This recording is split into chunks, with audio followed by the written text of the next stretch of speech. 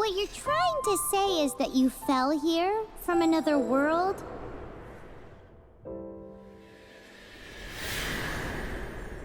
But when you wanted to leave and go on to the next world, your path was blocked by some unknown god? Outlanders, your journey ends here. Who are you? The sustainer of heavenly principles. The arrogation of mankind ends now.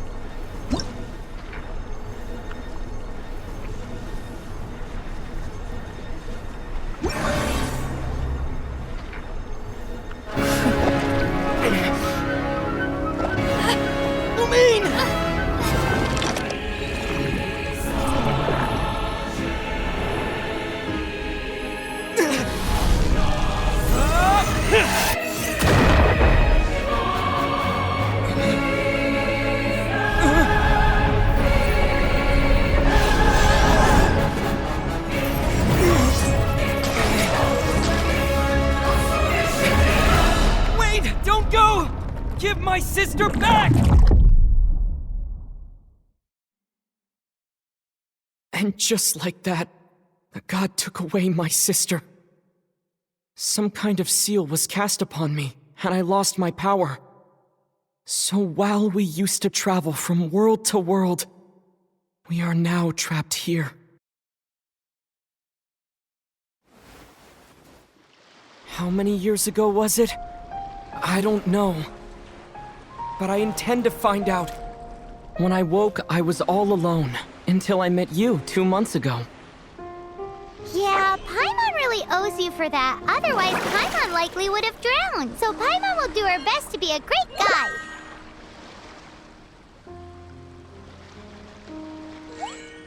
We should head off. Let's get going!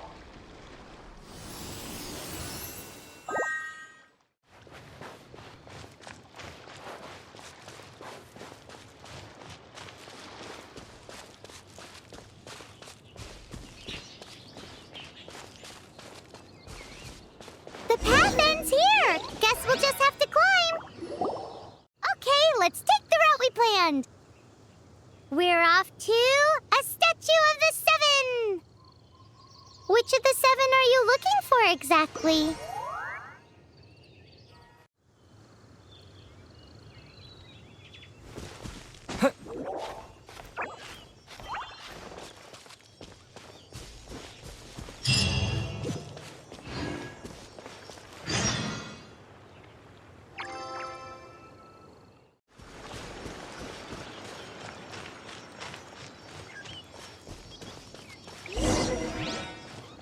Oh, wow!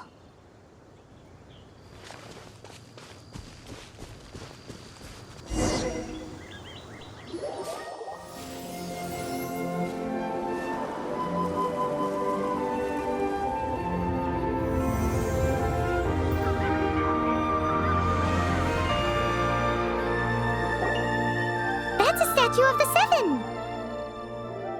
There are a few of these statues scattered across the land to show the Seven's protection over the world. Among the Seven gods, this god controls the wind. Paimon's not sure whether the god you're looking for is the animal god, but Paimon will take you to the animal god's place first, and there's the reason why.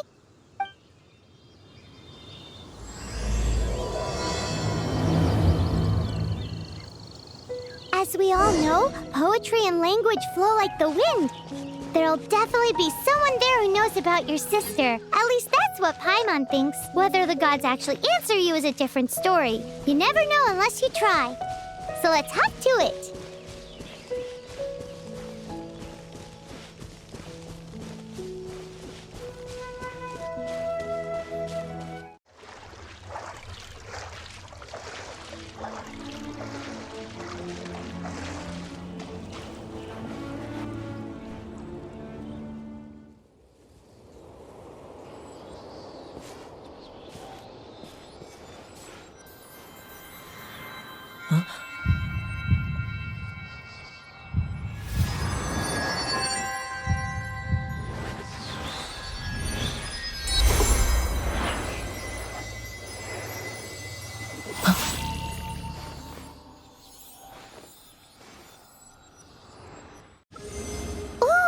Did you just feel the elements of the world?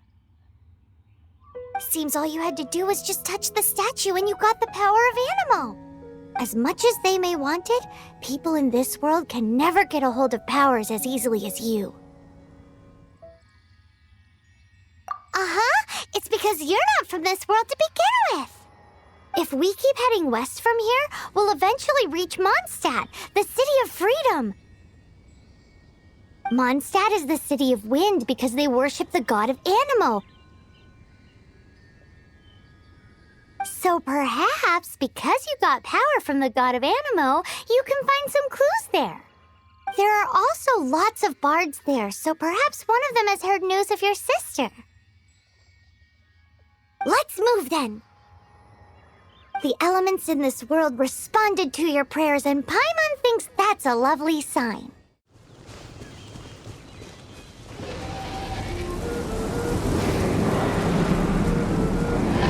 Wow, what is that? There's something huge in the sky! It's headed towards the heart of the forest. We must proceed with caution.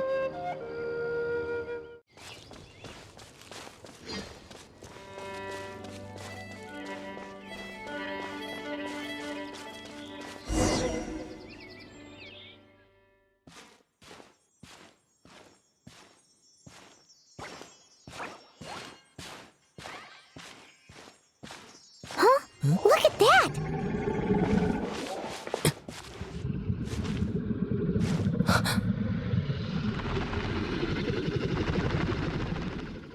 Don't be afraid.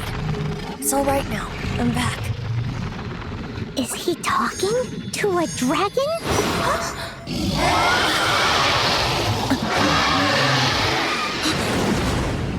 Who's there?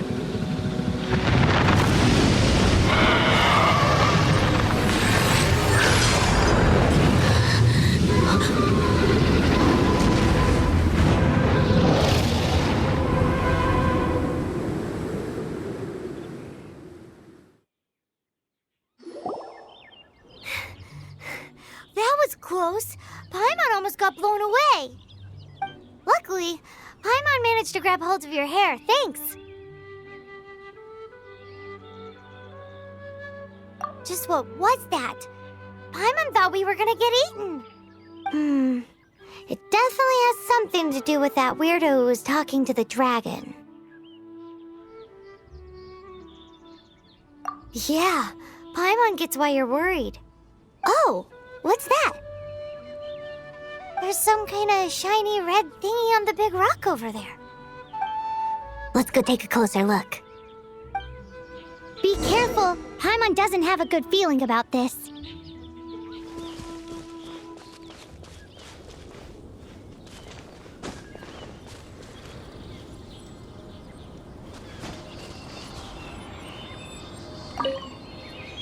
Paimon's never seen a stone like this before, so Paimon can't tell what it is.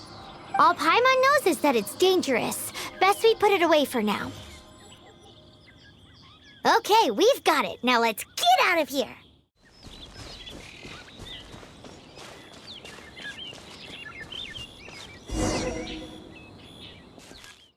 Hey, you! Stop right there!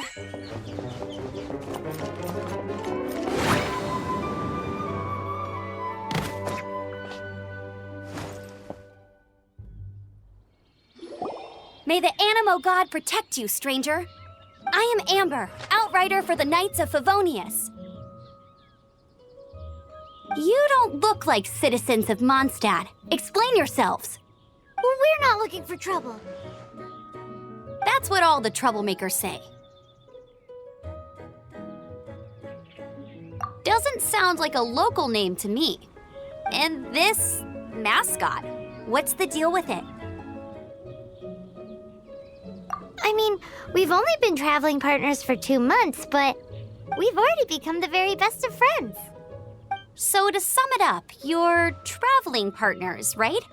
Well, look, there's been a large dragon sighted around Mondstadt recently. Best you get inside the city as soon as possible.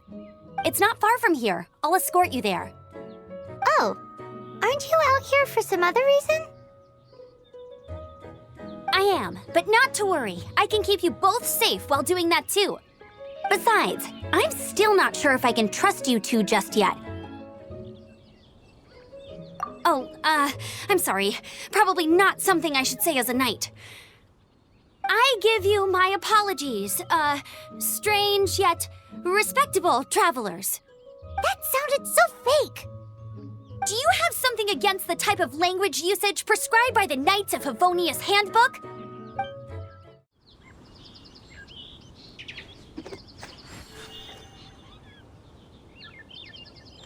So, suspicious travelers, what are you doing in Mondstadt? He got separated from his sister during a really long journey. Paimon is his travel buddy, helping him to find his sister. Oh, looking for your family? Huh. Okay, let me finish my other stuff first, and then I can help you put up posters around the city. What exactly is it you need to finish doing first? It's simple. You'll understand in a bit.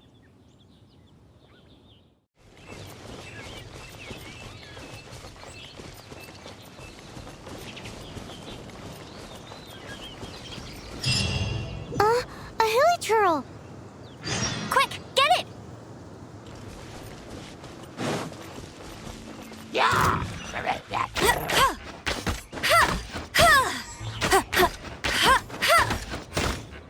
These monsters have been getting too close to the city recently. My task this time is to clear out their camp.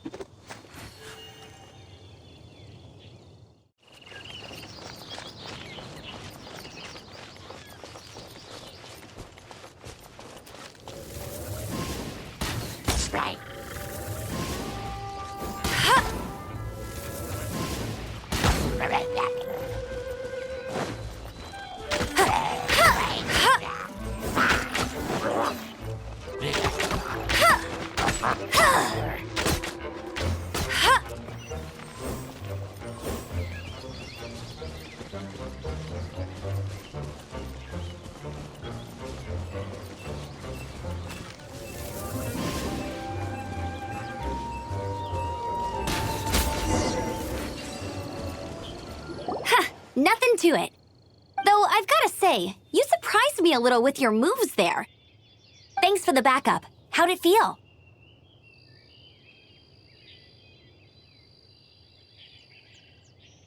Now that you mention it, how is it the hilichurls ended up here? These creatures don't seem like the type to set up camp so close to cities like this. Exactly. It's more normal for them to be much further out in the wilderness. But because the dragon, Storm Terror, has been around a lot more recently, our orchards have been destroyed and the local market has been affected as well. When the storms hit, we usually end up with at least a few injuries, so the Knights of Favonius have been tied up doing the best they can to defend the area. So these annoying creatures have been getting closer and closer to the city? Exactly. That said, clearing this camp helped make the area a little bit safer. Come with me. A responsible knight must make sure to see you to the city safely.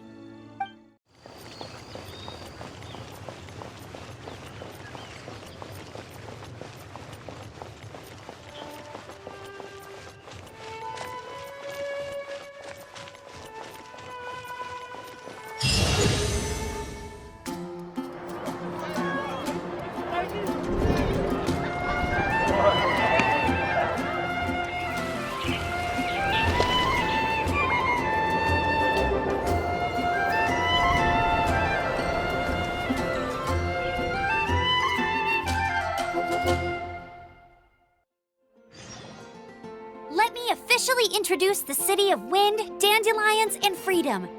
Travelers under the protection of the Knights of Favonius, welcome to Mondstadt. Finally, no more having to camp outdoors. But the city folk don't look too cheery. Everyone's been put out of place by Storm Terror recently. But everything will turn out fine as long as Jean's with us.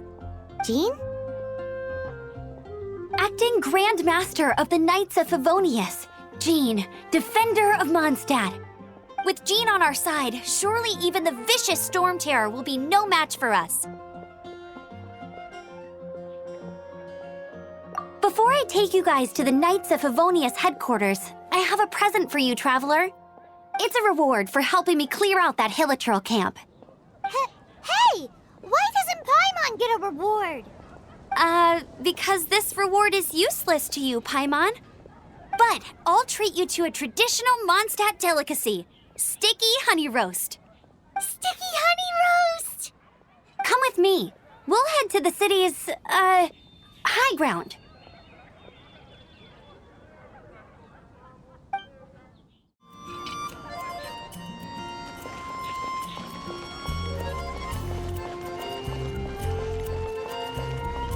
This used to be a bustling street, but with so many storm terror attacks recently, the usual crowds are nowhere to be seen.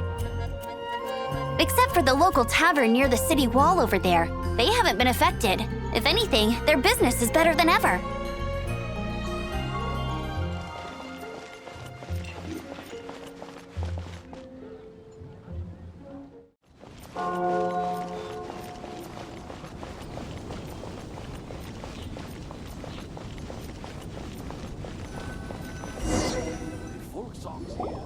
So, the present I want to give you is a wind glider. Outriders use them to ride the wind, and the people of Mondstadt love using them too. I brought you here to give it to you, so you can experience it right away. Oh, you're really excited about these wind gliders, huh? Well, that's because the wind is the heart and soul of Mondstadt. Alrighty then, enough talk. Let's give it a whirl. It's easy to use, but you still need to pay attention to my instructions.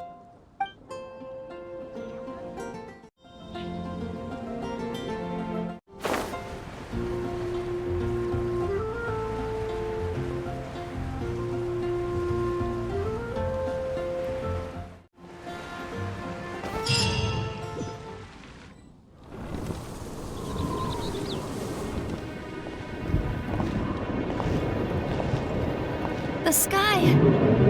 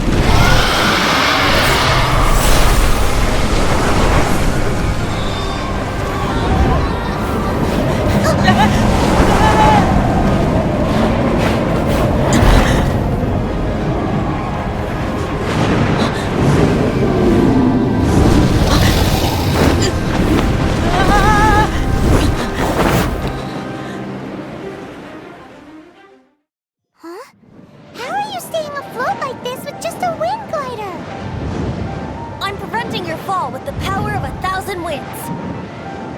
Now, concentrate. See yourself grasping the wind.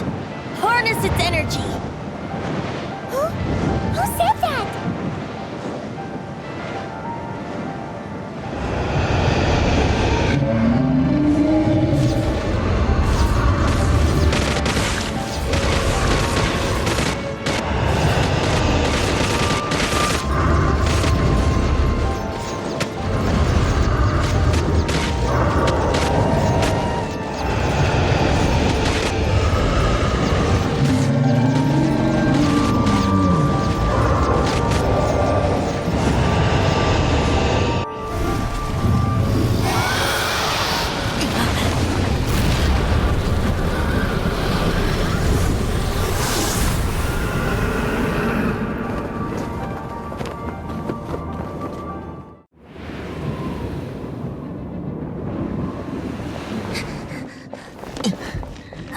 Are you hurt?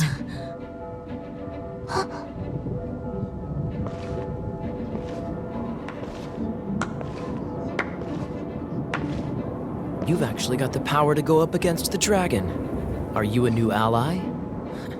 Or a new storm?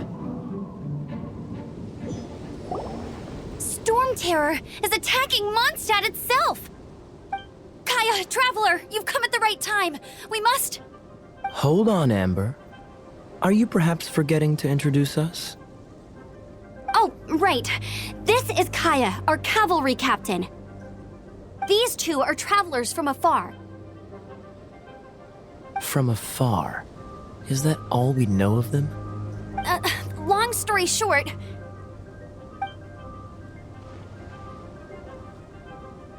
I see. Welcome to Mondstadt. Though you haven't arrived at the best of times, I'm afraid. I understand the anguish of being separated from family. I'm not really sure why you're looking for the Animo God. Oh, but everyone has their secrets, right? Relax. I won't press you for more. First and foremost, on behalf of the Knights of Favonius, I would like to extend our thanks to you for your help just now. Your fight to defend the city against the dragon just now was witnessed by no small number of citizens. The acting Grand Master of the Knights of Favonius is also very interested in meeting you, and formally invites you both to our headquarters.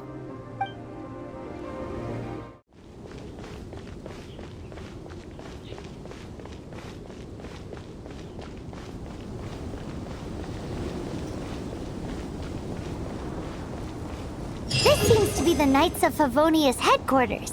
Let's head in.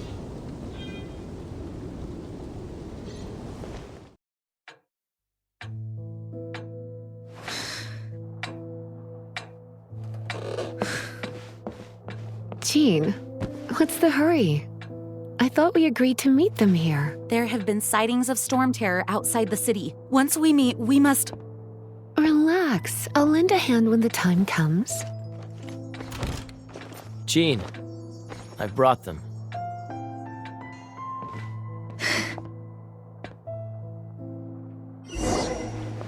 And once it was over, I brought them straight here. Mondstadt welcomes you, Windborn travelers. I am Jean, acting Grand Master of the Knights of Favonius. This is Lisa, our resident librarian. Oh, are you sweeties here to help us out? You're both so adorable. Sadly, the timing is regrettable. Storm terror has caused quite a ruckus in the region since its recent resurgence. Simply put, Mondstadt's elemental sphere and ley lines are now akin to a yarn ball in the paws of a kitten. For a mage, it couldn't get much worse.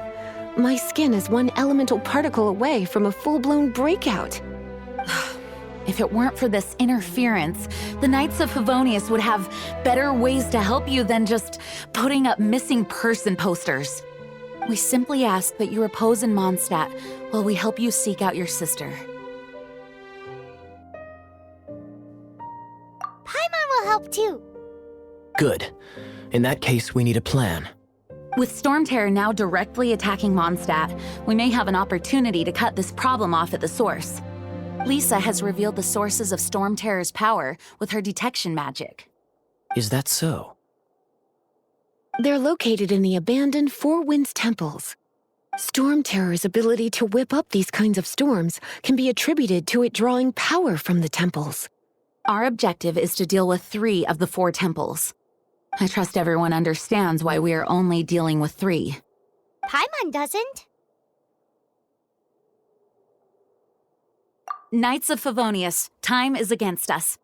The storm is rampant. There's no point in maintaining a defensive position.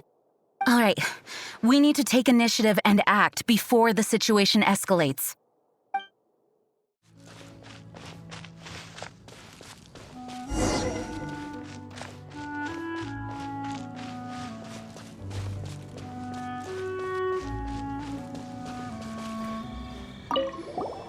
this is it.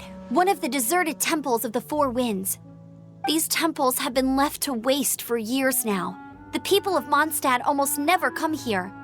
There's a chance there's a monster nest or hilitrol camp inside. Even Storm Terror has given up on its own temple.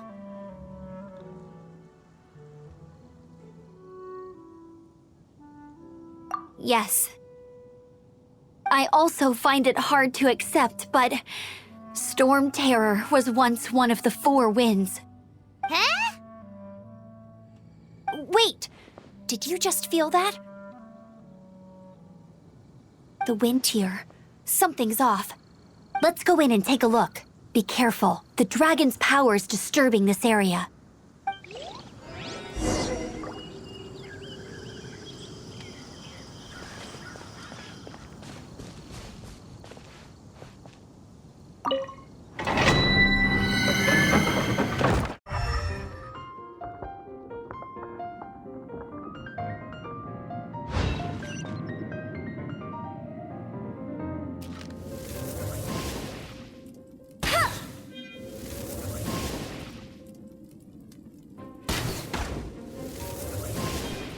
Go, Berry Bunny! Ha! Ha!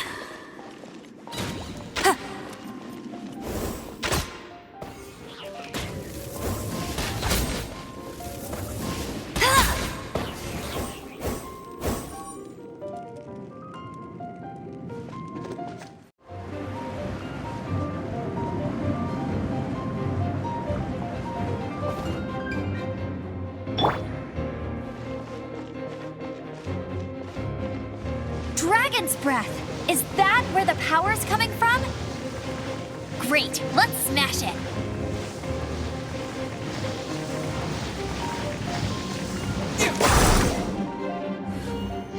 Phew, I'm tired. But at least this way we've helped Jean out. In the past, we were at least able to defend the city and keep it safe. This, of course, is mostly thanks to Jean. But now with Storm Terror directly attacking the city itself, the winds change, so too should our tactics. It's what Lisa likes to say. Speaking of which, the 4 winds we were discussing earlier, if you want to learn more about our history, you can ask Lisa. I'm not saying I don't know our history, it's just... I mean, a librarian is supposed to be more knowledgeable than an outrider, right?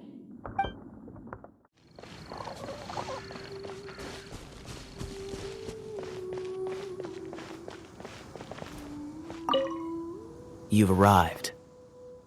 Come closer. Can you smell that?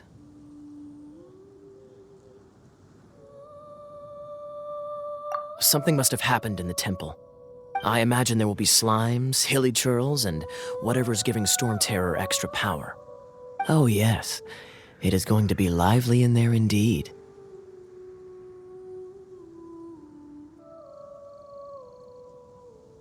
Oh, you're quite the brave one, aren't you? It's a pity that the Temple of the Wolf has been disturbed by such an atrocity. Let's head in. No one makes offerings to the 4 winds anymore, yet the old winds never vanish. We need to clear out the temples for the 4 winds.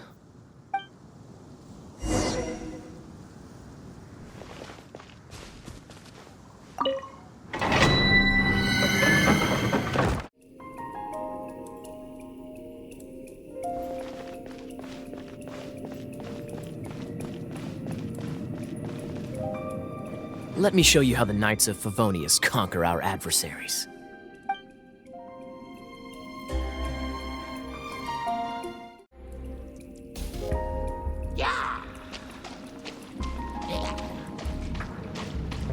Dodge this!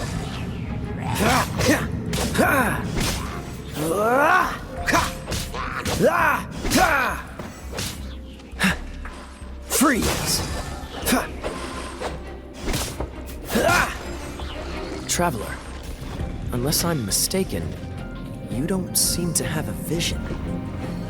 So how exactly is it that you're able to channel elemental energy? It was a very strange occurrence. Dodge this! Speaking of, did you know? Storm Terror was once one of the 4 winds. I'm not aware of the exact details. If you're interested, you can ask the acting Grand Master about it.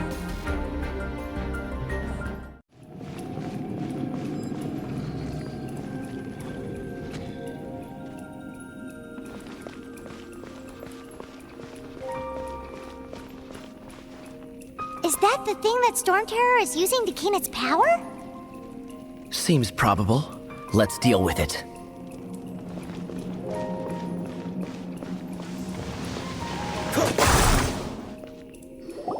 Bravo!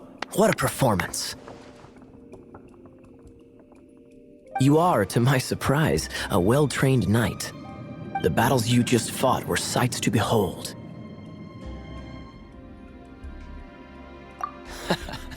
I see you already have the knightly virtue of modesty. Stories of your heroic deeds to save Mondstadt from destruction shall be known throughout the City of Freedom, well into the future. Please do visit me at our headquarters when you have the time. I also know a lovely tavern, if that's more your thing. Quite rewarding, no? We've seized another temple from Storm Terror's grasp. I can take care of the rest here. You go take care of other things while I'm at it. See you later then, bye-bye. There's no way Hilly Churls organized an ambush like this themselves. Not with their limited mental capacity.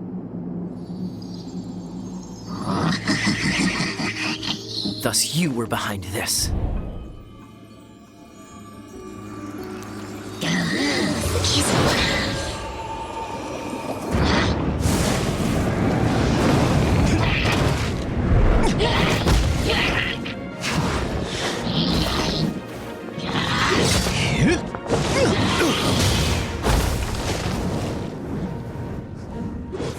Knights of Favonius, always so inefficient. Agree to disagree, but your involvement in this just made things a whole lot more interesting.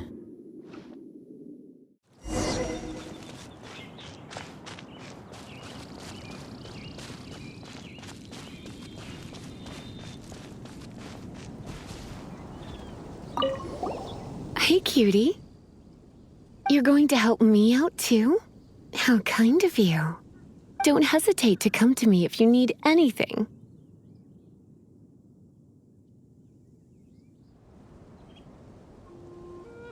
Good question. Well, because Jean trusts me. So you should as well.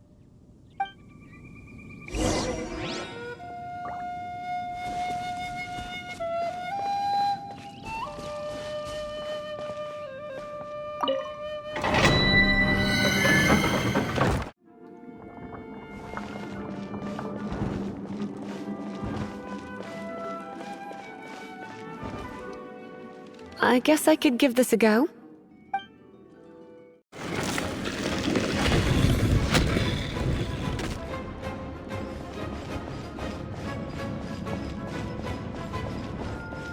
Leave it to me.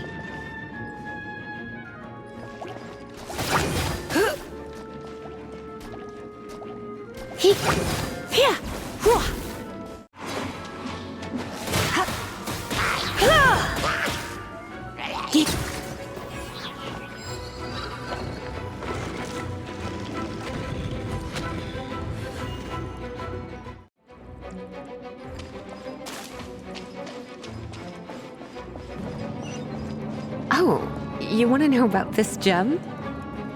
You're kidding. You're seriously asking? This is a vision. It's used by the Chosen to draw on elemental powers. In terms of mysticism, I suppose you could call it a magical lightning rod.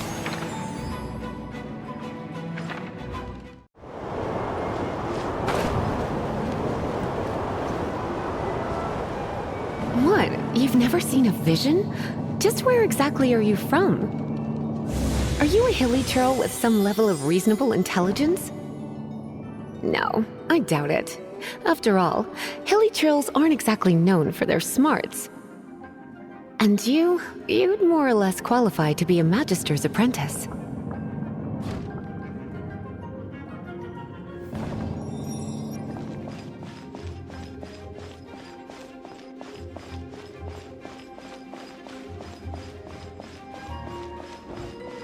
Break it, and we can head home and relax. The thought of putting my feet up and relaxing has me all fired up.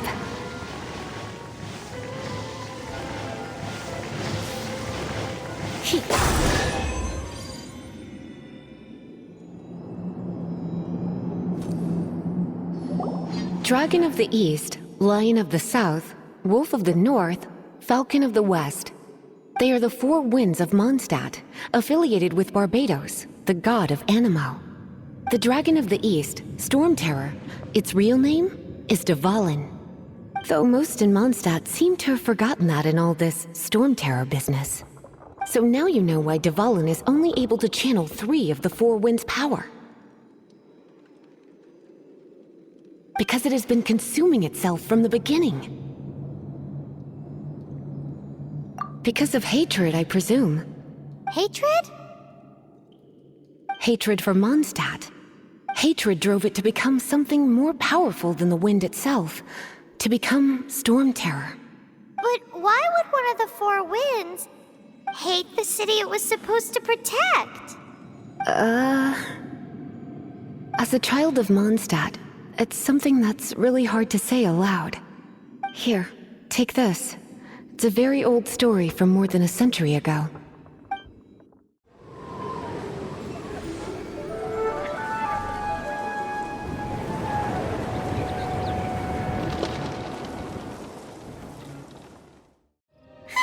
It's finally done. Well, all that lay, flow, and elemental line stuff Lisa was going on about should hopefully be back to normal. Want to go back and see how the knights are doing? But if you got anything more interesting to do, Paimon can come too.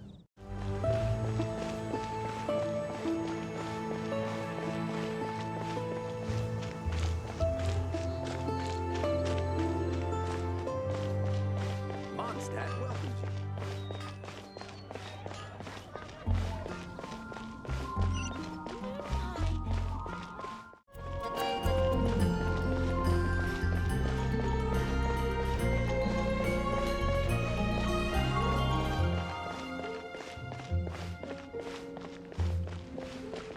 Isn't that Jean? Seems she's talking to someone. Let's let her finish, then go say hi. Which is what has brought us to this point in the first place. If you are unable to promptly deal with the Storm Terror threat, then leave the defense of Mondstadt to the Fatui. We can put an end to Mondstadt's dragon issues. All we need to do is bring that monster to the... Monster? Yes. What's your point? I'd expect a more professional attitude from your diplomats. Yet here you are saying you want to put an end to one of the four winds of Mondstadt? I won't have any of this nonsense in front of the Knights of Favonius. It's not as crazy as you make it sound. Fine. That's enough negotiation for today. At this stage, it's simply an amicable exchange of constructive opinions. No? I'll be sure to make thorough notes.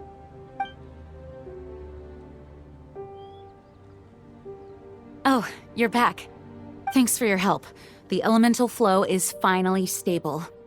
The aftermath of Storm Terror's last attack is finally settled for the moment. However, the pressure from the delegation has become too big to be ignored. Delegation? From Liyue Harbor or in Azuma City? Shneznaya. They choose to follow the god of Cryo. Their envoys go by a particular name, the Fatui. Heard of them? Oh, them? They're super famous! Wait, infamous is more the word. I don't think killing Storm Terror is the right course of action. The Cryo gods Fatui have always coveted the Anemo god's power. I don't believe they have Mondstadt's best interests at heart. What is it?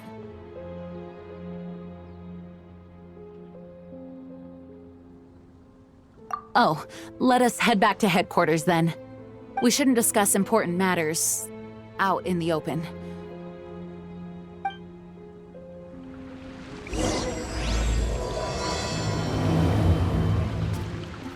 Mondstadt and Snezhnaya are considered the same in status. Mondstadt is independent and does not belong to any other nation. In fact, despite being referred to as a city, Mondstadt is a nation. Though, Snezhnaya's Fatui are known to be the most aggressive diplomats in Teyvat. Makes sense given the tone of that woman just now. So rude.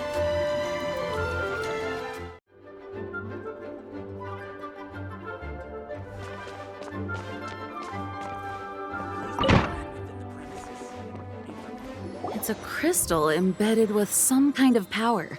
Lisa, are you able to analyze it? Let me take a look. I can see impurities in the crystal, but upon further inspection... No, I'm sorry. I can't make a proper analysis at the moment. Give me some time. I'll take a look through the library's restricted section. Right. I'll leave the research to you then, Lisa. Understood. I'll notify you all if I make any progress. Though I wouldn't go getting your hopes up. They're incredibly ancient texts, not to mention... Ouch! Gosh, that hurt! The impurities in the crystal... It hurts when I get close. Oh, I see. It appears to react to visions. The impurities and the elemental energy we embody repel each other. It's strange, though. You have elemental abilities as well, but don't seem to be affected in the same way. Anyway, the crystal would be better left in the hands of my cutie. It will just be a pain if left with us, both literally and metaphorically. Fascinating. Do you know anything about what makes you special? I do not know what to make of it either. Well then, the Knights of Favonius have another favor to ask of you. Please accept the title of Honorary Knight and the gratitude of the Acting Grand Master. Honorary Knight of Favonius? We ask for your continued assistance in finding some answers. Storm Terror's rage and strange crystals. I know Mondstadt's peace hangs in the balance. May the wind open your eyes to the truth. We'll meet back here if you find anything.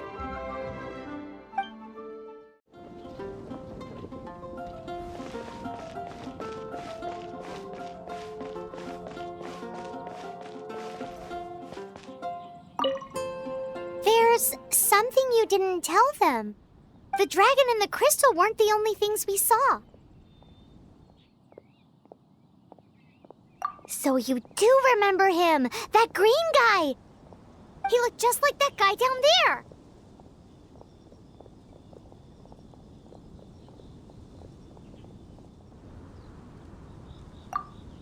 See? See? Wait, hold on a minute. That's the same guy!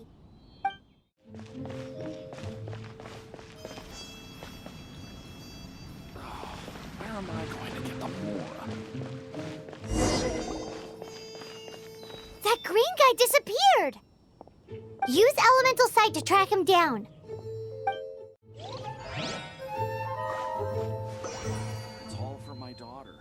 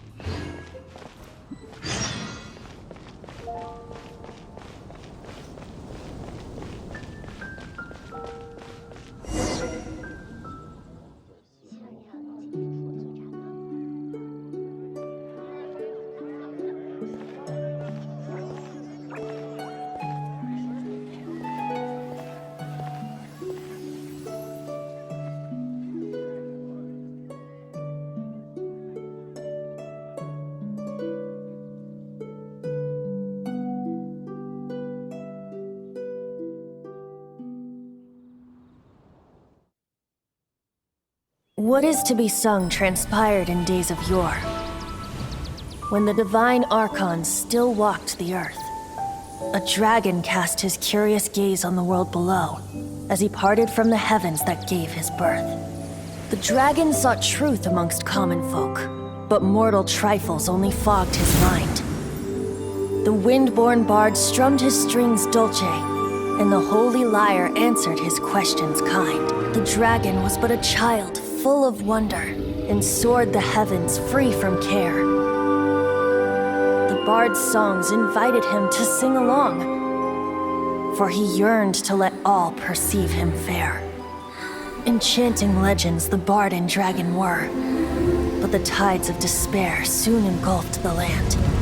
The lion fang perished, and the falcon flag slept, as a vile dragon approached Mondstadt in lone stand. Over the cathedral loomed death and his friends. Of the people's agony, the bards soon sang. The soaring dragon heeded his grave calls, and amidst the windstorms a brutal war sprang.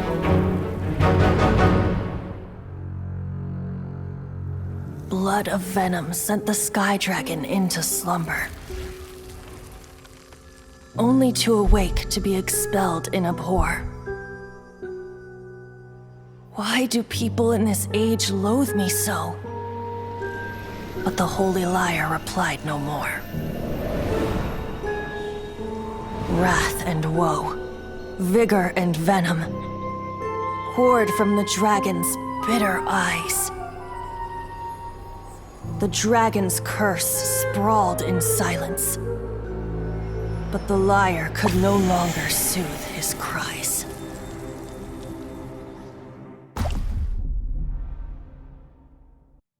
Wait, you guys are... Oh, that's right.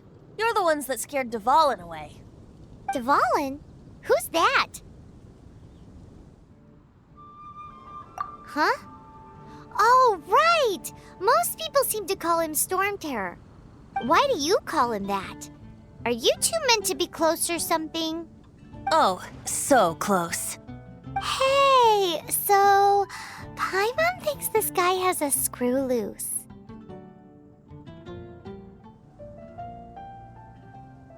I'm Venti the Bard. 3-time winner of the most popular bard of Mondstadt, to be precise. So, what do you need from me? Given you recognize us, Paimon doesn't believe we need to explain any further. Of course it's about Storm Terror! Storm? Hey! Cut it with the Amnesia Act! All right, show it to him. Oh, isn't this... What? The crystal has been purified? When?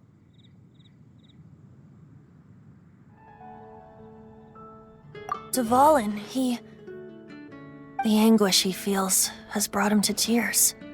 Tears? He was once such a gentle child, now so full of rage and suffering. I also came across a teardrop crystal. Can you purify it?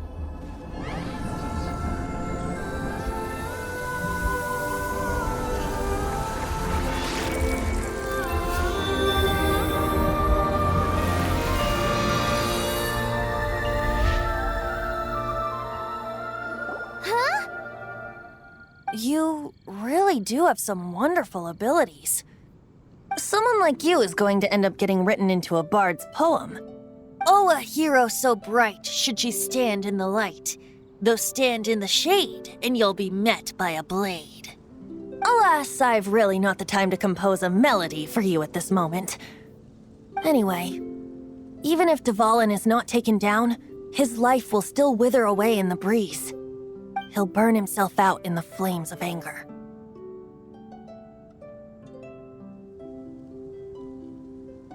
I really must thank you for purifying the teardrop crystal. It has helped me greatly. But I've already come to devise my own plan. Oh, and what plan would that be? Seeing this tear has brought to mind a friend so dear. Friend? One must be going. Hey, where are you running off to? To the symbol of Mondstadt's hero. Bye-bye. Huh. What do you make of that?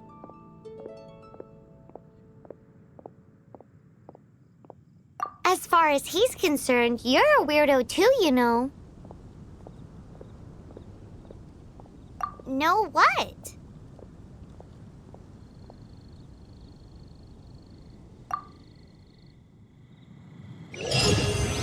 Familiar?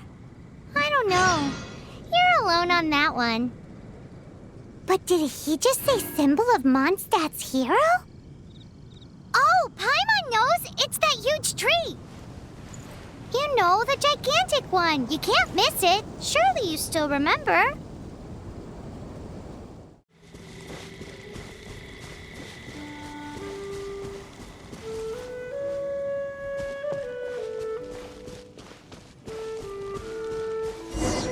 Oh? What are you doing here? Though I was just wondering if you would happen to follow me. You speak of the god of Animo, Barbados? He already disappeared from Mondstadt a long time ago. Liyue and Inazuma's respective gods of Geo and Electro are still present, but Mondstadt has seen many a moon since they last saw their own god. Why do you wish to know about the god of Animo? Does it have something to do with Dvalin? Oh, it's because gods...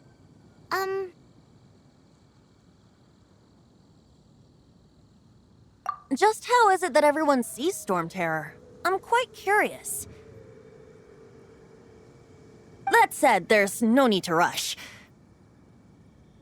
I have not been back in a while. It seems there are a few who are unhappy with my arrival.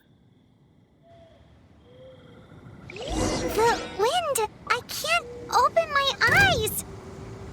What is a creature like that doing out here in such a calm place? You think it was going after that green guy? His relationship with the wind seems even deeper than yours.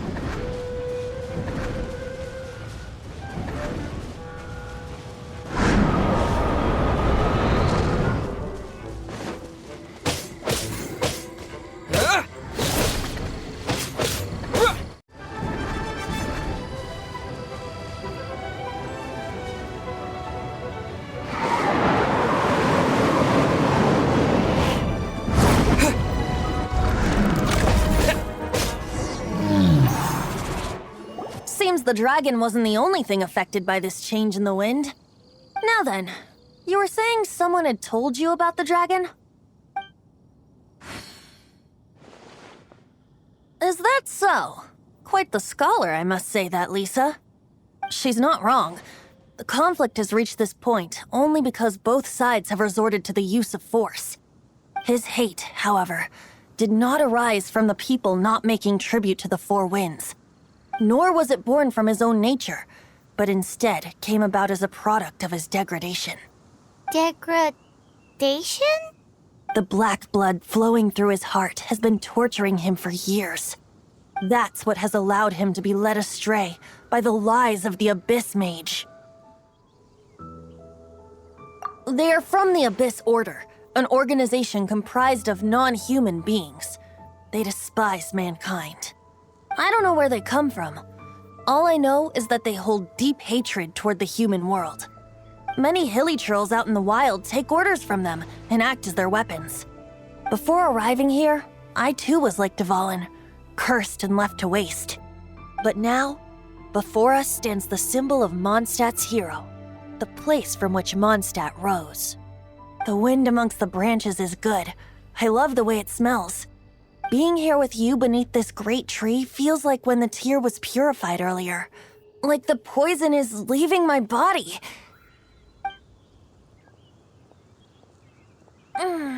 Feels much better.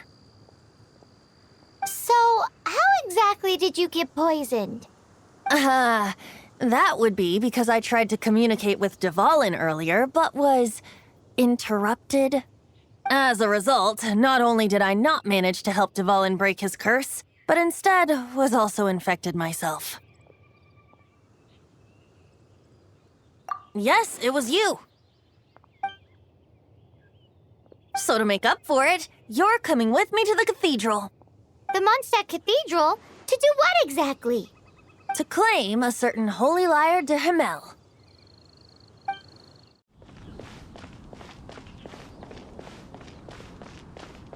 Anything the knights can do for you. So this Holy Lyre de Himmel is... One of the most treasured items in Mondstadt. It's the lyre that Barbados used to play. With it, perhaps I can help Dvalin draw his gentle nature back out of this nightmare he's going through. Will it really stop Storm Terror from causing more damage? Of course!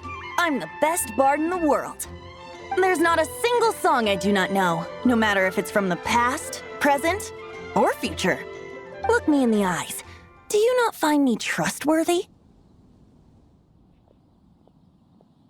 So how can we get the Holy Lyre? It's said that it's enshrined deep within the cathedral, somewhere safe. I'll go take a look around.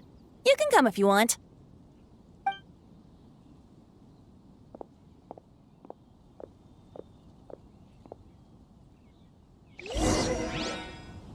Barbara's working, she's so...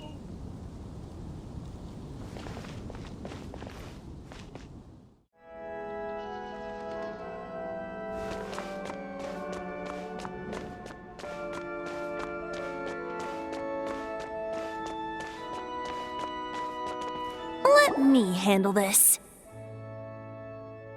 Hello there, sister! May the Animo God bless you, young bard. How can I help you? Actually, I know a secret that can save Mondstadt from its current predicament. Oh, what a blessing from the God of Animo! But you should report that to the Knights of Favonius. Why have you come to me? Because you, dear sister, are able to help. I'd like to borrow the Holy Lyre. With it, I'll be able to help Storm Terror. Please see yourselves out. What? It's a vicious dragon indeed, but once the acting Grand Master makes up her mind, nothing can stand in the Knight's way. That's simply not acceptable. Wouldn't Storm Terror end up getting killed that way? That foolish beast betrayed the winds. Not even the God of Animo themselves would forgive it.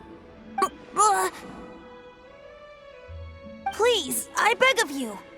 I'm afraid not, little bard. Strange. Somehow I feel so bad rejecting this sweet child. Then, I guess I'm left with no other choice. I cannot hide anymore. My disciples, rejoice! Behold, the God of Animo, Barbados, has descended. Shocked, aren't you? Don't you just want to cry out and rejoice? How does it feel to finally meet the God you've been serving? If there's nothing else, I'll be going back to handle the cathedral's paperwork now. Wait!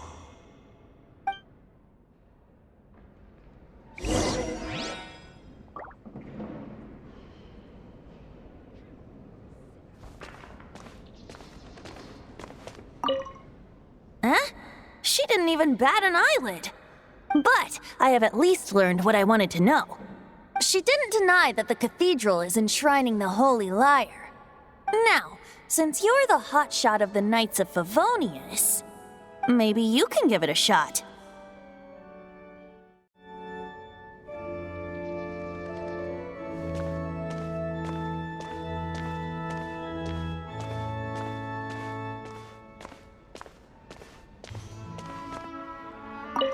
Barbados bless you.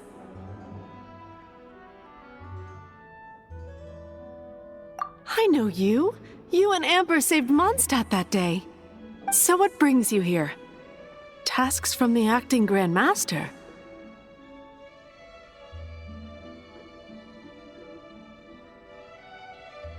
Is that so? Not that I don't trust you. It's just that a suspicious bard came looking to borrow the Holy Lyre as well.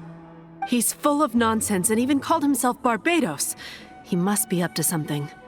There are regulations in place for the use of the Holy Lyre. Currently, it's only used in Ludi Harpastum. Signed documents from the Grand Master, Seneschal, and Community Representative are all required. So, may I see the document from the Knights of Favonius?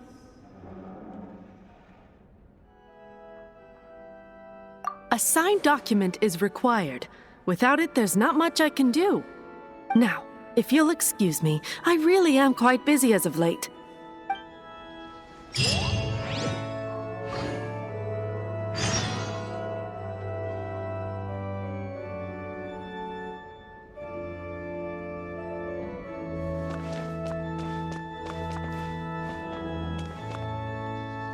It didn't work. I knew it. You knew it? I just wanted to know how influential the hotshot of the Knights of Favonius is. You see, the best warrior should always be presented with the best sword. And yet here we are. Does the story not make for a fitting ballad? So what are you trying to say? That we're not good enough? No, that's not it. More of a commentary regarding Mondstadt's inability to see the warrior standing right before its very eyes. Very well. Looks like borrowing it is not going to be possible. We're simply going to have to steal it. Today we stand for free will. Any suggestions on just how we steal it? Come now, speak up. That's what free will is for.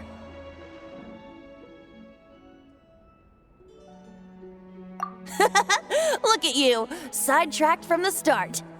But seriously, you're more suitable for the job than I. Aside from singing, I don't really have any other talents. Besides, if I was caught, I'd have no one to right the grave injustice of my arrest. How can it be a grave injustice if you got caught stealing red-handed? But things are different for you. You are the superstar of the Knights of Favonius. You have made contributions to Mondstadt. Should you get caught, you would easily be able to talk your way out of it. The guards here, it seems they're off duty throughout the night. If we manage to seize this opportunity, it should be smooth sailing from here. Stop mentioning us getting caught! What do you say?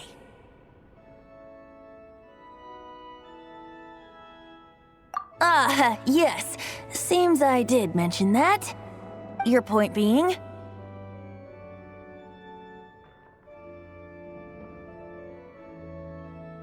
Why does your decision hinge upon whether or not I am a god? Paimon will fill you in on her background story when we get the time.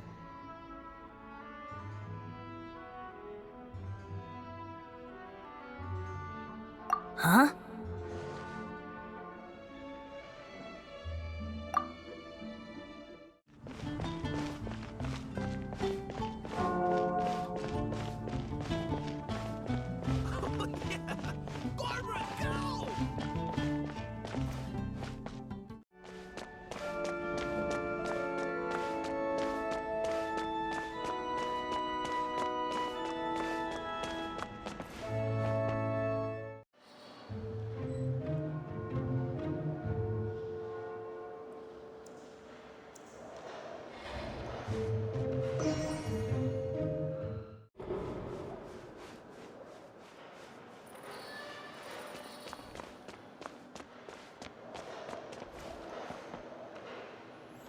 Who are you?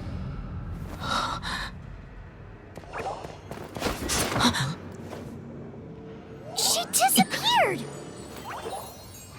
Freeze! What are you doing here? No, run! Oh no! We're busted! Run! What? Follow me.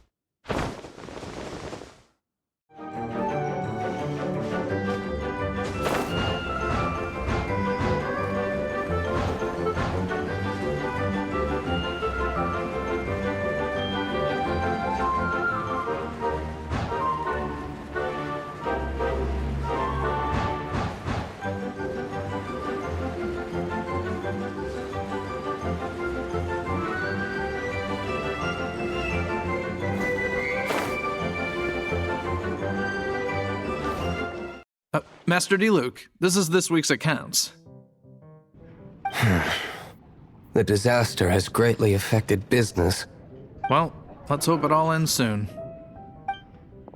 Hi! We'd like a seat at your, least conspicuous table.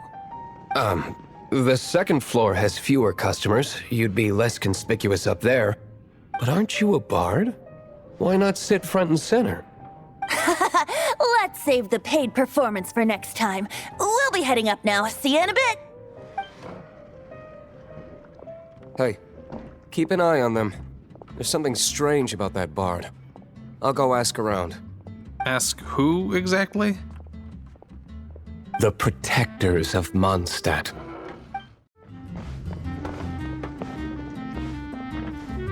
Master D-Luke, have you seen two thieves around? What happened? Why have you mobilized so many guards? Haven't you heard, Master Diluc? 2 thieves are trying to steal the Holy Lyre! Oh? How odd. Isn't it? The Holy Lyre is a treasure that was played by the god of animal themselves. Such a precious piece of cultural heritage. Why would one want to steal something they can't sell off? Would pay better to steal from my sellers. Huh? Sorry, off topic. Believe they headed that way. Understood. Thank you, Master Diluc.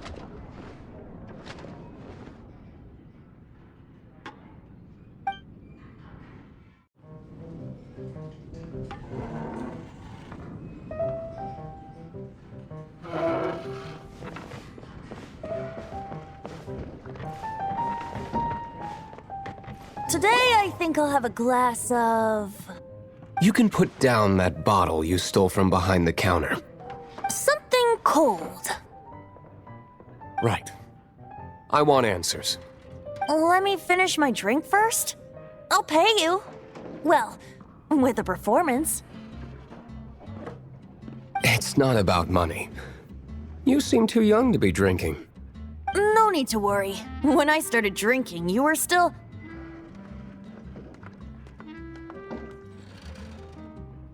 He is Master Diluc, the boss of...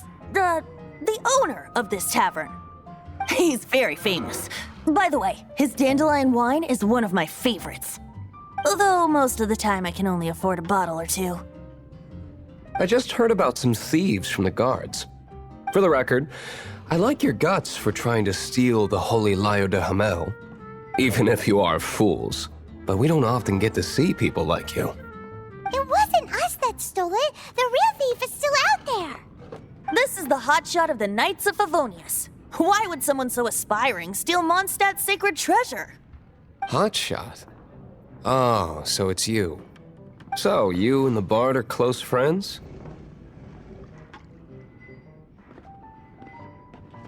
Well, despite only being a passing traveler, you still offered your help to Mondstadt in its time of need. A shame you joined the Knights. The Knights of Favonius. Inefficient right from beginning to end. And towards the Fatui, weak and conservative. Forget it. I don't feel like talking about it. Seems you don't really like the Knights of Favonius. Just differences in approach is all. I have my own hopes for this city. Now, answers. Why did you steal the Holy Lyre? You sure you want to know? It could implicate you in the affairs of the Knights of Favonius. That's fine. I somehow always end up implicated in their affairs. If I tell you the story with a performance, will you believe me? It depends. I'll make my own judgment. Then will I get paid? Your reward will range from anywhere between 5 mora and the Holy Lyre. It all depends on your story. Very well. Let me put on a show.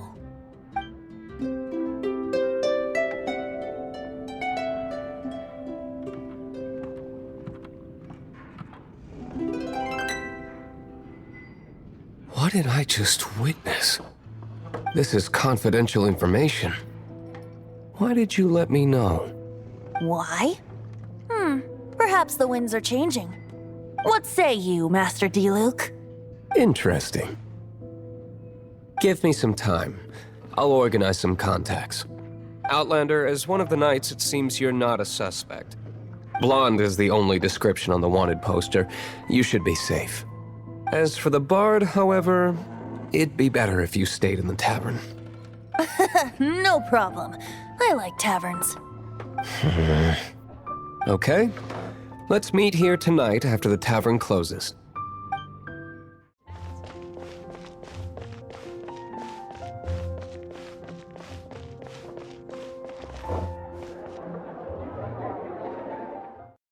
You're here. Wait, you're... Well, first of all, I contacted more than one person. Secondly, she came here as Jean herself, not as the acting Grandmaster. A Jean you would never see, even as an honorary knight. What a surprise. I heard about the Holy Lyre, but I never suspected it was you. So, the sound of the Holy Lyre can purify Storm Terror and return it to normal? Is that true? That's right. Your honorary knight is putting themselves on the front line to try and resolve this Storm Terror issue. Now that's the hotshot of the Knights of Favonius I'm talking about. Feels like we're breaking the law, though. I understand this kind of absurd explanation is hard to believe. But we can ask the bard to play the song again to try and persuade... I believe you. To persuade our stubborn command... Wait, what? I can't think of any reason for Dvalin's betrayal, given it was once one of the Four Winds. However, if it was poisoned in the battle over Mondstadt all those years ago, and then corrupted by the Abyss Mage after it woke up, we can't really blame it. But as acting Grandmaster, I obviously cannot make such a statement publicly. Diplomatic pressure from the Fatui makes it hard for us to seek a peaceful resolution to the Storm Terror issue. People would think I've lost grip on the gravity of the situation. That's why I can only do this in private. That's one of the reasons I don't like the Knights of Favonius. What surprises me is that you would believe in Outlander so easily. My cautious and meticulous superior, even you trust him, don't you, sir? I already told you not to call me sir. Never mind. We don't often get to work together after all.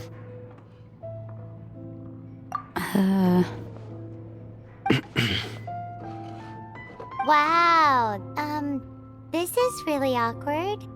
I have a rough idea of where the Holy Lyre de Himmel is. Nice recovery. She's really talented at changing the subject. The conflict between Mondstadt and Snezhnaya stems from the conflict between the Seven Nations and their respective gods. The cryo-gods Fatui seem to be after the Animo god's power.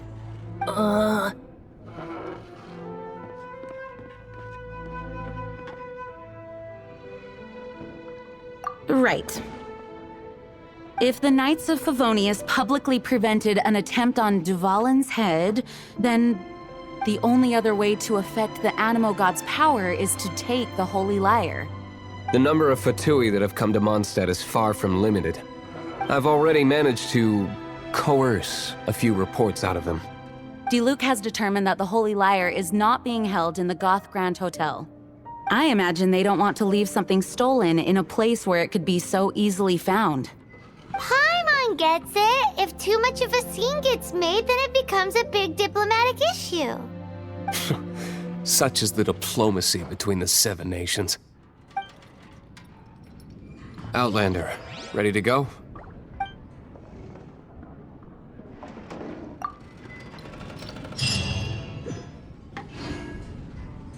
Jean just said the Fatui are trying to take Dvalin's power for the Cryo God. I fear this might fall short of their true intentions. I think they intend to use Barbados' connection to the wind to draw him out. Just like Lisa traced the source of the storm to the temples. The god of Animo? Hasn't been seen for more than 1,000 years. What makes you think that's their intention? Oh,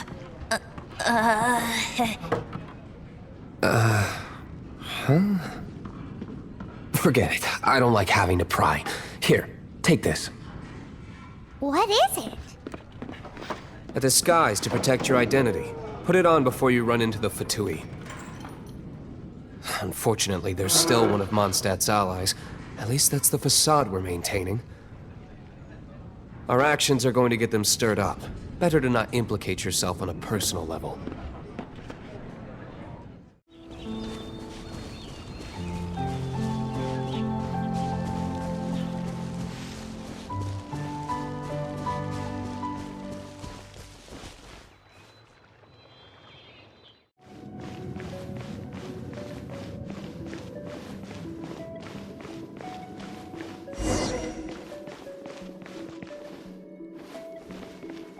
No!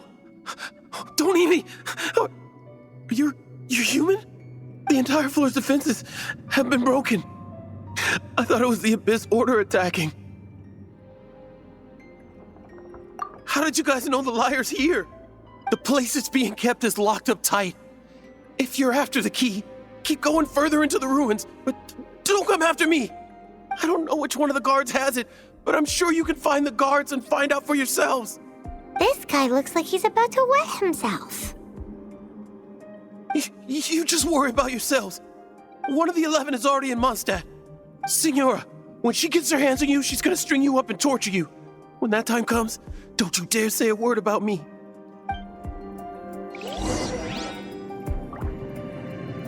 Did he say Senora? What a strange name. Number 8 of the 11 goes by the name Signora. The fact that the Fatui can run amok across the 7 nations like they do is entirely because of the 11. We need to act quickly before she gets wind of what's going on.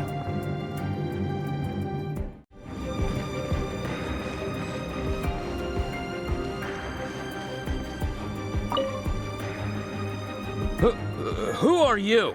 How'd you get in here?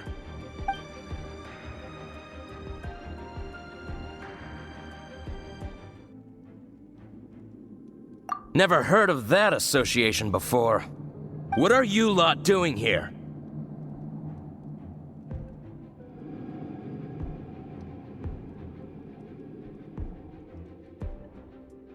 What? How did you little brats creep in here? You take me for a fool? You're here for the lyre, aren't you? Think you can look down your nose at me, huh? The will of Snezhnaya is as solid as the permafrost. I will not yield. You here to play with me? There you are, eavesdropper. Let me amuse myself a little. Over here!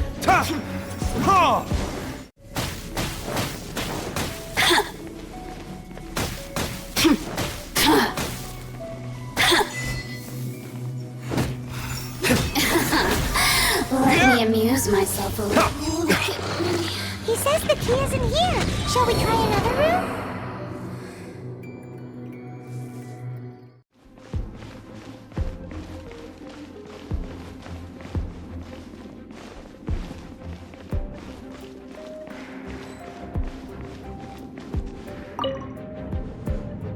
Who are you? What are you doing here?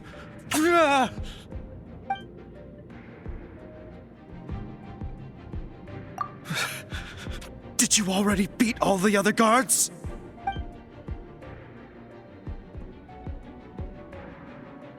What? I'm not scared of you. A debt collector will come to my aid.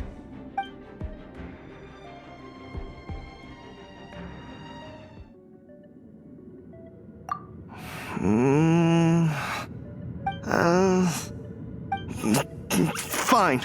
Not like I have a choice anyway. All right. You're free to go. I have the key here. You can head in from the hall outside, but don't tell anyone that it was me who gave you the key.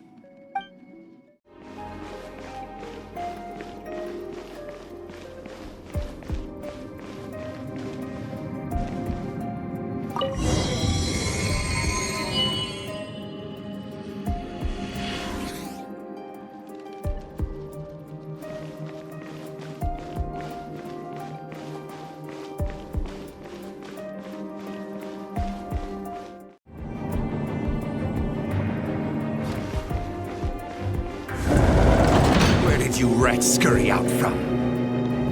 Signora's not going to tolerate this kind of interference in our affairs. So I'll be the one to take care of you. Save her the trouble of having to deal with you herself.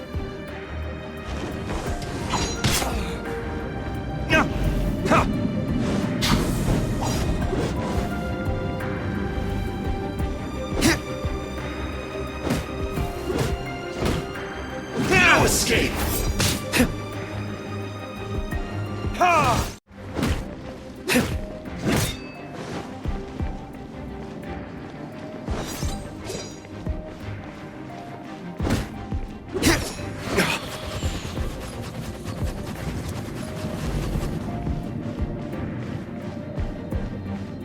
Prepare yourself.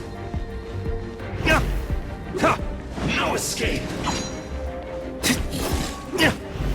You can't run from death.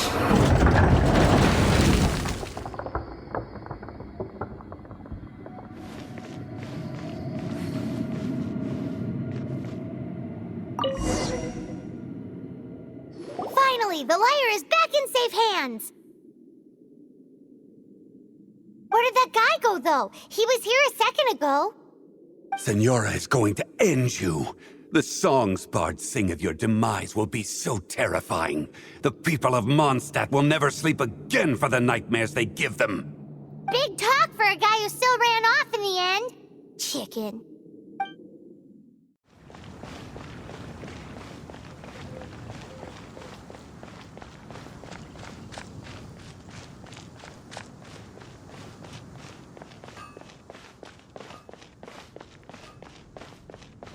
Moon pie. That's what I'll make tonight.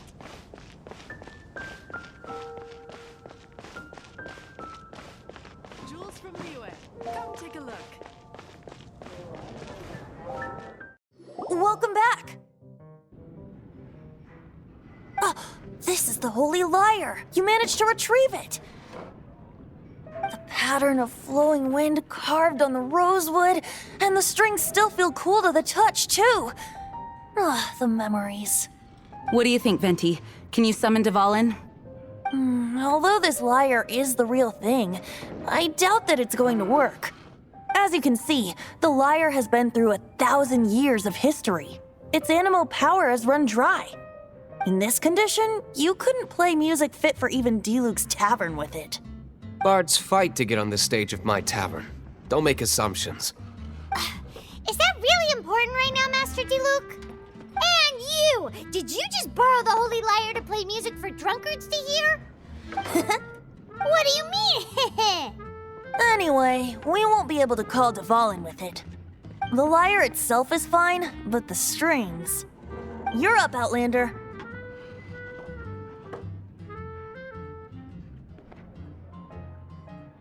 Relax, it's not broken.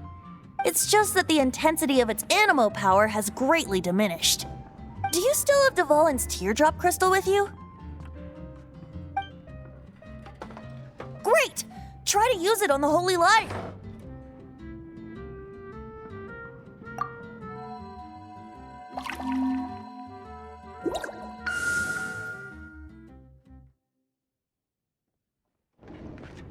It worked as expected. This youthful glow. Praising yourself? Really? I was talking about the Holy Lyre. Thanks to our traveler friend having purified the crystal, the Holy Lyre won't continue to lose power. That said, its power is far from replenished. It'd be great if we could get more tears. I can surmise that Dvalin will already be crying, suffering alone in some deserted place. Dvalin. Poor baby. This is not something that an honorary knight can accomplish alone. I will mobilize the rest of the knights to assist. When you get the teardrop crystal, please let our honorary knight perform the purification process. Heroes supporting each other and setting out on a journey together. How exciting! Let me come up with a song for you. Is that all you're going to do? Just sing? Wouldn't be much of a bard if I didn't, now would I?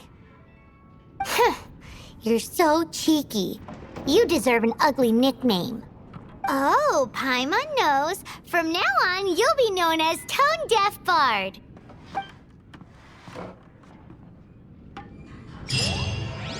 This search reminds me of a feud I once had with the Fatui. 6 months ago, a thief stole treasure from the East Temple of the Four Winds. Whoa, what was it? A cup used by Barbados? No. Although if such a thing existed, it would be very valuable. Among all the relics they managed to dig up, one particular object was very rare. It was a vial which contained the Animo god's breath. Relics come in every shape and form, huh? Anyone with an eye for fine art would like to add this relic to their collection. Once word got out, the Fatui started trying to seek it out as well. What would you like? They've made tons of counterfeits that can be found everywhere. In response, I just bought every one I could find, irrespective of its authenticity. We're still at it now. I've bought more than 2,000 fakes to date, and the Fatui, are yet to find the real one. Whoa, you guys are insane. So it means the real one must be out there somewhere on the black market, right? Paimon will give you a discount on them if she finds any, because Paimon's just great like that. Sure, you can try to find the real one. I'll take what you find, even if they're fake. Once you're done, find me at the winery. I'll trade you a beer for every 20 you find. Hey, go on, drink some more.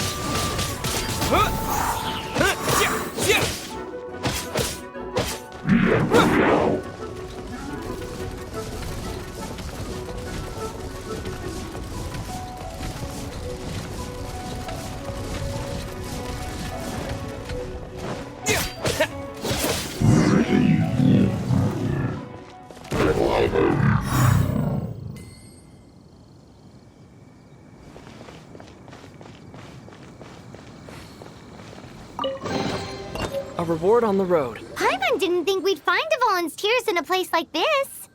As knights, we are taught to hone our investigative skills. Wow, very impressive. In my experience, the secret to finding what you are looking for is to never look for it in the first place. Don't think too much about it and don't search too hard. And before you know it, what you're looking for will appear right before your very eyes. What? Don't worry about it too much. The more flustered you become, the less likely you are to find it. Pay attention to what you see in your peripheral vision, and you might just stumble upon what you're looking for. I don't know. It doesn't sound like that would work. No, seriously, it does though. In fact, it's how I used to find my tortoise whenever he went missing. Wait, you had a pet tortoise? Yes, why? Something wrong, Paimon? No, it's, well, just surprising is all. Why? Paimon can't imagine Jean having a pet tortoise. Surely you find it hard to imagine too, Master Diluc. No, I don't. I had one too when I was a kid. What's so strange about it? What? You too?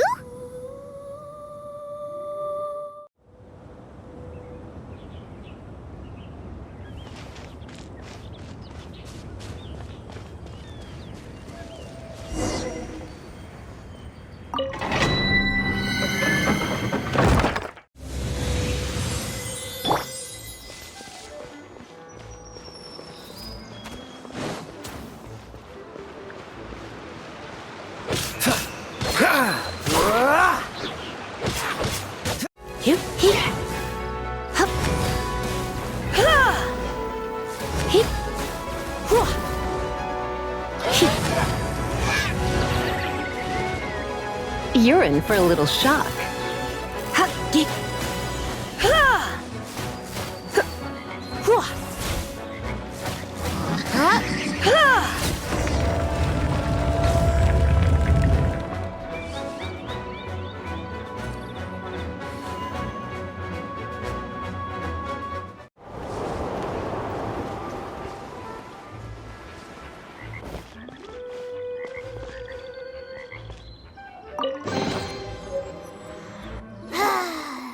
We're done gathering.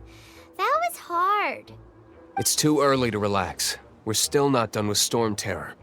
Besides, the Fatui could also be planning something. Hey, Diluc, I heard that the Fatui have recently proclaimed you persona non grata. What an honor. Nobody was ever proclaimed persona grata by the Fatui anyway. The Fatui? The diplomatic delegation from Snezhnaya? What have they got against Master Diluc? The Fatui are a problem not only for the Knights, they also present a real threat to the whole of Mondstadt.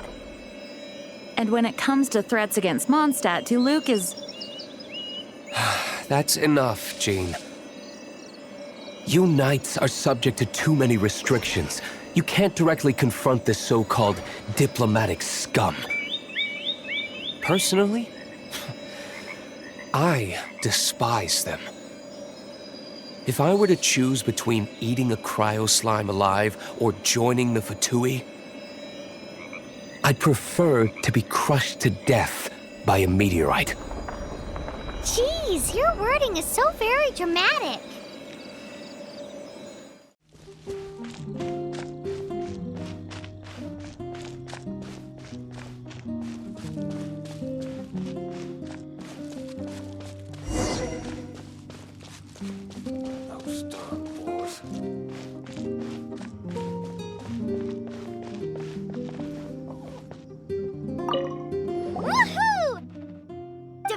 Protection Squad, assemble!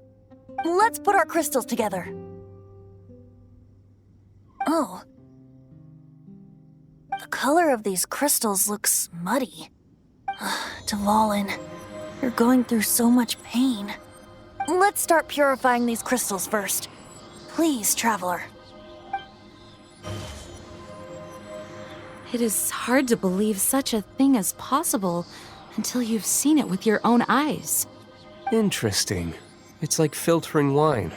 The process is refreshing. I think we should have enough tears now. So next we... use the crystals on the Holy Lyre like last time.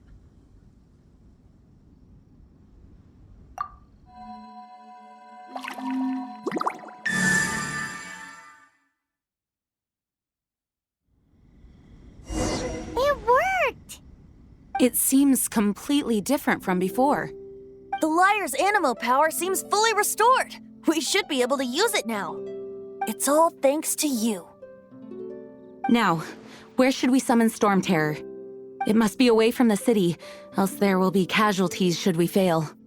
Perhaps here at the winery? If the winery was destroyed, it's not something I couldn't eventually fix. But I'd still rather not go through the hassle. The wind that blows at sea or in high places should be able to carry a bard's words far away. It's never going to work if the air is too dry or suffocating. Paimon understands sea or high places, right? Then the best location to play the lyre would be... If you go east from Starfell Lake, there are mountains south of the beach. Oh, you mean that beach you were snoring away on and Paimon had to wake you? If you head to where the cliff juts out, that place is known as Star Snatch Cliff. What do you think, Bard? Meets the requirements, no? Let me think. Star Snatch Cliff. All right, let's do it there. Very well. Then let's meet at Star Snatch Cliff when we're ready. Please don't be late. Yes, ma'am! Sorry. I didn't mean to...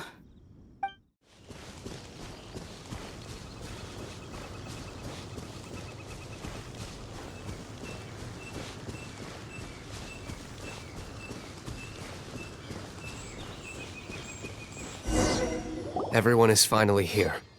What a view!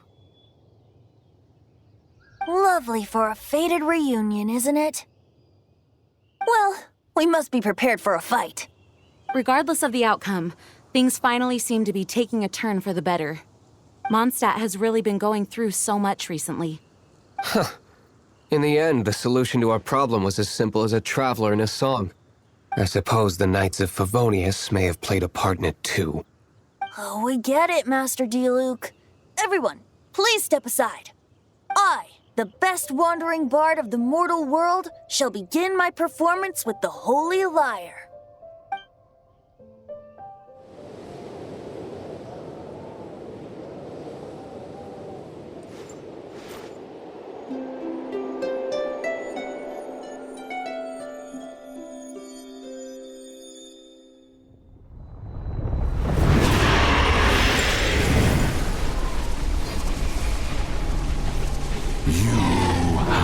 What has been done cannot be undone. Then why do I see sadness in your eyes?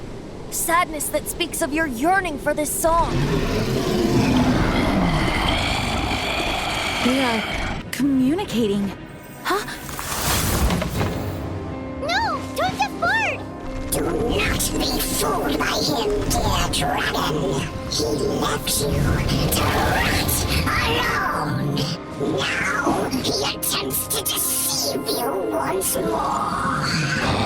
Barbatos! Let your wrath fester. Mondstadt has already turned its back on you.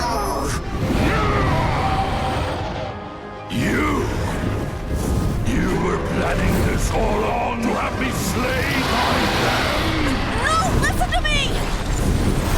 The time has come for the dragon to serve its true master.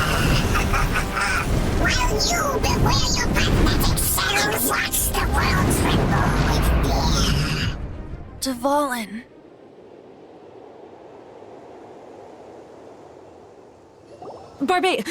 Venti, please, be careful. You've known my true identity for some time now, haven't you, Jean?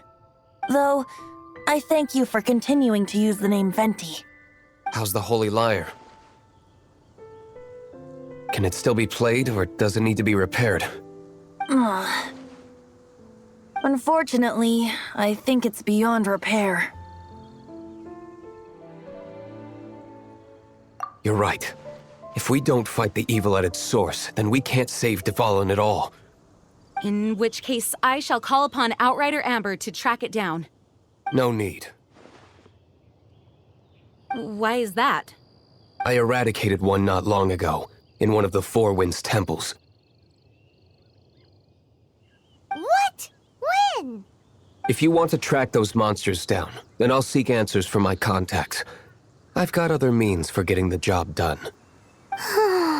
Diluc. Though he dislikes the Knights of Favonius, he protects Mondstadt in his own way. Oh? Why does our little Paimon sound so doting all of a sudden? Wait for my word. I'll be sure to let the Abyss Order know that their blatant disregard for Mondstadt will not go unpunished.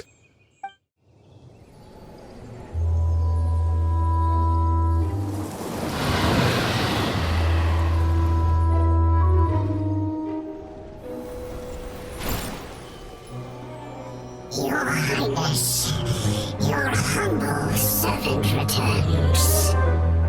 When your homeland returns to this world, we shall revel in its glory.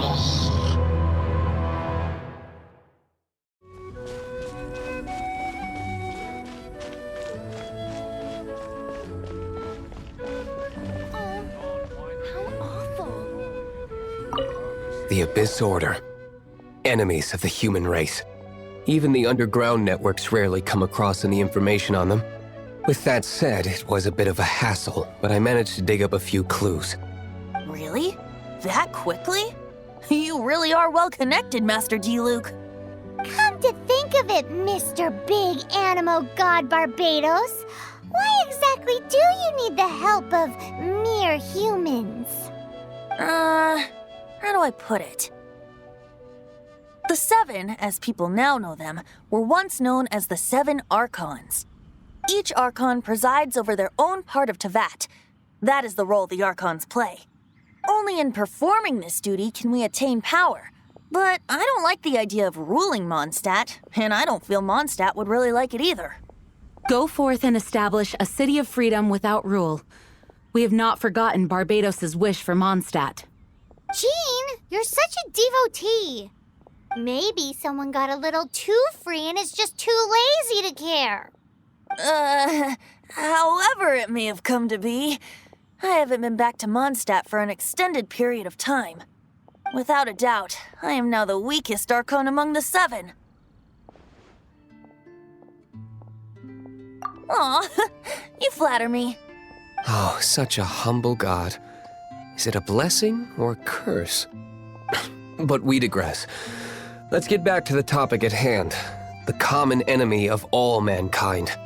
We have tracked the Abyss Mage to the vicinity of the winery.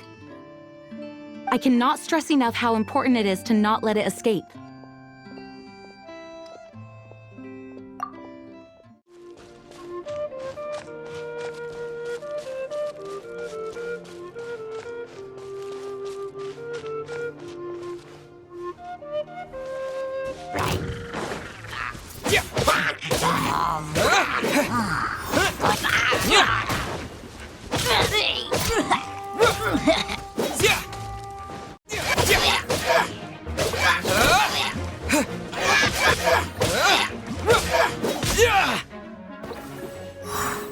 Huh?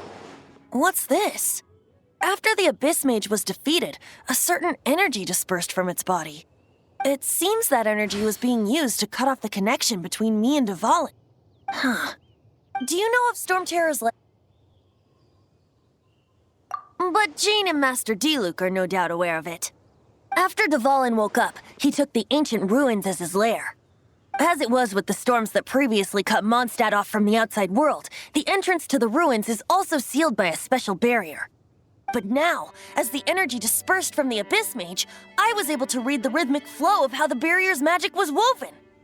I must admit, it sounds even more horrendous than a chorus of hilly churls, but it should be enough to let us break through the storm barrier and reach Storm Terror's lair.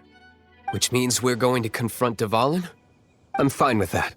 Jean is the one who wishes to avoid any direct confrontation. No.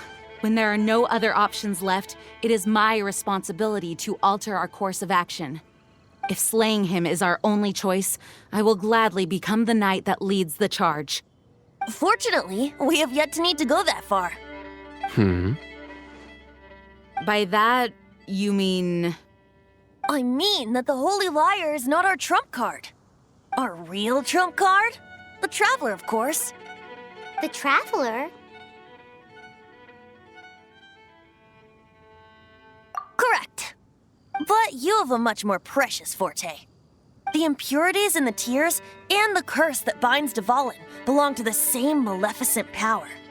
Which means... You tone-deaf bard! Don't you see how crazy this is? You've seen what Dvalin is like when he's ticked off. She'll be swallowed whole before she even gets to lift a finger.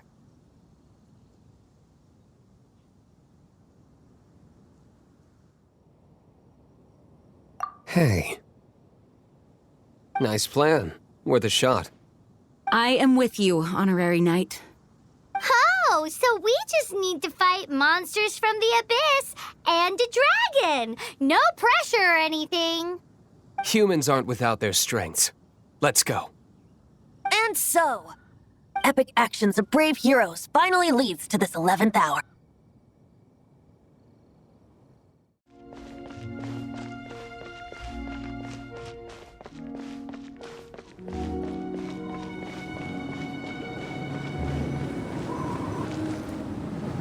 It's a storm barrier. It looks so dangerous. Leave it to me. Although this wooden lyre is all I have. I don't need the lyre to break through this kind of storm barrier. Wait. What is that? Enemy attack! Prepare yourselves!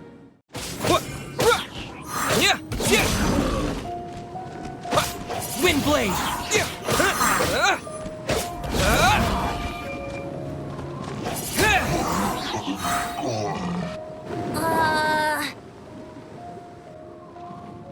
The hilly trolls usually do not venture into areas with high elemental concentrations. It puts a heavy burden on their bodies. The Abyss Order must be manipulating them behind the scenes, yet they shouldn't have been able to determine that we would come. They're presumably spreading their forces to halt our plans. Without further ado, I suppose I can play faster if my only audience is the wind.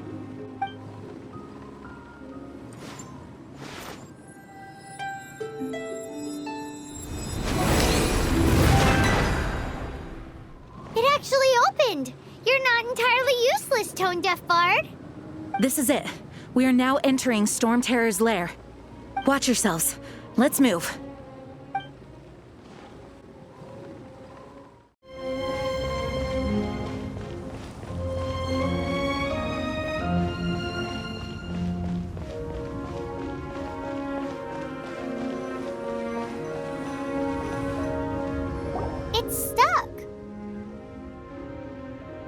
It's stuck.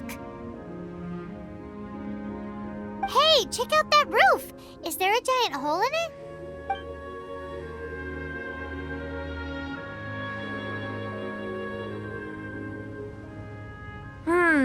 I suppose we could make use of that wind current. Let's make a detour then. Heading up! Let's make a detour then. Heading up!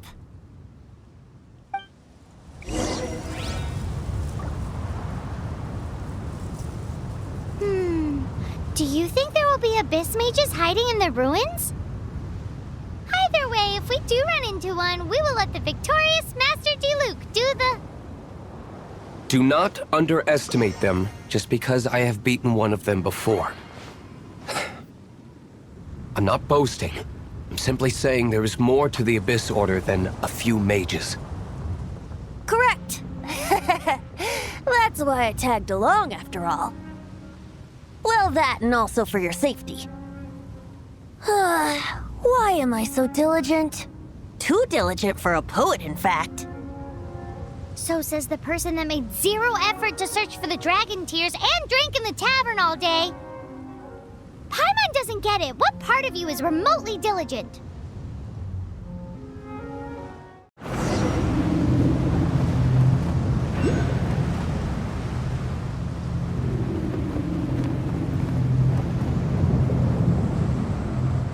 Oh, we can't advance any further.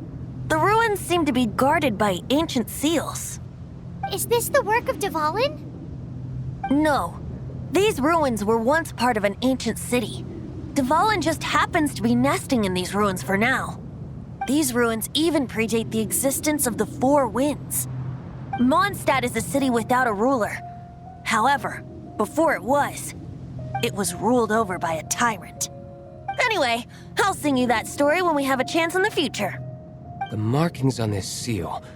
If my archaeological knowledge is not mistaken, this appears to be a light act.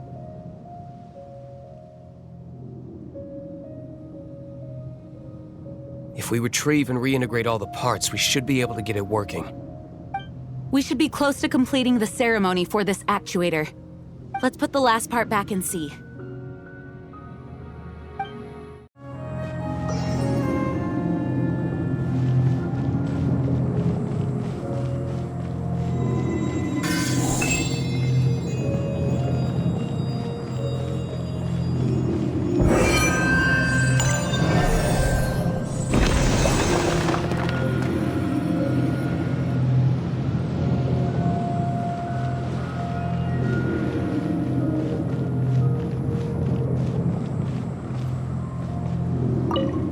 Looks like we're right.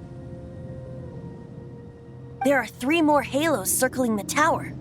Which means there are 3 more corresponding light actuators to activate. I can see one from here. The rest must be scattered within the ruins around here. Let's go find them.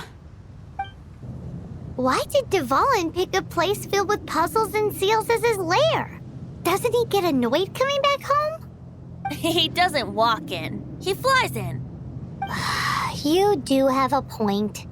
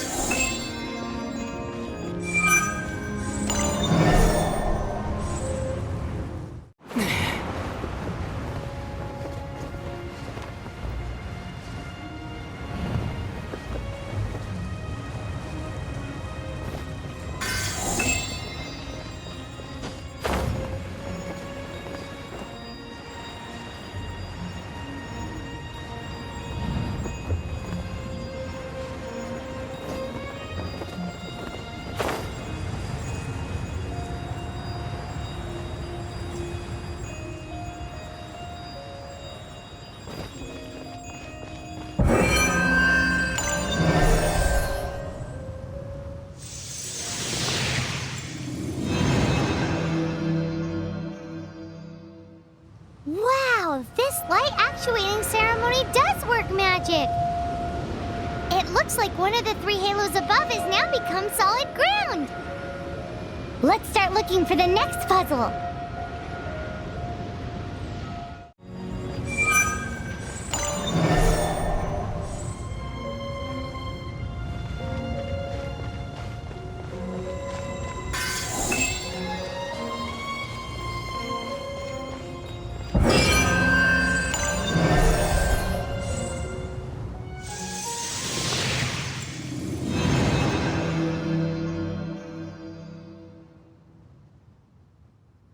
It's done!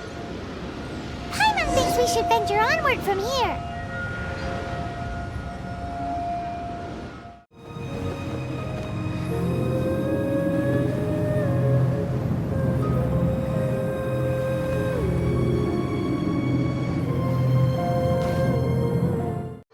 I'm thinking about turning these adventures into songs after we're done.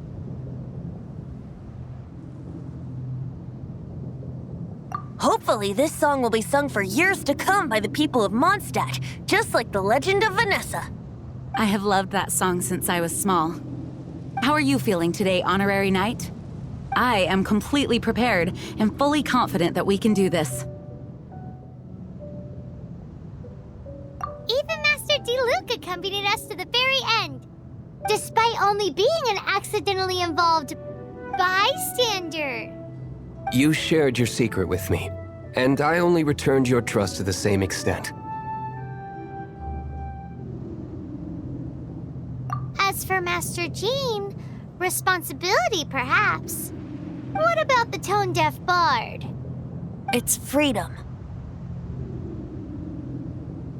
Freedom? When you first arrived at Mondstadt, did no one tell you that Mondstadt is the city of freedom? She really is a child of freedom. Mondstadt is a romantic city without the reign of a king, and its citizens enjoy the most freedom amongst the 7 nations. I hope the dragon that once protected Mondstadt will soon be free too. No one should have deceived him by telling him that Mondstadt betrayed him. And no one should have told him that it was his eternal duty to protect the city. He has the right and freedom to choose his own way of life. Venti? Well then, traveler, may the thousands of years of wind that have blown through Mondstadt go with you. Just like the last time, I shall channel animal energy for you. Oh, no wonder you said his voice sounds familiar.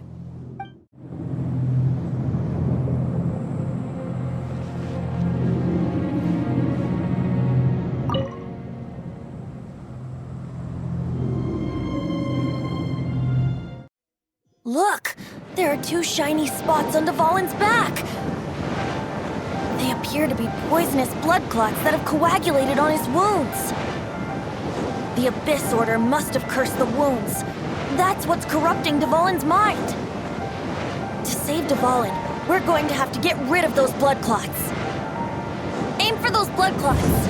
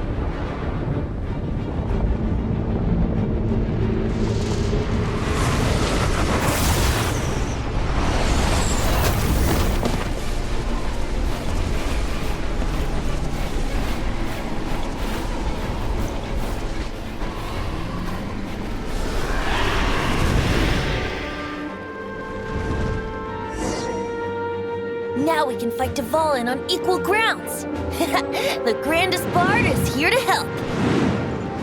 But first, let me be clear. Even after hundreds of years without use, Dvalin's teeth and claws are still very dangerous.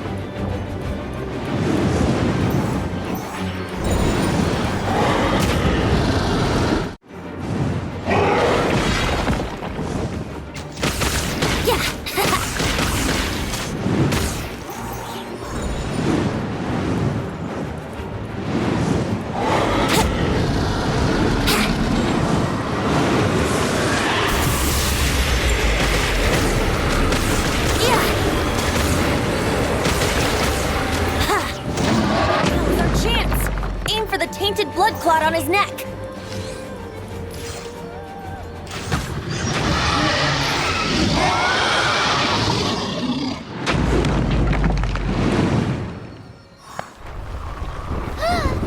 This place is gonna collapse!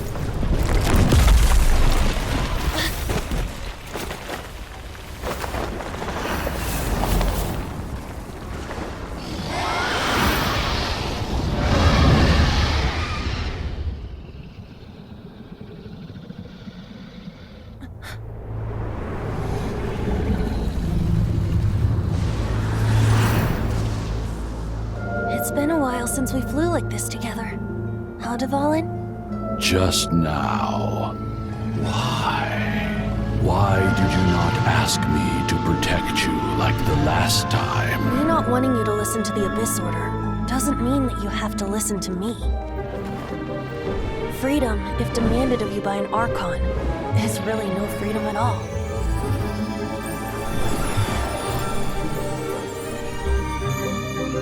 Is this the power of the animal Archon? But I am no longer part of the Four Winds. Even if that's so, you still protected us regardless. Now spread your wings of freedom and go with my blessing.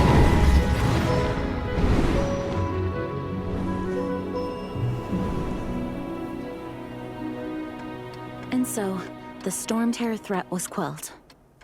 I clarified the misunderstanding to the citizens of Mondstadt and let them know that they are safe. To them, it seems Storm Terror attacked Mondstadt out of nowhere and then vanished just as quickly. They must be finding the whole ordeal very confusing.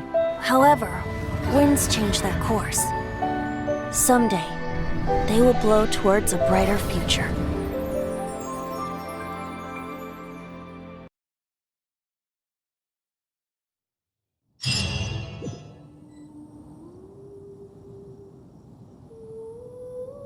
You guys are back! The honorary knight returns triumphant. Yep, we're back from tussling with Dvalin. You just returned yesterday, right? Jean got back first, and she told us all about your heroic deeds. I wonder if I'll ever get an opportunity like that.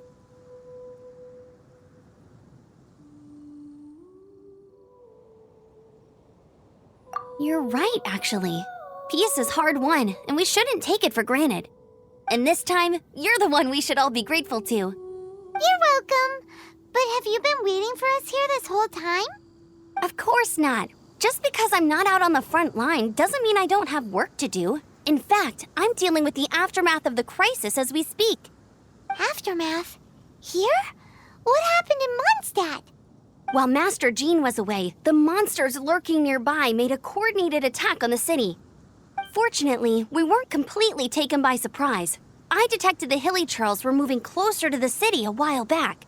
Oh yeah! Paimon remembers. When we first met, you were clearing out one of their camps. Exactly. And if we hadn't started making preparations back then, Mondstadt would be in much greater danger by now. I know, it's strange. Hilly Churls aren't usually capable of coordinating like this. Our best guess is that the Abyss Order is behind it. They've taken over the Hilly Churls? Good thing we saved Dvalin, or they might have taken him too. That's right. And since I'm the Outrider, it's up to me to keep eyes on the Abyss Order from now on. I'm sorry. You should be celebrating your victory, not listening to all this somber talk. I promised to take you out for some sticky honey roast, didn't I? Before everyone got caught up in the storm terror crisis. There's no time like the present, right? You guys hungry? You bet! You may have forgotten till just now, but it's been on Paimon's mind this whole time. Awesome, let's go! It's been way too long since I last ate a sticky honey roast myself. Wait for me at Good Hunter. I'll be right there. I just have to clean up here real quick.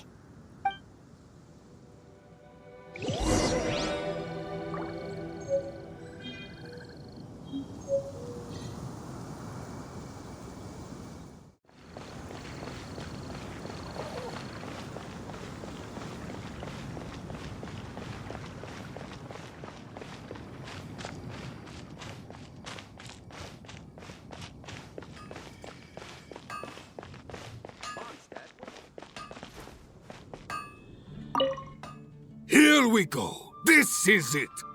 Crisis, danger, the thrill of adventure. Adventurers Guild! Finally, our days of rescuing kittens and finding lost puppies are over.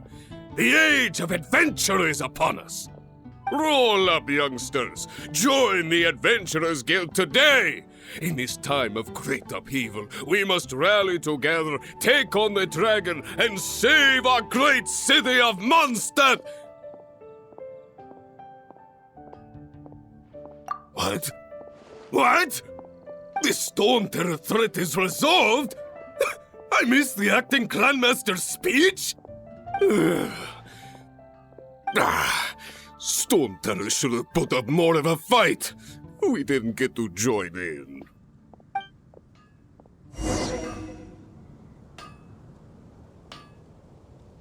My strength still fails me. Is all there is to the craft.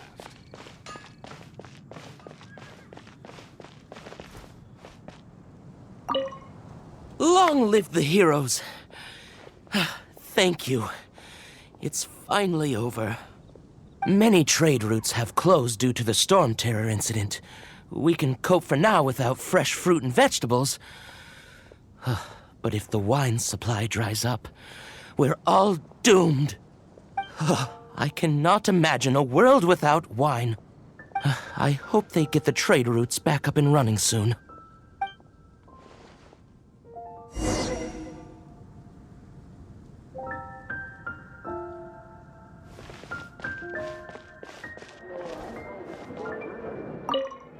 So Storm Terror's true identity is Dvalin, one of the Four Winds.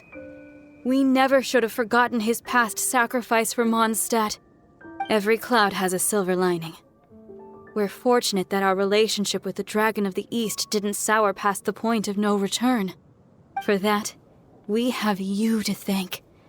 And Jean for her unfailing devotion. As long as we have the Knights of Favonius, peace and freedom will prevail in Mondstadt.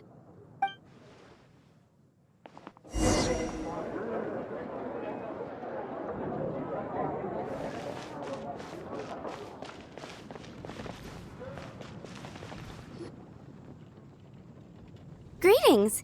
May I take your order? Why so cold? I've always thought that we enjoy quite the intimate friendship.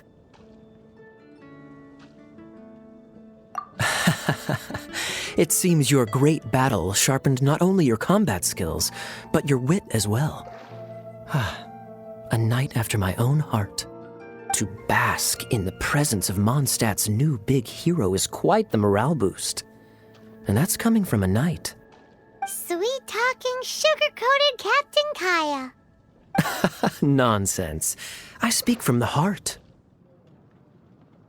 Just looking for a quiet spot to collect my thoughts. While all the other knights are working hard to clean up after the battle? Thinking can be an arduous task, you know. Believe me, I'd much rather be taking out the trash.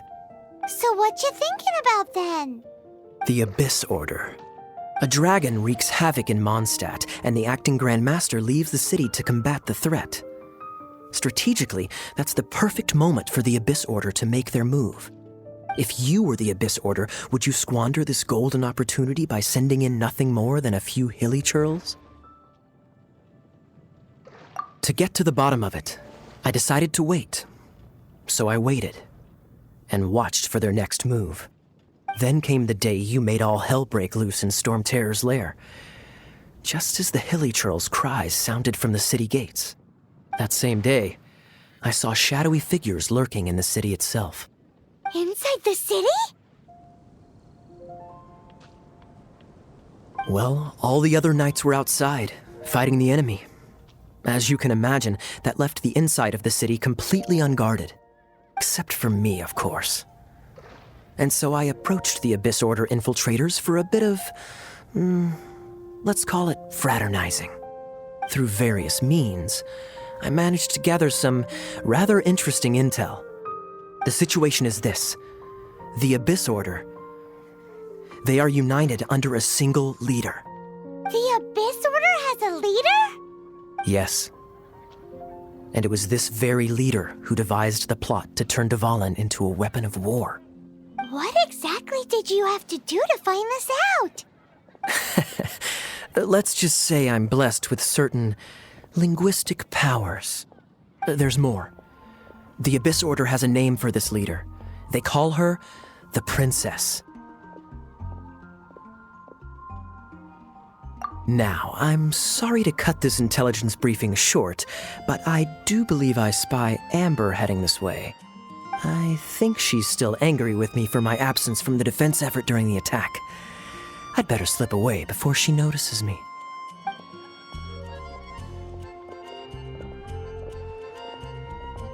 One minute I see Kaya, the next he's slipped away. Clear sign of a guilty conscience. Are you sure? Because that sounds like exactly what he'd say to talk himself out of trouble.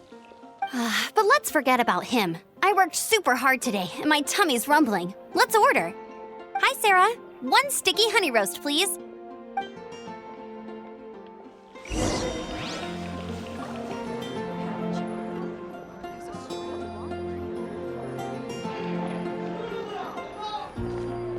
Today's recommendation is the steak.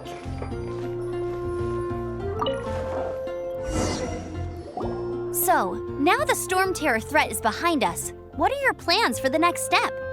Paimon thinks it's time to leave Mondstadt and keep looking through the 7 nations until we find clues about his sister. Huh, really? Oh, well, I guess this is goodbye for now.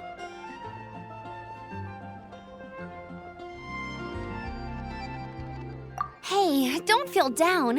You'll always be a friend of the Knights of Avonius and our honorary knight, wherever you may go and wherever the wind may blow.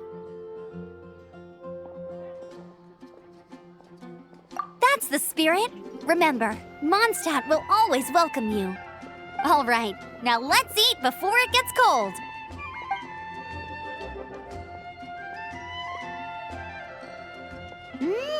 That was good. Note to Paimon, Amber's recommendations are worth the wait. Of course. Well, I don't trust myself in the kitchen. You can always trust me with the menu. Oh, I almost forgot to mention. Jean's waiting for you at the cathedral. It's something to do with the Holy Lyre de Himmel. You'd better head there now.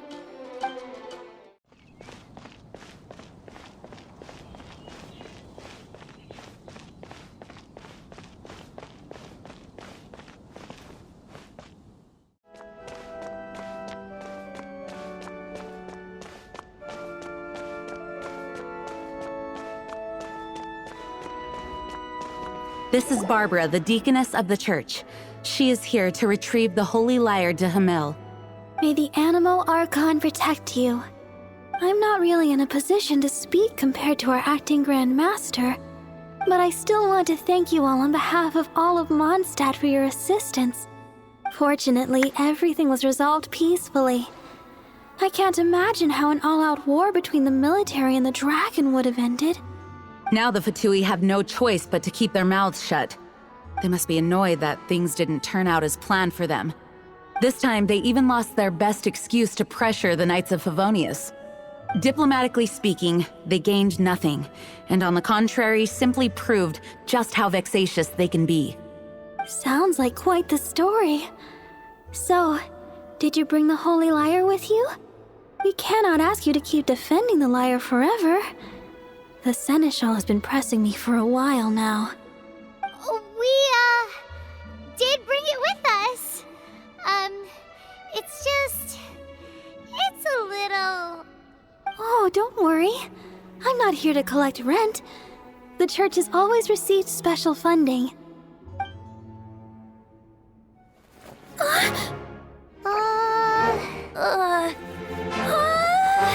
Holy Liar! Lord Barbados!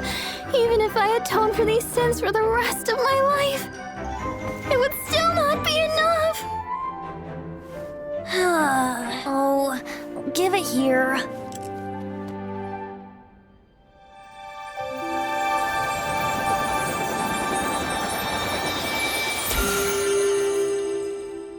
How could this Holy Liar, but how? Huh? Let Paimon see! No. I don't know how you managed to fix it, but you'll never touch the liar again! We, really should get going. That trick I used to repair the Holy Liar. I mean, the magic I used isn't going to hold forever, you know. What? You tone-deaf bard! Hey, don't go!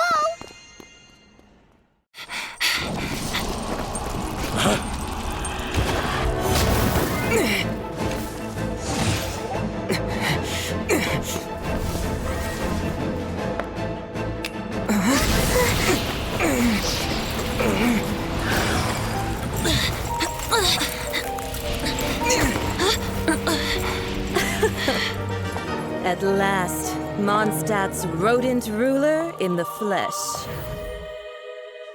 Scurrying through the streets looking for leftovers? Mondstadt calls this a god? Resident rodent beats invasive vermin. Don't you dare speak back to me, insolent bard. Absentee Archon of Mondstadt. How impotent you've become. That smirk you wear looks out of place. Did you steal it from your master's face? Should have held your tongue.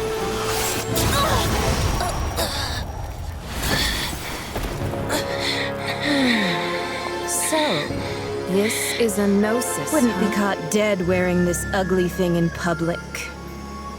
Beauty is a waste when the beholder has no taste.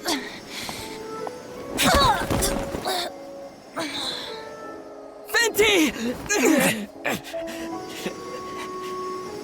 Well, we have what we came here for. Come, before our dear Favonian friends arrive. Leave nothing for them to find.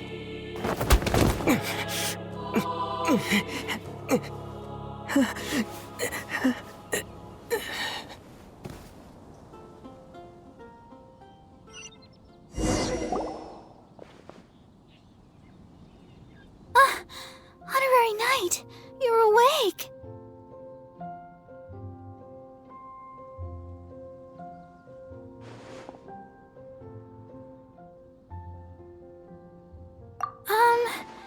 I wouldn't say he's alright, exactly.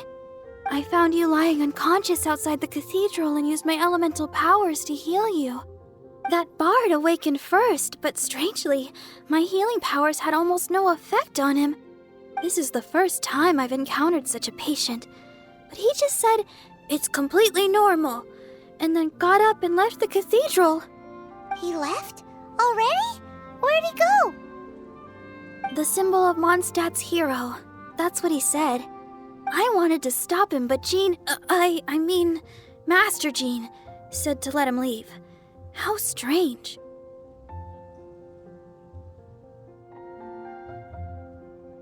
Paimon remembers Venti healing under that tree before. It's probably due to the connection between Windrise and the animal Archon. Master Jean has figured it out as well, but we can't tell Barbara.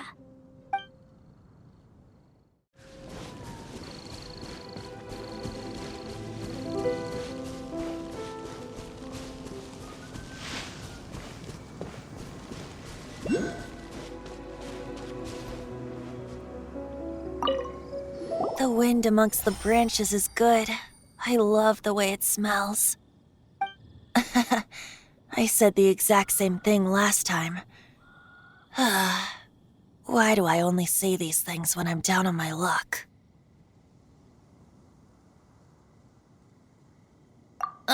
So you noticed.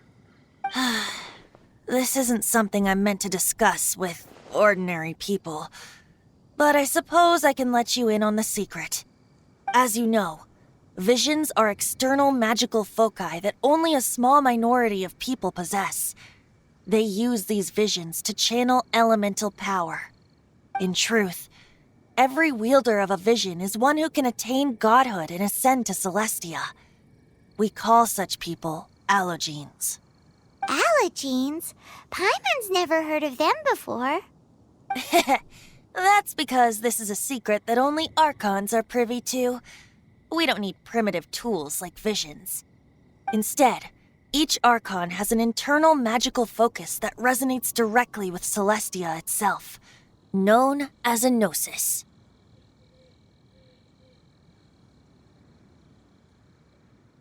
It's just a glowing glass ball I carry around to avoid suspicion. So who was that nasty woman who sent Paimon flying and stole your gnosis? Her name is Signora, number 8 of the Harbingers. She and the rest of the Harbingers have been given godlike executive authority by the Tsaritsa of Snezhnaya, and with it, strength surpassing that of other mortals. The Tsaritsa of Snezhnaya? Isn't that... Indeed. She is one of the 7, the Tsaritsa who reigns from her winter palace, and the one person that the Fatui Harbingers all answer to. The 7 don't always get along well, but still. I never thought that she would plot to steal another Archon's gnosis.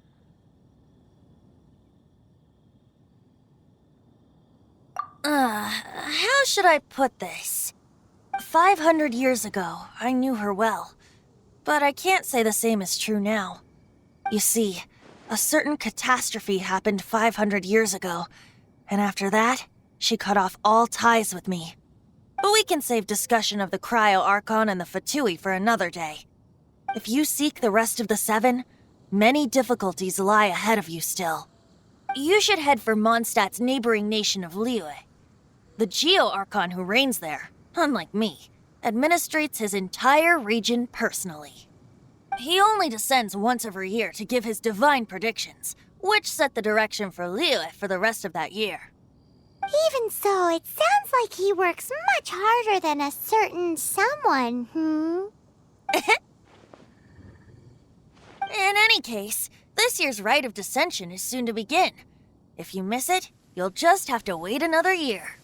What? Oh, why didn't you tell us before? Well, then bye! We're going! One moment, Windborn Outlander. Yep. Traveler, as you set off on your journey once again, you must remember that the journey itself has meaning. The birds of Teyvat, the songs in the cities, the Tsaritsa, her Fatui and the monsters, they are all part of your journey. The destination is not everything.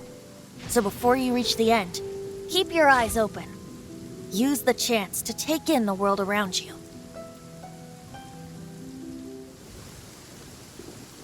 Great. So, that's that for the Animo Archon's admonishments. Back to Venti time. If you want to chat, now's the time. A bard stays not always in a single climb. Up till the end, Dvalin remembered his duty as one of the 4 winds. As such, I don't intend to forcibly strip him of that duty and force my ideals of freedom onto him. I just hope that Dvalin will be able to choose for himself and understand what freedom is. Before I became an Archon, I too was taught the meaning of freedom in this way by a friend.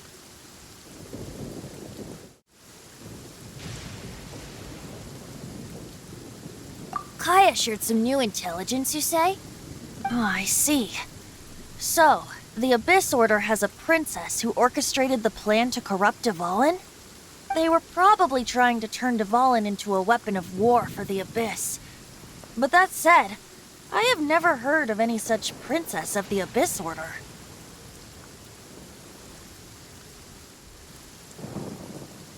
I think so too. Apparently. But how does a princess come out of nowhere and take command over the entire Abyss Order? That Fatui lady didn't hang around, did she? She just grabbed your gnosis and left? She wanted to avoid any eyewitnesses from the Knights of Favonius. The slightest slip-up here would have destroyed the Fatui's diplomatic relations with the Knights. So they're just gonna keep acting like Mondstadt's allies as if nothing happened? If only the 7 nations had banded together against the Abyss Order in the first place. The Fatui possess the strongest military among the 7 nations, yet they've used it to steal the Holy Lyre, covet the power of gods, and use Dvalin as a bargaining chip against the Knights. Speaking of the lyre, didn't Diluc say something like this before? He said that the Fatui can only run amok across the 7 nations and threaten the Knights because of the Harbingers. Yes. As I said earlier, the Cryo-Archon has given them authority and strength beyond that of other mortals. The Tsaritsa... I haven't seen her in 500 years. What is she thinking? What's her plan? Whatever the answer is, I have a feeling it's only going to make your search for the 7 all the more difficult. As I said before, vision wielders are known as allogenes and may ascend to Celestia. A gnosis is a higher-order nexus of elemental manipulation and is emblematic of an Archon's status as one of the 7. But as for which of the 7 took your sister, I'm sorry, I don't know. Wait, as one of the 7, I'm not clear of suspicion yet either, am I? Hang on a hot second. Tone Deaf Bard is just one of Barbados' many incarnations. Who's to say that...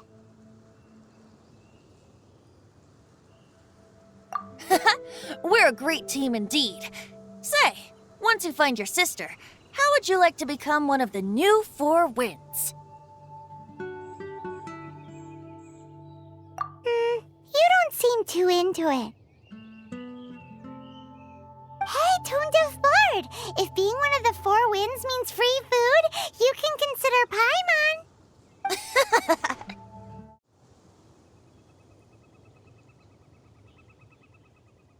Well then, best be off to Liyue. If the dissension ritual you fail to tally, then another year you must dally.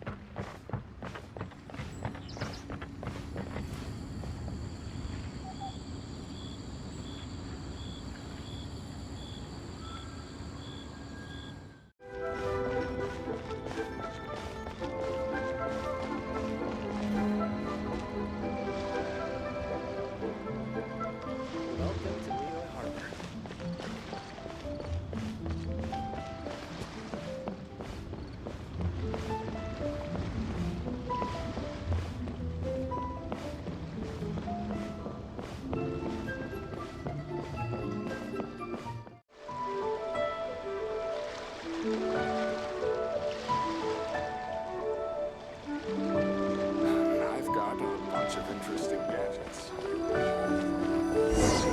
If you want to find the Geo-Archon, this is the only chance you'll get all year. Guess it's a good thing Venti brought it up earlier. Otherwise, we definitely would have missed this year's Rite of Dissension.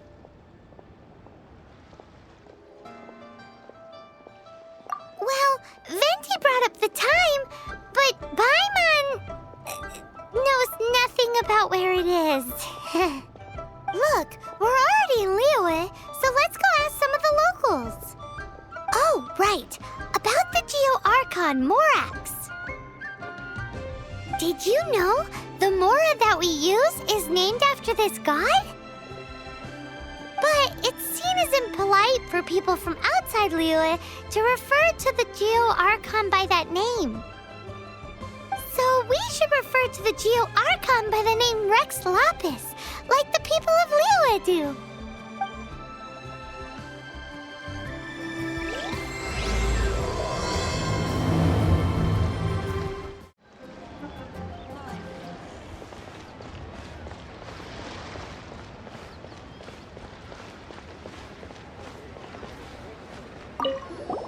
Rite of Dissension.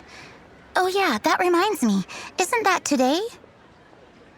Once a year, Rex Lapis bestows upon us his divine prediction, guiding us on how to run Liyue for the coming year. Last year, it was the Yuheng of the Liyue Qixing that was given the honor of asking for the divine prediction. Ooh, Paimon knows this one! Mondstadt is to freedom as Liyue is to contracts. Liyue has a strong focus on business and trade. The Liyue Qixing, the 7 leaders of the 7 enterprises of Liyue, hold true control over Liyue. That's what foreigners always say. But true control over Liyue will always be held by Rex Lapis. The Qixing is comprised of mere mortals. Rex Lapis is a god. Mondstadt's god is nowhere to be seen, whilst our god is forever with us. Stay in Liyue long enough and you'll see. Given that you just left your godless city, it's time you experienced what it's like to be in a city whose god has walked with it through all of history.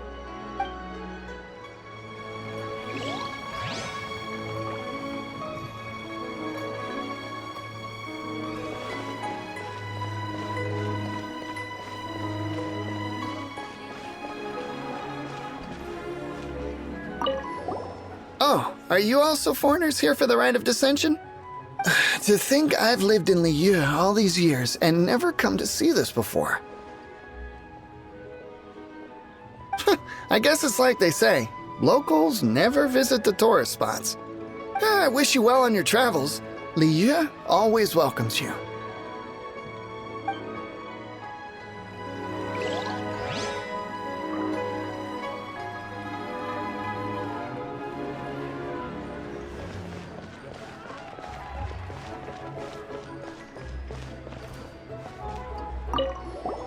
You too wish to bear witness to the Rite of Dissension? Me too. We all do. As a businessman myself, how could I not take interest in Liyue's most important business trends? The 17 predictions given last year made more than a few ripples throughout the industry. What's more, there's been a rumor going around that the Tianshui herself, Ningguang, has been acting secretly in the shadows. She wants the rocks created by Geovision holders to be exempt from taxation. Wow, that's some super professional legal stuff, that is. To be on the pulse of the predictions and the market is what makes this harbor what it is. Among the 7, Rex Lapis is the oldest deity. His keen sense of strategy is well trusted among his people. Understanding the predictions as soon as possible can make all the difference in making your fortune. Fortune? So where can we see this Rite of Dissension anyway? You're not at all close. Not to mention that if I gave you directions, as foreigners, you'd get lost along the way. So better to head to Yujing Terrace, to the high ground. It's the highest place in the harbor. Sounds like the best place for trying to communicate with deities, no?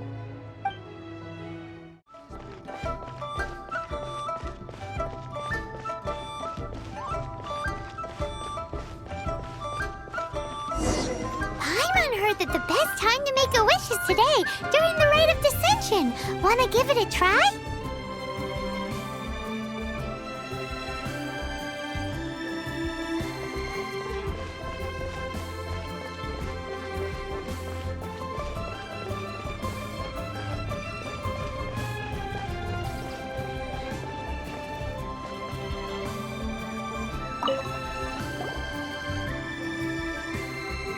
Oh, you also want a little Adepti luck too?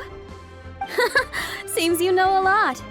Making a wish during this time is sure to get you the blessings of both the Adepti and Rex Lapis himself.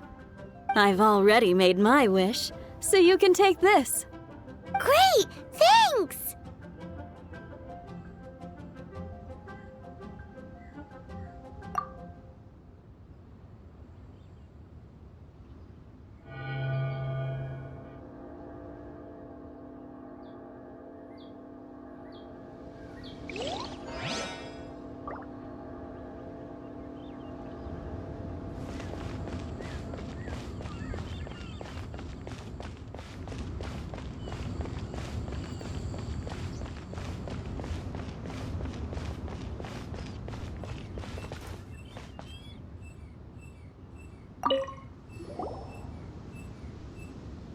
Your first time in Liyue?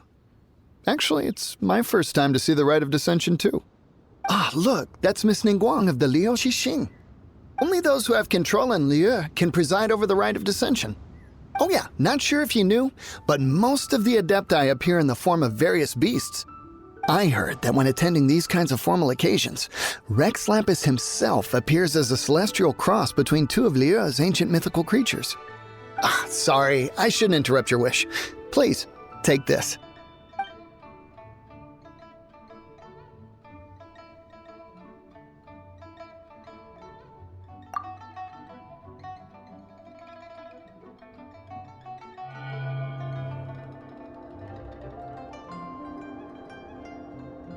Great! Now that we're all done with the wishing, guess we can just wait here for things to get started.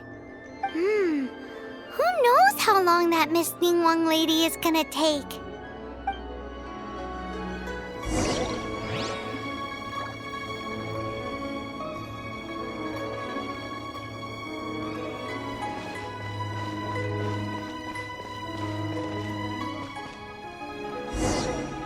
Whoa, look at all the people! We gotta get up front. We can't see squat back here.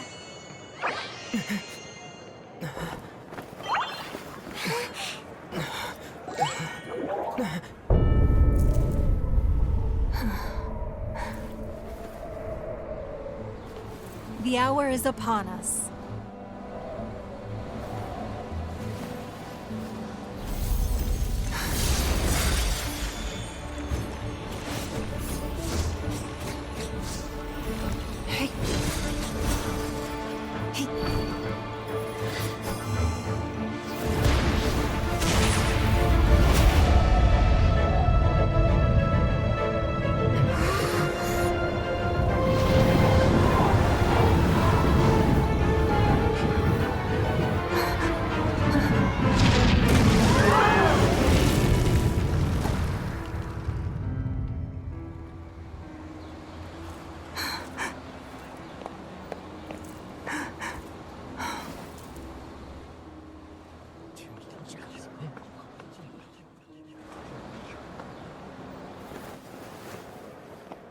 Rex Lapis has been killed. Seal the exits.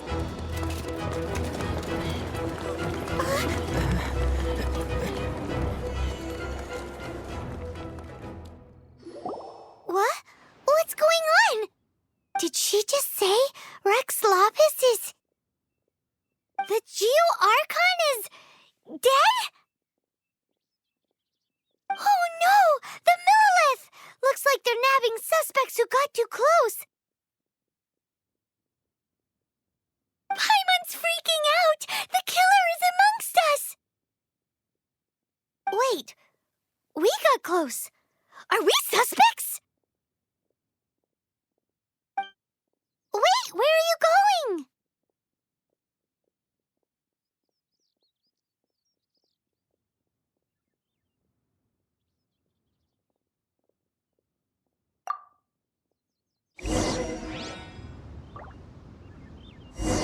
Oh no, there's a whole bunch of soldiers out there too!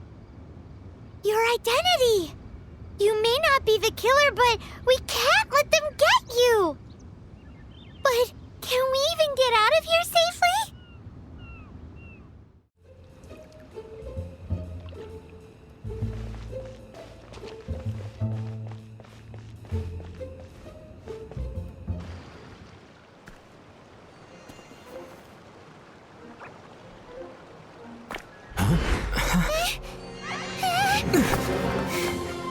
They're here! Arrest them!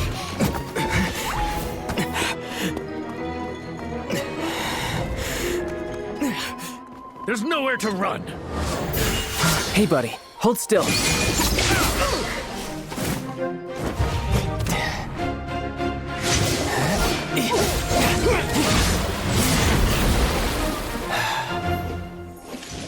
Stop! Stop! Come with me.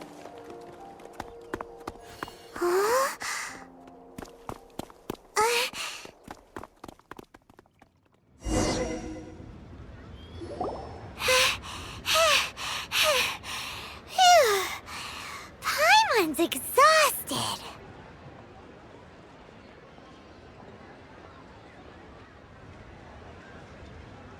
So insensitive! You have no idea just how tiring floating around. Wait. Just who are you exactly? Call me Child. Child? What, so we're supposed to dote on you?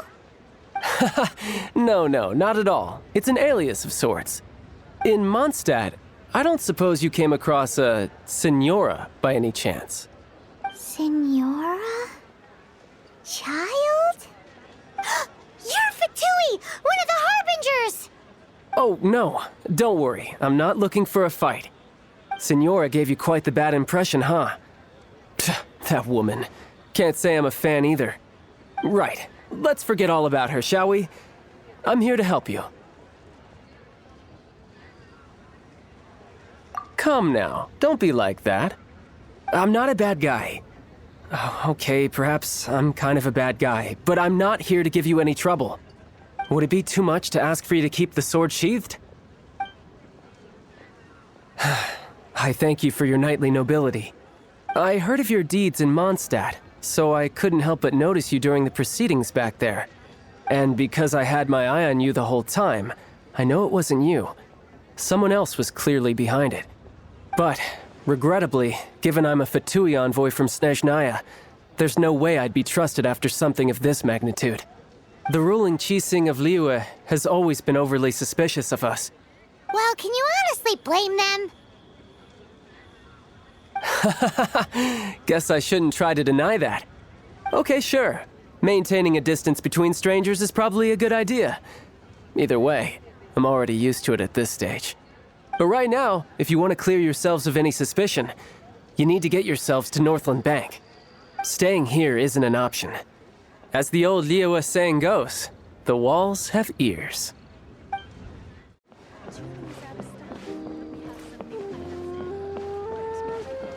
What should I put in my letter? Northland Bank. Correct. This bank was opened here in Liyue by Snezhnaya.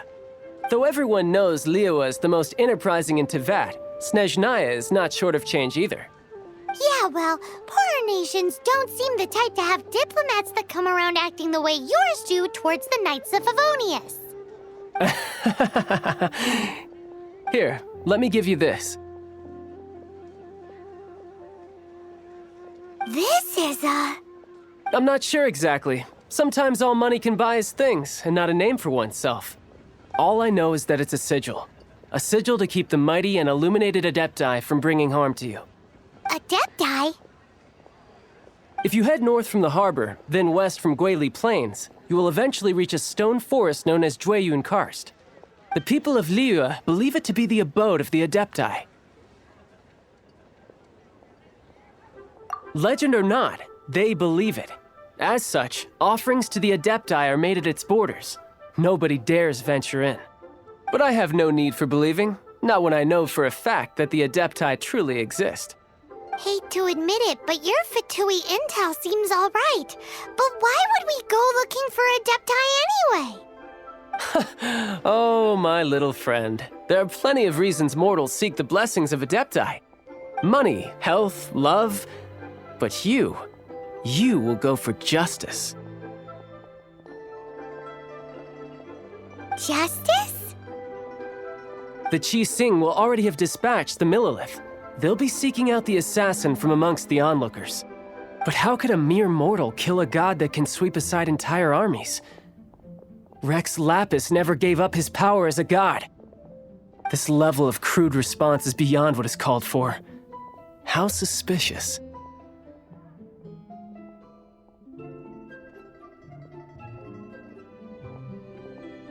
Your thinking is even more radical than my own, Honorary Knight.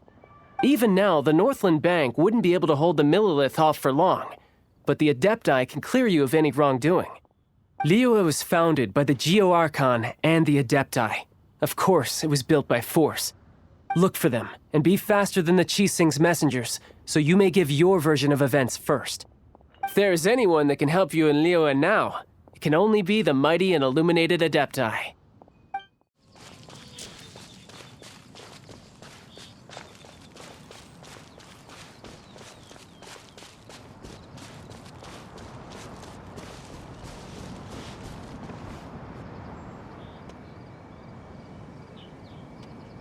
And who might we be?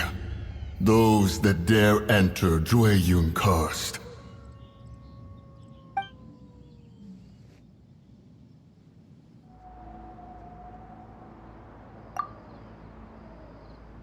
A sigil of permission. Many a season has passed since one was last in the presence of such an item. He before you is the mighty and illuminated Adeptus, Moon Carver. Speak, traveler. What business have you here? Actually... It's the assassin! They dared to flee here to Jueyun Karst. Sir, we've already stepped too far into Jueyun Karst ourselves. There's no choice. Apprehending the assassin is top priority. We must press on. Disturbing our borders. See them gone. One will not have interruption.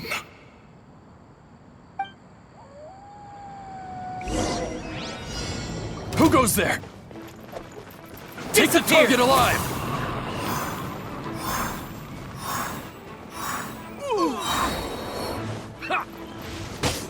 Bested. Attack!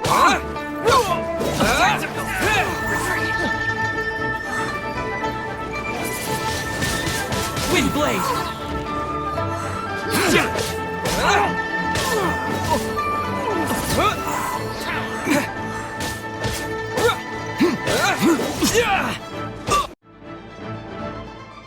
Preposterous. Preposterous! The Liyue Qixing. Utterly disappointing. How could someone possibly assassinate Rex Lapis during the rite of dissension? And then place suspicion upon the attendees?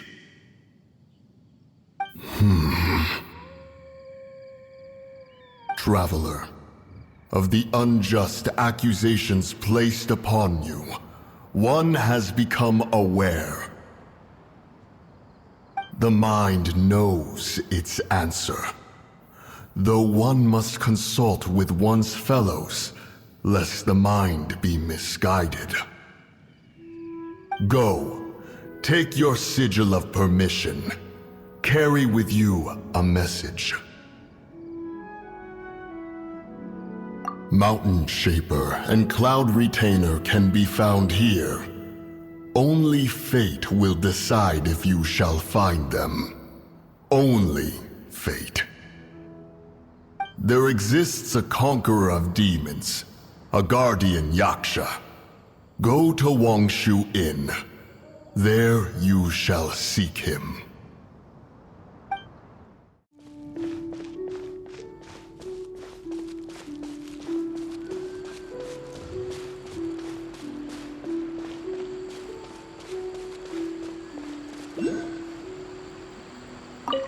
Have mercy, O mighty Adeptus.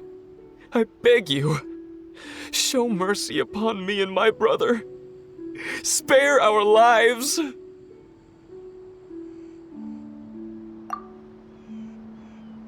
Who are you? What's going on? We asked you first. Oh. You enjoy safe passage in Jueyun Karst. It can only mean one thing. You must be Adepti messengers, sent here to rescue me and my brother. What is he talking about? Oh, have mercy, mighty messengers of the illuminated Adepti.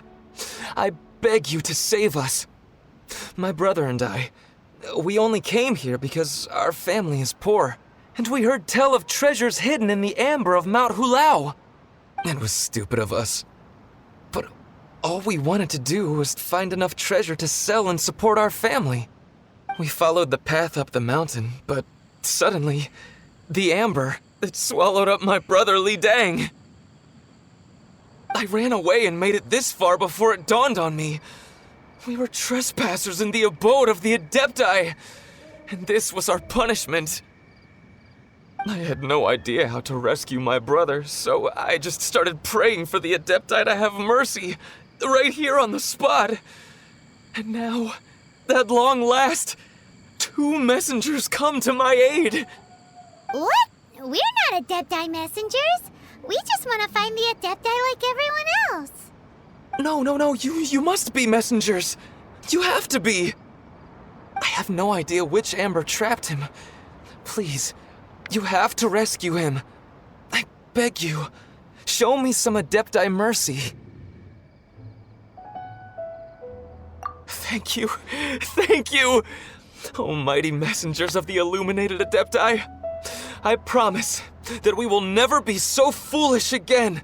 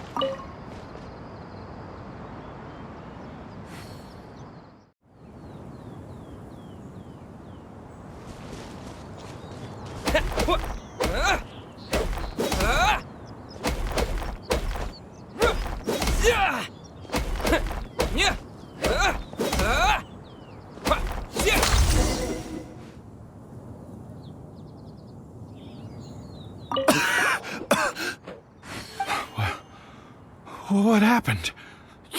You rescued me. Thank you. Oh, and have you seen my brother? His name is Li Dang. We were climbing the mountain together. I just hope he didn't get trapped in Amber too. Phew. So he's safe then?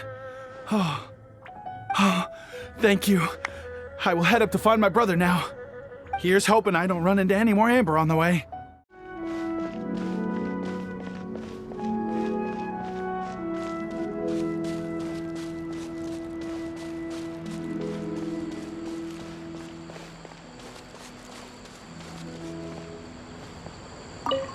Thank you for rescuing my brother, oh mighty messengers of the illuminated Adepti.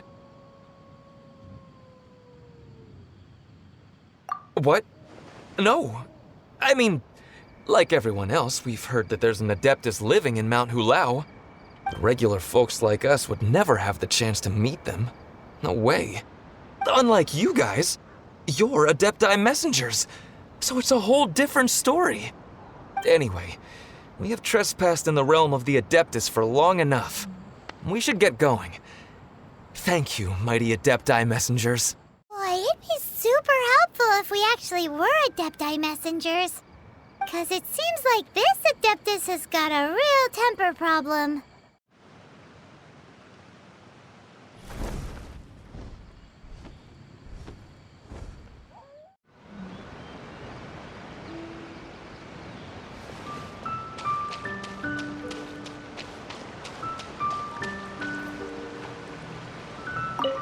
You intrude upon the sanctity of Mount Hulao.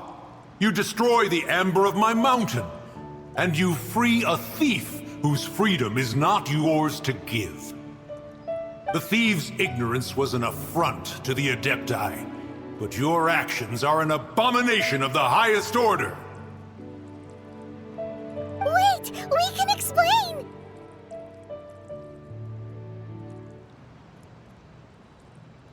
Mooncarver trusted a mere mortal as his messenger? Is this a sigil of permission? One is surprised to find such things still exist in the mortal realm. In the beginning, Rex Lapis cast them for the mortals with his own hand. Few were made then, and thousands of years on, fewer still remain. Speak. One shall listen to the matter which brings you here. Then one shall verify the truth thereof. You would be wise to speak the truth, for Liyue is not so far from here that one would be easily deceived.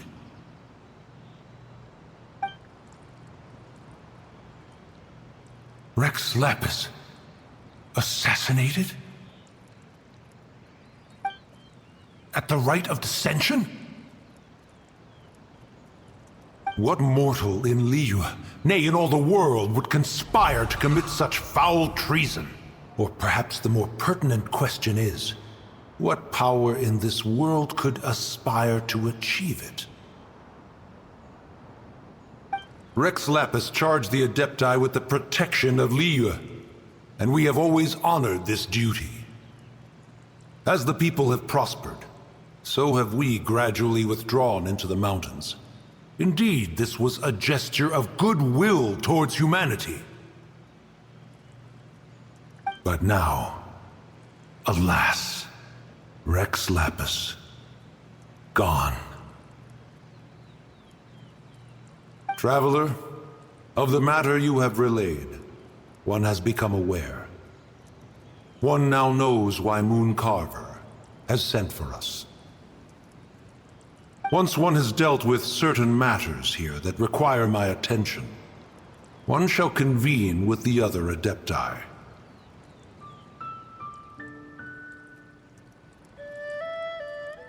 Paimon can! Adepti always have magical powers in storybooks. Seems it's true in real life, too.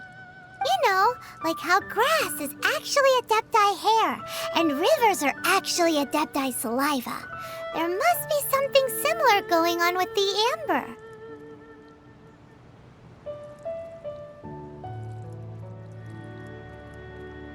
Your nonsense knows no bounds. This amber is produced by a flower that one has planted here, called the karst crawler. The majority of the plant is hidden underground. When stepped on, it produces amber to trap the invader. After taking up residence here, one planted many karst crawlers to ensure that the tranquility of the mountain would remain undisturbed. Over the years, they have helped to prevent many disturbances. But in the process, they have also trapped many curious things. Oh, so the amber is alive? Correct. Thus, one may not leave this place in its current state, for fear of the risk to innocent lives in one's absence. One will depart as soon as one has attended to this matter. One trusts that the manner of your departure will be swifter in nature.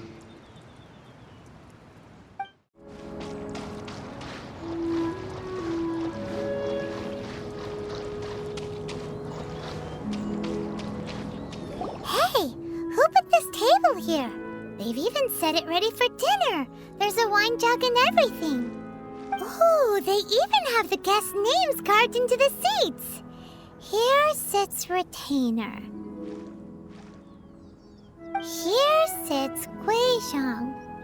Here sits Rex. Maybe Rex is short for Rex Lapis. But Paimon has no idea about Guizhong. As for retainer... That's it! When Mooncarver was going through the names of his Adepti buddies, he said there was one called Cloud Retainer. So this must be where Cloud Retainer and the other Adepti have their dinner parties. How about we cook up some extra special dishes for the Adepti? We're sure to get Cloud Retainer's attention that way. But what do Adepti even eat anyway? Paimon has no idea. People must make offerings here all the time. Guess all we can do is look around the area for any leftovers. Maybe that'll give us some ideas. Do you think maybe it's at all possible that the Adepti might like to try some sticky honey roast?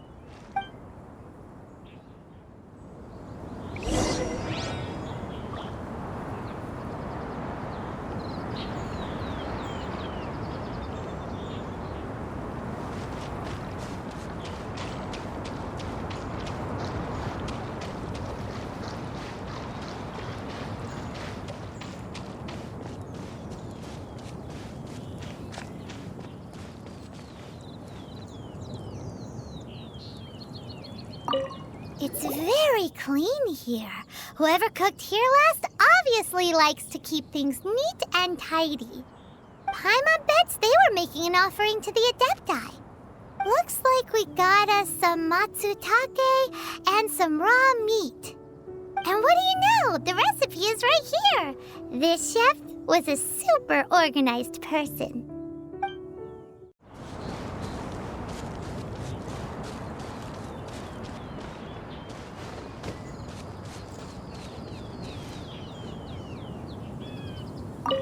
Someone has definitely cooked here before. Do you think they were making an offering? Looks like they didn't use all the ingredients. Let's see here. We got some snapdragon, some lotus heads, some tofu. Whatever they were cooking, it sounds complicated. Hey, look over there. They left some notes too. Yup, it's a doozy. Paimon's not surprised they had to write it all down. It's a lot to remember. We should read it carefully.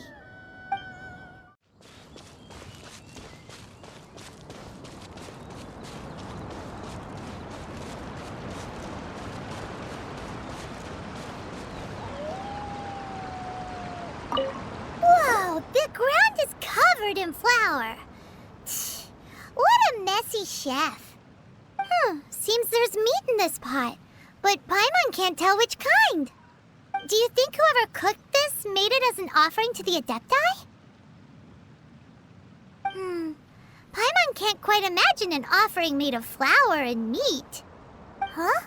Our messy chef dropped a piece of paper on the floor. Ew, and there's a huge footprint on it too.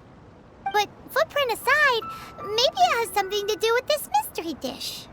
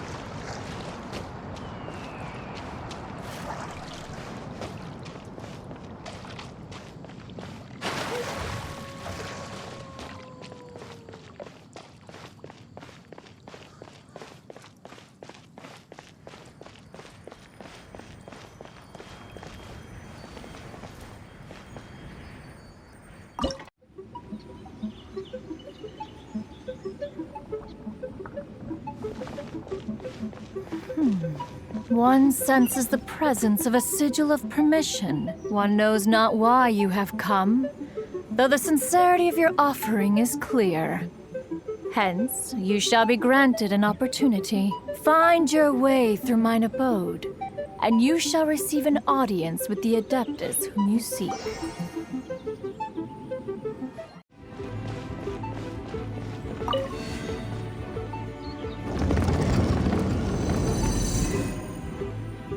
Look! That platform is moving! So that's what this button is for!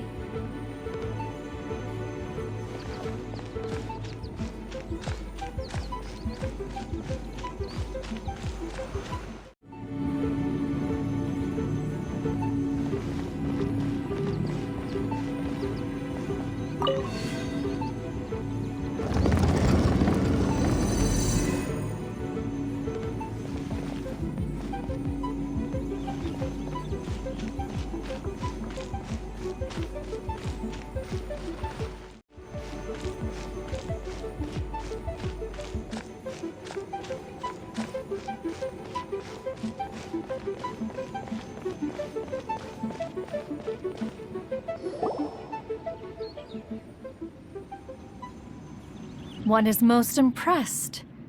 The path that leads through this abode defies those of ordinary abilities. The one before you is the Adeptus Cloud Retainer. Now speak of the matter which brings you here. You surmise correctly. This place did one self-build, as did one design the mechanisms within. In fact, even Gui Zhang and Rex Lapis themselves found one's technological accomplishments to be worthy of commendation. This place is huge, and there are so many mechanisms. Do you really have this whole place to yourself? What's it even for? Did you build it as your private mechanism workshop or something? It's just like the stories say. The Adepti leave the human world, find somewhere to go be a hermit, and then they research and invent all these amazing things. One is simply not partial to the tedium of social interaction, and wished to find some peace and quiet. Find it one did. Shortly after which, you arrived bearing your sigil of permission. But enough. State the matter which brings you here at once. You have disturbed the tranquility of this place for long enough. Rex Lapis. Assassinated? How can this be? Such a heinous crime! Who would dare? The notion is so preposterous as to be unbelievable. One shall have to verify the truth of the matter independently. Perhaps one shall quash Liyue first, then convene with the other Adepti. Wait, what? Did you just say squash Liyue Harbor? Are you seriously gonna wipe out the whole city? Only a response of sufficient magnitude can negate the possibility of further incidents.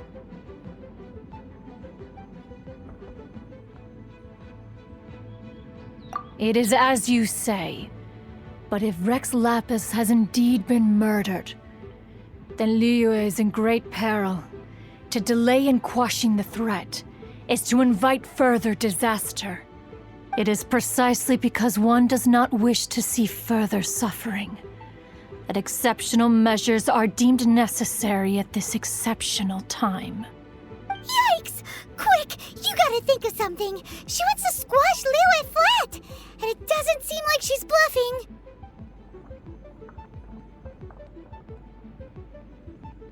Exactly what Paimon was gonna say. We made all that delicious food and gave every last bit of it to you. We were hoping you might help Liyue out, not wipe Liyue out. Or at least let's, discuss it first. Can't hurt for you to get a second opinion. Contract? A cruel irony that you should appeal to the notion after the merciless murder of the god of contracts himself. The people of Liyue seem quite content to dispense with their contracts. They are quite adept at taking that which is composed of black and white and turning it gray.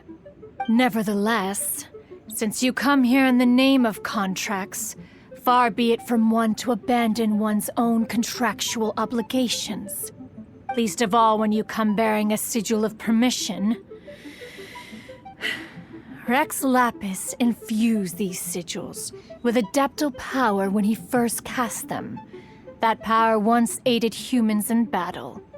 Most of the sigil's power has long since worn off. It is but a keepsake now.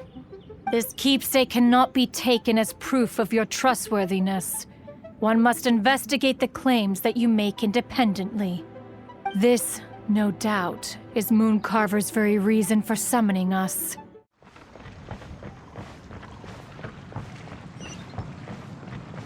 And now my life's in the spotlight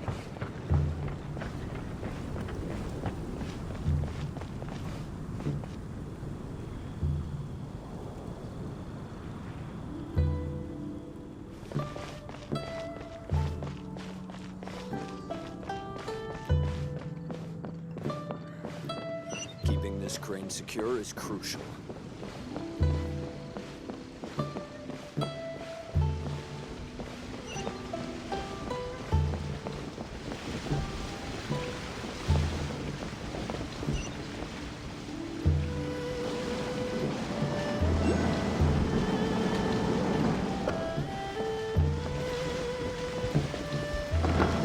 Oh, this seems to be Wang Shu Inn. Compared to Joyun Karst, this place seems basic. Are we really gonna find an Adeptus here? Let's take a look. Paimon reckons he'll be on the balcony. Doubt we're gonna find him in the kitchen.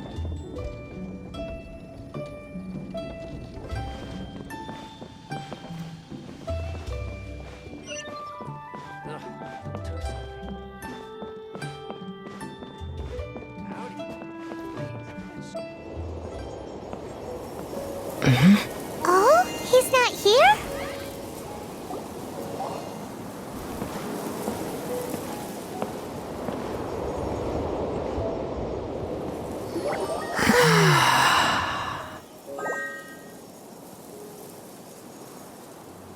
To the blind, everything may not be as it appears.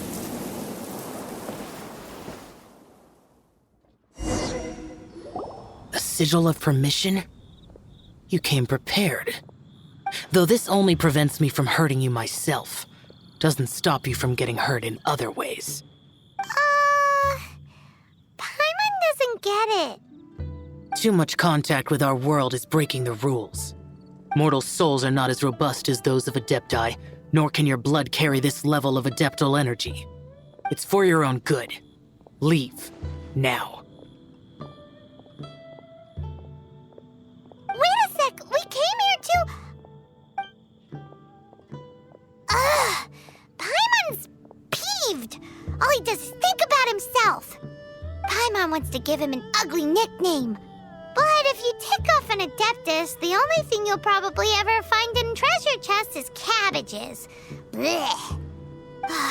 Guess we should go ask the boss lady of the inn about just how she manages to talk to Adepti.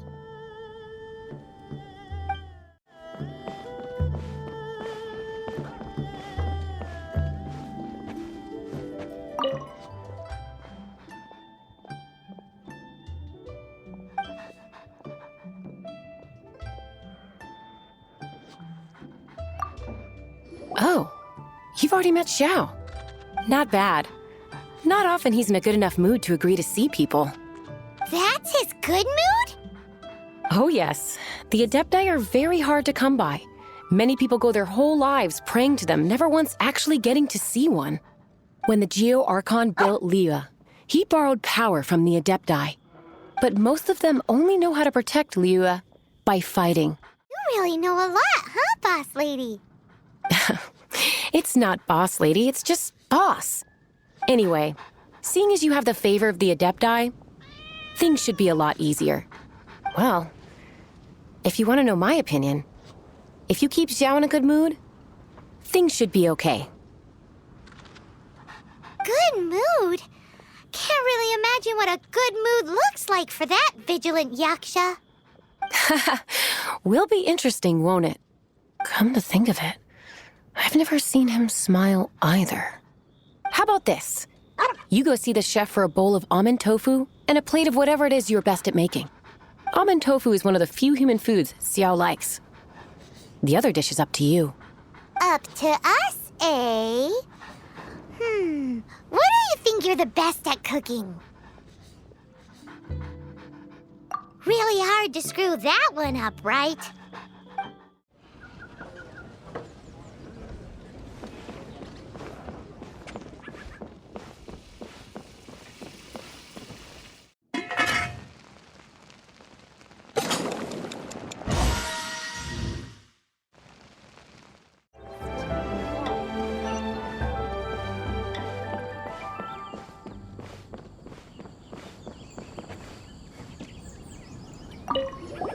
Can't you see I'm on a break, kid?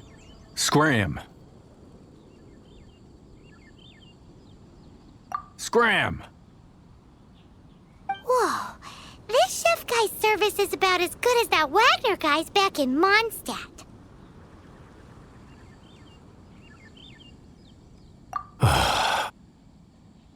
I see. If it's for the boss, then guess I don't have a choice now, do I? But my heart's not really in it right now. Not enough to make a dessert as painstaking as almond tofu. And why is that? A fencer's hand must be steady. So too must the hand of a chef. But my hands, they're not steady. Because, a traveler once told me that this inn is haunted. And then just now, in the kitchen, I saw something. Something not right. This chef looks so intimidating, but speak of ghosts and he becomes weak. I keep thinking, even Wangshu Inn isn't safe. I can't keep a steady hand for something like almond tofu. All right, in the name of high-quality almond tofu, we need to go check this kitchen out.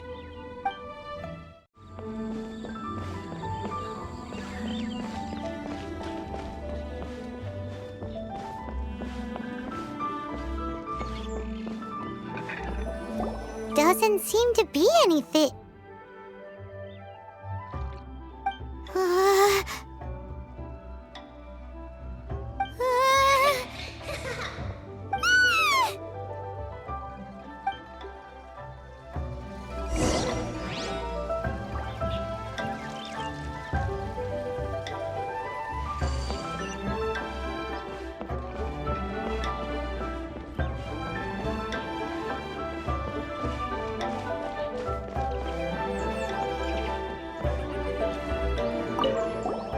What? You saw it too? There really is a ghost! What? How could I? Okay, so he's useless now. What do we do? Forget it. Let's just go see the boss lady again.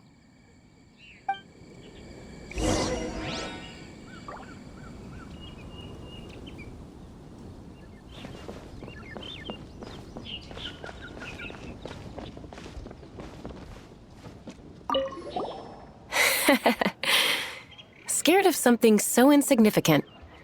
Hard to believe he was once a notorious bandit. You don't seem that afraid of ghosts, boss lady. Gods and ghosts. I've seen it all before. Come to think of it, others don't seem to know there's an Adeptus here at the inn except for the boss lady. Shh. Say any more and you'll be divulging my little secret. Right. Best you two be off. Go see to it that little ghost doesn't go scaring anybody else. Not that I'm ordering you around. It's like the Adeptus said. Mortal souls are not as robust as those of the Adepti. So as not to be harmed when dealing with the Adepti, you can start by practicing with that ghost.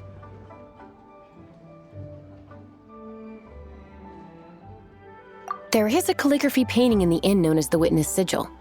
It's been in circulation for over 1,000 years. Go take a look at it. Once you have, look for a place outside where you can see the exact same witness sigil formation.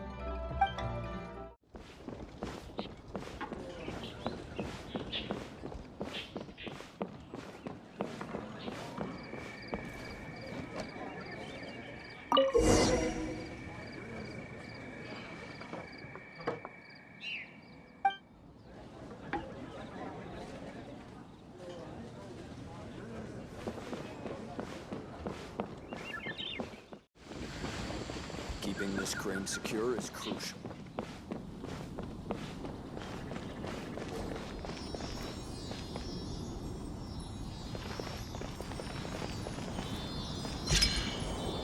There she is!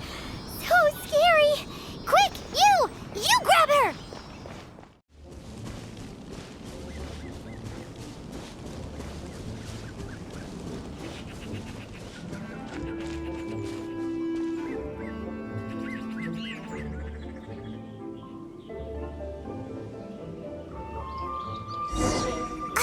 She doesn't know when to give up! This old decrepit ruin guard? Surely it's not possessed!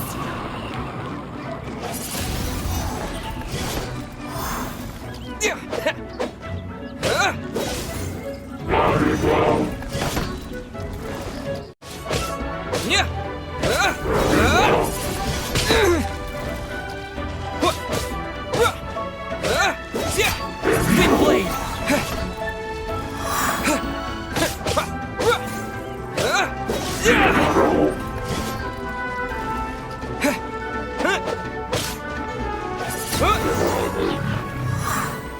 Silly churl, Billy churl.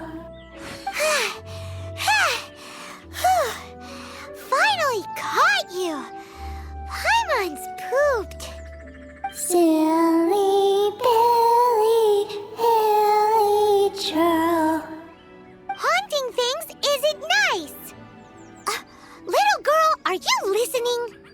Chilly churl, frilly churl. Now listen here, young lady. Oh. Okay. Dusky Ming won't tease the travelers at the inn anymore. Next time, you can come play with Dusky Ming. If you don't come and play, Dusky Ming will come find you.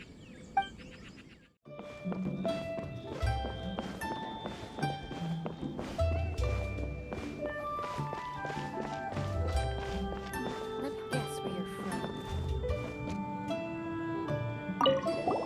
from. What?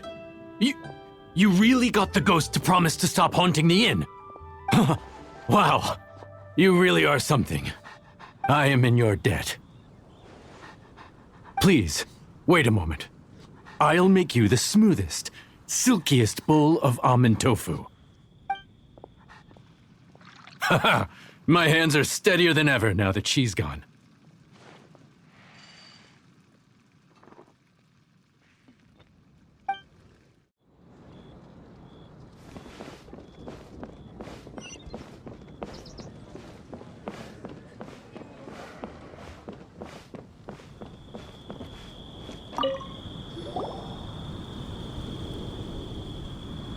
You two, again. Wait, don't go disappearing again! What's this? It's your favorite, almond tofu, as well as this distant traveler's best dish, a satisfying salad. Quick, tell him everything before he finishes eating. Rex Lapis. How could this be? I can't imagine it. Though times have changed, I've never imagined a Liyue without him. The ruling Qixing. Just what role have they played in this? I will seek Mooncarver, Mountain Shaper, and Cloud Retainer. It is time they too made their decisions. Adepti do not turn on their responsibilities. I have my reasons to not want to be tainted by the mortal realm, but Responsibilities are responsibilities. Our god is the god of contracts, after all. Wait! Paimon still has one last question. That Dusky Ming, she's... When conquering demons, on occasion, you can come across spirits who have never hurt anyone, yet are also not yet able to be moved on. So I asked the innkeeper and the boss if they could keep her here for a time. So really, Wang Shuin was looking after her. Really keeping a wide range of business going, huh?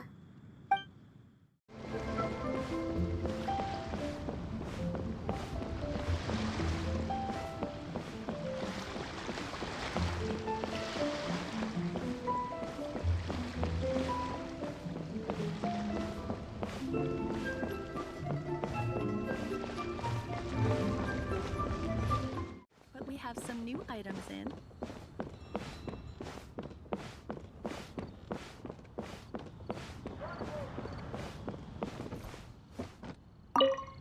You finally returned.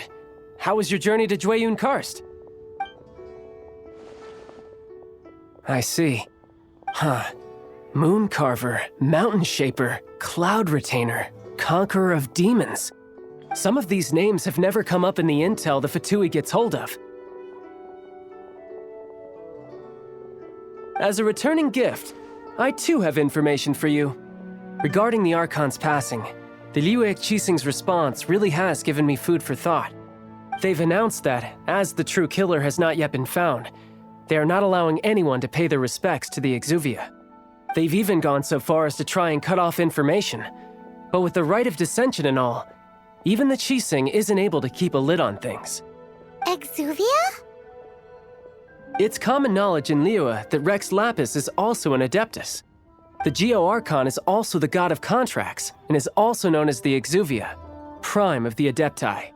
The mighty and illuminated Adepti of today all signed contracts to protect Liyue way back then. Guess that explains why they're all so focused on Liyue's well-being. Naturally, they both have the responsibility and the aptitude for the job. If the ruling Qixing became unable to perform their duty properly, the Adepti have the right to take corrective action. The Geo-Archon's spirit has risen, so why would the Qixing hide his vessel? Truly suspicious.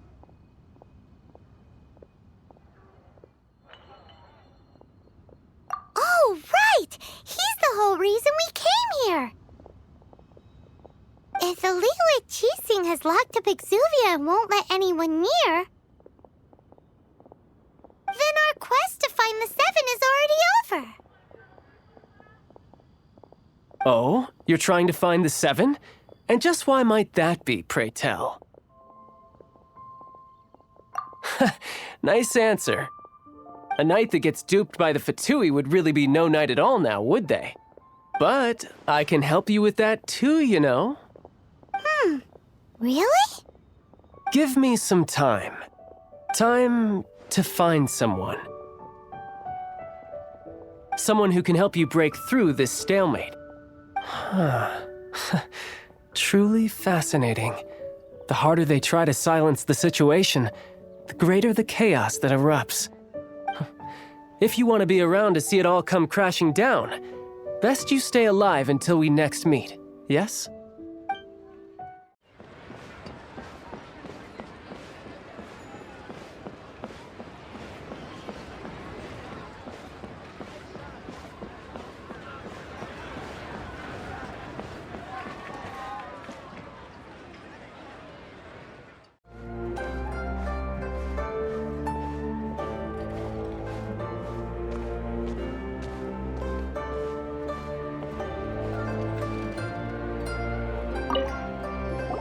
Welcome, friend of child, and congratulations on the first day of your illustrious career with the Fatui.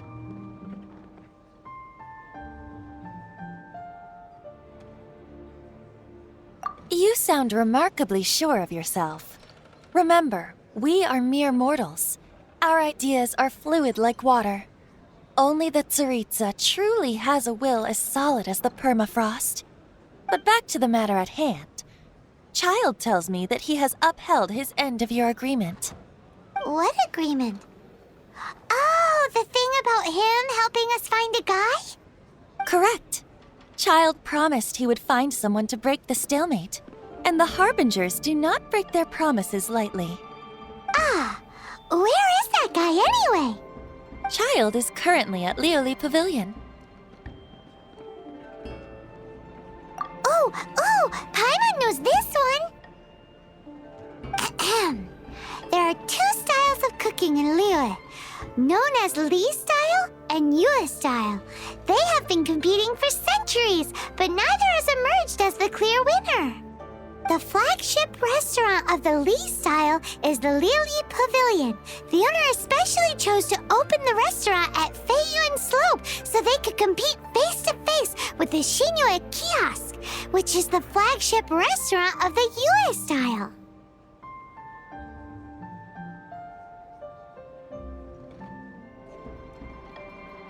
Don't talk to Paimon like that! Anyway, Paimon's hungry. Let's get moving.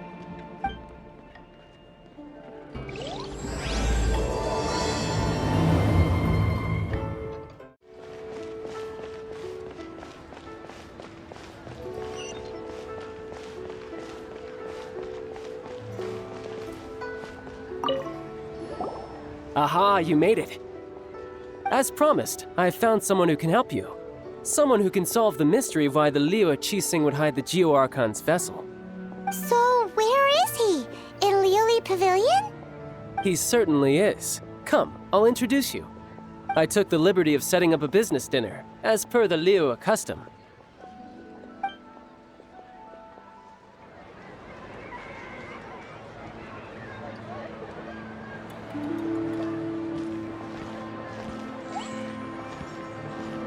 Welcome back, sir. You honor us with your patronage. Mr. Zhongli is awaiting your arrival in the room you booked.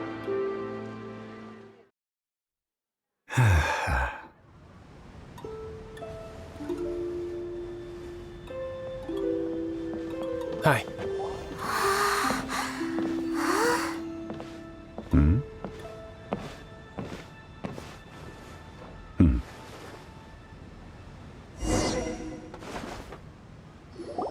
Allow me to introduce Mr. Zhong Li, consultant to an organization known as Wang Sheng, and a trusted associate of the Fatui. Indeed, Wang Sheng's line of work can be sensitive at times. Let's just say they understand when discretion is needed. And we, the Fatui, have always been glad to do business with friends who walk in the shadows. Walk in the shadows? It is an honor to meet you. I have heard tell of you from Mondstadt. Discretion? Shadows? Is Wang Shen some kind of business involving dealing with people? Indeed. It is as you have guessed. The Wangsheng Funeral Parlor organizes burials. We ensure that those who pass on do so in peace. Huh? Did you think he was some sort of hired killer? The Fatui calls many such people friends, but the Wangsheng Funeral Parlor does not dabble in such business. Well, ostensibly. Well, they are still... I shouldn't say too much. In any case, I brought you to meet Mr. Zhong Li because... Because I can bring you to see Rex Lapis's vessel. What? Don't be so surprised. Sure, the Geo-Archon's body has been squirreled away by order of the Tianquan Ningguang. But first, let's hear what Mr. Zhong Li has to say, shall we? Rex Lapis may be the prime of Adepti, but he is ultimately an Adeptus. Many Adepti have left us over the millennia. This is the inexorable trend. The times have changed. You must have felt it too when you were at Jueyun Karst.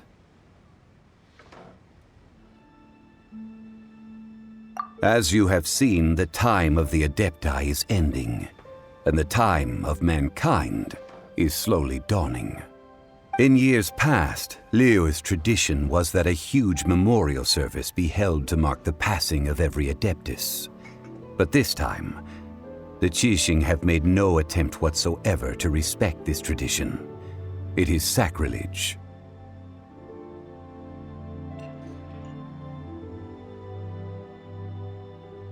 Yeah, the killer hasn't even been caught yet. Deicide or not, the concern of the Wangsheng funeral parlor is this.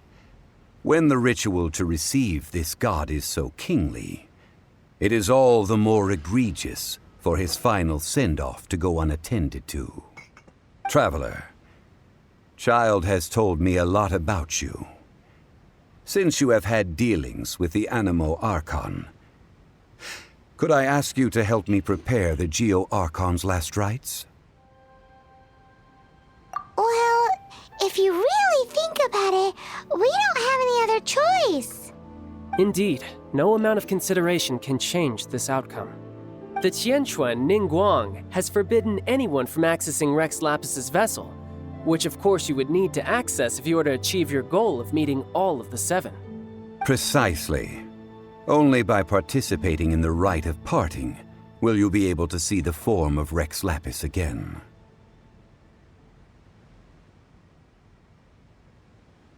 If we are agreed, come with me. We will speak of the details as we walk.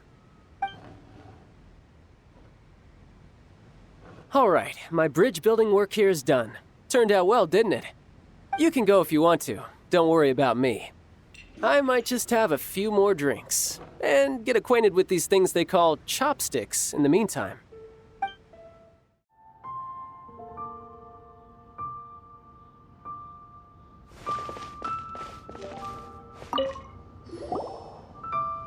After having experienced the land of the absentee Archon, Traveler, how does it feel to know that our Archon and Adepti are here all around you in Liyue?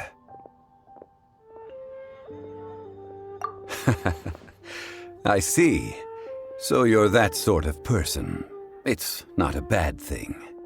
But I suppose you have yet to experience the substance of Liyue's 3,700 years of divinity.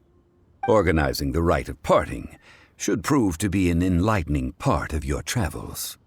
Liyue is the most prosperous of the 7 nations, defended by deities and ruled by the Qixing.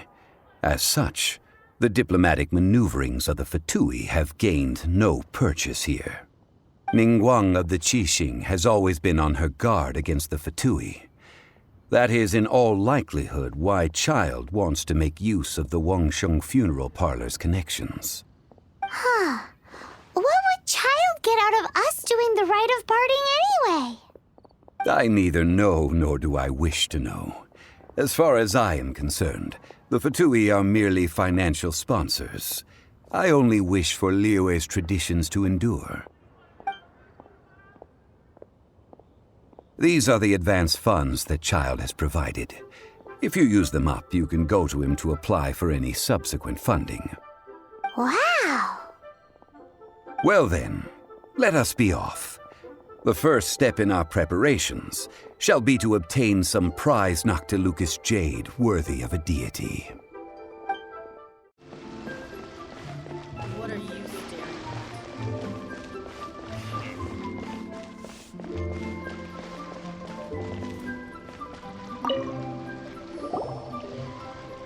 Welcome to the Jade Mystery, my good friends. Would you like to try your luck betting on Jade? This could be your lucky day. It's cheap and it's fun, and who knows, you just might strike it rich. Betting? No, we're here for... what was it again? Noctilucous jade, of radiant grade at the very least. Radiant grade Noctilucous jade? I see. You're not a tourist. My apologies. I have some here for your perusal. What do you think? The Jade Mystery is an old name in the jade business. Just look at that wonderful quality. Rex Lapis doesn't often bless us with such finery. Go on, pick whichever one you like. These 3 pieces really do look pretty. Not like the ones you usually dig up. But how do we pick? Should we just grab one and go?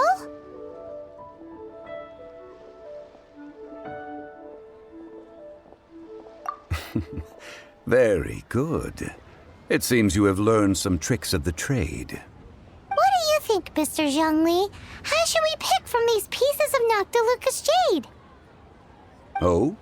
You want me to decide? That is fine as well. If it were me, the answer would be simple. Oh? And that would be... I'll take them all, boss. Oh, you act with such panache, good sir. I always knew you were not a man of ordinary caliber. Oh, wait, boss! That one didn't count! We need to discuss it again!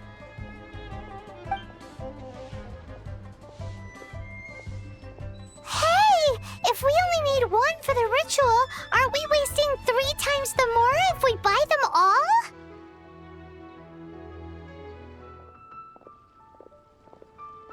Oh, Mora. It is as you say. I suppose I overlooked this particular aspect of the transaction. Huh? How do you not think about Mora when buying things? If one must always consider Mora before acting, then in all things one is bound by Mora. What? All Mora is currency, but not all currency is Mora. What? Is this how the rich live? Well, he knows a lot about big money, but not a lot about big savings. No need to waver. Even when I am constrained by Mora, I have ways of working around my limitations. Evaluating the quality of Noctilucous jade is indeed very tricky. As crude ore, there is little difference in texture, lustrousness, and internal pattern between good and bad jade.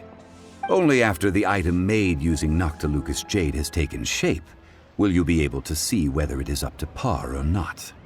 If you return to those crafty merchants to quibble, they will counter by saying that your crafting bench is to blame, or that your heat control was poor. Whoa! To think it's that easy to get cheated!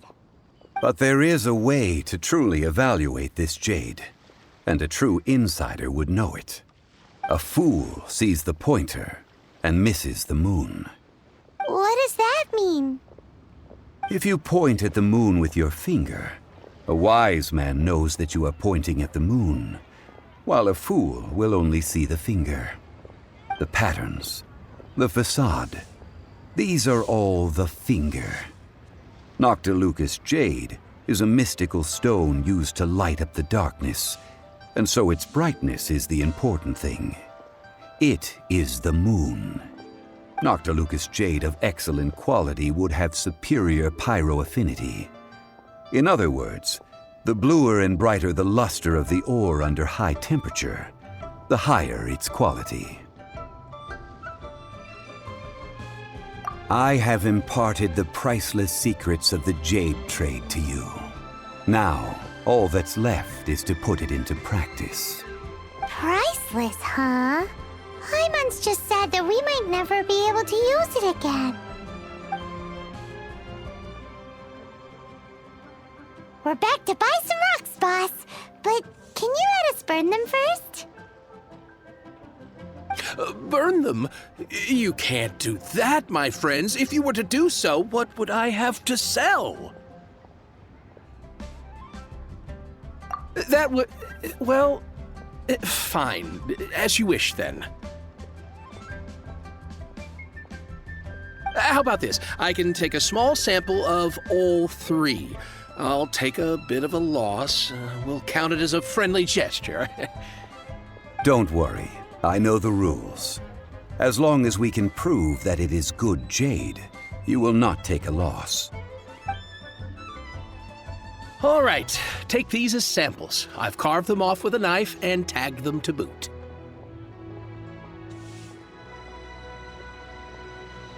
Aren't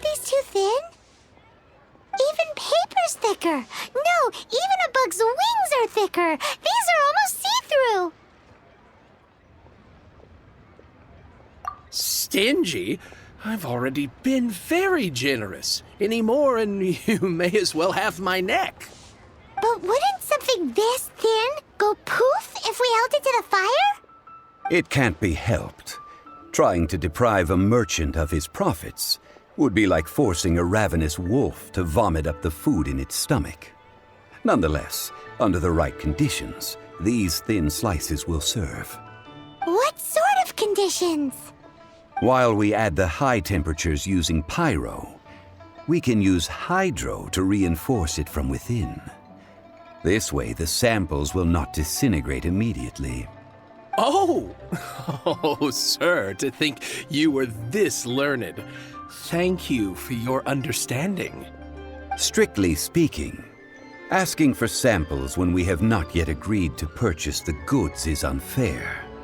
Trade in Liyue must be based upon fairness. Well, guess we just need to find a place to try this out.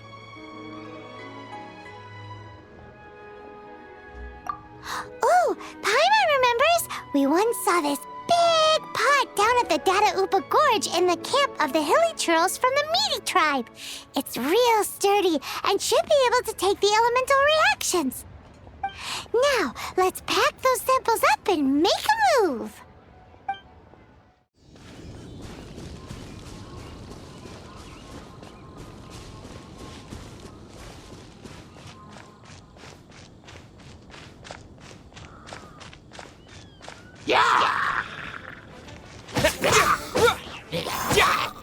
It has been a long time since I last set foot in the Nation of Wind.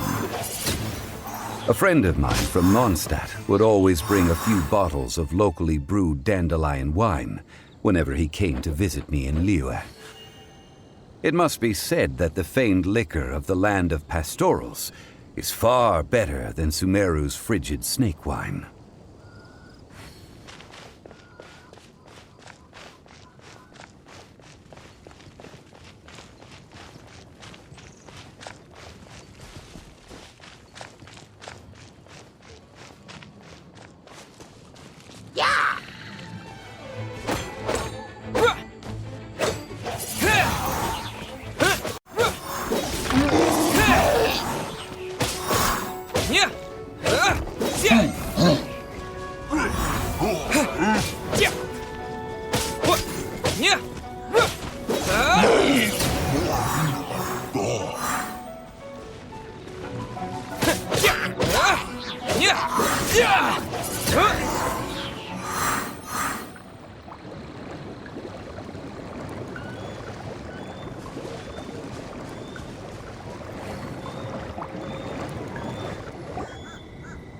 There's still soup in here! These hilly churls sure have big appetites. This soup looks like it could be used as our hydro-elemental protection. Let's fire it up and begin our experiment. We're ready to go. Paimon will help remember which one of the three is which. Use pyro to keep making the pot hotter until we get the results we need. Mr. Zhongli said that the shinier and bluer the ore gets, the better it is, so pay close attention.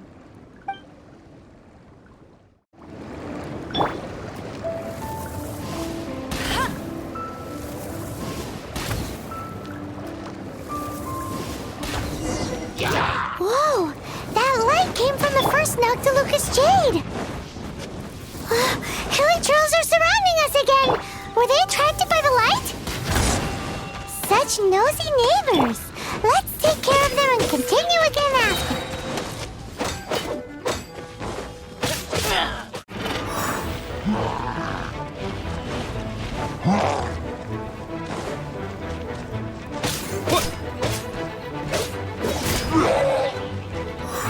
Windblade!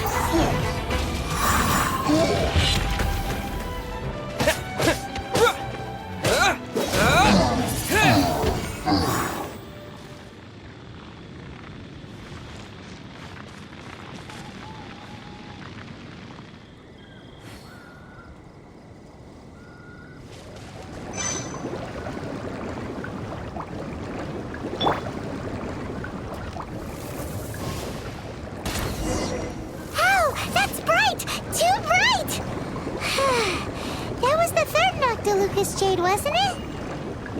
It was so much shinier than the rest. Let's go with that one.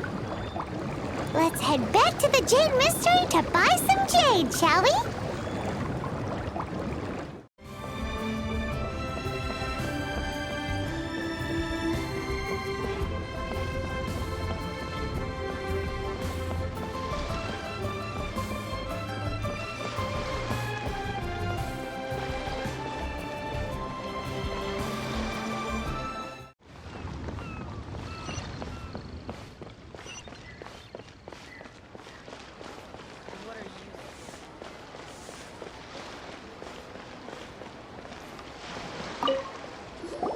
You're back, my friends. I've kept the goods for you. Which of them would you like?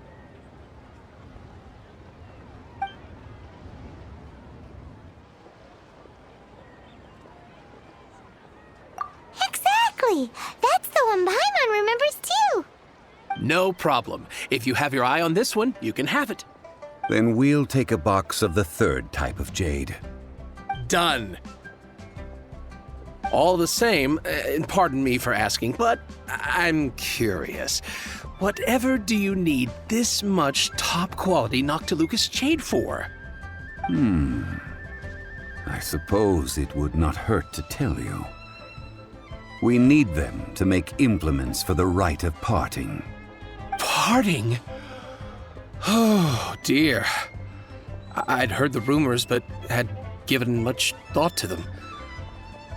This means that Rex Lapis really is... Oh, it's hard to believe. Even though the Jade Mystery has been in decline, we have always been under his protection. It is said that when our Lord lost his way while going incognito in the city 200 years ago, it was a spoon from the Jade Mystery that he had used to sample the local delights. Alas, all things must pass.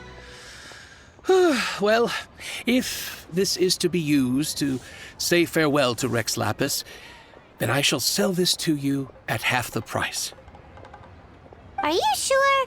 You didn't want to even give us an inch before.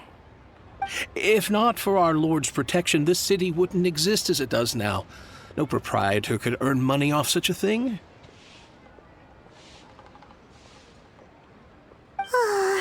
I'm sure Rex Lapis will feel your sentiment, boss. In the safe hands of the Liyue Qixing and good honest merchants such as yourself, I for one believe that Liyue will continue to prosper as it always has done.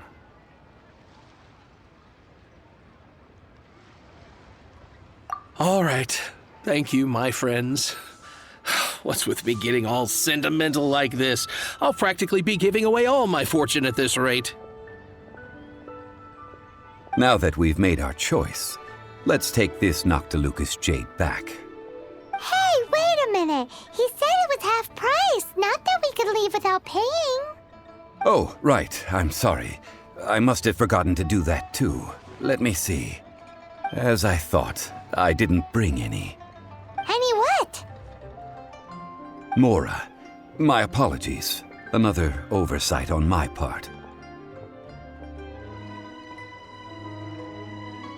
Oh, that won't do. This isn't some small sum. Oh, wait! Didn't Child give us some advanced funds earlier? That's a relief. Have a look, boss. Is it enough? It's fine. Just enough for half price. Though to be honest, it'd be all right even if the sum wasn't quite enough. Well, it's settled then. Let's take this jade to Yujing Terrace. That's where we plan to hold the rite. Look at you bossing everyone around. You didn't cough up a single Mora.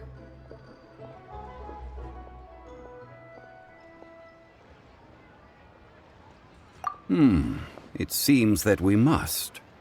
I will keep that in mind. Thanks, both of you.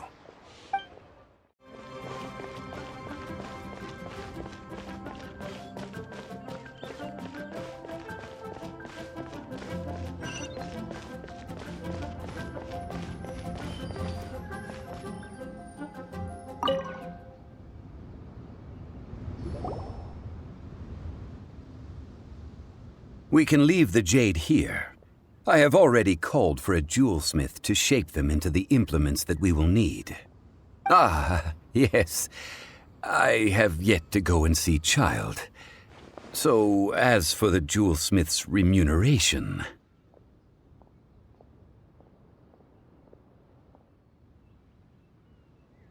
Guess we can't do anything else. Also, is this where we're doing the rite of parting? Yes. I have already rented this location, and have begun making preparations for the rite. That's right. The Liyue Qixing have acquiesced to using the same location. But when something this big happened here, should suspects like us really be at the crime scene? We might get caught by the Millilith. Although with that said, since we got back from Dway and Karst, none of those pesky Millilith soldiers have come chasing after us. I wonder what that's about. Also, the, Rex Lapis vessel... Traditionally, we call it the Exuvia. Ah, right! That's what it was called. You seem to know everything, Mr. Zhongli. So, was this Exuvia hidden away by the Qixing? I mean, we haven't even figured out who the murderer is. One must think that they already have someone in mind. Or perhaps they already know. Surely they must have found all the evidence that there is to find here. These things are for the authorities in Yujing Terrace to consider. Trying to help would probably only add to their troubles. Before the rite is conducted, the Exuvia will be kept temporarily in the Golden House. Golden House? The only mint in Liyue, which is to say the only mint in Teyvat. All the mora that flows throughout the world is minted there. Wow! Oh, no! Paimon wasn't thinking about anything bad. Paimon thinks it suits Morax. But why do you know this, Mr. Zhongli? Since the rite of parting has the approval of the Qixing, it is a semi-official event. As such, there is already some limited information available. Perhaps each has their motives. But this is the capital of commerce. A little exploitation once in a while is not unacceptable. In Liyue, where the god of contracts reigns, only contracts may not be betrayed. I, for one, have no issue with little maneuvers outside their remit. Well then, we should go and prepare the perfumes used in the rite. Perfumes? Where'll we get those? Do we buy them? No. Perfumes used to honor the gods must be freshly decocted. The quality of the silk flowers we require is also special. Silk flower petals contain a fibrous material of good quality, often used in brocade making. Its scent, however, is most elegant, and is especially suited for solemn events, like giving offerings to gods and adepti. It's time for Zhongli's lectures on high society again. We shall not speak of the details right now. Follow me. We shall go to the merchants to purchase our ingredients.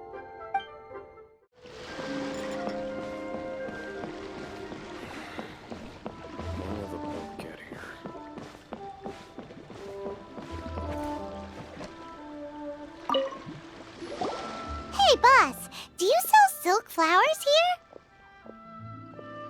Silk flowers? We certainly do. Which kind would you like? Which kind? The good kind? The best kind? Remind Paimon what kinds there are again? Ugh, you ignorant shoppers. Always coming in here with your stupid questions. Golden House Maiden, Valley Weaver, and Fate's Yearning.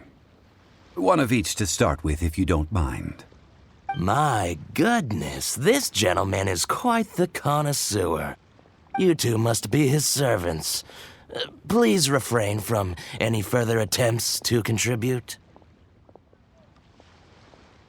Now then, please peruse at your leisure. Do let me know if you have any further thoughts. Silk flowers exhibit different properties based on how their environmental conditions differ from their ancestral habitat. Nevertheless, these are fine specimens, excellently preserved. Just look at the abundant foliage here, and these stamens, glamorous as a maiden of the Golden House. This strain is an evergreen, and mostly grows under complex hydrological conditions. By contrast, this variety thrives in any dark, damp location, often in large clusters. Morphologically, it is distinguished by the profusion of petals and densely packed stamens, though its powerful scent gives it away just as easily. Lastly, this strain is quite the recluse. Unlike its exuberant cousins, flowers and foliage are minimal, and when in season, it has a subtle yet enduring scent. It was first discovered by the ancients when they scaled the mountains in search of the Adepti. Silk flowers have all but disappeared from the wild today due to geographical changes over Liyue's history. Most are not grown by horticulturalists. Wow! A true connoisseur! Most of that was news even to me. I possess but a smattering of trivial knowledge. My traveler friend is the one to watch. They are on track to set foot in every corner of the world.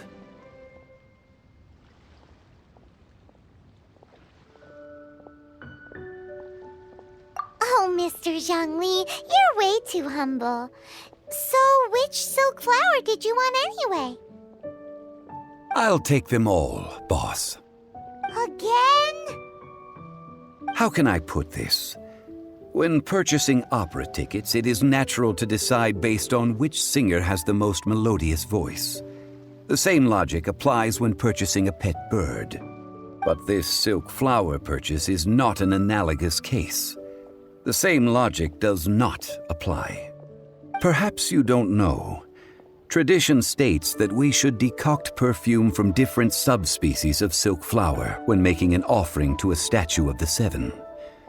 Rex Lapis will then make his own choice between the scents. Like several other tedious and complicated traditions, this one has become simplified over time. But this is the only rite of parting to take place for one of the Seven in 3,700 years.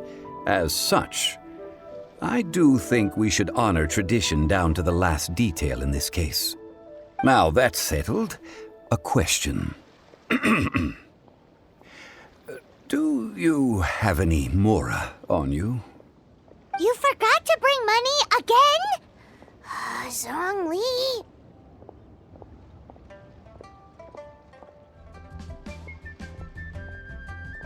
If I may interject, did I hear you say that these flowers are to be an offering to the Lord of Geo himself? Yes, in a sense. Gosh, well, why didn't you say so? I heard the awful news about what happened at this year's Rite of Dissension. It would be bad luck to say it out loud, but I've been worried about our dear Lord ever since. I'm worried that everything I've heard is true. Since these flowers will be used to glorify our Lord, they're free of charge. Just don't forget to pass on my regards. Are you serious? Why wouldn't I be? I would be nobody if not for Rex Lapis. If he hadn't written those poems in praise of my wares, they'd only be worth a fraction of what I can sell them for today. Huh. So much folklore here revolves around Liyue's deity making cameo appearances in support of local businesses. Thank you, boss. I think I speak for all of us when I say that your generosity has saved our skins. Our skins? You were the one who forgot to bring money. Please, it's the least I could do.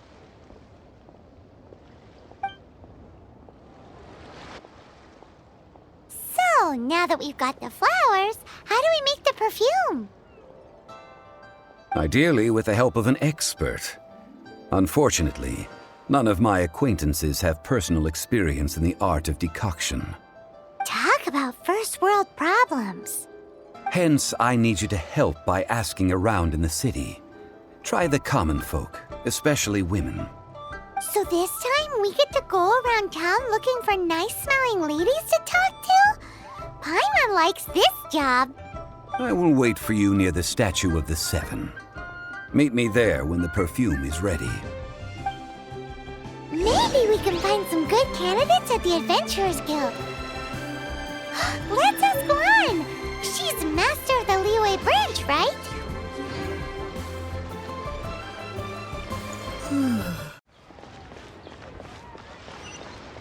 Hey there. Don't be shy. Adventurer, think you can last a round against me?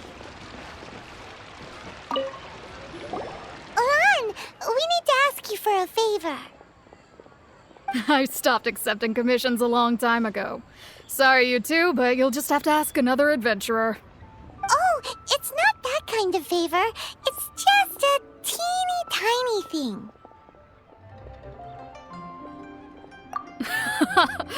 Wow. Just wow. Do I look like the kind of girl who wears perfume to you? I think you're underestimating the kind of person I am. Well, Paimon thinks you smell amazing. So come on, Lan. What's your secret if not perfume? Now that you mention it, yes, there is something. What is that scent? Oh, it must be from the GENSHIN flowers I picked on the way back. I forgot I still had them with me. Aha! The truth is out. Lan's got a soft spot for wildflowers. No, they were for medicinal use only. Anyway, this is a pointless conversation. If you want to know about perfume, try talking to teeming. The fortune teller, right? Paimon remembers she smells pretty good. Thanks, Lan. See you around.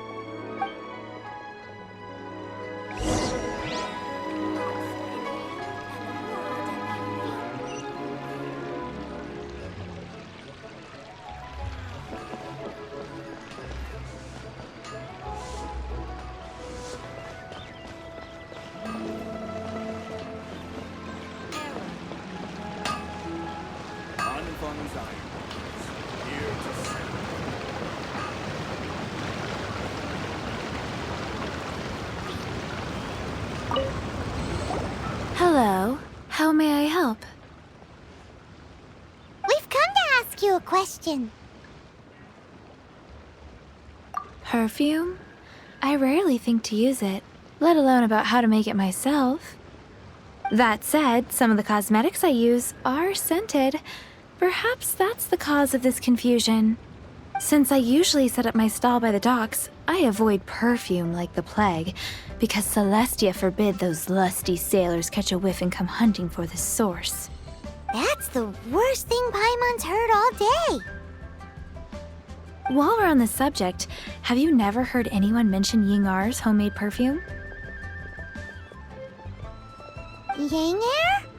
Oh, as in scent of spring, Yingar? Yes, that's her. Many a rich family's daughter has gotten her to make perfume for them. Apparently, her homemade product is better than anything you'll find on the market. Great! This is just the intel we need. Finally, we're getting somewhere.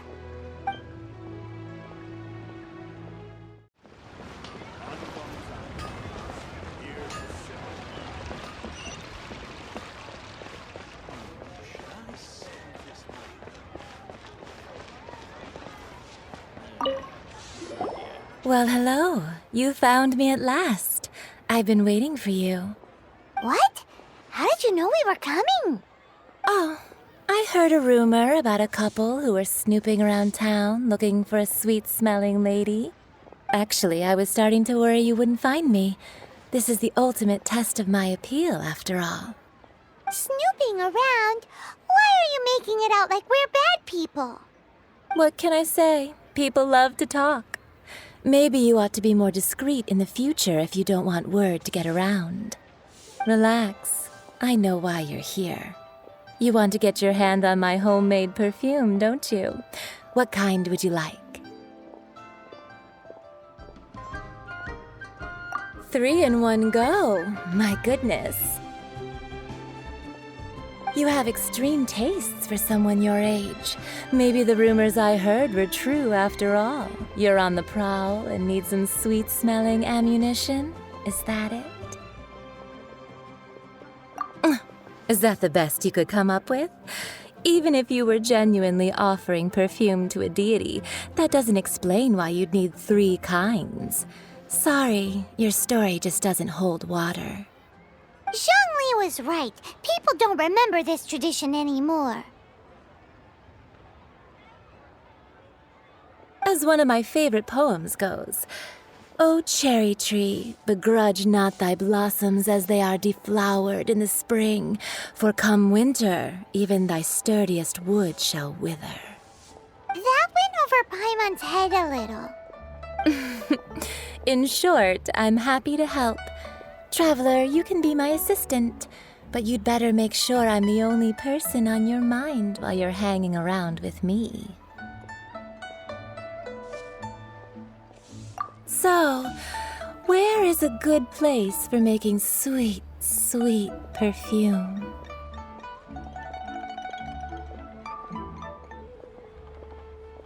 You mean Wanmin Restaurant? Good choice. Let's go. Should I save this money? Leo's really got a lot going for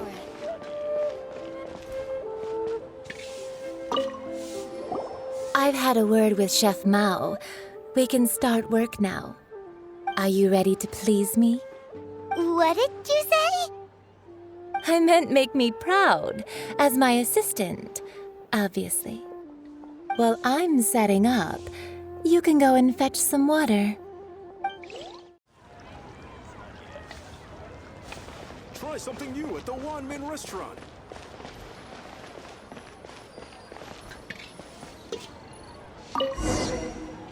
Ugh. Liyue people must have iron stomachs. Cheap and tasty chop suey! I think I may have overeaten. This water will do nicely. Now, I need you to extract the silk flower essence using a crafting bench. Perfume making uses an altogether different technique from alchemy. Here, let me teach you. Very carefully, take hold of the mortar and pestle. Gently does it. You need to keep your wrist firm so your hand doesn't slip. Now use your strong hand to stir it with a persistent rhythm. Keep going until the juices start to come out. Ooh, you're a natural, like a fish to water. Now take these and try it out on your own using a nearby crafting bench. Don't forget to do all 3. They look visually identical during the essence extraction process, but I will put them into separate containers when the perfume is ready. Wow. Leo's really got Try something new at the Wanmin Restaurant. A toast to our success.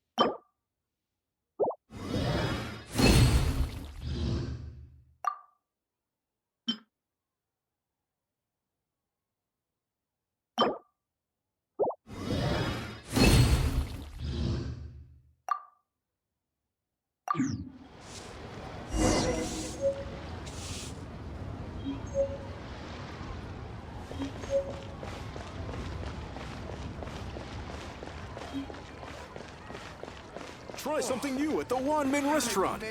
Leo's really got Wow, this is some exquisite silk flower essence. On to the next stage, the most important one of all. The essence is placed into water and simmered over a low heat until most of the water has boiled off. You must take care to control the heat during this process. If the temperature goes too high, it will affect the scent. So please focus on controlling the heat. This is the final step. Don't waste a drop of that essence now. We want all of it in there.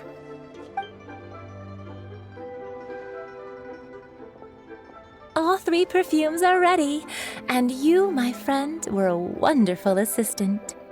A testament to the lengths you will go to for romance. It's so rare to see nowadays. Anyway, shall I give you a brief overview of each scent? It might just help you match the right scent to the right occasion. Paimon wants to hear this. This first one is sweet as candy, straight out of a fairy tale. Younger women will love it.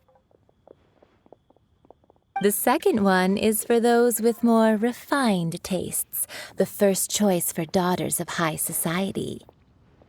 Finally, the third one has a soft but lingering scent, like a mist that captures the last light of dusk. Mature women adore this one. All clear? Don't get them mixed up now. You'll ruin the mood. Good. Be sure to come visit if you ever need help with anything, okay? I'll leave you with some parting words. One who tries to sail 3 boats simultaneously should be careful not to go overboard. Come and hang out with me at Scent of Spring sometime, okay?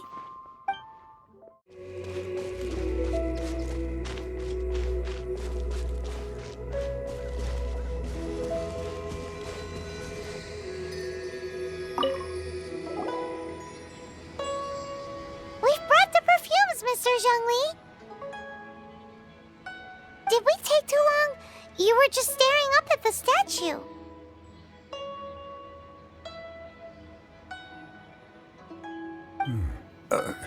Oh, you're back. Don't worry, I haven't waited long. Compared to the watch that Rex Lapis's statues have kept over Liyue, this was but a brief moment. Well, how can a person compete with a statue? That is true. Well, have you brought the perfumes? 3 sets, and not 1 less. Thank you both. Let us offer them up.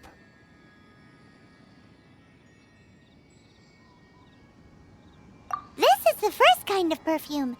Miss Yinger said that it's sweet as a dream, and it's liked by younger ladies. This is the second kind. It's got an elegant smell, and the daughters of high society love it. The third kind has a gentle but lingering fragrance. Something like the dusk mist. And it's a favorite of mature ladies. Oh, what was that?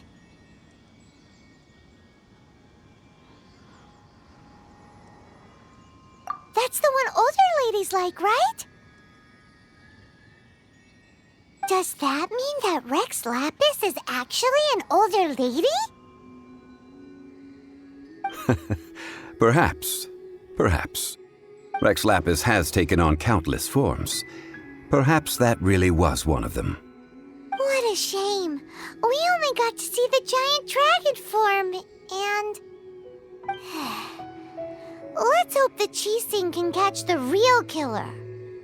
We can leave that to the authorities. Let us focus on the fond farewell for Rex Lapis.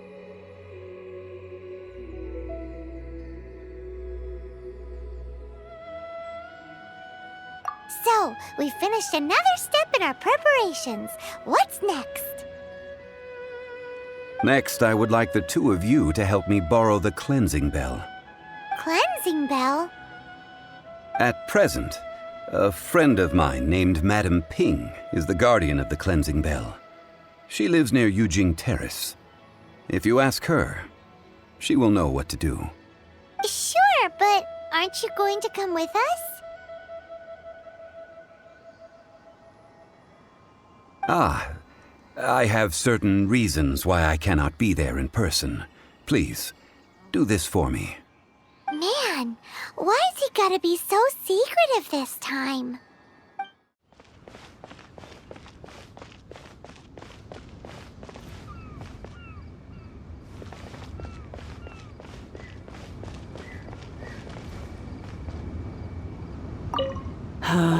All things must change.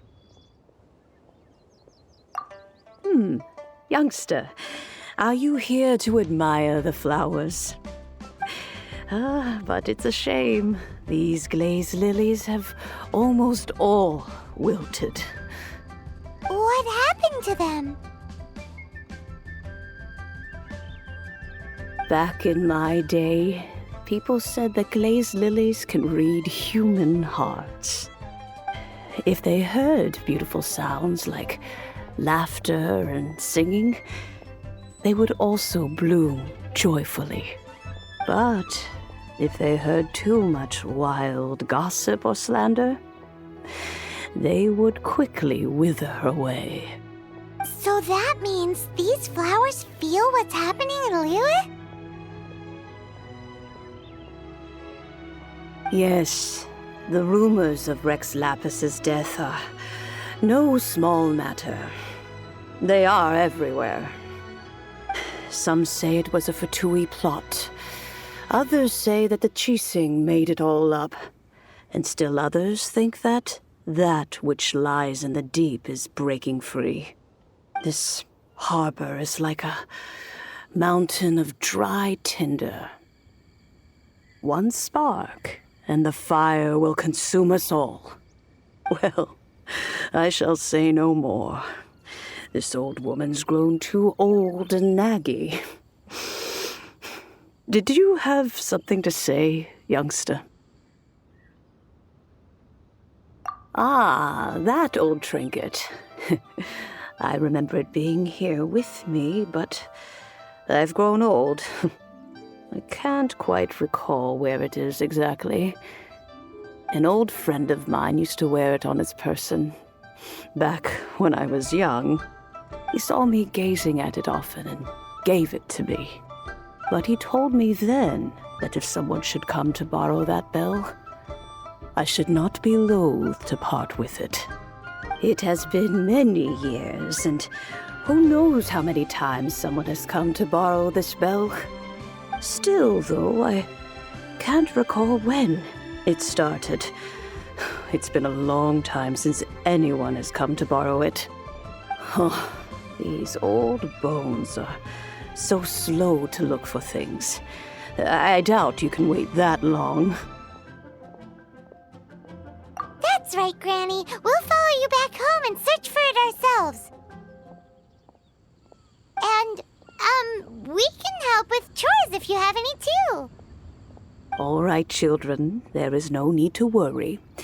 I didn't place the bell very far away. Do you live near here, Granny? Whoa, but this is Eugene Terrace. It's gotta be expensive. Oh, an old lady like me can't afford to buy a place in this city. See this ceramic teapot? My entire household is in here. How does that work?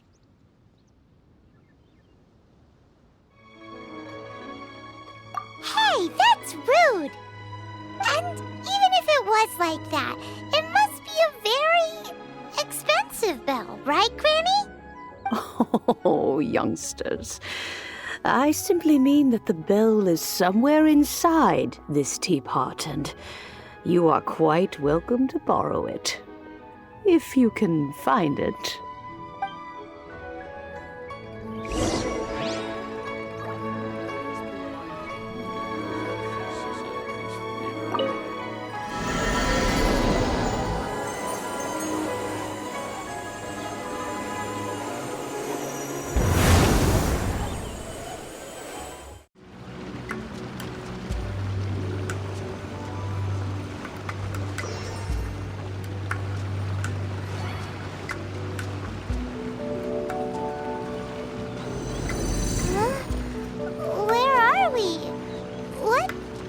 happened? Youngsters, this is where this old woman keeps all her things. Quickly now, go fetch that bell. Whoa!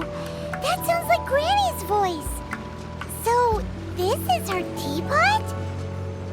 What's going on? Oh dear, so many cobwebs. It seems I really haven't cleaned it in a long while. Sorry to trouble you, children. Please help an old lady clean up.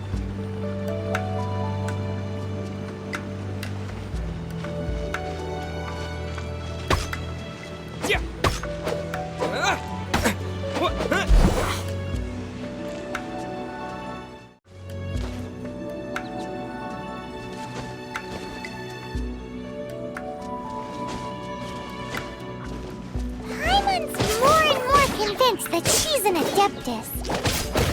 But don't they all live in Julian Karst? Why would she stay in the city?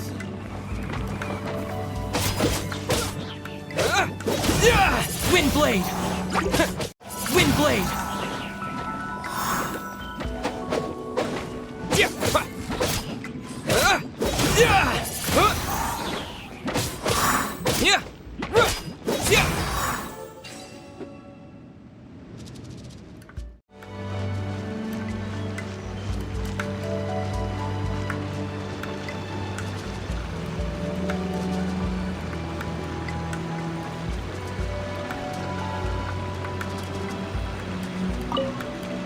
Oh, you found it.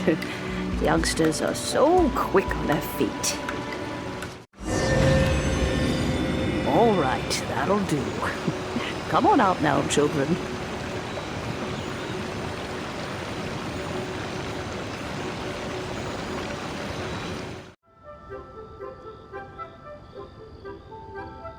Oh, in and out in no time. You youngsters really are quick. An adeptus. Oh, I haven't heard anyone say those words in earnest for a long time. As to whether I am one or not, child, surely you already understand. Paimon kinda knows what you mean, but is also kinda confused. Are you really giving us the bell just like that, Granny? Don't you think it's weird? Something's just happened to Rex Lapis and then we come running up asking for it? Oh, don't be silly. Liyue Harbor has been through a great deal in its history. In that time, it has seen the departure of countless adepti. But no matter what, we have always performed the rite of parting first before any other matters. To cry, "Catch the murderer," at the top of one's lungs, but ignore the rite of parting. That, to me, is what is wrong-headed. Now that you have come to borrow the bell, I guess that perhaps an old friend of mine has finally decided to take matters into their own hands. So, why would I be unwilling to lend you the bell? Oh? Well, if it came to that, they would find a certain old lady knocking at their door. We haven't met in a while anyway. It would be nice to share a drink and chat. Well, you must have things to do. Since you have the bell, you should return. Oh, and do tell the person who sent you that if they have time, they can come over for tea. I don't have much to offer, but you can always count on an old lady for a pot of tea. We will. Thanks, Granny.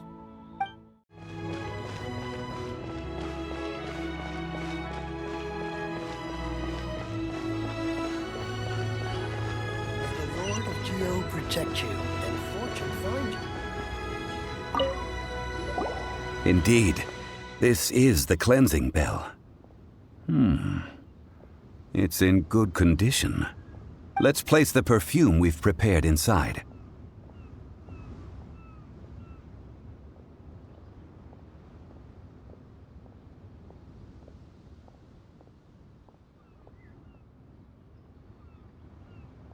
An adeptus? That's suspicious. But if you don't want to talk about it, we won't pry. Oh, yes, that old granny asked us to tell you something. If you have the time, you can come over for tea. I don't have much to offer, but you can always count on an old lady for a pot of tea. That tone does not suit you. Still, her teapot is indeed very good. There are none better for brewing tea. When a suitable time arrives, I'll bring a spot of fine tea and pay her a visit. So what's the next step in our preparations? Next, we need to purchase kites. Ooh, Paimon loves kites! Are you taking us kite flying? Is this our break time? No. Kites are children's toys, yes. But they also play various symbolic roles in Liyue's rituals. I will explain it to you. But our next course of action should probably be to purchase the kites first. Oh, sure. Curiouser and curiouser.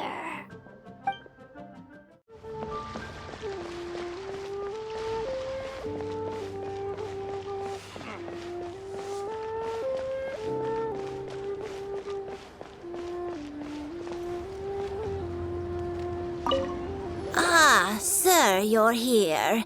The 7 kites you asked for have been made to order. Would you like to take them now? Yes, thank you. It's rare to see customers who want to buy this type of kite nowadays. In the early days, we used to get orders from people of all walks of life.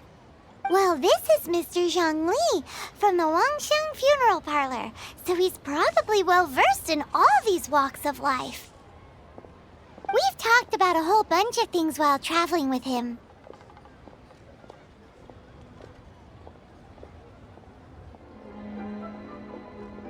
He seems to know Liyue's favorite topics, money and government, really well, but he likes talking about less useful topics instead. Well, that's because I prefer to share fun things with you. Children's toys are very fun things, that's for sure. I enjoy watching the children at play as much as anyone else, but there is more to it than that. Finely crafted toys are well loved by children, but this craft itself has been honed over thousands of years, and there is meaning behind that. I have made kites in Liyue for 40 years, and I am intimately familiar with the forms passed down from my ancestors. The meaning of these 7 kites is far from banal. Indeed. These are decorations used in the rite of parting. The 7 kites represent the 7. I took the liberty of coloring outside the lines when doing the insignia of the Animo Archon. As for the kite that honors the Geo Archon, one must follow the contract given right down to the last letter. These patterns are ancient, and you can also find them in the Golden House. Ah, Paimon's heard that name before. Huh? The design of this kite displays a firm grasp on the cyclicality and eternity so dear to the Electro Archon. These markings of tree and leaf pay due honor to wisdom and the passage of time. All this on a single kite. Truly astonishing. Justice flows across the surface of the waters. War rages like a flame. As does that which the Cryo Archon once... Yes. These details are masterfully done. The compliments of a learned man truly are pleasant. Well then, Granny Shen, I shall take these back with me. As for the payment... Well, allow me.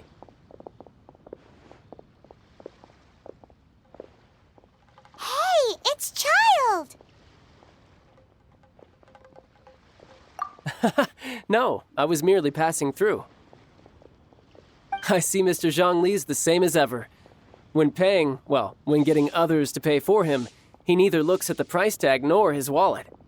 He knows a great deal about money, and about the trials of the common man. He just doesn't consider poverty to be something that could ever happen to him. Or perhaps you could say that he cannot imagine himself lacking money. How has he not died of hunger yet? Child, you are as fond of jokes as ever. Well then, since we've purchased our kites without incident, there's no need to take a break before moving to the next step in our preparations. The rite of parting requires helping hands as well as materials. We should be able to find some people near the harbor. Oh, by the way, take this bag of money. You probably won't want to let Zhongli do the bargaining, if you know what I mean. Seems I missed out on some interesting information. I suppose I'll just have to find a more opportune moment next time.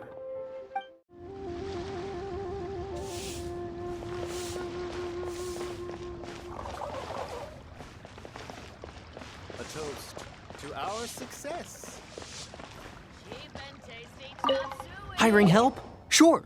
But let me just say first that I'm a reserve member of the Adventurers Guild. I take adventuring commissions, but I don't do anything clerical. Adventure? Venturing into the mountains to capture a few crystal flies seems adventurous enough.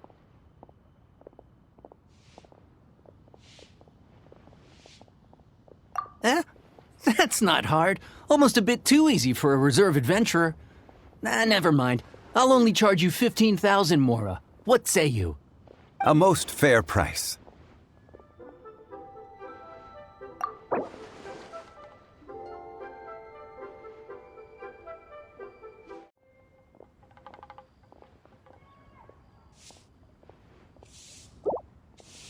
Five geocrystal flies. Yes, I do think it's worth about this much. I'll do it.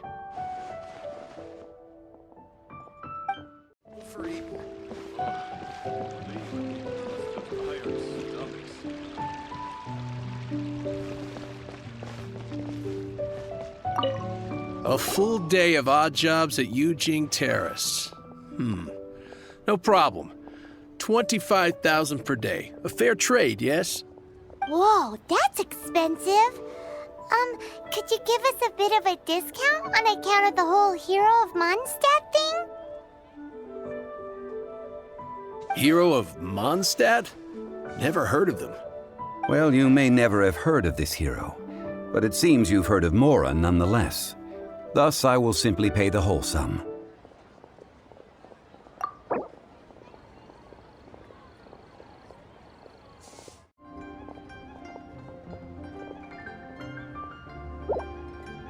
This price will do. No loss to me for a day's work.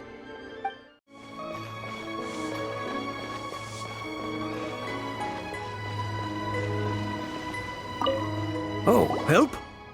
Sure. I, Tick, always put in 100% effort into everything I do. Of course, there'll be a premium if you want me to give 110%. So what's the job?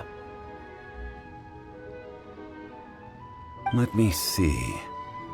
We are still missing some wooden implements over at Yujing Terrace. They aren't uncommon objects, so I didn't make any special preparations for them.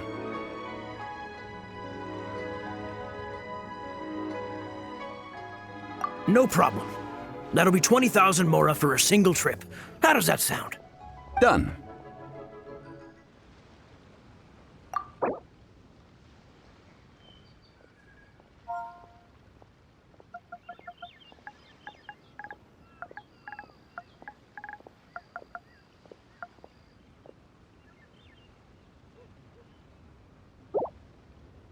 Let me think.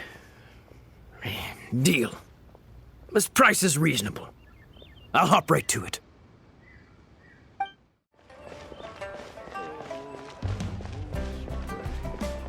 there. Come and see these rare and precious curios. Listen, let me All finished then? Splendid. Any leftover cash is yours to keep. A favor for the Fatui should never go unrewarded. You think you can buy us off with some loose change? No way! Paimon demands to know when the next payment is coming! Well, how does this sound? You give me the information I need, and maybe I'll leave the Northland Bank's vaults open and unattended for half an hour. What info do you need? Huh. Does that mean you know what he's after?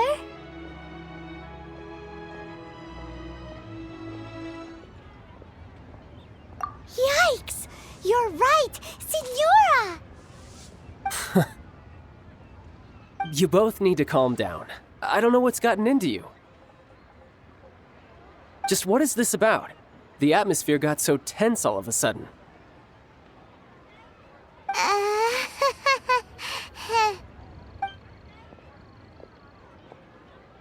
Next, we need some everlasting incense. For this, we need to go to Bough Pharmacy, the finest pharmacy in all of... Is everything okay? Everything is fine. I was just informing them that they need not return the surplus Mora. Now, if you'll excuse me, I must be going.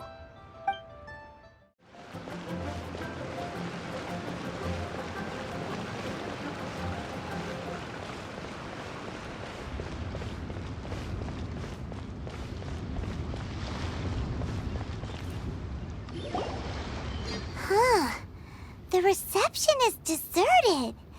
And it seems kinda spooky in here. Hello? Is anybody there? Welcome to Bough Pharmacy. Huh? Did you hear that? Where did it come from? The reception, it seems. How about you go check it out, and Paimon will bring up the rear.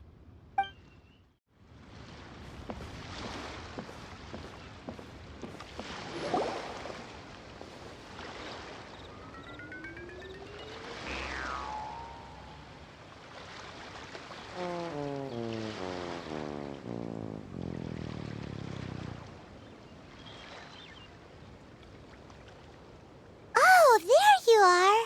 But you can't even reach the counter.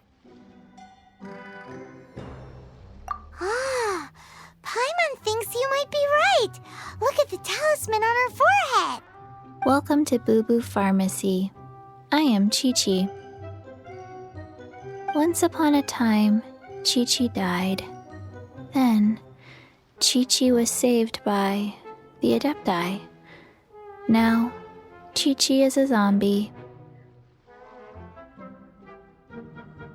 Something like this would be unimaginable in Mondstadt. Hello, little girl. Do you sell everlasting incense here? Excuse me, sir. Did you bring your prescription?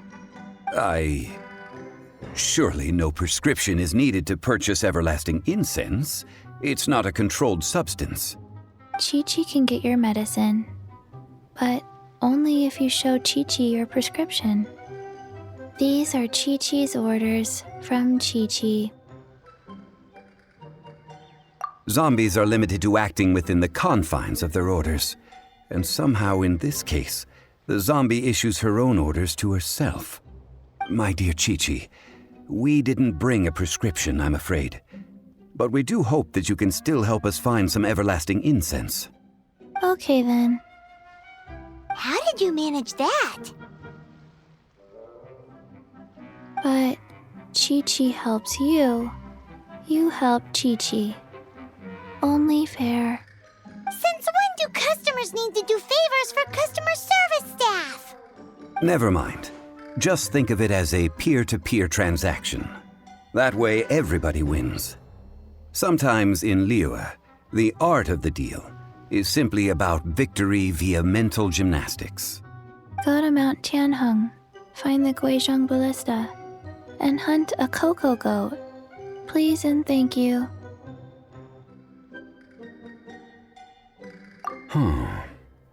Guizhong Ballista. I have heard of this device before. It's a kind of crossbow turret, installed on Mount Jinheng by an Adeptus in the distant past. An early mechanical device.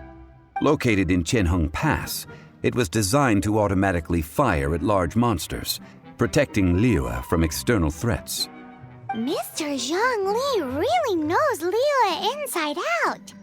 Apparently not quite. This is the first I have ever heard of the Coco Goat.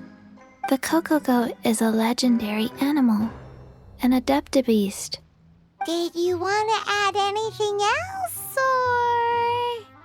No, just that the Coco Goat is a legendary animal, an adeptabeast. What it looks like, don't know. Where to find it, don't know either. Where it came from, also don't know.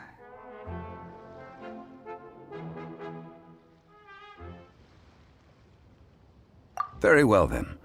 Let's start by investigating near the Guizhong Ballista.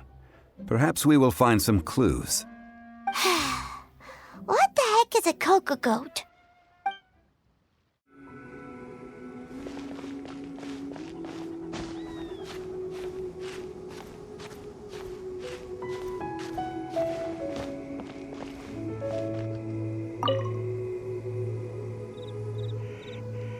It's huge! Paimon can totally believe it took an Adeptus to build this. But how do you operate this thing? Just think how much strength you would need. It is currently inoperable in any case. This device is broken. Aw, what? It broke? After millennia of wear and tear, even Adepti contraptions are difficult to maintain. So what are we gonna do? Quick, Mr. Zhongli, use your unlimited high society knowledge powers! You almost make it sound like I'm some sort of bourgeois parasite whose only utility lies in providing quaint pieces of trivia on demand. That said, let me think for a moment. Ah, yes. Spare parts were made for the Guizhong Ballista when it was first built, in case it was damaged in battle. As I recall, there is a military supply post from that period somewhere inside the pass. If we can retrieve the spare parts from where they are stored, we may be able to repair the Guizhong Ballista. One just needs to understand the basic working principles of the device. So, what you're saying is that you actually understand the working principles? I have a smattering of knowledge on the topic. With the parts in hand, I could at least tinker with it.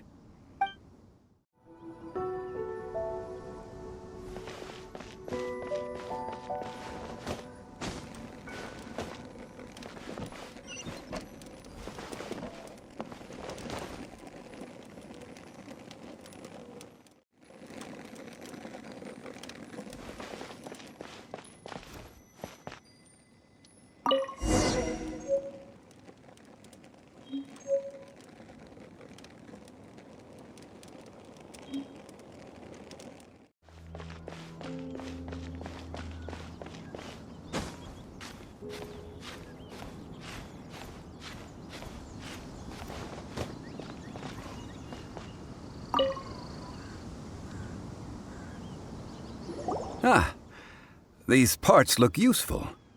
One moment. I will try to repair the device. It is done. The Guizhong Ballista is more intricately designed than I thought. Ooh! Now how do we turn it on? It's easy enough. We simply need to do this. Look, it even has a scope. Over here we have... nothing. And over there... more nothing. Hey! Just what do you think you're doing? So you fixed up this turret because you're planning to do what, exactly? Not a turret. A Guizhong Ballista. Also, kindly state your name before you ask a question. It's just good manners. Ha! Are you blind or something? You're looking at the leader of the treasure hoarders, old man. This area's supposed to be chock full of hidden treasures,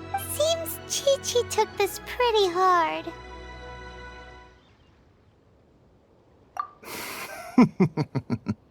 Someone learnt a valuable life lesson today, then. Thank you all for looking after my little Chi-Chi.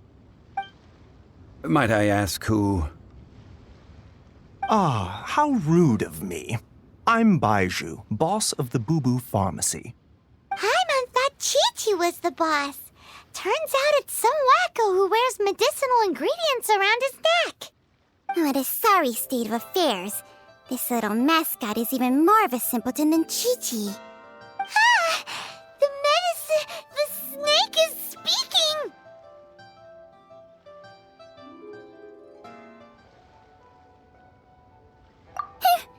I prefer to stay silent, but faced with strangers, I must speak, lest you mistake me for an escapee from the medicine cabinet, for I am a living, breathing serpent!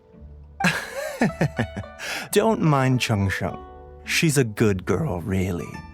As for you three, communal chaos causing with Chi-Chi aside, what business brings you here? Do you sell everlasting incense in this fine establishment? Everlasting incense? Why, of course we do. Whew, at last! Things are finally starting to come together. 3 million mora. Top quality. Guaranteed. You might as well just rob the Golden House. Oh, but the Cheesing have taken it over for now. Security will be tighter than usual. 3 million.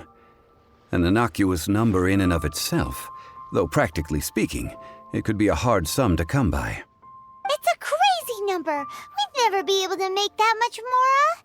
And as for Mr. Zhongli, he's around 3 million short.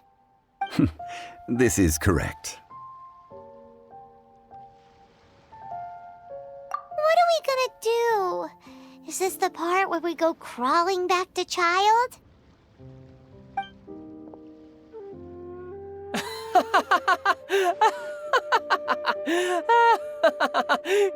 Coco Goat! Coco Goat! My sides hurt. Oh my goodness. I cannot believe you fell for that. Hey, less laughter, more sympathy. I'm almost in tears over here. Thank you. That was the best laugh I've had in a long time.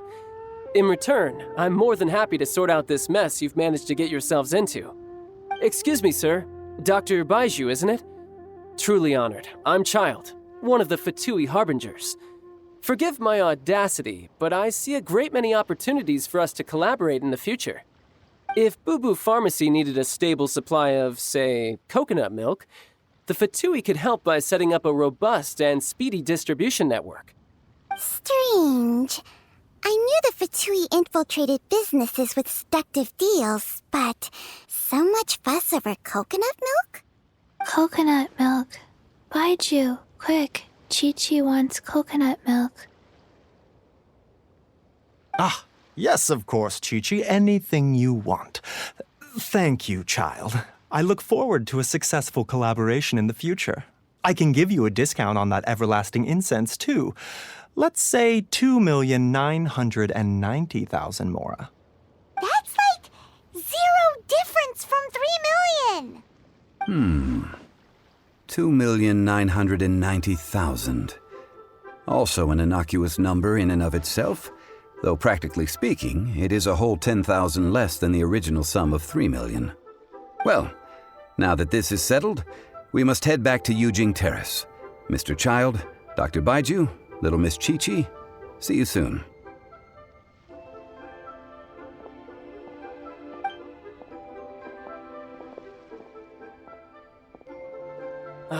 That lot is an absolute riot. Honestly, I can't remember the last time I laughed so hard. So, you've been eavesdropping, I hope? What have I missed? Yes, Master Child. They spoke of the Qixing taking the Golden House. Well, well, well. Ningguang and her Qixing cronies. What else would they be hiding in the Golden House, if not the Exuvia?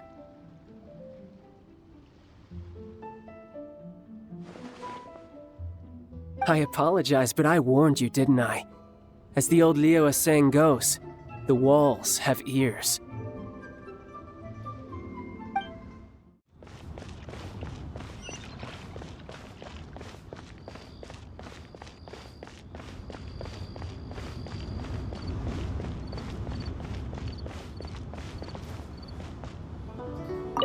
Well, as it stands, we've hired helpers, and we've acquired the everlasting incense.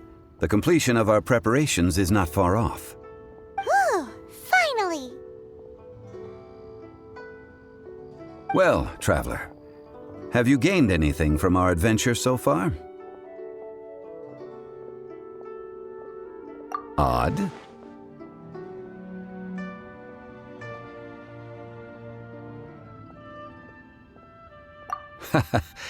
Which is it, I wonder? The questions that such travels raise are ever so complicated. Well, I'll leave you to ruminate over it yourself.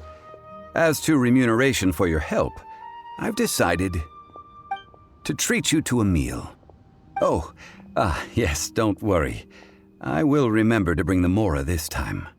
Tonight, I shall take you both to an old hole-in-the-wall, praised throughout Liyue. Hole in the wall? As in a cool restaurant? Indeed. Let us meet near the harbor, at third round knockout.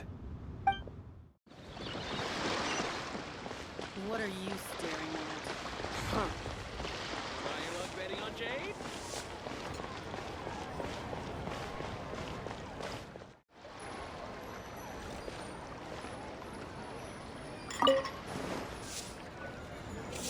Ah, you're here. There's no need to order. I've already done so.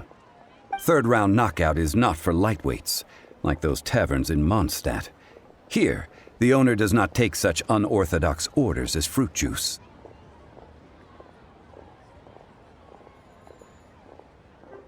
I ordered some wine-fermented sweet rice balls for you, if that counts.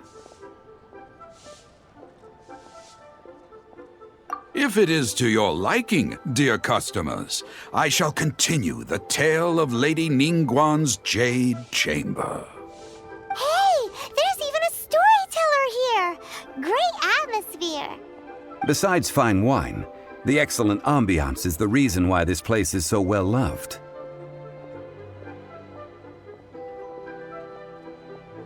But when I say ambiance, I refer to a different sort from the one the Teyvat travel guide uses to judge other establishments.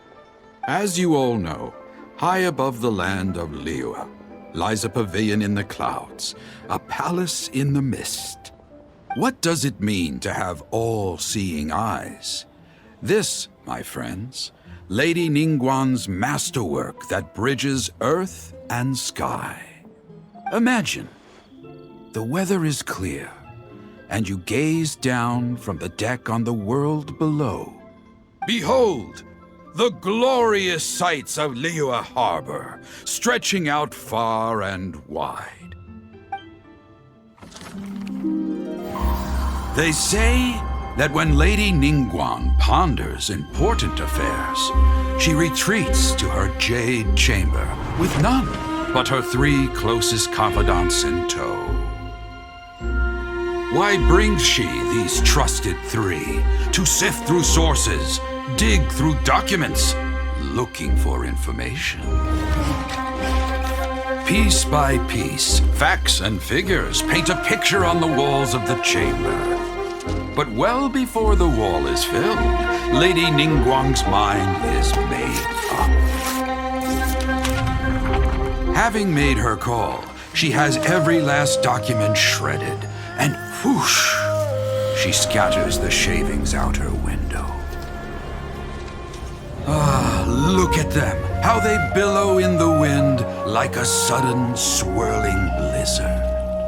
As the fragments fall, traces of text flicker before the eyes of the merchants of Liyue, like ink stains in white snow.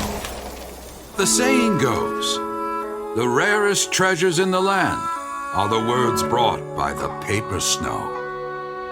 For the words of the Tianquan have the power to move mountains, and all throughout the land know it.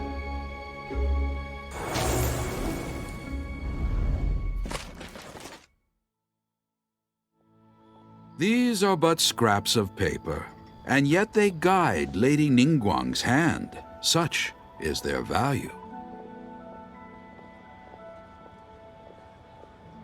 Merely grasping 1 or 2 of them will surely gift you a fragment of her wisdom.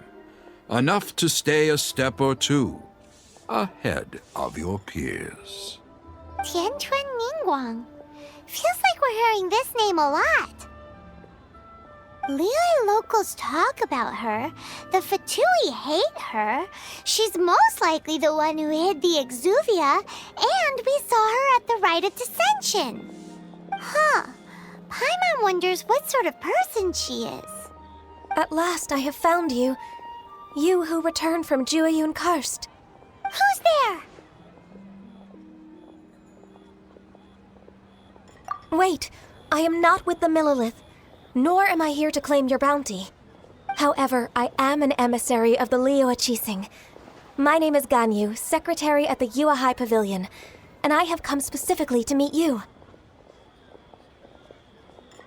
Well, in concrete terms, I am the corporate secretary for the Qixing.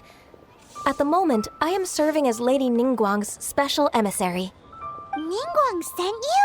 We were literally just talking about her. My apologies, you who have returned from Jueyun Karst. I am duty-bound and cannot extend my courtesy to you in full. But I have with me a letter from Lady Ningguang.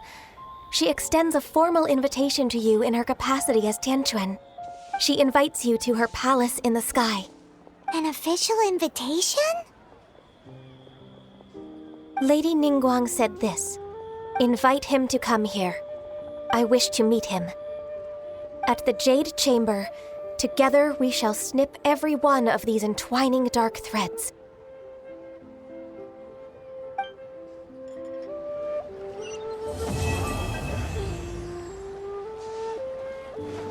And with that, the emissary who called herself Ganyu just disappeared. But we've received an invitation from the Liyue Qixing. Paimon still can't believe it. We'll be meeting people that have way more money than Paimon could ever count. We should be on our best manners.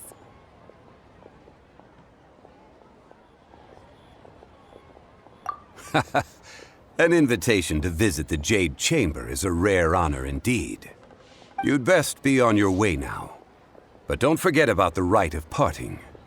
Once you've finished at the Jade Chamber, meet me at Dihua Marsh. Don't worry, we won't forget. Dihua Marsh. We'll see you there.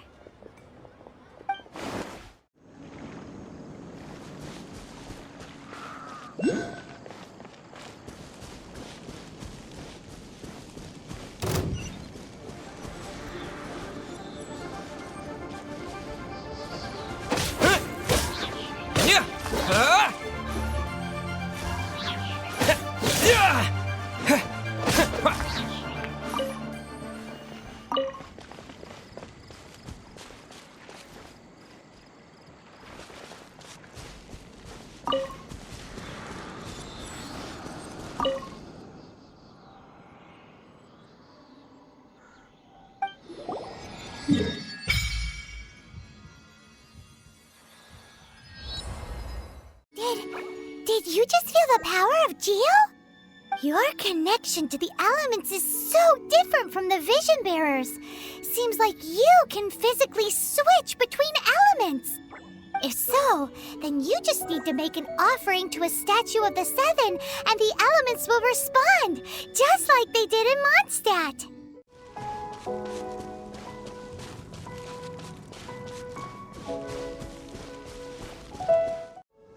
Look up there! That's the Jade Chamber!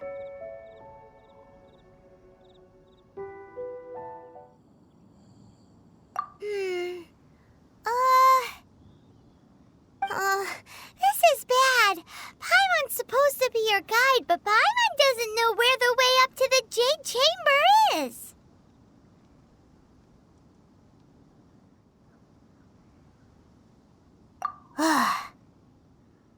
Well, since we want to go to the Jade Chamber, heading to its location on the map is the sensible thing to do. Let's look around. There has to be a way up there nearby.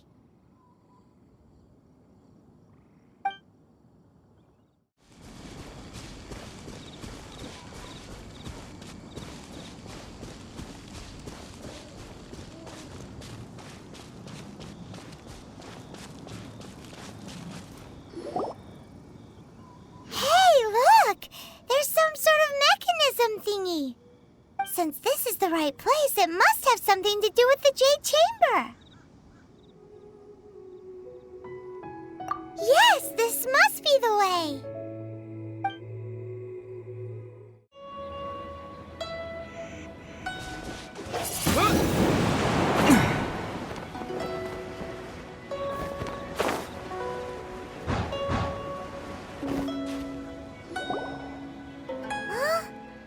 Takes us up to here.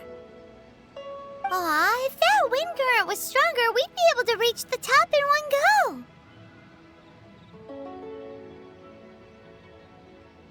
Huh? Why?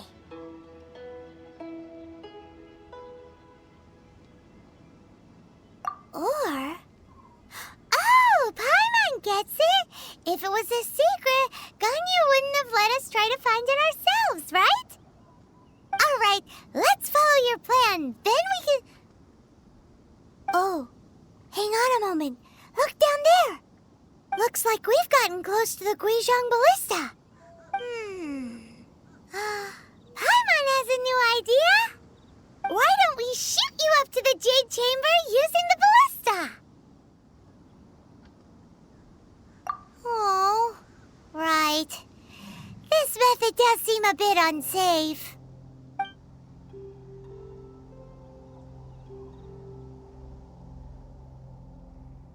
Oh, that's right! Now that you mention it, we could use the Guizhong Ballista to see if there's another way up nearby!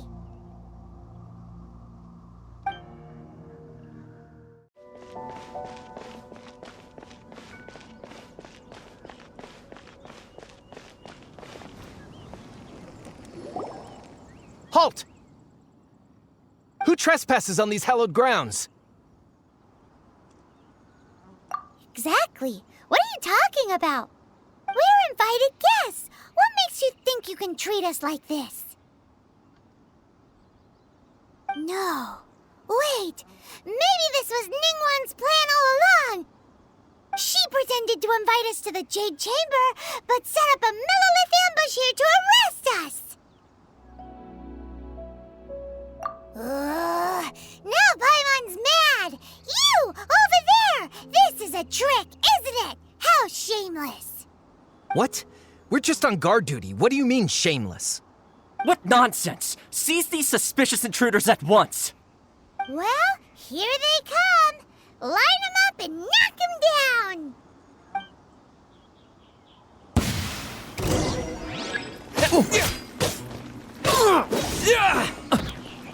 Windblade!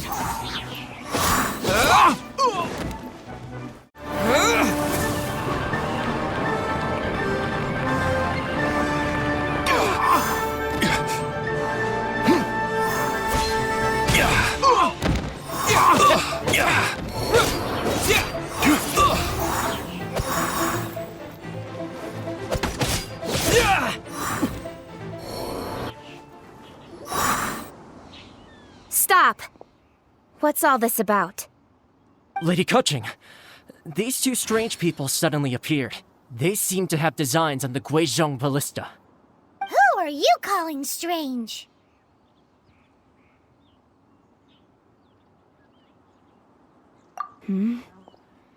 You want to go to the Jade Chamber? Who are you? We're invited guests, here to look for the Liyue Qixing. Who are you?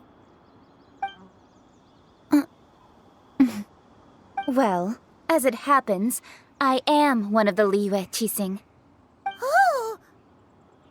I'm Kuching, the Yuheng of the Qixing. I know of you, traveler. You're Ningguang's guests, yes? Didn't expect to meet you here in the mountains. Wow. Paimon didn't think we'd meet some super rich big shot out here in the middle of nowhere either. The Guizhong Ballista in Tianheng Pass has long been in disrepair, and yet it was fixed in a single night. I came here to investigate that occurrence. These Millilith are just here to guard the scene, not to arrest anyone. So this was all a misunderstanding? Paimon never would have thought. Anyway, For a mortal to be able to repair an Adepti mechanism is quite the mystery, even to the Qixing. That was... Huh? Oh, right. So, Lady Yuheng, might you have any idea why Lady Tianquan invited us to go to the Jade Chamber? Just call me Keqing. I'd say that Ningguang's purpose is to request that the savior of Mondstadt take a more neutral stance. Or at least, to not wholly side with the Adepti. We're not taking sides. We spoke with the Adepti. They want to protect Liyue as well. When you say protect, you're referring to their sanctimonious arrogance, aren't you? Huh? You are mortals, and thus under their protection. There was no way they would have regarded you as someone with the ability to assassinate a god. Naturally, they would also regard Ningguang's locking down the area, questioning the citizenry, and pursuit of the assassin to be pointless work. Perhaps they even wonder if there might be a cover-up. I'll say it like it is. They're underestimating us. Well, you've got a point there. Still, this is the first time Paimon's seen a person from Liyue who doesn't respect the gods or the Adepti. Should I respect the shallow sense of time and condescension to mortals that has caused them to delay in moving against us, Qixing? Forget it. I shouldn't speak of them this way. This skepticism is mine alone, and Ningguang does not share it. Either way, I will admit that the actions of the Adepti this time were quite restrained. Rex Lapis's death is indeed an extraordinary circumstance. But to think that they would call for a council of Adepti rather than come down here directly. How surprisingly civilized of them.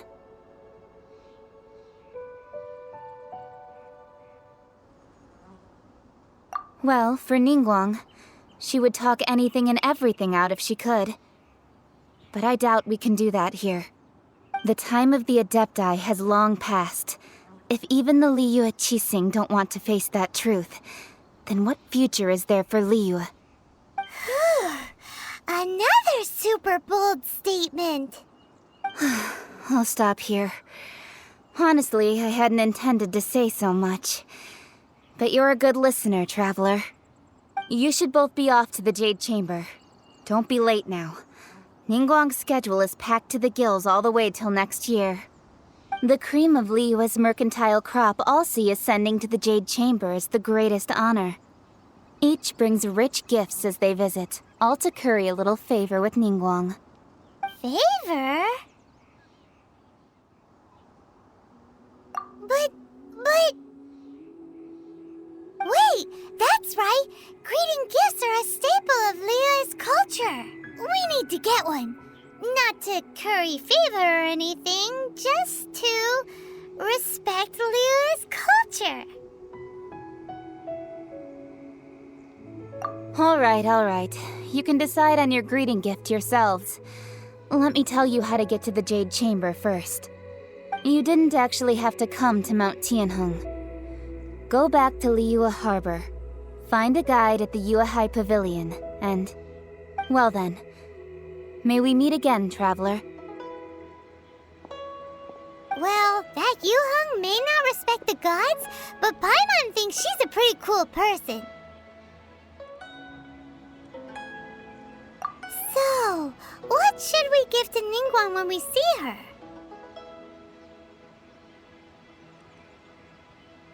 Oh, right! Paimon dreamed of an amazing snack last night! Sugar-frosted slime! Paimon has a feeling that it would be perfect for a super rich person like Ningguang. Why don't we go with that for a gift?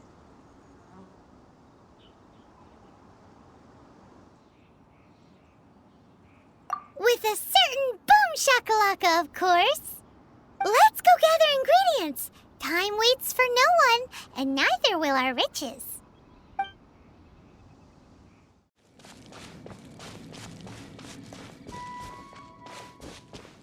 Ooh, look at that slime! It looks crystal clear and very delicious. That's the one.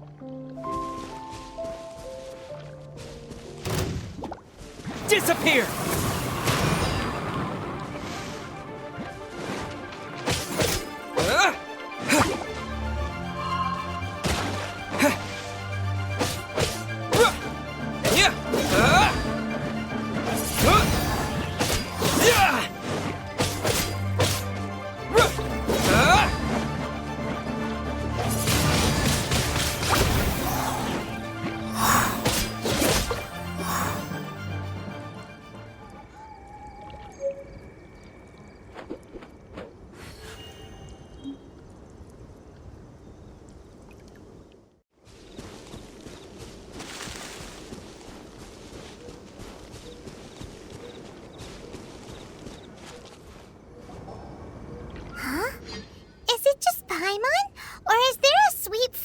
bats in the air.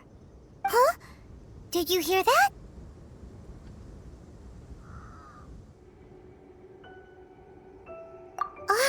No! That was definitely someone in trouble. It came from those ruins over there. Uh-oh.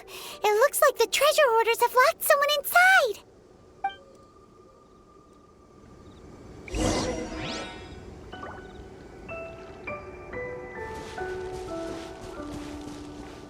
There's no end to this. With the wind!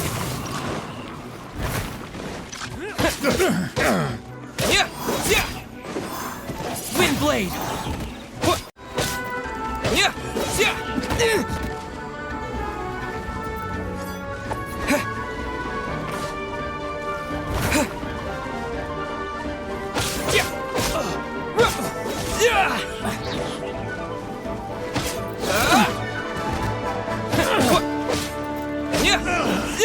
Finally done.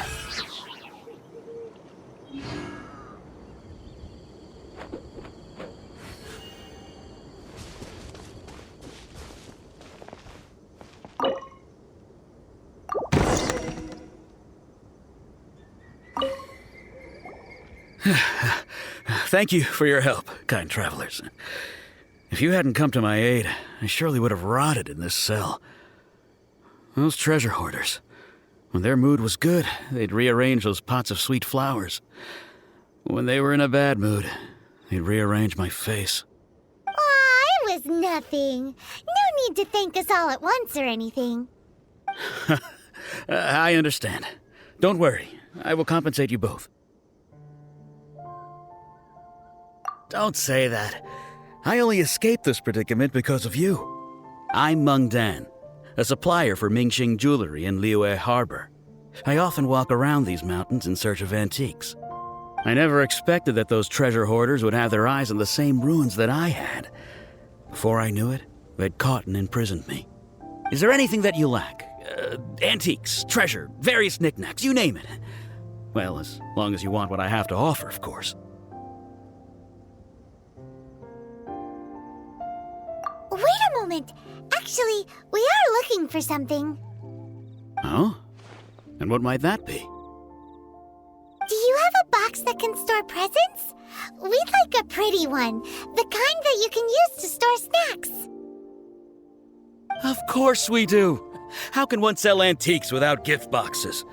At Mingxing Jewelry, we have the best gift wrapping service in the 7 nations. Now just give me a moment and I'll let the boss know. You can go see her whenever you require that box. Great! Paimon Sugar Frosted Slime now comes in a beautiful package.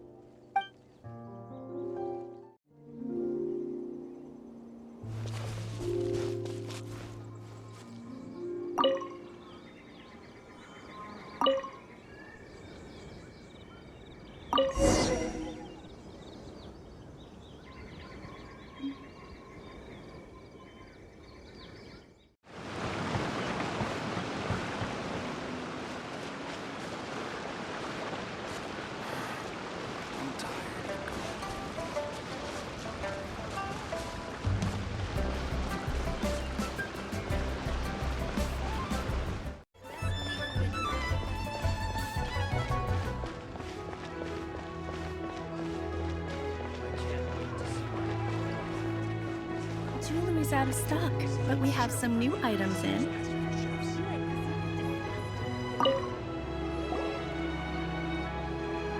Hey there! A guy called Meng Dan told us that we could get a nice and shiny box from your store. Uncle Meng already told me about it. Thank you both for saving him. Many of the best goods in our store were found by Uncle Meng. If anything were to happen to him, it would be impossible for us to continue doing business. Here, this container is itself an antique, with at least 140 years of history. It's already been cleaned. Will it do? Yep. It's great! Hang on a moment. Could we borrow one other thing? Sure. Please help yourselves, as long as it's on our shelves. Traveler, this clay pot looks really awesome. If we use an antique as our mixing bowl, we should be able to make a great snack. It's done! The one carefully now. Into the box it goes and dust it over with a bit more powdered sugar. Oh, yes. You might want to use these 2 freshly picked flowers as decorations, too. Woohoo! It looks beautiful!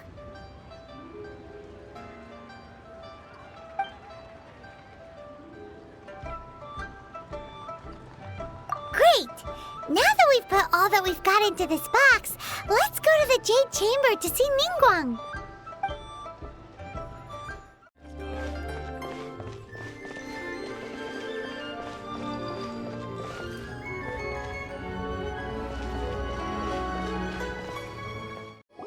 According to Keqing, this is what we should say. Excuse me, do you sell the moon here?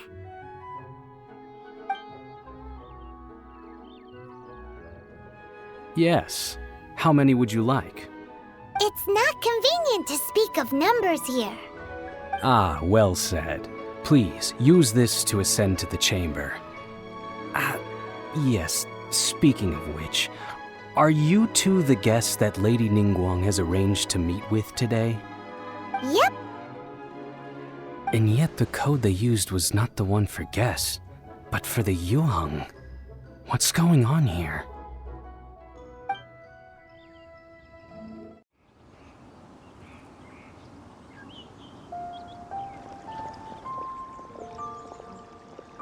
I've been waiting for you, returnee from Jueyun Karst. It's Ningguang!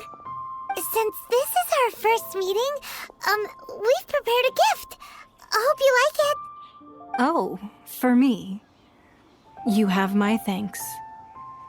It seems that I have made things difficult for you, considering that you were supposed to be my guests. Oh no, it's nothing.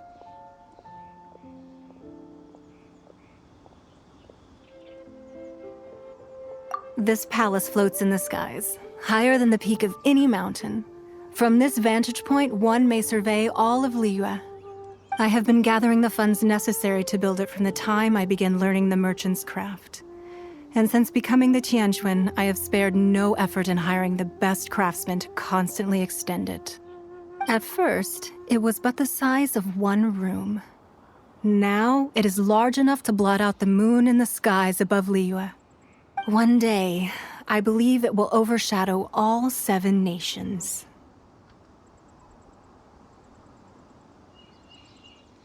Not many from outside Liyue earn the right to ascend to the Jade Chamber.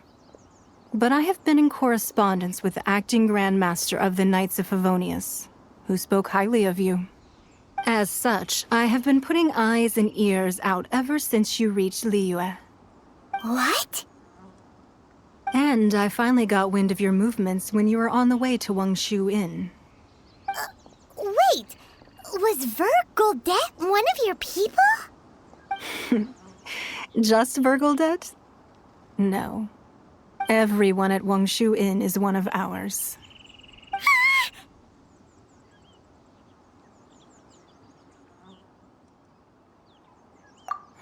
At the Guizhang Ballista, yes? You weren't peeking on us from the skies the whole time, were you? I fear that peeking would have been a little difficult from this altitude. Our eyes and ears are more than sufficient. You two are very interesting people, after all. It would be natural to take an interest.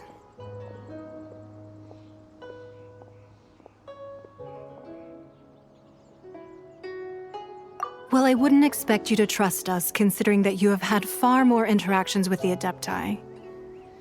The reason I invited you here was to clear up some misunderstandings.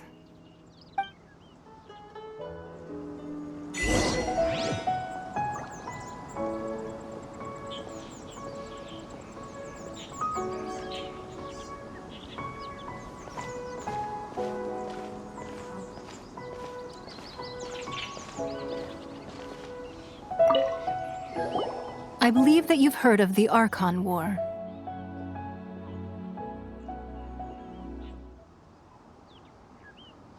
Many gods used to walk this earth, and many long wars were fought between them that did not abate until 2,000 years ago. Much blood was shed, and many lives were lost. In the end, only 7 victors remained standing in Teyvat. They built cities and nations on the corpses of the vanquished, and thus began the era of the 7. You can see Goyun Stone Forest from here, I trust. It is no natural rock formation. Those are giant spears of rock hurled by Rex Lapis during the war.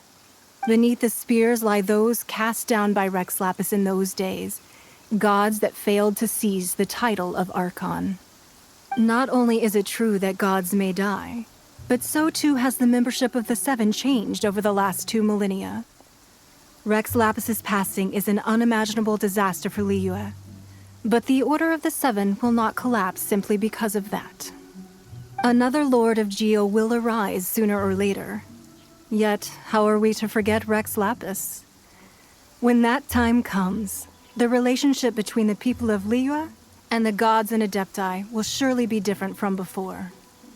Even in a new era, the Liyue Qixing remain Rex Lapis's former subjects.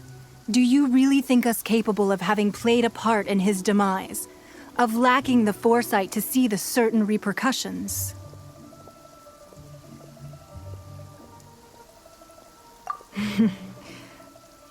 That day at Yujing Terrace, it was also very sudden.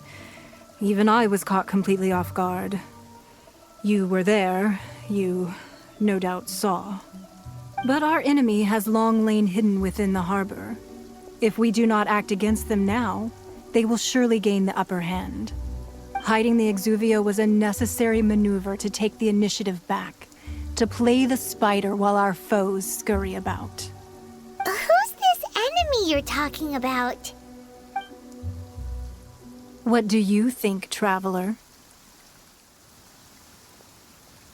Huh? What are you two talking about? Well answered.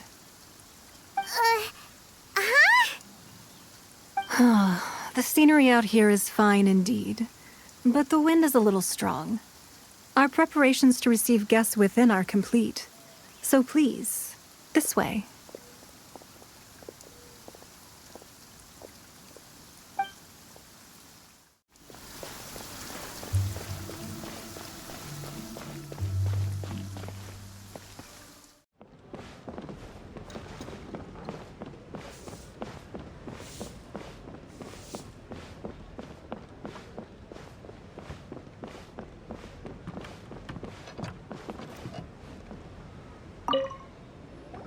Be at ease, you two. Make yourselves at home if you wish. Can we really? I have invited you two here as friends. And when friends come over to play, our enjoyment comes first. Naturally.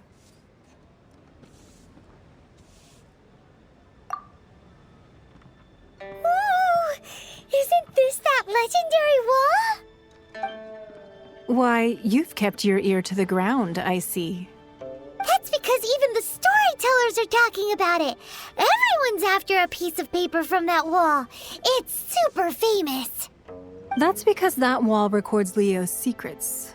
Merchants have always been attracted to secrets. But the secrets of the mercantile world are of no interest to you, are they, traveler? You're rather special, really, and I think you're quite aware of that. If possible, I'd like to have your trust. But if you were to choose the more trustworthy person between myself and Kuching...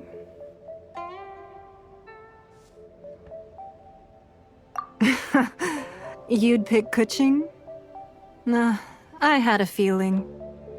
I originally thought her a bit too hard-headed. With someone of her character on the Qixing, I've had some extra messes to clean up behind the scenes. But after she said those words, the time of the Adepti has long passed.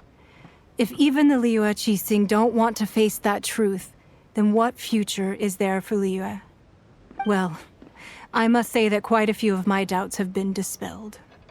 I won't deny that Rex Lapis's passing seems advantageous to us.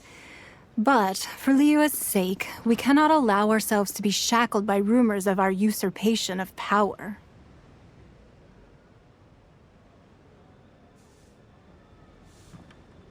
Indeed. It seems that you understood what I meant to say from the very beginning.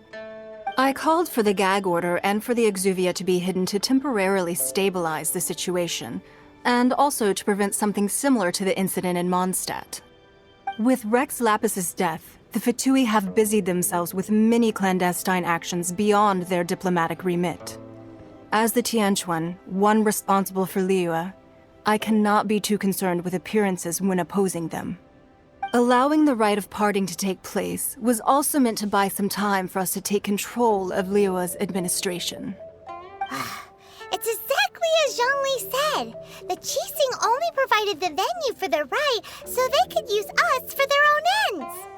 Wait, that's right. Speaking of ends, could I say one other thing? Of course. Paimon's heard that anyone who sends a greeting gift gets a little something in return. So, does that include us?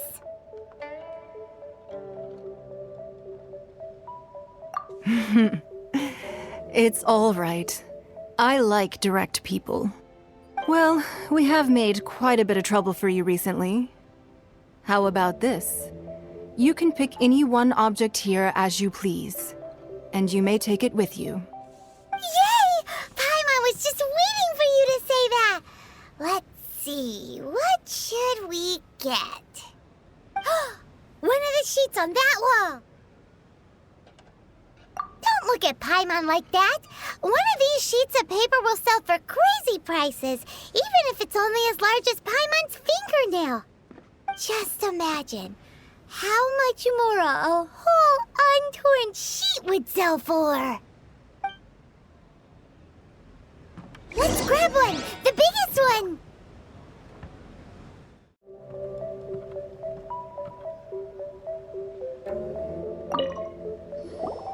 Huh? Well, that was an easy search. The biggest sheet is right up there in the most obvious spot. Let's go with that one. La la la la la. Let's see what's written on it. Huh? There's a place marked with a circle on here. Oh, could it be treasure? Whatever it is, it better make us filthy rich. Let's see what's written over here. Sigil of permission, something, something, Fatui, research, copy. Huh? Aw, that doesn't sound like treasure at all. This piece of paper shows that a Qixing spy discovered traces of classified Fatui research on the Sigil of Permission.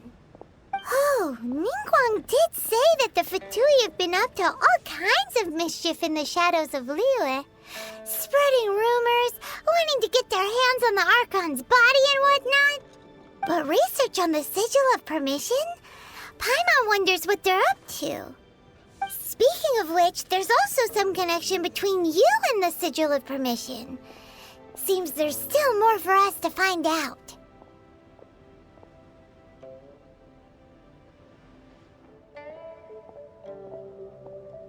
Oh, you really think so?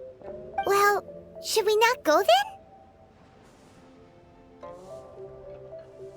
Oh, so you're saying that it's precisely because we can't completely trust Ningguang that we should confirm the truth of what she says for ourselves. That's way out of Paimon's league. Paimon thinks she's been nothing but good to us. Anyway, we'll see if you're onto something. Before we look for Zhongli at Dihua Marsh, let's go to the place marked out on these papers and see if the Fatui really are up to no good there.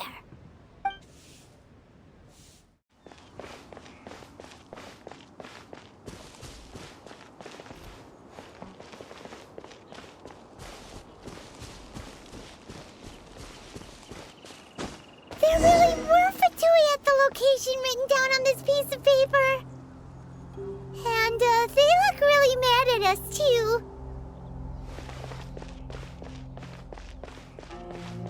You'll get frostbite.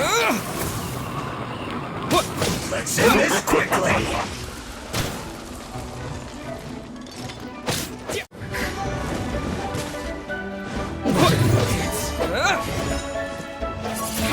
must counterattack.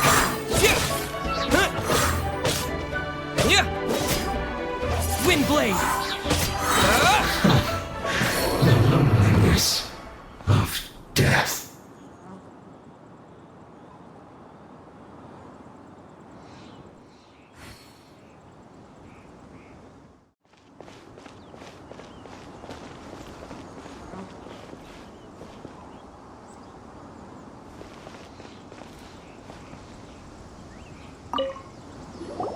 There are so many talismans here. And some stacks of blank paper, too. What are they for? Paimon's seen this pattern before. But where? Oh, Paimon knows! It looks just like the sigil of permission the child gave you.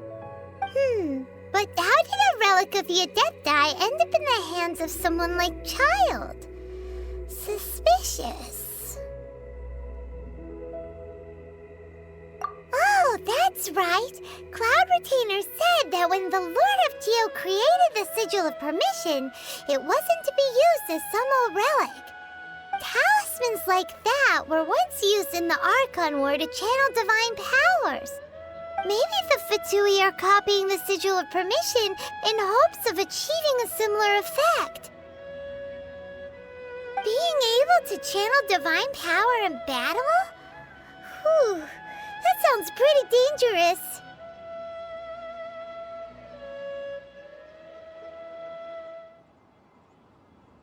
And the plot thickens.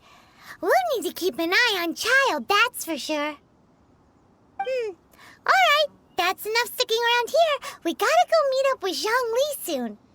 The last stop on our rite of parting preparations tour is Dihua Marsh. Let's go! Paimon hates being late.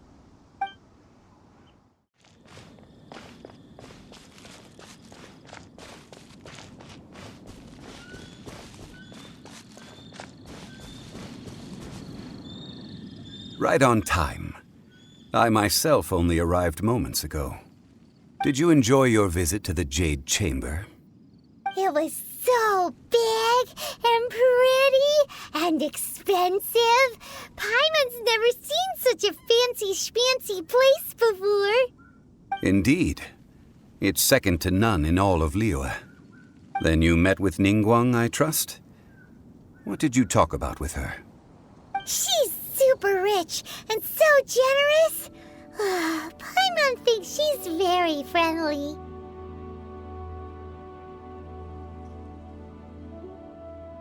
Yeah, his take on Ningguang is quite different from Paimon's. He thinks that even the tactless Yuheng is more trustworthy than her. Oh, so you also met with Keqing then? What did she have to say? She said the time of the Adepti has long passed.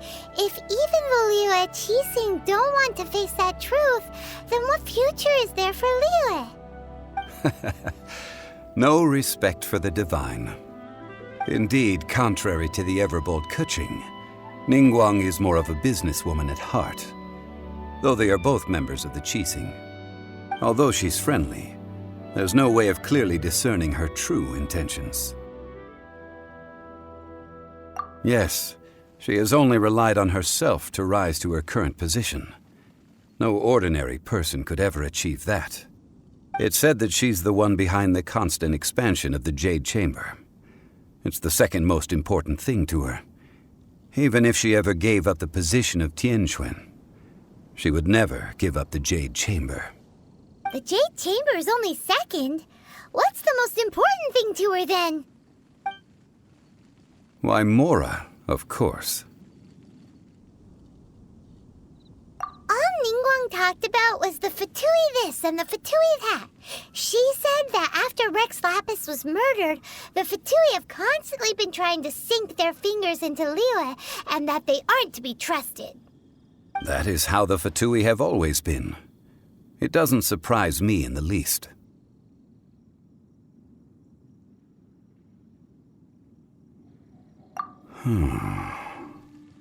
No matter what they may be planning, you must be careful when dealing with the Fatui. Always be on your guard. So, is there any anything we need to get for the rite of parting in Dainsleif Marsh? Yes, as a matter of fact, there is. Today, we'll be gathering wild glaze lilies. Glaze lilies? Well, why did we come all the way out here? Doesn't the garden in Eugene Terrace have some? Even Chingsa Village has glaze lilies. Oh, right! Paimon remembers that Madame Ping is always tending to flowers. Maybe we could ask her. No, those lilies have all been gardened by people. They won't do it all. Dainsleif Marsh used to be full of glaze lilies. It is a sort of joyful flower that listens to human song. Before the ARCHON War, Dainsleif Marsh was all dry land and fertile soil. But the war caused landslides, and the land was flooded, turning it into the marsh you see now. Nearly all the glaze lilies were wiped out. Of course, there are some kinds of flowers that have been preserved and gardened by people in the city. But very few people know that glaze lilies may still be found in the wild. Wild glaze lilies have the strongest fragrance.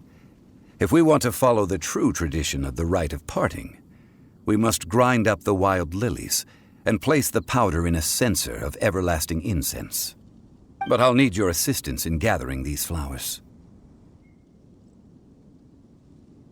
No, I need you to sing to them. Singing to the flowers will make them more fragrant.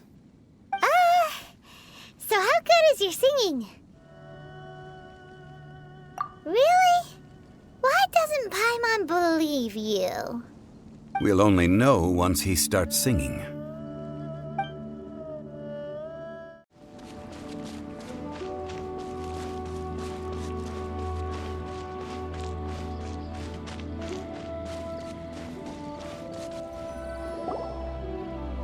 It's time to sing, whenever you're ready.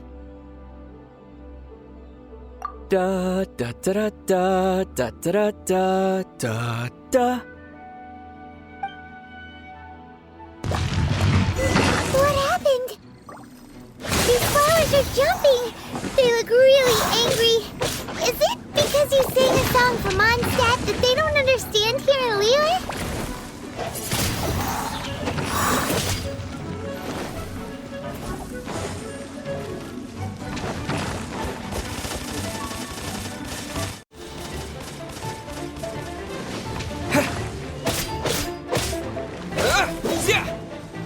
Windblade!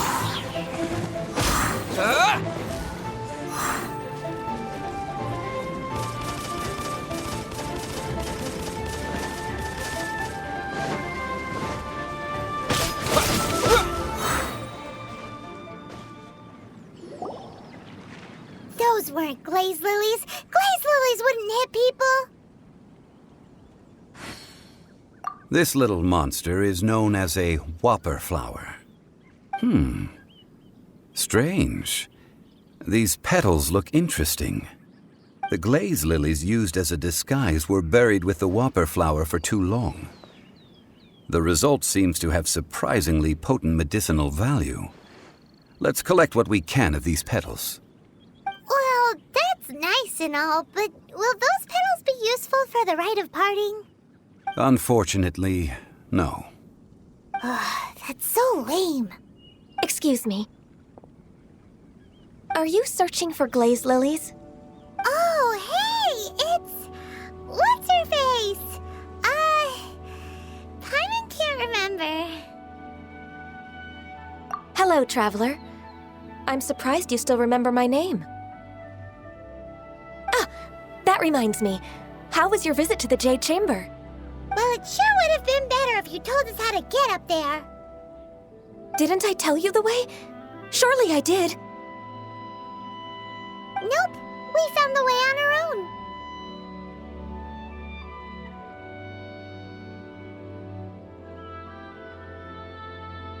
Oh, I see. Uh-oh. I guess I really did forget to tell them.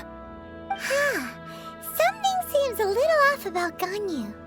She's acting different from the first time we met. Where's her serious attitude now? Ah, well, I met you at that time as an emissary of the Tianquan. But now I am simply out on a stroll to see the flowers. You came all the way out here to see the flowers? Why not just enjoy the gardens of the city? Yujing Terrace is where Rex Lapis parted from this world. If I strolled through those lonely gardens now, I wouldn't be able to bear it. Whenever my duties take me near Yujing Terrace these days, I draw the windows to block my view of the gardens. Oh, sorry. We shouldn't have brought it up. No, it's quite all right. I just haven't processed my emotions yet. When the Archon War came to its end 2,000 years ago, the first iteration of the Seven would gather in Liyue and drink with Rex Lapis. But 5 of those original 7 had already passed before Rex Lapis. It's truly a changing of the guard.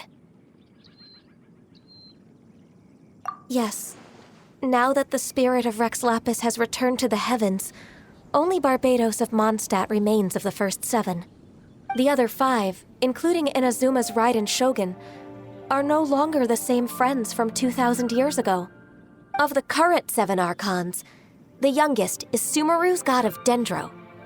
She is merely 500 years old, whereas Rex Lapis was more than 6,000 years old at the time of his passing.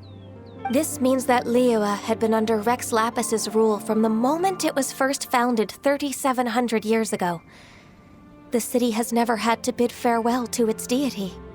So what do you think of this farewell? Huh? This is a little sudden. As a mortal, I've never dared to imagine a Liyue without Rex Lapis. But as an Adeptus, I think I will eventually come to grips with reality. Since Rex Lapis has passed, the time of Liyue's contract with the gods and Adepti has now reached its end. Huh? Did you just say, as an Adeptus? Yes, I am a mix of human and Qilin. Adeptus blood flows through my veins. I fought for Rex Lapis and the city of Liyue during the Archon War. After the war ended, I signed a contract with Rex Lapis and took the position as secretary for the Qixing. I've continued those duties to this very day. Well, let's save that conversation for another day. You say that you are here looking for glaze lilies? I also know where wild glaze lilies can be found. See, I've just picked one myself. Here, you may have it if you wish. We dare not refuse it. Oh, so did you sing a song before you picked the lily? Indeed, I did. I know this tradition well. In fact, I sang a local Liyue ballad to it. Wow, so you really know your stuff, too. Thanks, Gunyu. No, it is you who I should be thanking.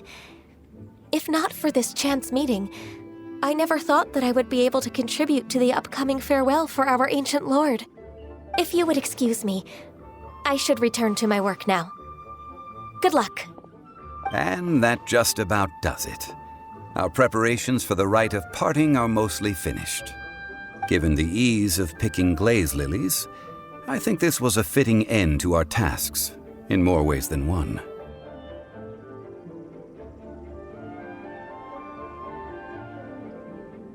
Yeah, Paimon can already imagine him starting a business in Liyue.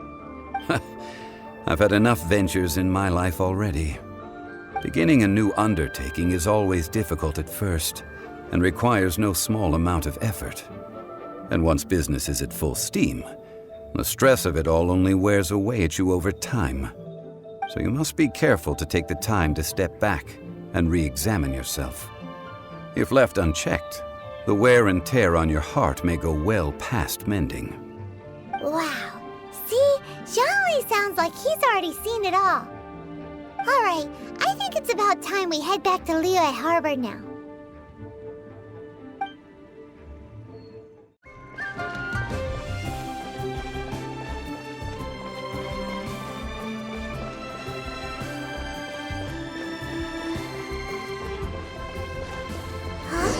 What happened?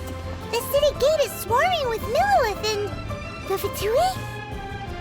This atmosphere is highly abnormal. It seems as though something big has happened. We should ask around a little, just to be safe.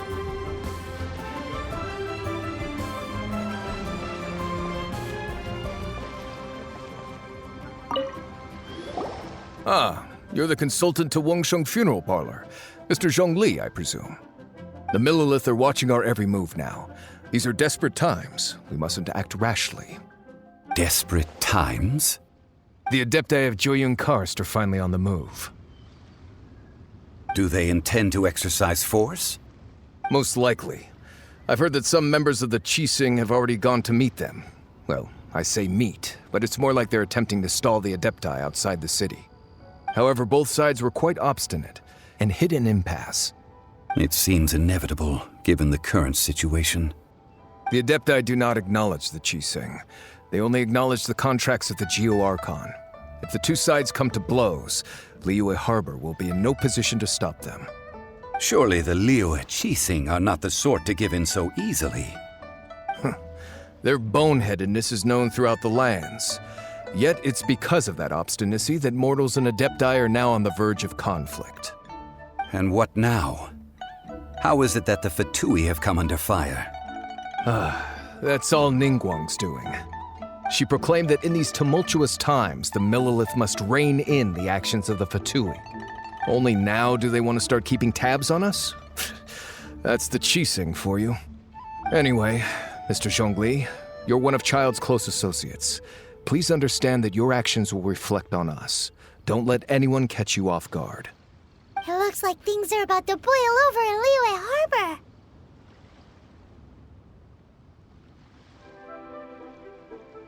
Do you intend to use your neutral identity as an intermediary between both sides? Or will you use your sword to turn the balance? Neither path is an easy one.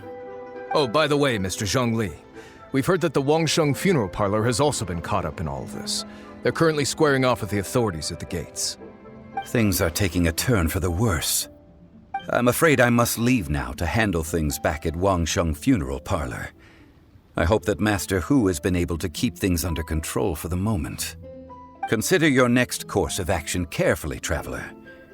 If you're trying to prevent an explosion, it may be wisest to look for the fuse first.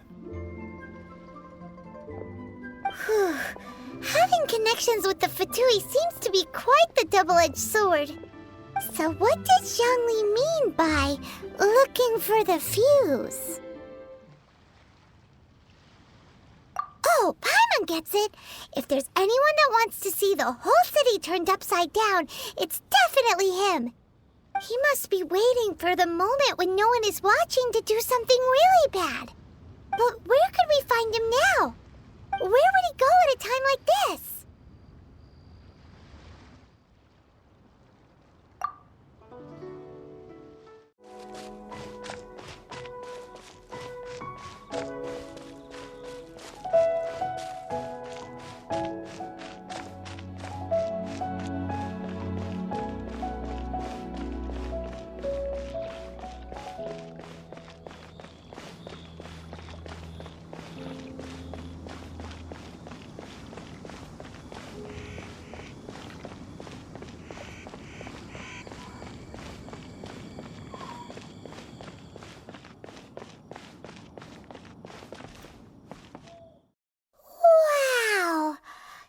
The Golden House? It looked impressive enough from the outside, but who would have guessed that it was even fancier on the inside? And so full of Mora. This is where all of Teyvat's Mora is minted, right? In that case, maybe they won't notice if a few Mora go missing.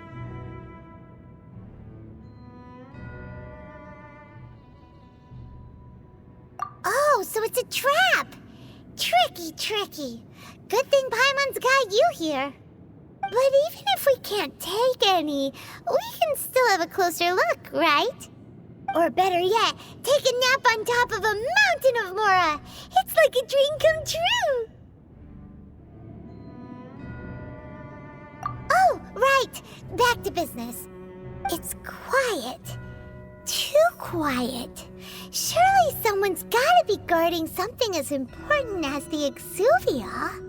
Huh? Look! What happened here? Uh-oh. Paimon smells trouble. Quick! We have to go make sure that the Exuvia is all right.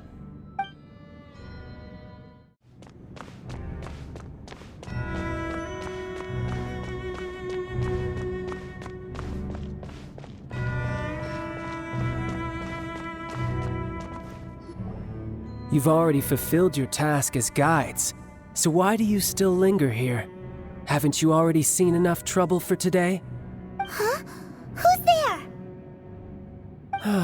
If you were Fatui, I imagine that you would be entitled to a generous reward from the Tsaritsa herself. But now, you're nothing but dross, and you're in my way. Where should I start? Well, I've never been one to beat around the bush, you know. But who could have possibly guessed that the god of Geo would mysteriously perish the very moment I arrived in Liyue, and that the Exuvia would subsequently be hidden away? If it weren't for that lovely little rite of parting ceremony you put together, it would have taken me a whole lot longer to get the information I needed. Stopping the Mora Mints, hiding away the Exuvia. The Chising are really pulling out all the stops this time. So you've been planning to take the Gnosis from inside the Exuvia all along? As one of the 11 Fatui Harbingers, it's my duty to see the will of the Tsaritsa fulfilled. She will get that which she desires.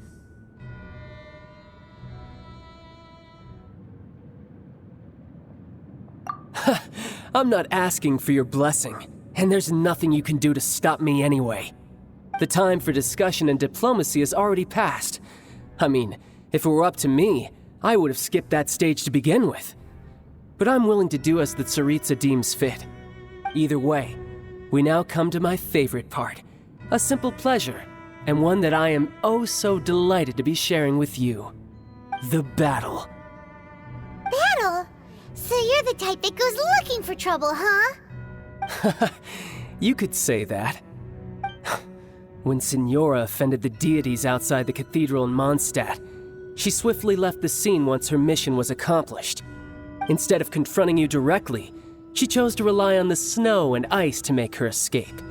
She wouldn't want the knights to come running towards the sound of battle now, would she? When she faces a worthy opponent, she will prioritize her mission, weigh the outcomes, and consider the consequences of her actions. But as for me, the greatest pleasure of being a Harbinger lies in crossing blades with strong opponents. We won't let what happened in Mondstadt ever happen again! Oh, so you intend to fight me? Good. I won't kill you, Traveler. I'll just play along, to feel the thrill of battle. Besides, you could never defeat me, not even in your wildest dreams. But hey, try to relish the fight anyway, because if you ask me, without that, what else is there?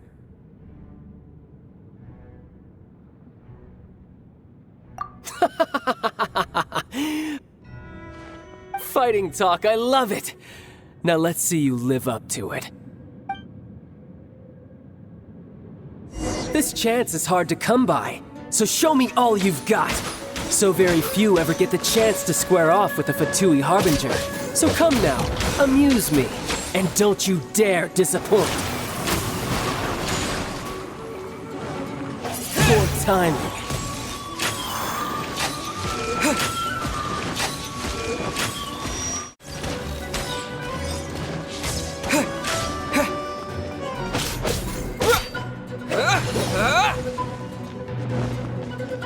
Windblade!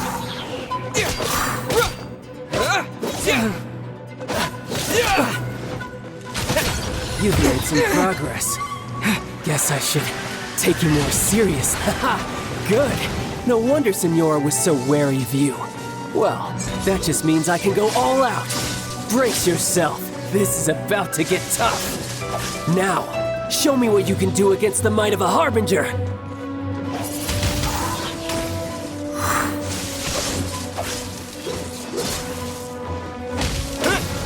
My turn.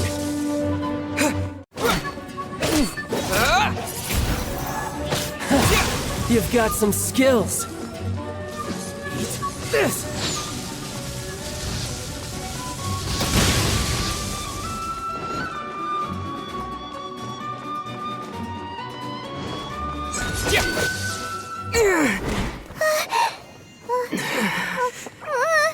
Not bad. Your swordsmanship is quite impressive. But that's about as far as you'll get.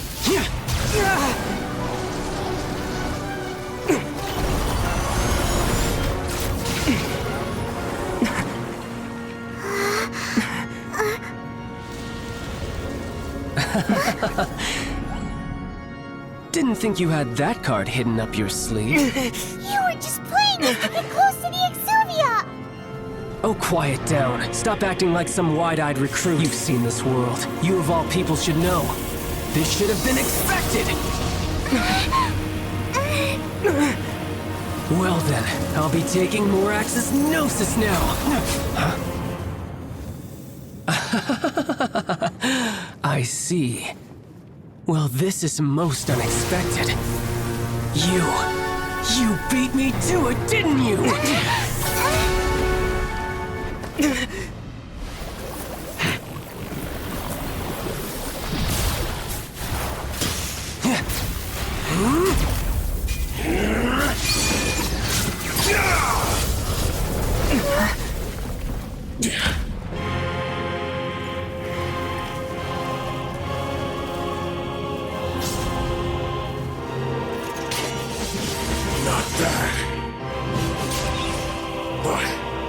This is going to cost you!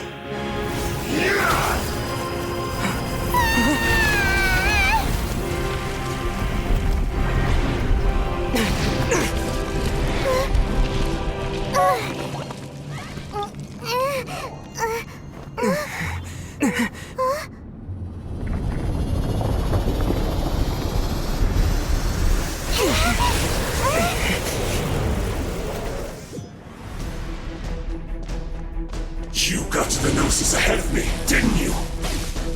Did you simply move faster? Or did you leak the information regarding the Golden House to me on purpose? No matter. Hand the Gnosis over, now! Don't make me take it from you! We didn't take it!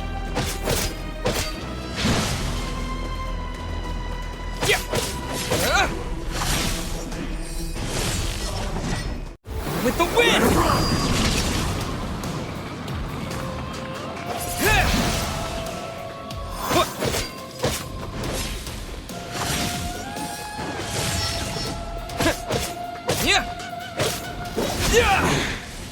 You're a cut above.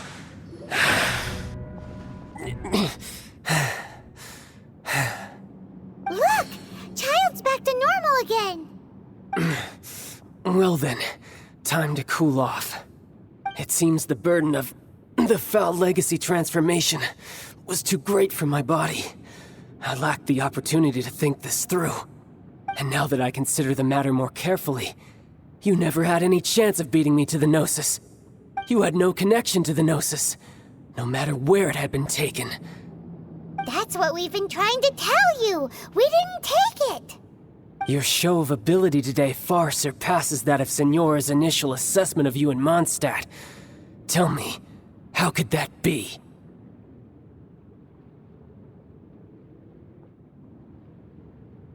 You already know the answer, don't you? I can see it in your eyes.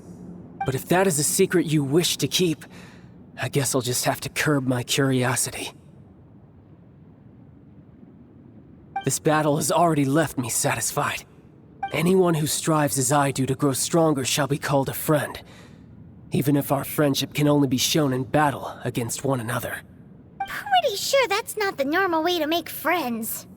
Unfortunately, I must bring this amiable conversation to an end. My quest still beckons. Given that the Gnosis wasn't taken by anyone, then we must look once again to the beginning. Perhaps it was never in the Exuvia to begin with. In fact, it might be that the Exuvia was just a diversion of sorts. What? So you mean that...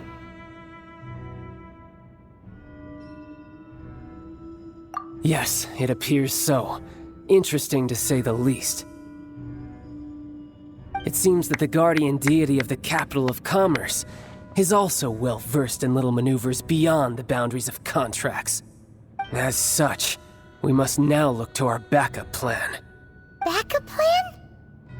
I had hoped it would never come to this, for the weak will be swept away in the process. The truth is, the world belongs to those who pursue strength. I seldom willingly involve myself with the weak. Unfortunately, we cannot be picky about our methods as Fatui harbingers. Children must all learn to eat their vegetables sometime. So what are you planning to do? I will awaken the god that lies dormant beneath Guyan's stone forest. A god?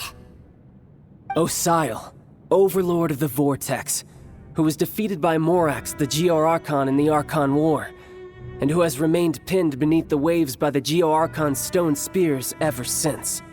If such an ancient god were to be unleashed upon Liyue Harbor, defenseless without the protection of its deity, do you think the cunning Rex Lapis would just stand aloof and watch the ensuing destruction?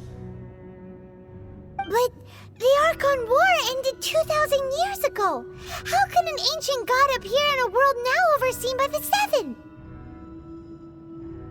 Simple. I've already prepared the means to awaken it. Hey, those are sigils of permission! Oh, Paimon remembers now. The Fatui have been researching them. Indeed. The one that was given to you was just a byproduct of our research.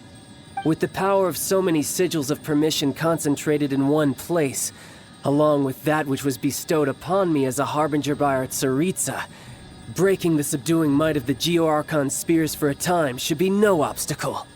Using the powers of ancient gods in such a situation fails to interest me, and is largely against my principles. But knowing that such an action will not only force the Geo-Archon to show its hand, but you as well, that makes matters a little more intriguing.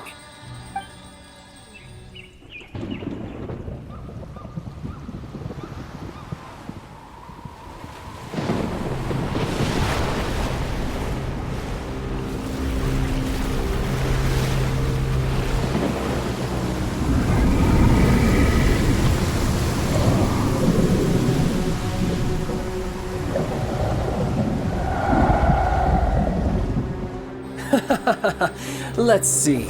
Will the nation that has lost its deity be swallowed up by an ancient malice once more? If you wish to drown together with the people of Liyue, you're free to stay and enjoy the show. Huh? He's already gone. That guy is fast. What's going on?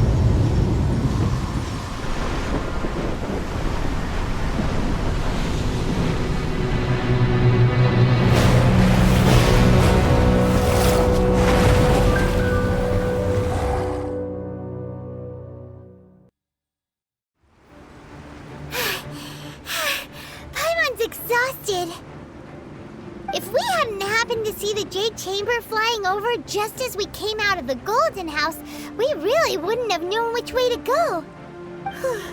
Did we make it in time? Is the Overlord of the Vortex still in the sea? It hasn't destroyed Liyue yet, has it? What are you doing here? Huh? Hold on. It's the Adepti. What are you doing on the Jade Chamber?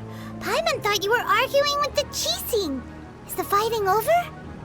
Faced with a calamity of such magnitude, we have agreed to put our differences aside for now and unite against this common enemy. Oh, Paimon gets it. So how do you plan to defend Liyue? Just seeing this Overlord of the Vortex guy puts a pit in Paimon's tummy, even from all the way out here. It's not just you. We've got new Millilith recruits who can't even stand at attention without shaking. The force of an ancient god's presence seems to be too much for ordinary people to handle. Which is why we must stop that monster before it gets any closer to Liyue Harbor. So the Archon War was fought 2,000 years ago against enemies like that thing? Now that's scary. So will the power of the Teeming, Millelith, and Adepti gathered here be enough to stop that god? We've already discussed this together, and our conclusion is... not necessarily. What? But all of you are supposed to be the guardians of Lilith. Can't you think of something? One certainly could. Huh? The Teeming did once research the matter of the Guizhong Ballista when it piqued their fancy. And as fate would have it, one who did craft the Guizhong Ballista with one's own hands is here. For what could you mortals ever learn of Adepti mechanisms? Yet, it would take one, but a little tinkering to turn this ballista into an engine of war beyond your wildest thoughts. I suppose this is one blessing from the Adepti that we should be thankful for. So be it. We shall use the upgraded Guizhong Ballista to fight off that god. All the Adepti here can lend their strength to man it. We haven't a moment to spare. Our battle begins now. Yep.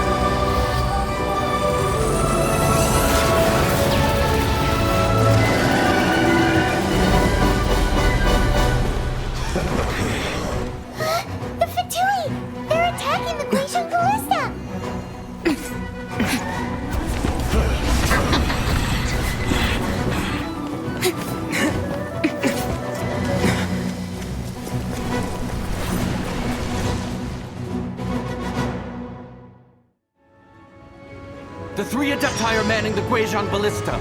Do not let the Fatui disturb their work! All able Millelith, with me! Let's go help too!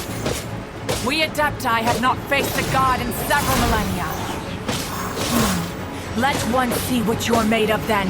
What strength remains within you? One wishes to witness.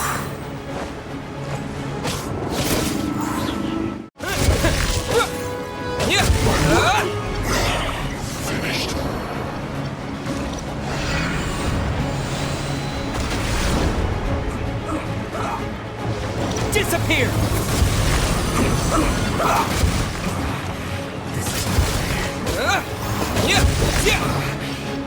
With the blood of the Chilean, I guard you against evil! Cast your fear of injury by the wayside and fight with all your might! I too did this during the Archon War! So this is what Ganyu's like in a fight! My name means swiftness. Take my power and run as I do. We're going too fast!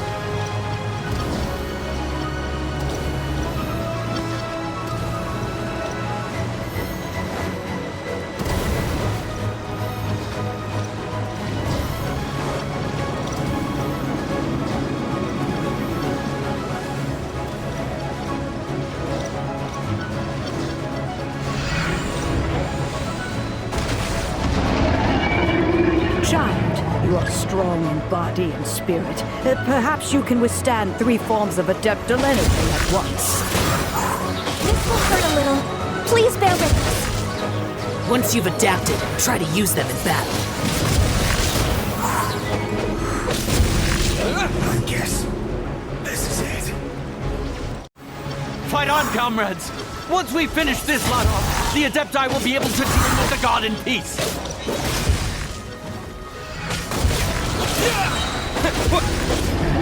I guess this is it.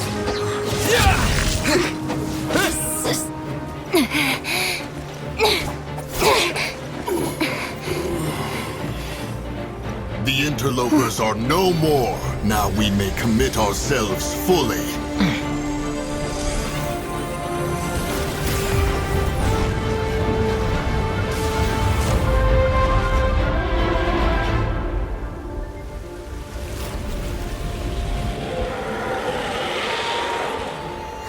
It's working! We just need to keep this up!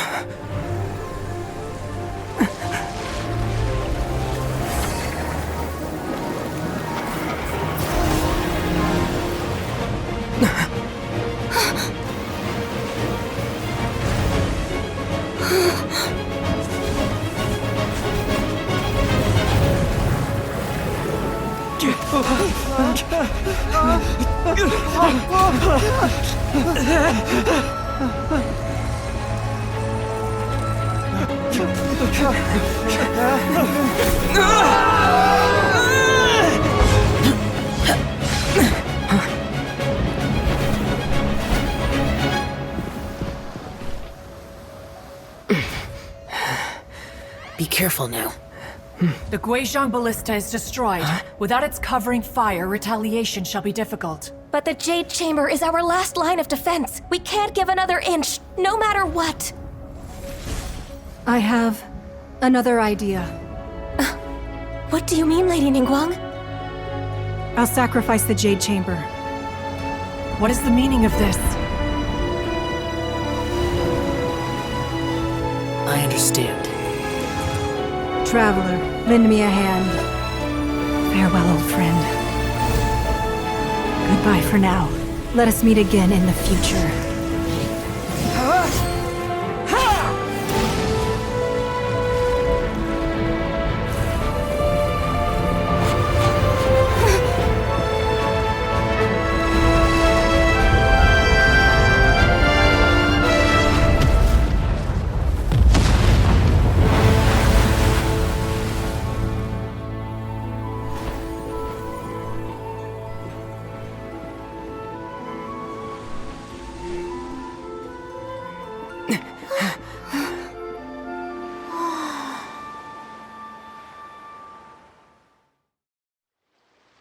Is it finally over? The ominous aura of that monster has indeed begun to fade. The effects of the Sigil of Permission last but a short time. It will be some time before the Overlord of the Vortex can make any waves again. We are indebted to you for your assistance. If the Adepti hadn't happened to be here, the future of Liyue Harbor would surely have been in great jeopardy. Save your flattery. We didn't just happen to be here. Surely you won't pretend to have forgotten the reason for which we came. Come now. There's no need for such harsh words, Cloud Retainer. I've heard that when Ningguang began learning to do business, she had already started setting aside part of her then limited income in preparation for building the Jade Chamber. At first, it was only the size of a small room, but with continued expansion, it has become the palace that lies before you now. It is a testament to Ningguang's entire life, both as a businesswoman and as the backbone of the Liyue Qixing. Seeing the Jade Chamber destroyed in the defense of Liyue means much to her. To me, such cooperation and sacrifice deserves at least some recognition, don't you agree? Well, I was really hoping you would say that such sacrifice could at least be used as some leverage in our negotiations. Thank you all for hearing me out. We know very well why the Adepti came here today. But please forgive us. We cannot yield to your wishes. Oh? 3,700 years. According to our records, the Adepti signed a contract with Rex Lapis to protect Liyue 3,700 years ago. Even to this very day, Liyue and its lands have stood the test of time, immovable as stone, just as it was thousands of years before.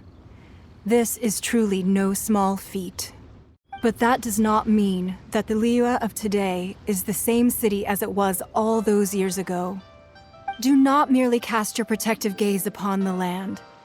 Instead, focus your sights on our city and each of the citizens that dwell within it. Are you questioning our means of protecting Liyue? I mean no offense. I simply hope that our Adepti forebears would see Liyue in a new light. Forebearers, you say? One doubts you would be fit to be part of such a lineage. This morning, Rex Lapis appeared to me in a dream. What?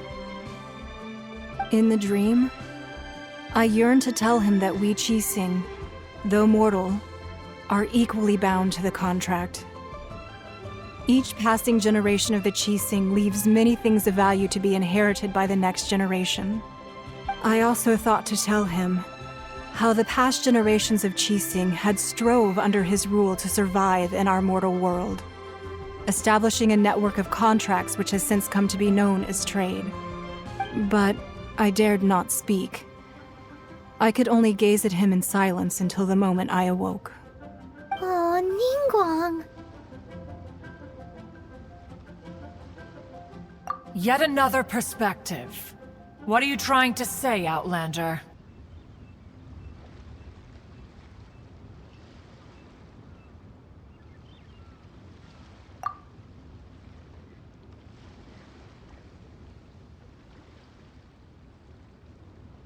Right!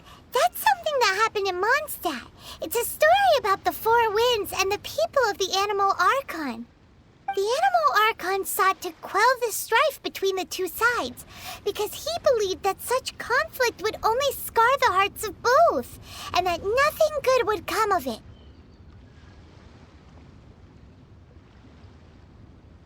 Each of the 7 nations has its own scars from the past. Though your point is the very height of simplicity. As Adepti, we've become a laughingstock, to be chastised thus by an outlander who has lent us such succor. All right, all right. Didn't Ningguang suggest that we should focus on the city and each of its citizens? I know I already have, so why not see for yourselves? I apologize for appearing in full armor. I am afraid I cannot show the proper courtesies. And who are you? I am Feng Yan, a sergeant of the Millelith. I have come to extend my thanks to the Adepti. I thought this battle would perhaps be my last. But thanks to the aid of the Adepti, our forces were not as badly battered as I feared we might be. Although I am a mere mortal soldier, I promise to hold the line and never betray the grace given to us by the illuminated Adepti this day.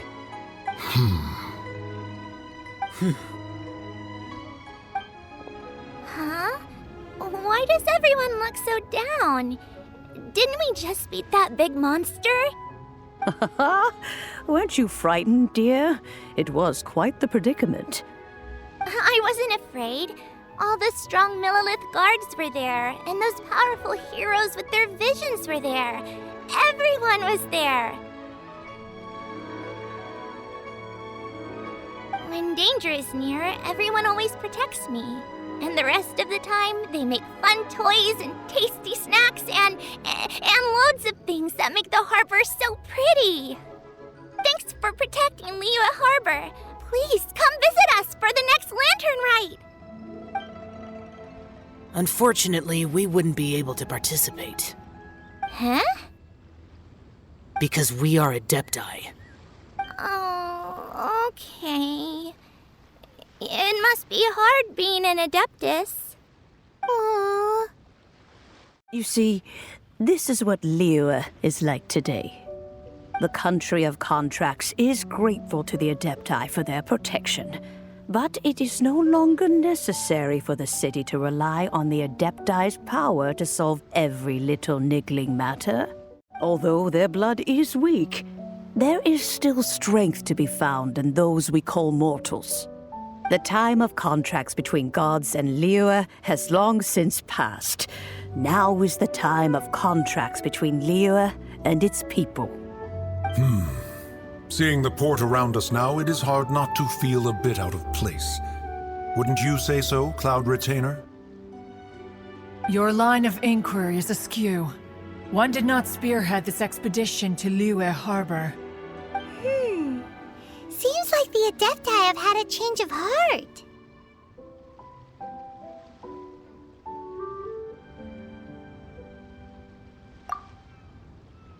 Let us return now. Eager to leave, conqueror of demons. Yes, one understands what the Conqueror of Demons means. The city of Liyue has changed much after our long separation. One fears that by the time one finally grasps the new contracts of Liyue, you humans would have once again changed the place beyond recognition. Fair enough. Away we shall, and return whence we came. Since we Adepti have consensus, then one shall persist no further. But how will we ensure that the Liyue Qixing will not simply exploit their power once we depart? In my view, that is still a thing to be guarded against. All right, Mooncarver, you needn't worry. It seems to me that this right of supervision is best left to the people of Liyue.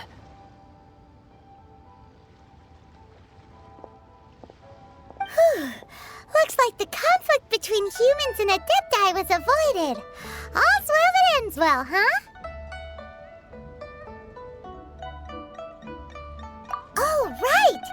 It's nice that we've got peace and all, but we're forgetting one thing. Child wanted to unleash the god so he could lure Rex Lapis out. But we were able to handle the Overlord of the Vortex on our own. So Rex Lapis never showed up. Oh, and speaking of that, don't we still need to get to the bottom of that Archon's death, too?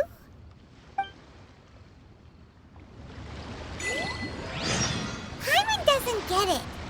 But isn't the strongest lead we have the Adepti-less rite of parting that we're organizing? No idea where Zhongli's gone. Let's ask for him at Wangshen Funeral Parlor.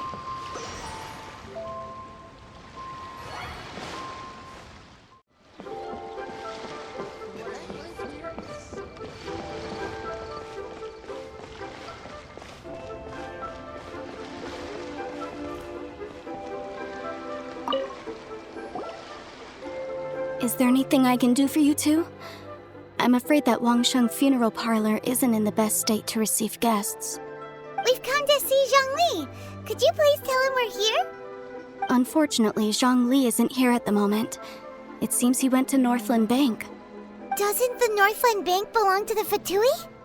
Last time we saw Zhongli was before we went to the Golden House. Do you think he doesn't know about the attack on Liyue? Visiting the Fatui at a time like this could only mean more trouble. We had better go and make sure that everything is okay.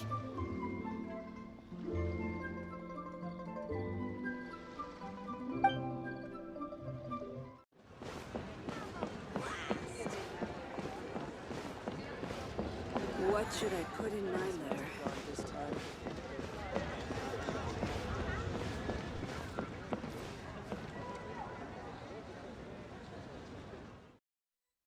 You call this cooperation between Harbingers? Cooperation involves communication, you know. Don't take it to heart, child. Besides, aren't you happy that you got to skip the formalities and bring chaos to the land? I'm sure you must have enjoyed that. Oh, it seems that some of your friends have arrived. Hey, it's Zhongli and Child. And you! You're also one of the Harbingers? It's you two. I believe we've met once before. In the city of Bards, was it? I'm glad you still remember my name. Ah, right. I imagine that it must have been rather hard to forget watching helplessly as something precious was snatched away from your friend.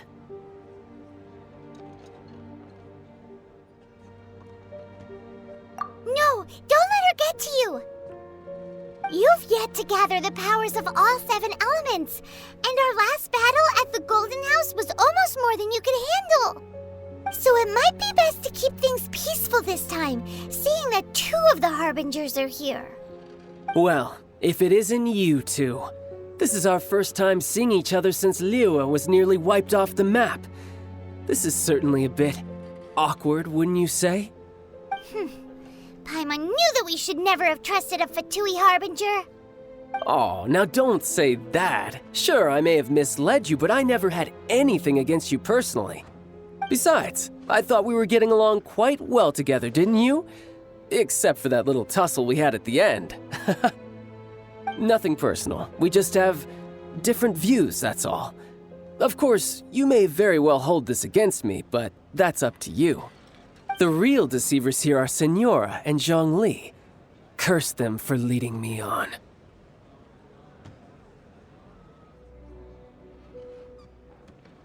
So actually, I think... Stop wasting time, child. There'll be plenty of time to chat once I'm through here. You remember the agreement, Morax. Now, if you would be so kind.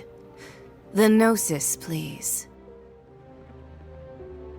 What in the world are you talking about? The contract is fulfilled. That which thou seeketh is now bestowed unto thee. For my promise is solid as stone.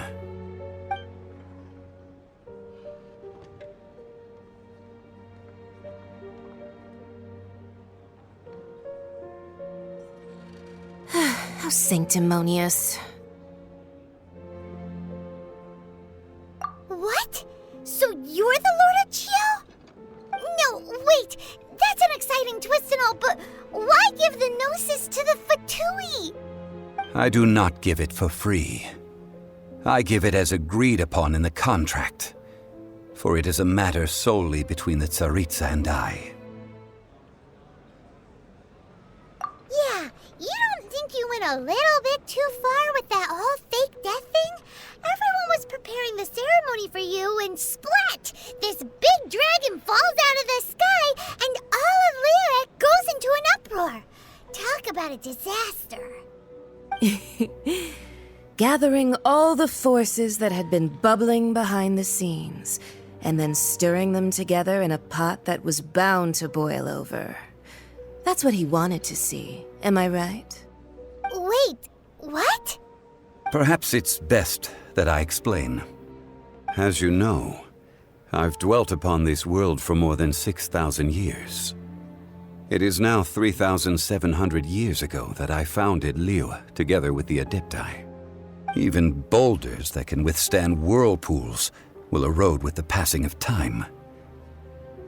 I kept convincing myself that cracks had not begun to form, and that the end of my time had not yet come, until one drizzly day, as I was strolling along the harbor, I heard a merchant tell one of his workers, "You finished your duties.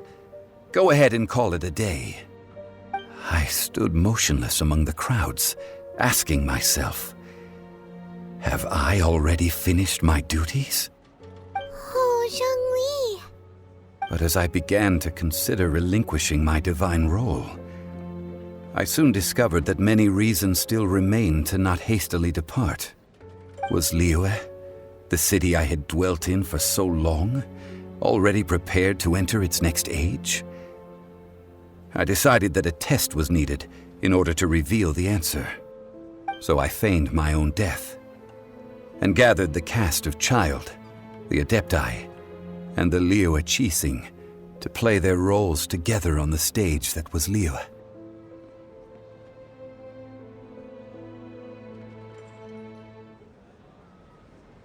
That's right, which is why I continued to safeguard the Gnosis until now.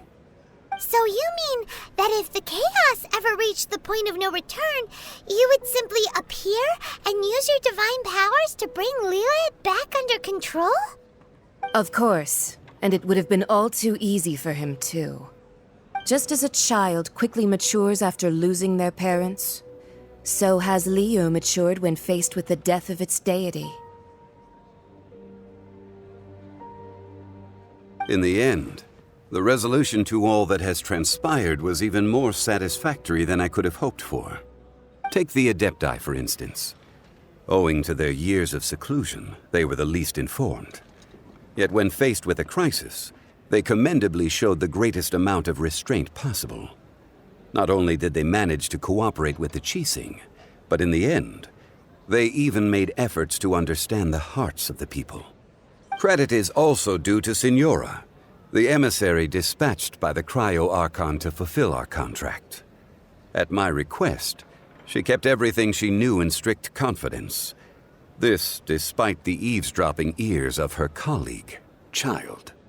This meant I could remain as Zhongli, even having the chance to fulfill the age-old traditions of Liyue in this mortal form. Thank you for joining me on this journey, traveler. All of these things turned out as I had planned. There is only one thing that I had not anticipated, and that was the conduct of the Liyue Qixing. I had expected them to do no more than the Adepti, to come to the defense of Liyue. But when all was said and done, they seized the opportunity to supplant Liyue's divine protectors, and used the subsequent power vacuum left by my death to quickly gain complete control of Liyue. Huh? That doesn't sound good at all! Ha! On the contrary, I think it is excellent. I had always feared that it was too soon for them to take over from me. And it was also that which I longed for the most. As such, this is the best parting gift anyone could have given this god of old. Hey, what about me? Doesn't anyone feel the least bit of remorse for deceiving me? You've practically kept me in the dark. I think that thanks would be more appropriate. You certainly played no small part in all of this, wreaking havoc and turning the city upside down. The Lord of Geo ought to thank you for your performance, if anything. If you hadn't created the pressure of a battle between mortals, Adepti, and a god, the lump of coal resting in the hands of the Geo-Archon, Liyue would never have been able to become a dazzling diamond of a city. Huh? Just whose side are you on, mocking me like that? Are you itching for a fight? Be that as it may, you've come out of this as the hero of Liyue. I, on the other hand, will be forever prescribed as a disturber of the peace, no? Well then, with the Gnosis in my possession, I have no use for such idle chatter.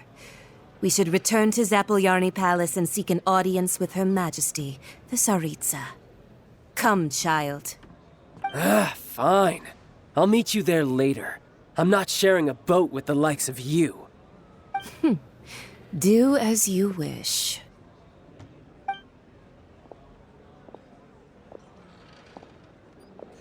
Now then, is there anything else you wish to ask me?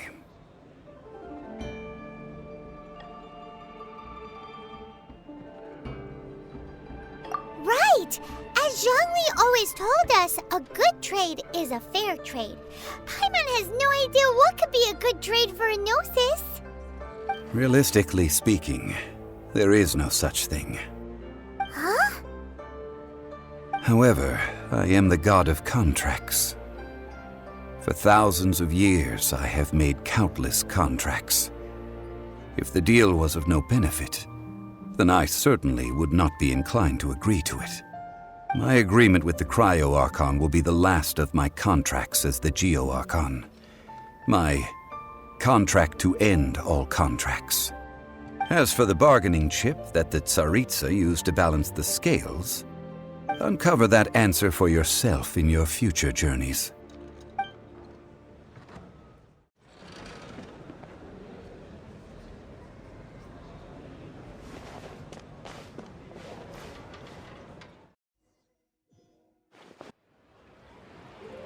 Today's the day of the rite of parting. Although the star of the show is fake, we've spent so much time trying to organize it, it would be a real shame not to go there now.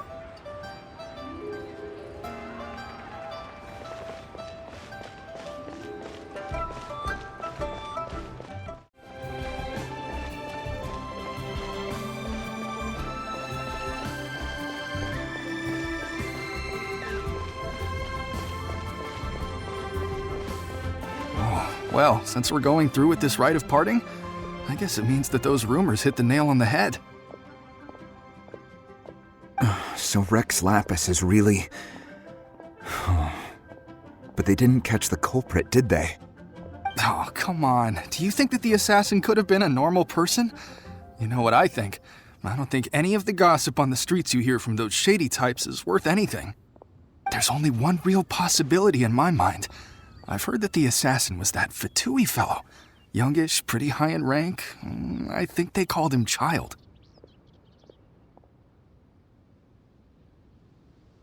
The Fatui? They certainly are very suspicious. Who knows what those greedy, crooked folks... Shh! Lower your voice. If the Fatui catch you in their sights, Rex Lapis won't be around to protect you this time.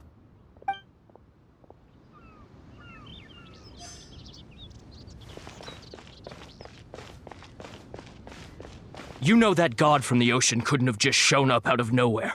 I mean, it's been 2,000 years since Rex Lapis subdued it. Yes, and to think that this happened right on the heels of the incident with Rex Lapis, too. Say, do you think the person who assassinated our lord and released that evil god might have been one and the same? Now that you mention it, that's very possible. Yes, it's very possible indeed. I mean, it all fits together. That person must have colluded with the evil god to harm Rex Lapis. Oh, that wicked, black-hearted scoundrel. Still, what sort of supernatural prowess must this person possess to be able to do such things? I have never heard of such a person in all my years. Forget it. Guessing's no use to us. Look, the Millilith over there looks like he's about to make an announcement. Let's hear what the Ministry of Civil Affairs has to say first.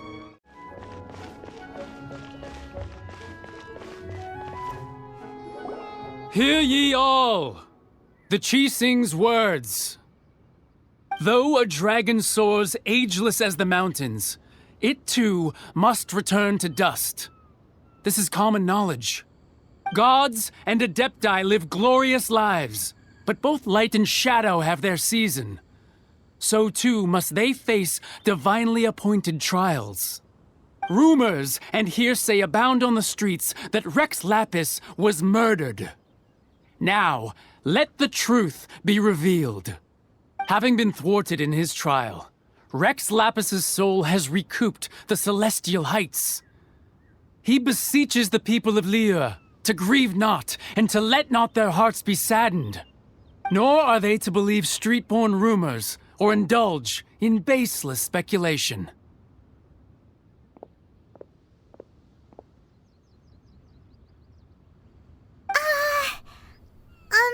Paimon needs a translation on what the Qixing's announcement said.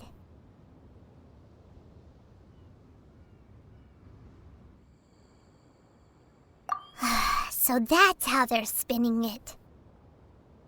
Something feels off. Why would they suddenly give up looking for the murderer? Not to mention how this excuse sounds like something they just made up on the spot. Could the Qixing already have known that Rex Lapis wasn't dead? But Zhongli said that neither they nor the Adepti knew anything.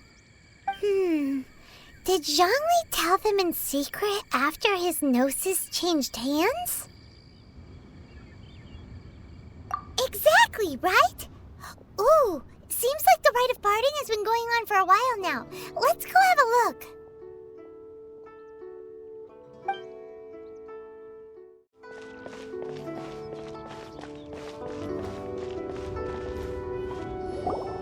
Look, it's Ningguang and Keqing. Are they saying something?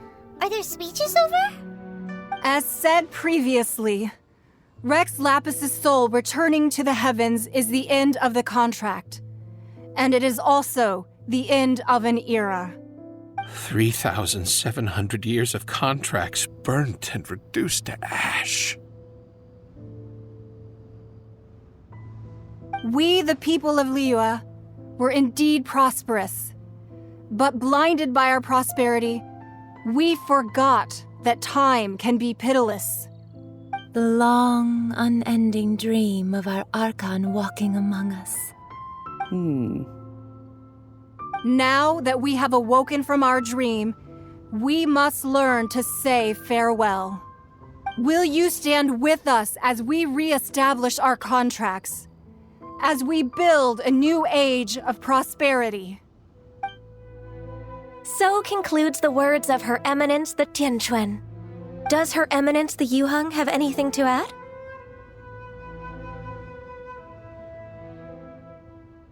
Huh? Is she looking this way? Traveler. Yikes! She really is looking our way! Is that the traveler who they say defeated the ancient god? So young. The Liyue Qixing always repay their debts. And as you have heard, our eyes see far and our reach is long. Name your price. You deserve that much. Whoa!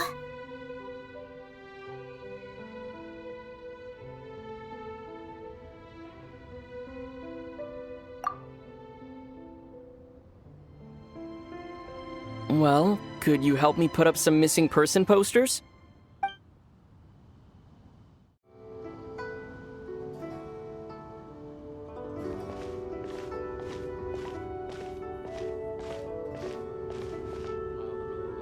Ah, Rex Lapis.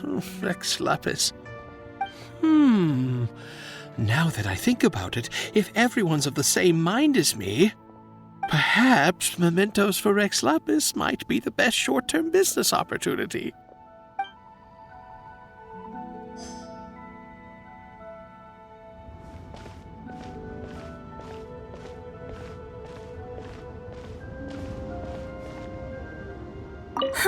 And to think I'd put my best perfume on before coming here, thinking you'd like it. But it seems as if those perfumes really were meant to be offered to Rex Lapis. Well, that's fine. Suffer no rivals in love, they say. And that's 3 gone in 1 stroke.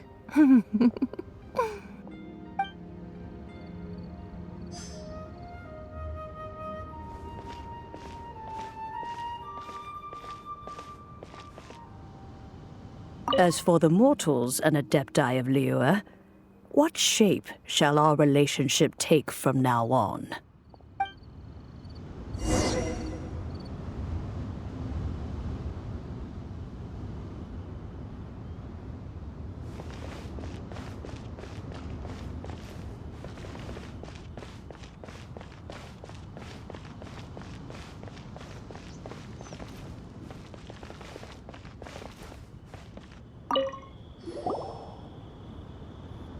Hey, Zhongli!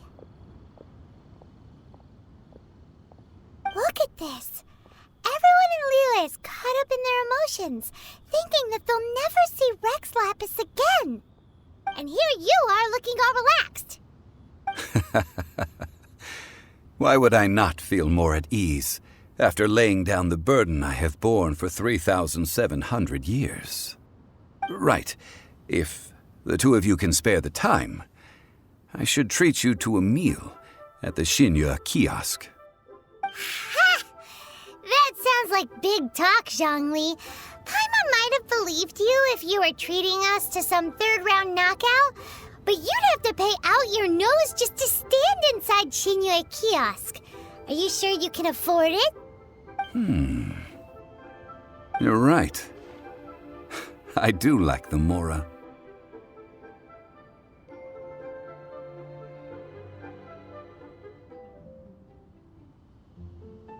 As the Rex Lapis Morax, I can easily create Mora. But since I have chosen to walk this earth as the mortal Zhongli, I should abide by the same rules that mortals do. When I was journeying with you, though I still had the Gnosis in hand, I knew that I must soon retire from my role as an Archon, so I had to rehearse a little for my new life. Oh, no wonder. Paimon gets it now. You didn't look at the price tags when we were spending because you've never had to. But since you weren't used to not being able to just make more Mora as and when you wanted to, you had to try becoming a parasite to society who lives off of other people's credit. Well, we were only spending Fatui money. You don't have to say it like that. In the City of Commerce, we do not merely exchange money or goods. We also exchange knowledge, memories, and foresight, as well as positions, roles, and lives. The Archon Morax could never experience life as the true mortal Zhongli could, no matter how many times he descended to be with his people. I must thank you for that. I will treasure the memories that I made as Zhongli, traveling the streets of Liyue with you. That is true. But there is no journey that does not end. No meetings without partings. Paimon thinks that we should make a move and continue our search for the Seven. I fear that continuing your journey may be difficult. The nation that neighbors Liyue by sea, Inazuma, is presently closed. Yes, the nation has been closed by order of its deity, the Electro-Archon Ball. And just as the people of Liyue preferred to call me Rex Lapis, she too goes by another name among locals in Inazuma. Paimon thinks we've heard that one before. Raiden? That is the case. And since Raiden is also the Shogun of Inazuma, people call her the Raiden Shogun. That said, though people at the wharf were saying that the situation in Inazuma is very tense, Paimon doesn't remember that always being the case. It wasn't that bad last year. Zhongli, since you're Rex Lapis, shouldn't you know something about what's happening there? Just how did Inazuma become a closed nation? It's because of visions. Visions? When faced with circumstances beyond their control, humans often bemoan their lack of power.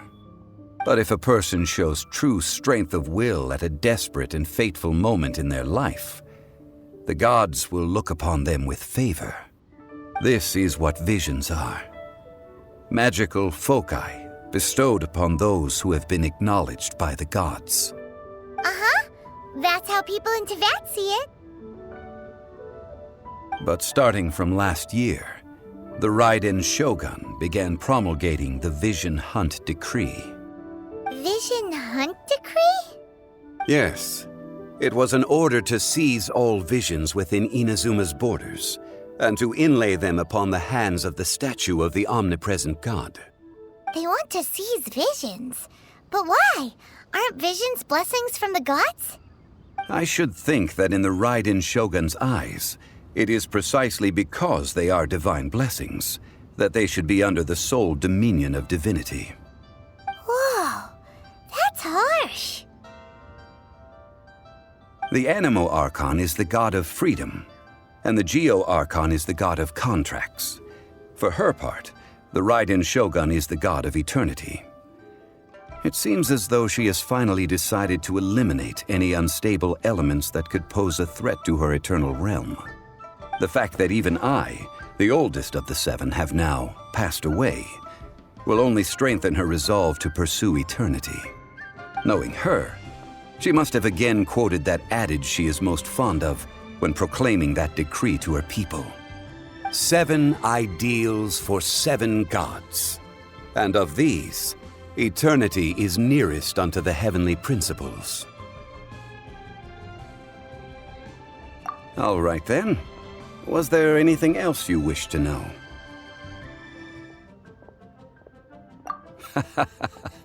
Ah, that was a good one. Failing a divine trial. How they came up with that excuse, I will never know. That said, the reason why the Qixing were so eager to resolve the incident and stop pursuing the culprit was indeed because they received news in secret that Rex Lapis was not dead. I hinted as much to the Adepti as well. How did I accomplish that, you ask?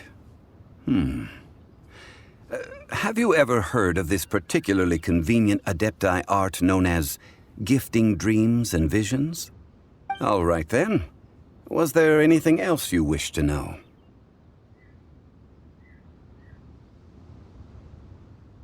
Yeah, about that. Before the Qixing made their announcement, we listened to a lot of people talking on the way. Most of them put the blame for everything on Child.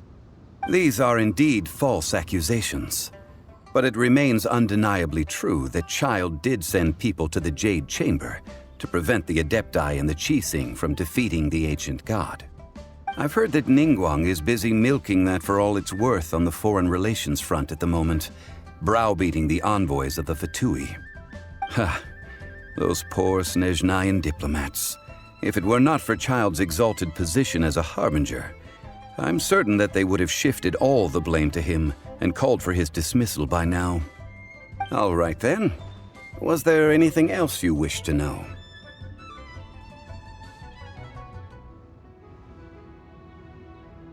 The time of the Adepti has long passed. If even the Liyue Qixing don't want to face that truth, then what future is there for Liyue? Kuching is absolutely right in saying this. Now, though I did laud Ningguang's desire for power, believing this to be a good thing, and thought as a matter of course that she must have been behind the Qixing's plan to take governing power over Liyue from the hands of the gods and Adepti, could the original person who brought up the idea of seizing power have been... All right then. Was there anything else you wish to know?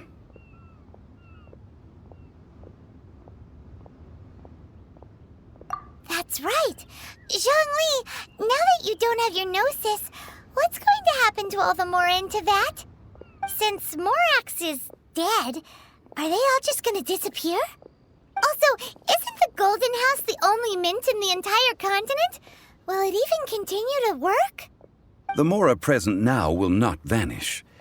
But the Golden House will indeed have to cease operations for a lengthy period of time, since creating Mora requires the use of the Geo-Archon's power. This is terrible! We're all about to run out of Mora! The world is coming to an end!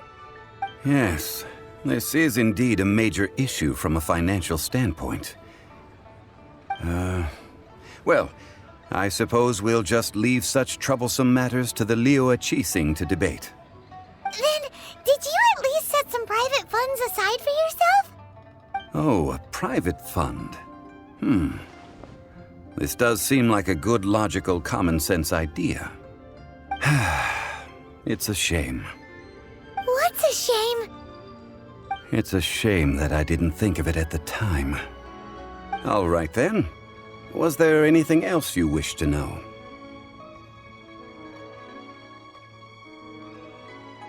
Well then, I suppose you'll have to find a way to get inside this closed nation.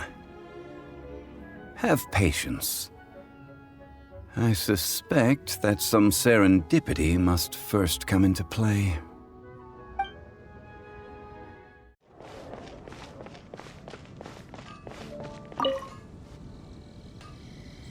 Traveler, please, over here. It has been a while since you joined the Adventurers Guild. Are your adventures going smoothly?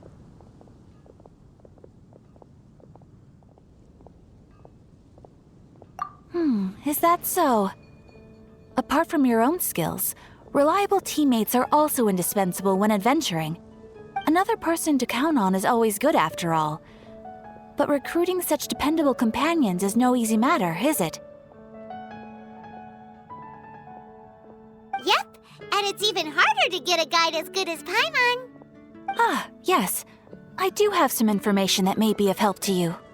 Let me consult our records. Ah, there it is. There's been a certain blonde stranger who arrived in Mondstadt lately, dressed in most unusual clothes.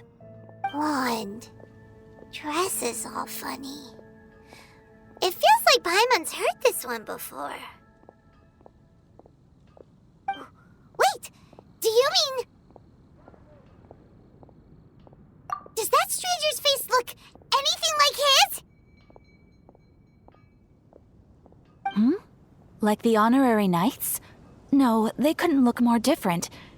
This stranger is a very tall man, and even has an eye patch.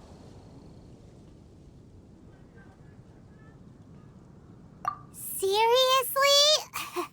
How does this have anything to do with Kaya? Eye patches can't prove that you're related anyway. That stranger declined the guild's invitation, so I can't say that I know anything about the relationship between him and Mr. Kaya. Nonetheless, you can look for him if you're interested. Perhaps he might accept your commission instead. After all, it is not uncommon for some adventurers to not want to be limited by the guild, but be happy to accept a fellow adventurer's requests.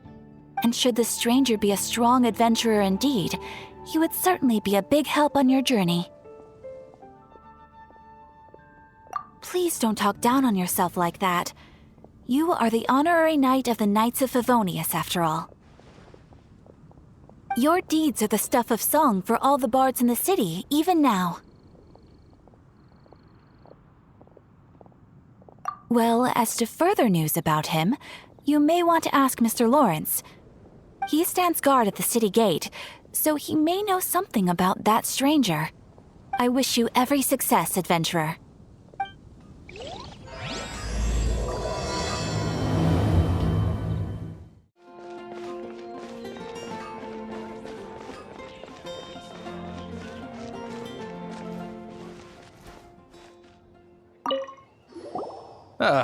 Honorary knight.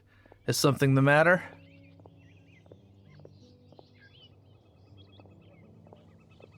A stranger with an eye patch. Let me think. Oh yeah, I remember seeing someone like that. A blonde stranger dressed in unusual garb. He was wandering all over Mondstadt at first, which I found rather suspicious. So I decided to keep an eye on him for a while. I lost him pretty quickly. Still, I didn't think that this was such a huge matter that we needed our outrider to pursue him by air. As long as Master Jean is here, there's nothing to fear from some suspicious, unusual-looking person. That might be true, but if it were up to Jean, she'd take this way more seriously. That is true. But on the other hand, knowing that Master Jean may overreact to the situation is all the more reason to not tell her, no? Anyways, oh yeah, he was at Wagner's smithy for a while before I tried tailing him. He might have said something to Wagner. You should go ask him. Maybe he has more news about our stranger.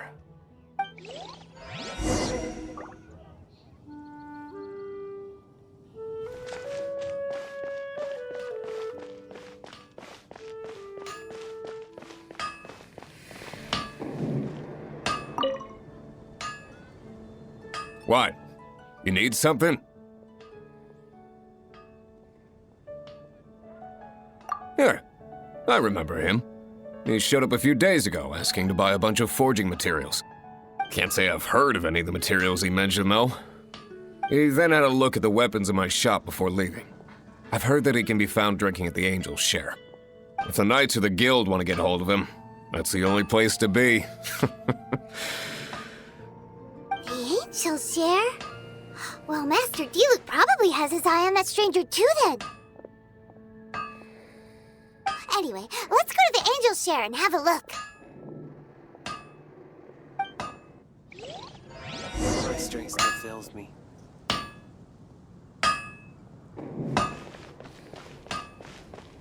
Mondstadt welcomes you.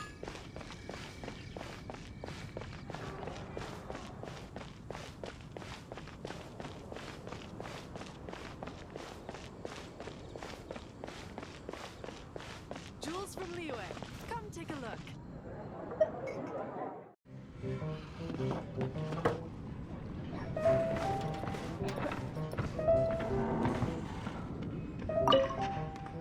What will it be? Grape juice or apple cider? Hey, Charles! Have you seen a blonde stranger who wears an eye patch around here by any chance? That I have. He comes here every night. Just to drink, though. Doesn't order anything else. He even sometimes mixes his own drinks after he orders them. I don't know anything else about him, but from his selections and mixes, I'd say that he's quite the connoisseur. What's Master Diluc's opinion? Why, I just gave it to you. Quite the connoisseur. Investigating everything as always. Guess that's Diluc for you. If you're looking for that gentleman, he ordered some new bottle of wine in advance yesterday. So he should be here today too. There's too many raucous patrons on the first floor, so if you want to wait, best to go to the second.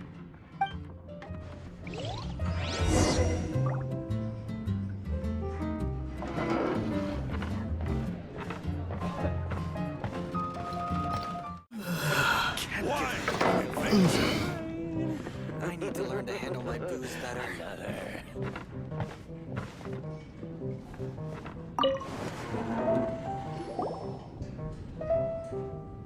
Ah, welcome, sir. The wine that you previously ordered is here. He's really here? Let's go downstairs and have a look.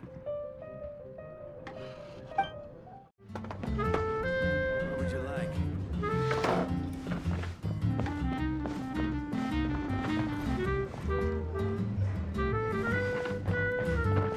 Even if you are a close friend.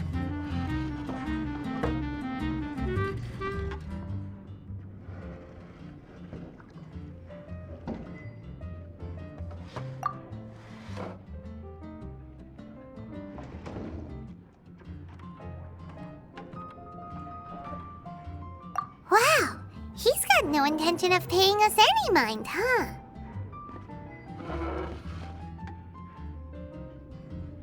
A traveler, you say? Why are you traveling?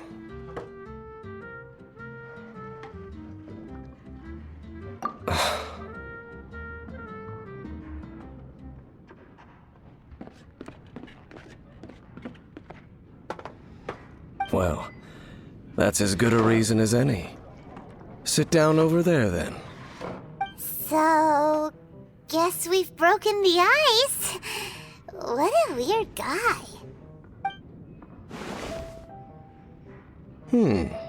That little one beside you.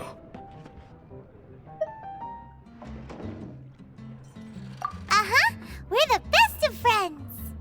It's indeed a good thing to have someone accompany you on your travels. My name's Dainsleif. I suppose you have some business with me?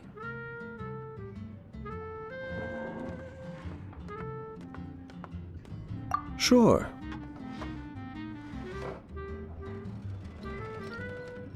And he was so cold just a moment before. Paimon's got a bad feeling about this. But I will require advance payment.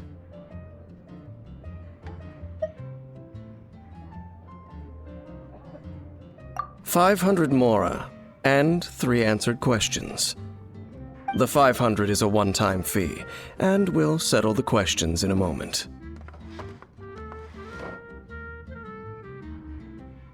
That's it.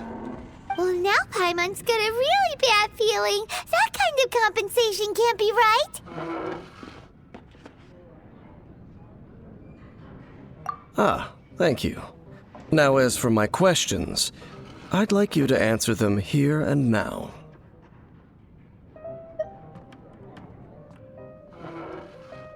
The answer to a question says nothing about right and wrong, only about differences in attitude. I only wish to know what your choices are. You need only answer. Question 1. The crisis Mondstadt faced was resolved by an alliance between yourself and that animo ARCHON who calls himself Venti. Who, in your view, was the key to ending that crisis?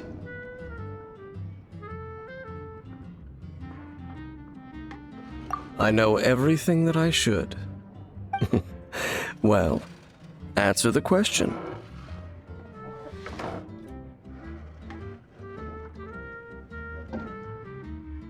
Is that your answer? I see. Question number 2. Rex Lapis, who has defended Liyue Harbor for millennia on end, used his gnosis to lay down a contract to end all contracts, of which the stipulations are still unknown. Who do you think will defend Liyue Harbor in the future, now that they've lost their deity.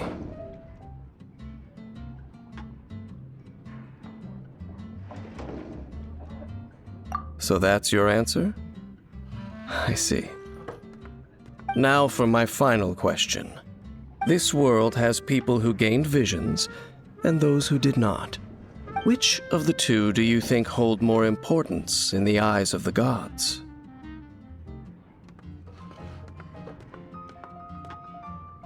So, this is your answer then? I understand. As I thought, you really are similar to her.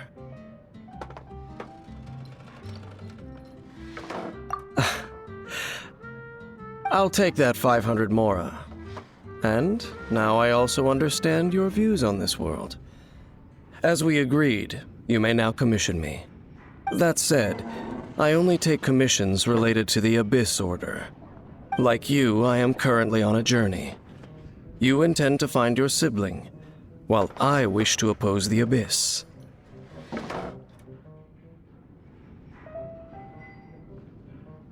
Ugh. Those creatures that serve the Abyss are the fangs and claws by which the Order spreads chaos in this world. I have come to Mondstadt this time while on the trail of an Abyss Herald. An Abyss Herald? An even more twisted abyssal being, one that commands the Abyss mages.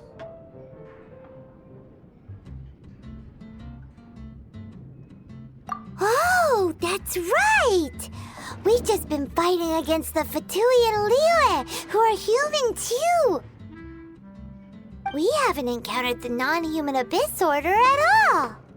There's some reason behind that, I'm afraid. It's possible that they may have been under orders to avoid your path. Oh, that does sound pretty dangerous. Maybe they're looking for a better time to ambush us or something. Uh-huh! We're super duper strong! That manner, it's just like hers. Well then, let's go see for ourselves, shall we?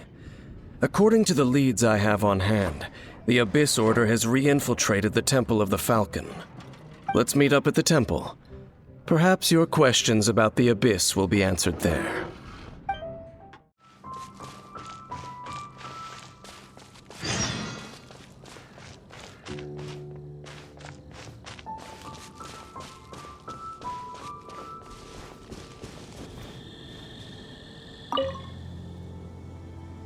This abandoned temple does bear some marks of the Abyss, the Falcon of the West.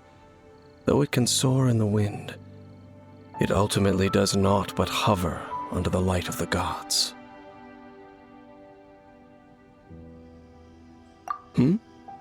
Oh, it's nothing.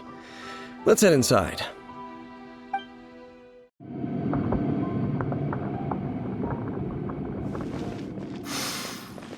The scent of the Abyss is getting stronger. It's not far now. Paimon wonders what the Abyss Heralds look like. Do they look something like the Abyss Mages? Let's head further in first. If we do see that creature, that'll spare me the explanation either way.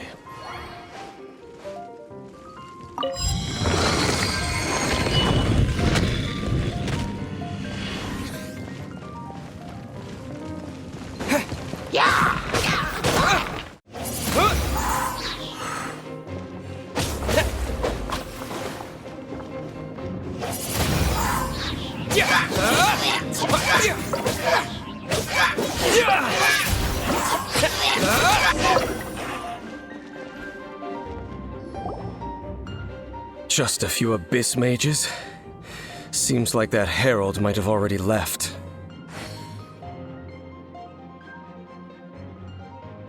The Abyss. It is chaos, and it is also destruction. It is a morass of inconceivable madness that encroaches upon this world's very foundations. That is why even the Dragon of the East, a servant of a deity, was unable to resist its corrosive powers. And the creatures of the Abyss desire nothing less than the overthrow of a world ruled by the Archons. You seem to know a lot about the Abyss, Dane. Well, we do have some history. I suppose that's as far as chit-chat goes. We should head to Wolvendom. Judging by the traces I'm following, their next appearance may be within the territory of that old wolf. Perhaps we may find our Abyss Herald there.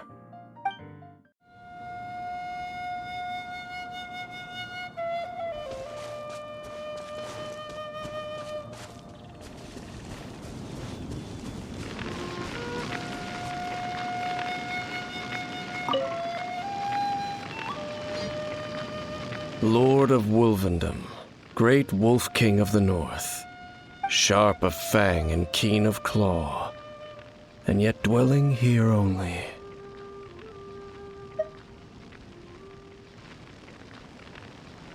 No, nor does it know me. I only know these things because a previous traveling companion of mine once wanted to hear its story. All right, let's go see if that Abyss Herald has stopped by here. But where do we begin? Are you standing here because of these strange bonfires, Dane? Indeed. See that?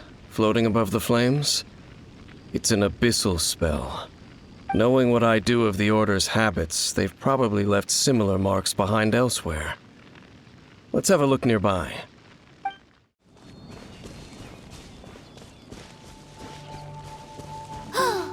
Do you think that those monsters by the bonfire are under the Abyss Order's control? Looks kinda scary. Let's beat them up first.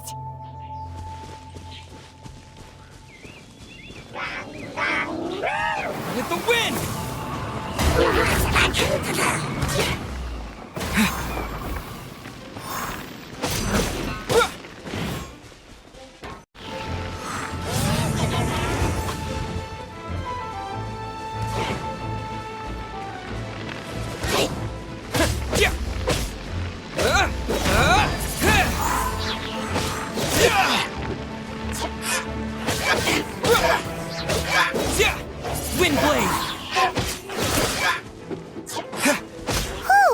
That's that! Let's go check out that bonfire!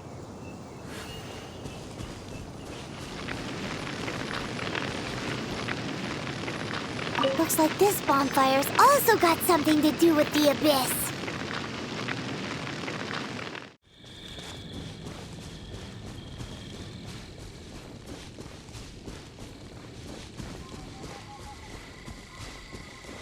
And there's another one of those bonfire spells! Looks like the Abyss really has been around here.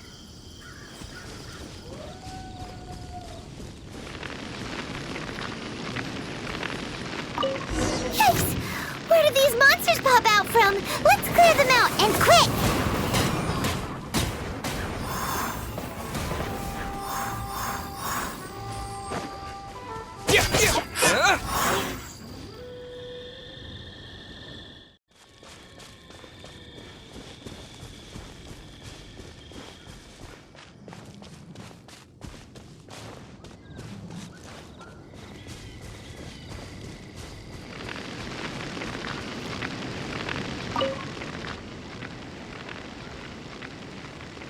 Have you finished searching?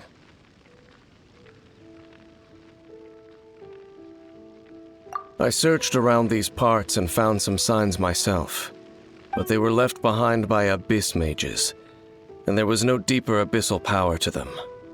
It seems that even an Abyss Herald would not wish to make trouble with the Wolf King of the North. We should leave as well. If there's anything praiseworthy about that old wolf, it's his territorial nature. But now we're out of leads. Are we going to have to give up? No. There is one more place we can go. Let's get a move on then. I'll wait for you at Storm Terror's lair.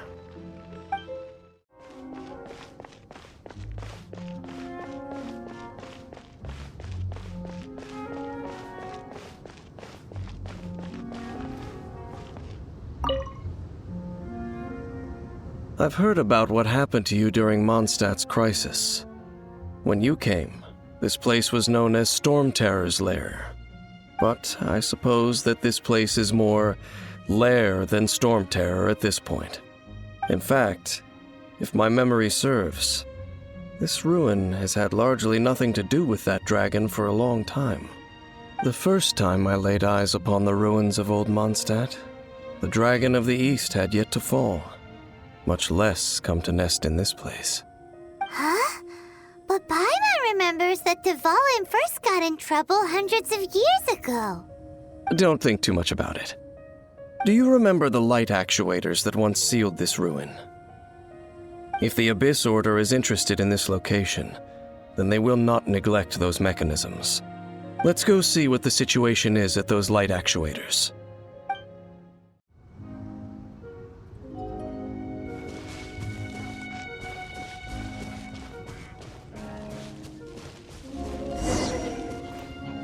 Look! There are lots of monsters gathered over there.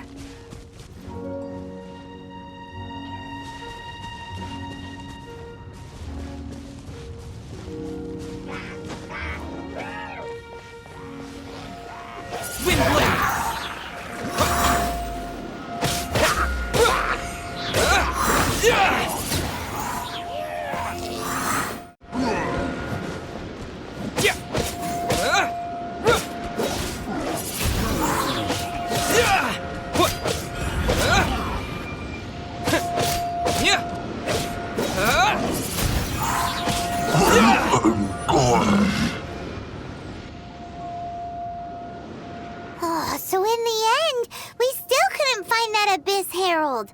Bummer. I wouldn't call not having to gaze upon such a creature a shame exactly. Still, I do believe that you will come across one eventually. No, you're right. If it's a really powerful monster, it would be best to go around it. How good it would be if all perils one encounters in their journeys could simply be solved by going around them.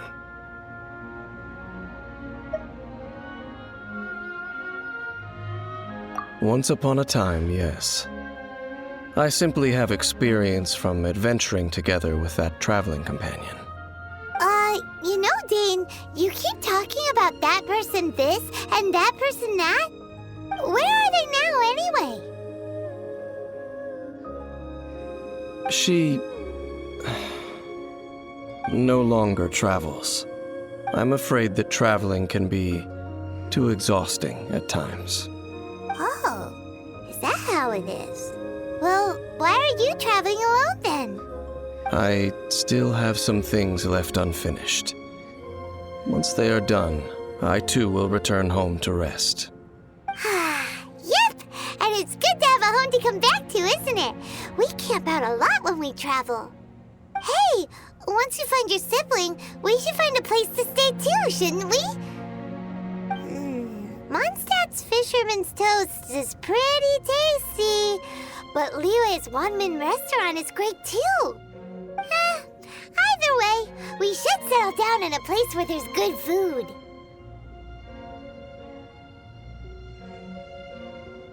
Home. Well, it won't be too late to think about where you stay once your journey reaches its end. While you're still traveling, you should...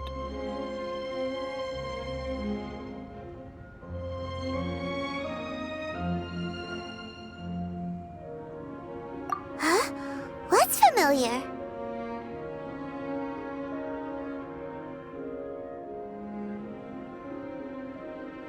A familiar feeling, you say? It could be someone you know well, or perhaps a monster.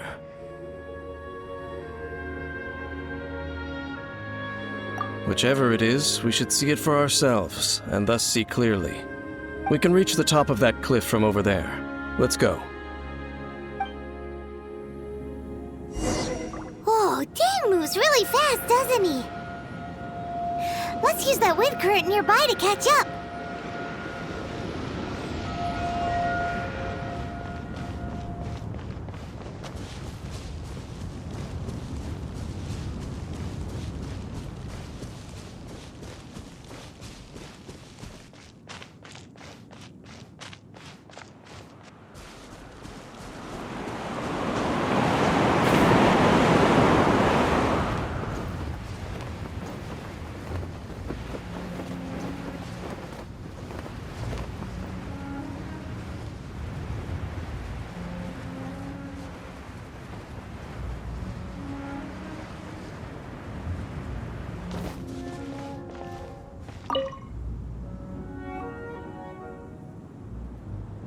Can you still sense that familiar feeling that you spoke of earlier?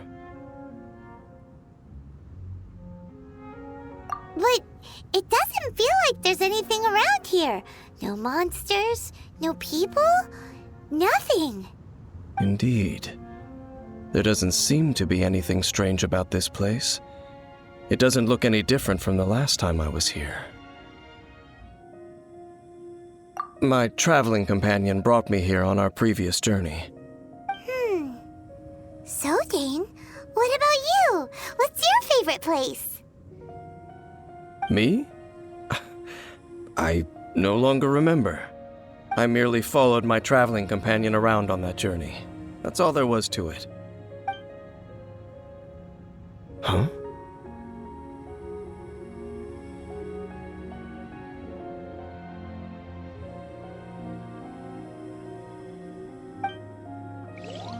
A ruin guard's footprint. A ruin guard was wandering around here? No peace to be found, even for a single dandelion.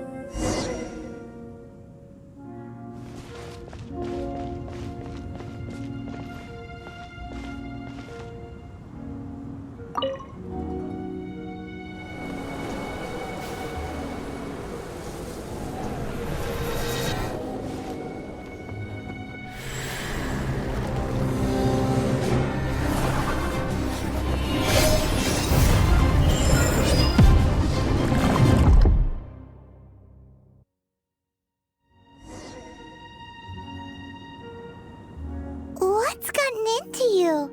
You were just spacing out. Huh? You mean your sister? But how could that be? You only touched that dandelion for a second.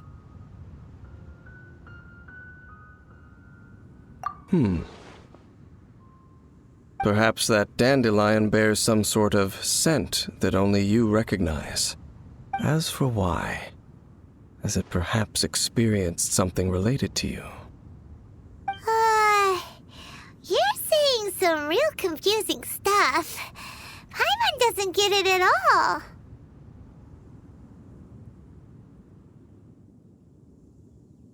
Do not rush. Vexation and anxiety are the enemy of rational thought. Your journey has only just begun, has it not? At least you now know that she is still on this world.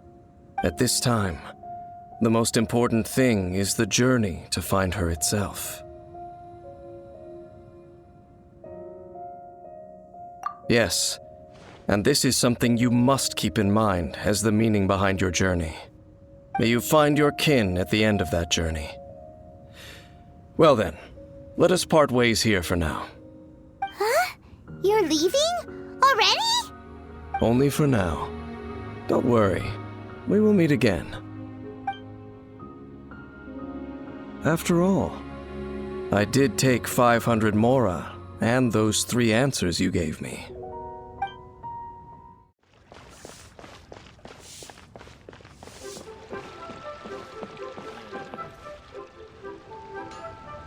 Yes! Yes! They have the audacity to go after anything! The 7 dragons, gods. No ancient artifact that relates can escape their greedy ambitions. Still, this time is different. Who do they think they are, going after the Abyss Order's treasures? Oh, Traveler, it's you. Huh? Ganyu, what are you doing here with Lan? Do you have a commission you need to post? Hello. We were just discussing the treasure hoarders. Yes. We were just saying how even the audacious treasure hoarders should know better than to mess with the Abyss. It's just too evil. But we recently received intel from the Ministry of Civil Affairs that 2 big-time treasure hoarders in Liyue and Mondstadt are planning some big joint operation. 2 big-time treasure hoarders? Yes. They're known as Big Sis of the South and Raptor of the North. Oh, Raptor! Paimon remembers he tried to run away from Amber in Mondstadt. But who is Big Sis of the South?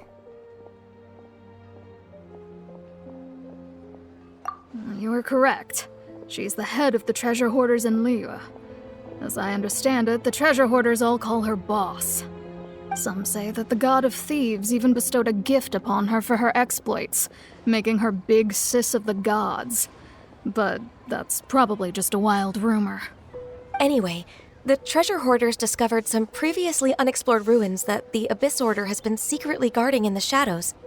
Despite how dangerous that makes it, all the treasure hoarders can think about is what kinds of treasure could be inside. They have already devised a plan. They will send out a decoy to divert the Abyss Order's forces away from the ruins, then send an expert thief inside to steal the treasure. To this end, Big Sis and Raptor have reportedly recruited a certain Grand Thief from Fontaine. Grand Thief? That's quite an impressive sounding title. Oh, indeed. He is an extraordinary individual. The Grand Thief is highly respected in the treasure hoarders, in the same way that we adventurers look up to great adventurers.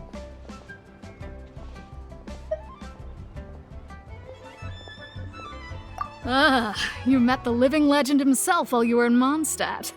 Correct. The Grand Thief is someone just as renowned as him. So, despite being relative big-timers in Liyue and Mondstadt, Big Sis and Raptor had to put in a lot of work to convince a thief of his status to come and personally oversee this operation. With the major changes in Liyue recently, the Ministry of Civil Affairs and the Millelith already have their hands full. They don't have any time to investigate rumors about treasure hoarder activity. But anything related to the Abyss makes me feel like there is some unknown danger lurking beneath the surface. So I decided to come to the Adventurers Guild to post a commission. Leave this commission to us! Oh, thank you so much. Good to see this in the hands of a reliable guild member. Well then, good luck. The guild will take care of the details of this commission.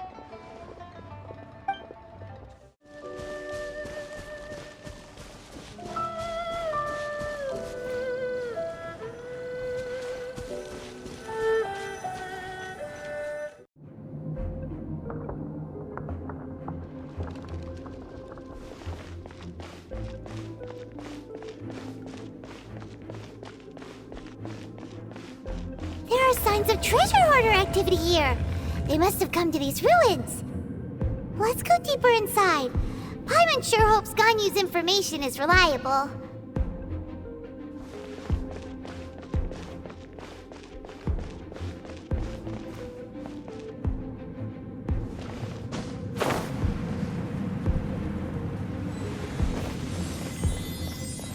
There aren't many guards here. Looks like their plan to draw away the Abyss Order's forces really worked.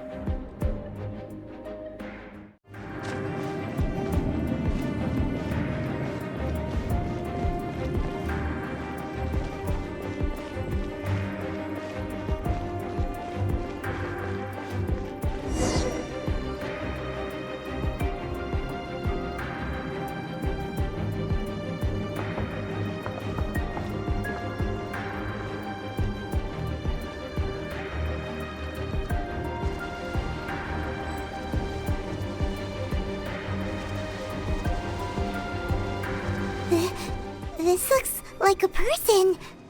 Could it be the Grand Thief? Why is he in that position? Is he praying to something? That's...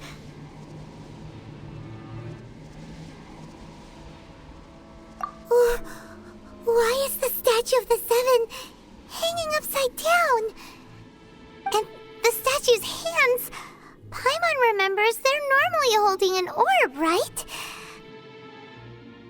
But this statue is holding... What is that? Paimon has a really bad feeling about this. And the Grand Thief hasn't moved an inch. Do you think he's... Hello? Are you okay, mister?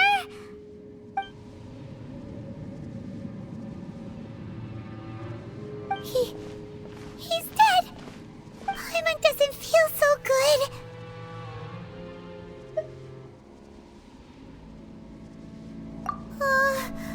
Let's get out of here, and fast! We should report back to Ganyu and Lon. Ah! Now what? We can't stay here! Quick, run!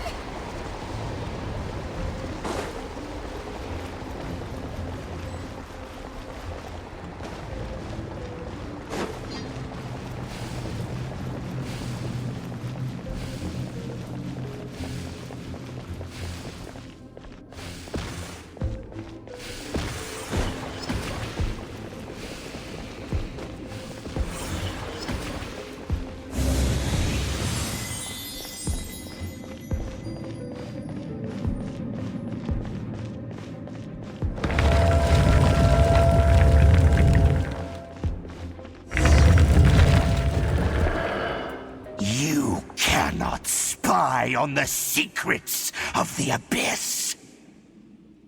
You have come here. You have seen our secrets. For this, you must pay the price.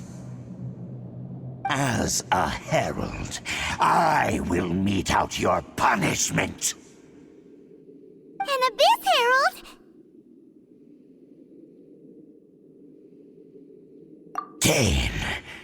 Dainsleif. Oh, I thought you were just a couple of pests that stumbled in here by mistake. So, you are with Dainsleif, that constant annoyance in our affairs. Did he send you here to die? His resistance against the Abyss has gone nowhere for a long time. There is nothing you can do to change the tide. The Abyss is unstoppable. What is this power? I've never seen it before. Careful, please don't get cocky.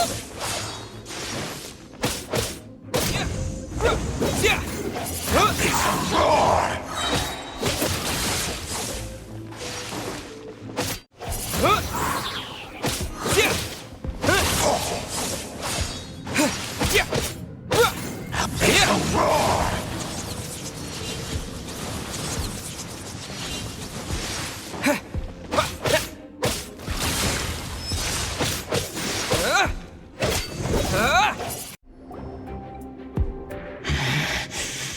This power, it seems familiar. I see. So it's you. You are the one. In that case, I shall stay here no longer.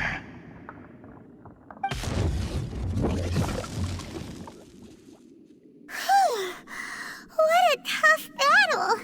Are you okay? Oh, such a strong enemy.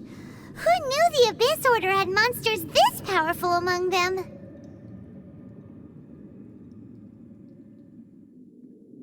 Huh? What is it?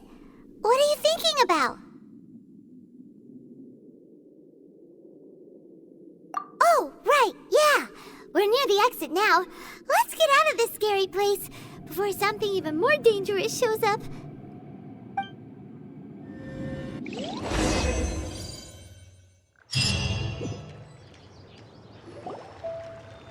So, we meet again.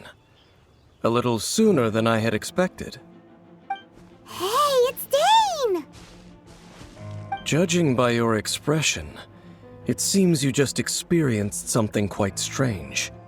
Could it be that you encountered an Abyss Herald in those ruins? Huh? How did you know that? I've been on the Abyss Herald's trail. I didn't expect to find you here as well.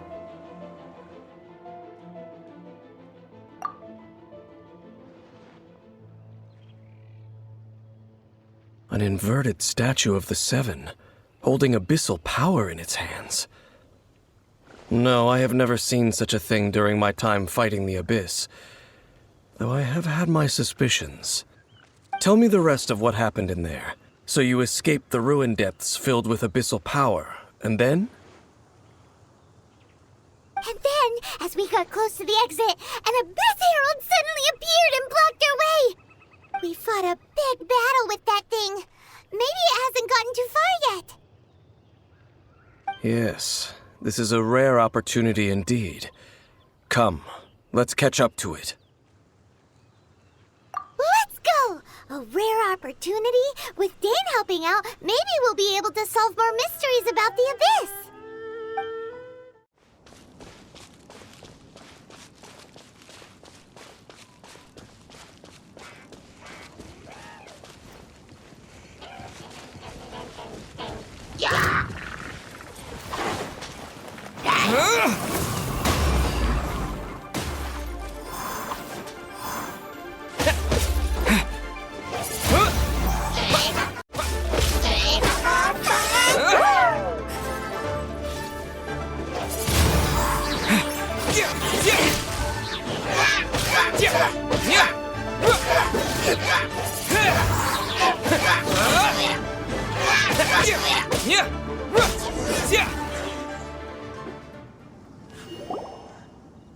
Those Abyss mages just now, were they trying to ambush us? No. They were just digging through these abandoned ruin guards looking for something of value. Oh, is that so? The Traveler here seems to like doing that a lot, too. Looking for chaos devices, chaos circuits, you know, that kind of stuff.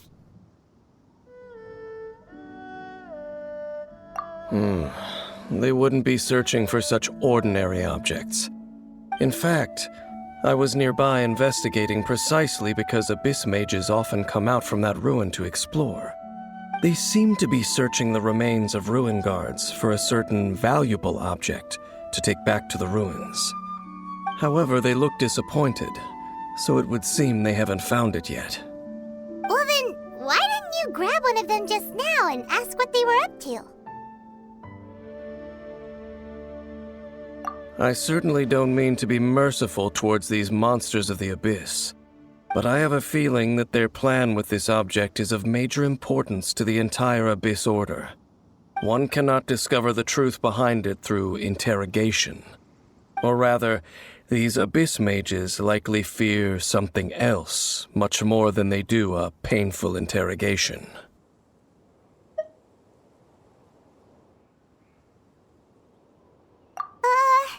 Paimon is getting goosebumps thinking about all this. All right, we shouldn't waste too much time here. Let's continue our search.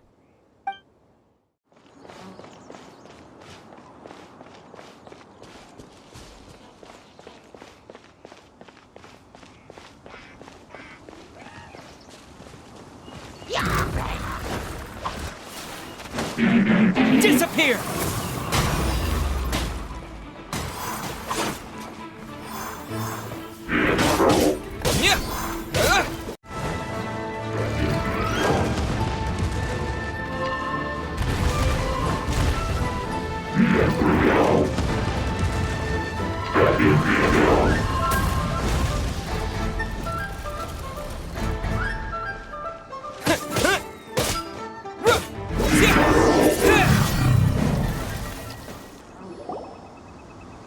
Wow, besides the Abyss Order, Ruin Guards sure are active around here.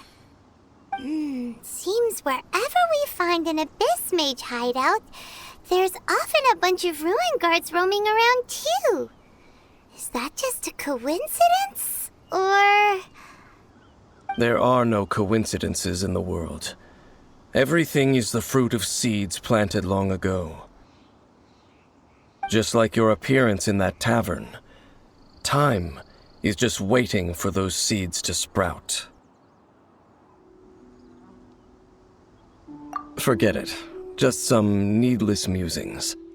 The connection between the Abyss Order and the Ruin Guards is by no means incidental. Rather, they are both branches that have grown out and up from the same roots below. branches? Roots? What do you mean exactly? Both originate from an ancient nation that was destroyed 500 years ago. Khaenri'ah. Huh? Khaenri'ah? Really? Abyss Order and Ruin Guards are left over from after the destruction of that nation? Oh, speaking of Conria, that's really a super ancient name. Oh, right. As your guide, Paimon should explain a bit here. A long time ago, the nation of Conria was... Huh?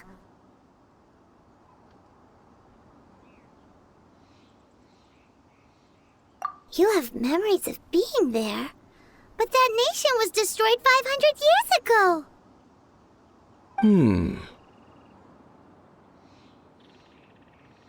Is that so? Well, everyone has their secrets. You did not pry into mine, so I shall not pry into yours. But, if you would like to tell me, I will listen. So, the Conria you saw, what was it like?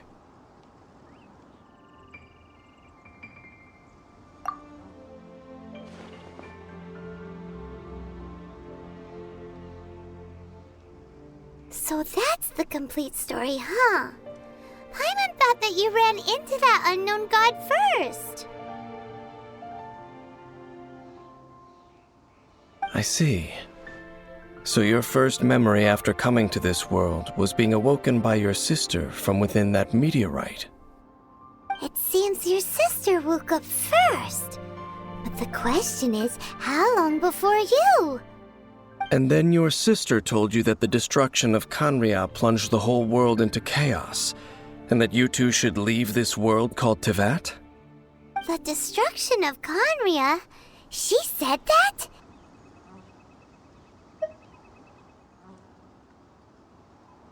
That destruction you witnessed, that's history from 500 years ago. It seems the first time you awoke in this world was indeed during that period. Huh. So your sister must have understood this world better than you did, because she woke up first. And it was shortly after that you encountered an unknown god who blocked your path, so you couldn't escape. Oh, Paimon knows this part really well. I understand. When you awoke at that time and hurriedly tried to leave for another world, you didn't know anything about Conria. But now, since you have come to gain some understanding of Teyvat, you are able to guess that the war you witnessed all those years ago must be the war that ended Conria. Am I right? If that's the case, you must have been flipping through all sorts of books during our adventure these past few months.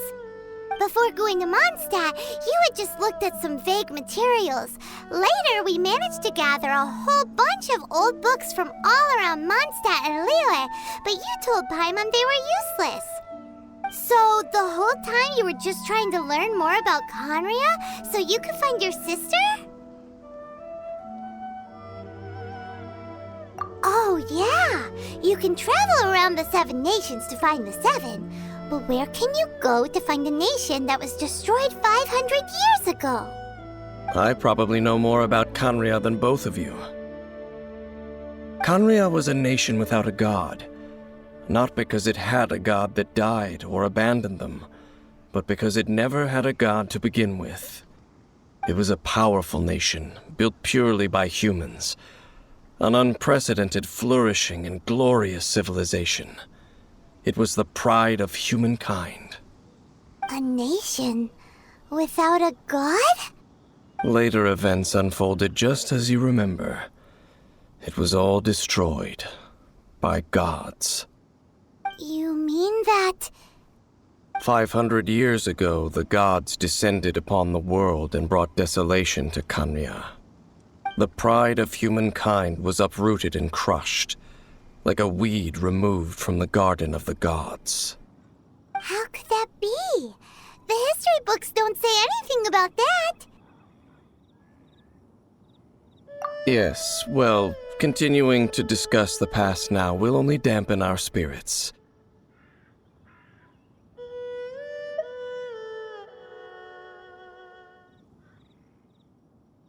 Let's keep moving. I will tell you more of what you want to know as we continue our search.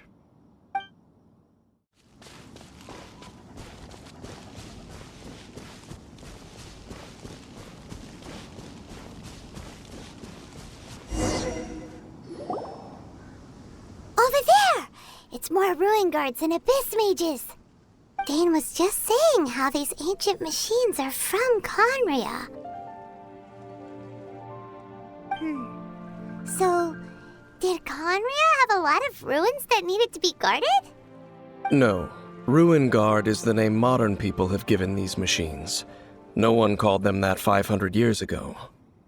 These ruin guards were known as field tillers by the people of Conria. Field tillers? What a strange name. It's not like you think. Field tiller was just a code name. The people of Conria like to give code names to their weapons. The land is not to be tilled with farming tools, but rather is to be fought for with steel and blood. This is how the field tiller came about. Fought for with steel and blood? Well, that's an interesting way of understanding tilling. Paimon doesn't think it's a very positive interpretation. After the destruction of Conria, these masterless field tillers went completely out of control. They wandered aimlessly over the centuries, gradually spreading to every corner of Teyvat. Perhaps resonating with the sorrow of other civilizations lost to time, they found their way to various ruins across the land, where they lie dormant. Well, that sounds so sad. Once you understand more, those details won't mean much to you. But no matter their past, all that remains of them now is the danger they pose. So destroy them all.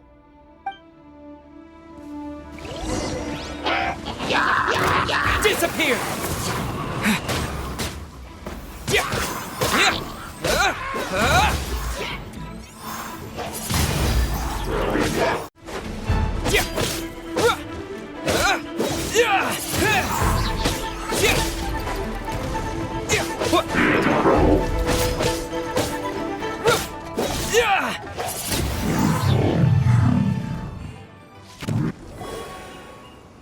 Huh?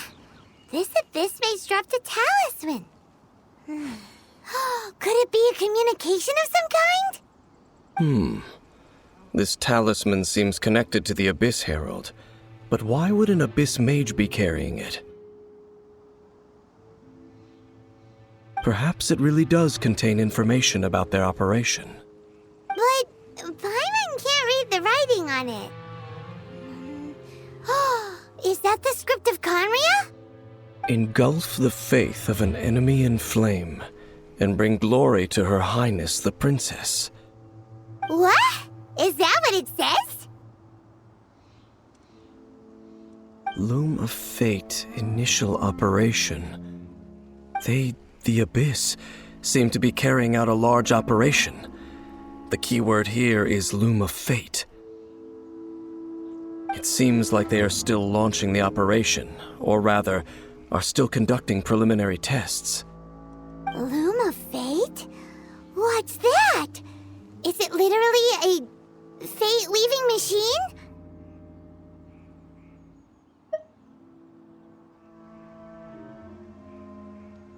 From the horrible feeling Paimon's been getting, those eerie ruins are super likely to be related to this fate-weaving operation. So, Dane, what message does this talisman contain? I'm reading it now. An ambitious operation. But some parts are difficult to understand. How so? In short, the first phase of the plan is related to Osial, Overlord of the Vortex. The Overlord of the Vortex? You mean that god in the ocean?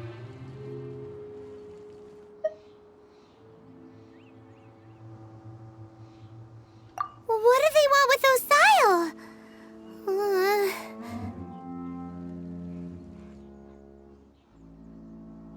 I know of your past heroics regarding Dvalin, and I also know of the Abyss Order's role in the Storm Terror incident. Though you may not have been aware of it at the time, you were thwarting an Abyss Order operation similar to this one. Last time it was Venti's old friend. This time it's a huge ancient god. The Abyss Order keeps setting their sights higher and higher. Will the Abyss Order use their lies and dark magic to corrupt Osile, just as they did Dvalin? No. From the contents of the talisman, this operation goes one step further. They won't just corrupt Osile's mind. They also plan to use the ancient technology behind the field tillers to completely transform Osile's body. Is that even possible? So wait, the Abyss Order wants to make some sort of cybernetic squid god of mass destruction? Very few people today truly understand the civilization of Khaenri'ah. Though of course, the accuracy of that understanding itself is difficult to judge. Only the Abyss Order has consistently sought out the remnants of Khaenri'ah. Despite being far from human, they seek out this lost human civilization quite persistently. The talisman's message states that they will use the defiled statue as a base, attaching Osile's limbs to construct a mechanized god. And the new core that shall replace the orb usually held by the Statue of the Seven is the eye of the very first field tiller. The eye of the very first field tiller?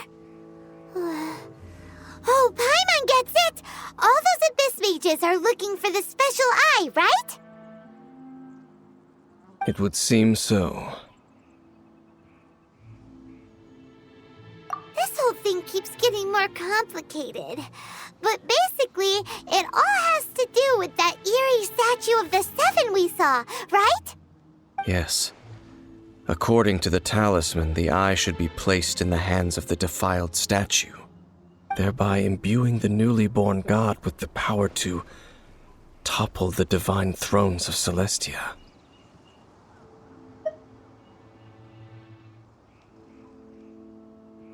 Oh boy, the Abyss Order sure isn't holding back with this plan. Since no one knows where the first field tiller is, how about we take the information about the statue as the starting point for our investigation? Yeah, that tone-deaf bard is too difficult to track down anyway. Let's go to the cathedral first and ask around. Maybe we'll learn something. The cathedral. Huh? What's the matter, Dane? Nothing. Let's get moving.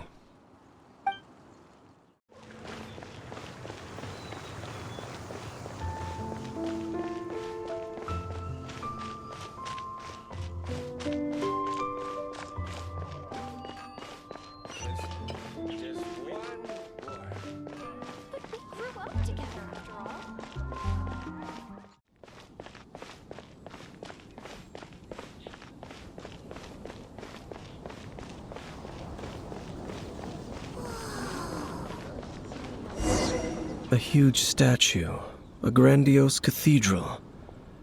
The people of Mondstadt clearly spent a great deal of resources and energy to construct them. But how aware of this was the Animo Archon on receiving this gift?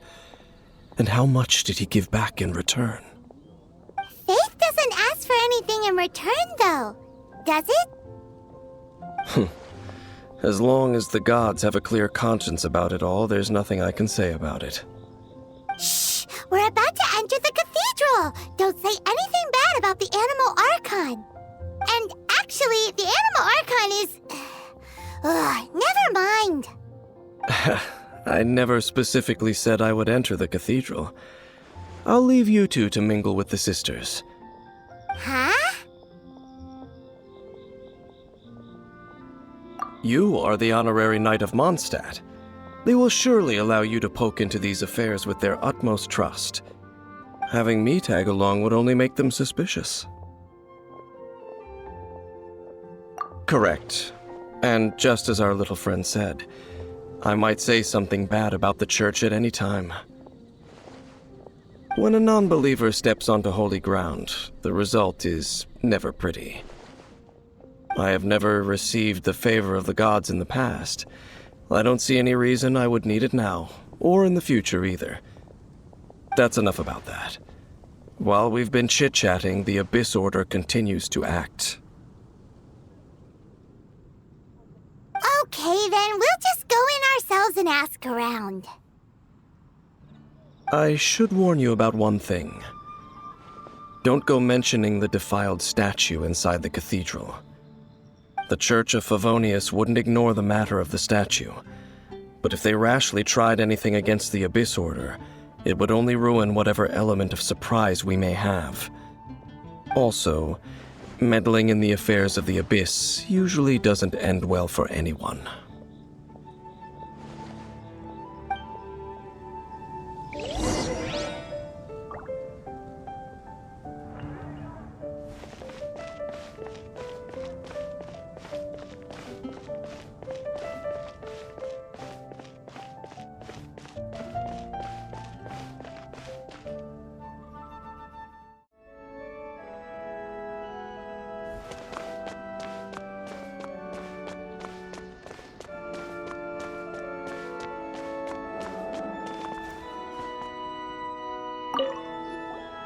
Honorary Knight! Hi, how have you been? Do you need anything today? But I should first make it clear that if you need to borrow the Holy Lyre to Hermel again, we cannot oblige. It seems she hasn't realized it's just an illusion. Oh, we're here to ask some questions about something. Barbara, have you heard about the first field tiller? What's that? Field tiller. What does it do? Of course you wouldn't know anything about that. Okay, next question. Has the church ever lost a statue of the Seven? Huh? You're here to ask about that old story? Well, I didn't expect that. That was such a long time ago, barely anyone mentions it nowadays. A long time ago, there was indeed one statue of the Seven that disappeared one night without a trace. Nearly every member of the church joined the search for it, but it was never found. In the church's records, as you might assume, this incident has been called the Lost Statue of the Seven. Of course! Of course? Nothing? So do you have any other clues? Paimon means any other strange stories? Sorry, Barbara, but we can't tell you about the statue we saw just yet. Like Dane said outside, it's for your own good. Other strange stories? I'm not sure. Let me think about what other unusual incidents are in the church's records. Oh, the Tyrant's Final Fury? No, that's from another time. Probably unrelated. The Tyrant's Final Fury? Oh, this refers to a time of great danger that engulfed Old Mondstadt, the place now known as Storm Terror's lair. Many, many years ago, there was a time when balls of fire would rain from the sky whenever anyone approached Old Mondstadt. Balls of fire raining from the sky? How terrifying!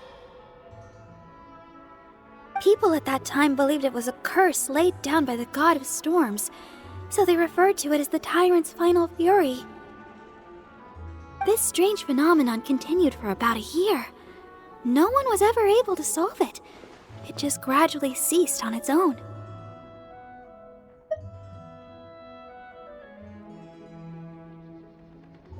Right. Later, the theory of the Tyrant's Final Fury became less probable in the eyes of the Church. Common reasoning dictates that the god of storms wouldn't shoot fireballs. Perhaps it was something else that caused the disaster. Anyway, this incident might not be related to the lost statue of the Seven, but I just can't think of any other strange incidents that might be. It's okay. Thanks anyway! There's that pointless word, thank you, again. I can never get used to hearing it. Oh, Rosaria, it's you. If you're looking for the Knights of Favonius, they're busy with those monsters again. Those monsters? Those monsters that tried to attack Mondstadt last time during the Storm Terror incident? Wasn't that the Abyss Order? They're at it again? Indeed. They're gathering in Wolvendom, causing great unrest among the wolves. Could it be that the Abyss Order is targeting the spirit of Lupus Boreas? As for what purpose, I can't say for certain. Master Jean has already headed off to Wolvendom. I must also begin to make a move myself. Then I will go as well. Master Jean said you should stay at the church and continue your work with the clergy. But you're also a member of the clergy.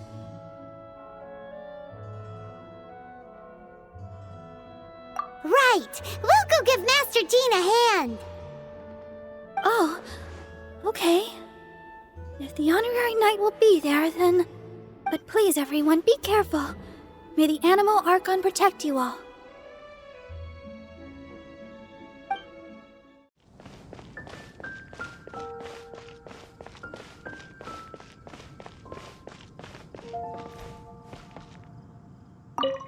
I see. Has the Abyss Order already launched a new operation? This could very well have something to do with the defiled statue. We should go as well. But what is the Abyss Order going to Wolvendom for anyway? Are they looking to do the same as they did with Dvalin? Not again! No, that's not likely. Unlike Osile, who was just suppressed, Andreas died long ago. Today, it is just his spirit that stands guard over Wolvendom.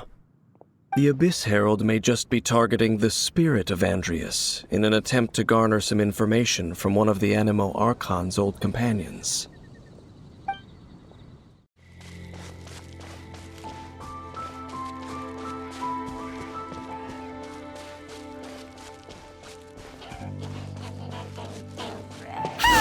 The Abyss Order! Don't underestimate the enemy. Let's take them now.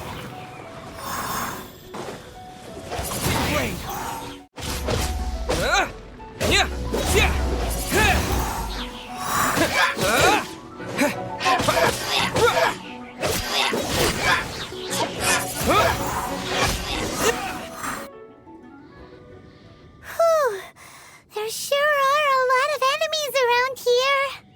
The closer we get to the target, the more enemies there are. Fits the Abyss Order's style.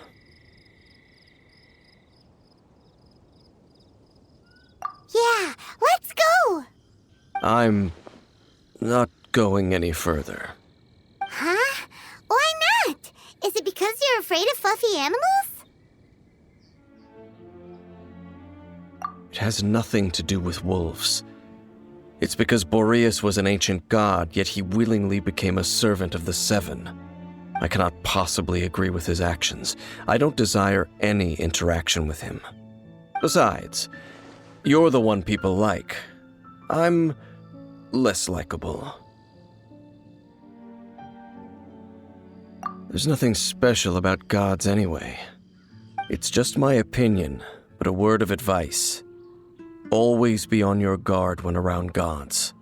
You shouldn't place too much trust in them. But at the same time, don't go too far in the opposite direction. Don't go trying to overthrow them or hunt them down, even if the god in question is your sworn enemy. Don't trust them and don't hunt them. That's some awkward advice. Does Dane hate the Seven, or is he protecting them?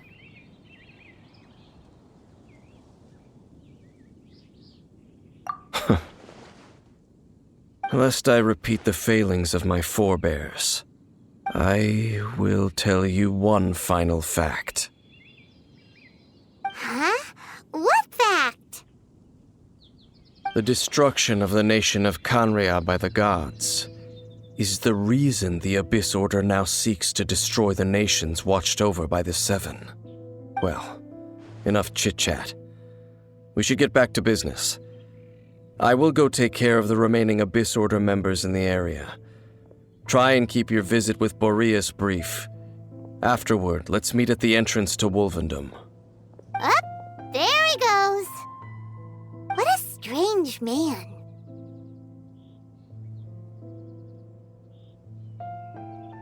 Yeah, that's true. You also keep your guard up against unfamiliar gods. At the Rite of Dissension in Liyue, your decision was very similar to what Dane would do.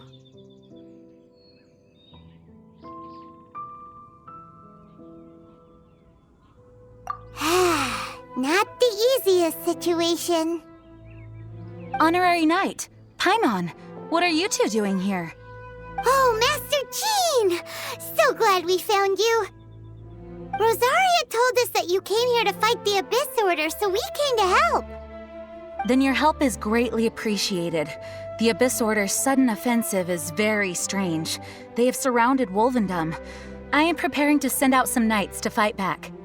I just scouted out all of Wolvendom, but I did not see you. Rosaria told me that the Abyss Order is going after Boreas. But the Abyss Order and Boreas... what is the connection between them? They just like to cause trouble. Do they really need a reason? The Abyss Order already went after Dvalin. It's not too surprising that they would also go after another one of the Animal Archon's buddies. That is true. Regardless, whether the reason behind the present threat is clear or not, I will handle the situation. Honorary Knight, please go and check if Lupus Boreas is in any danger. This god's spirit... he does not often see people, but I hear that you have met him before. Maybe it is best that you are also the one to meet him this time. Okay, be careful. Thank you for your help, Honorary Knight of Favonius.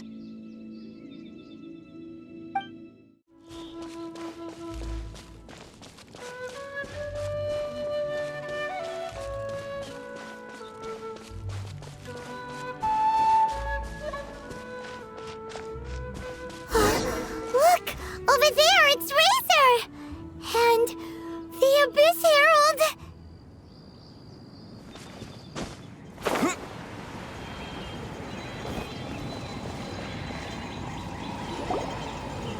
You, not welcome here!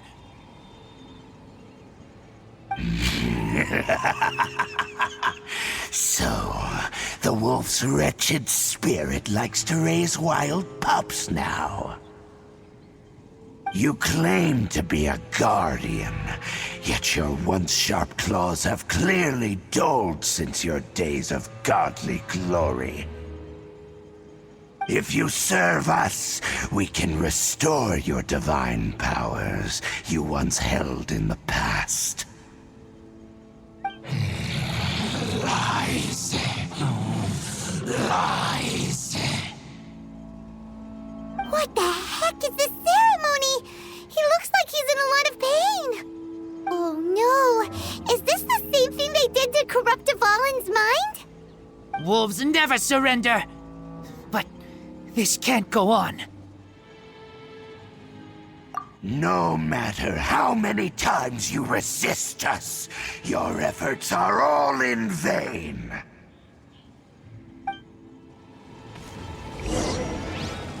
Bow before the abyss!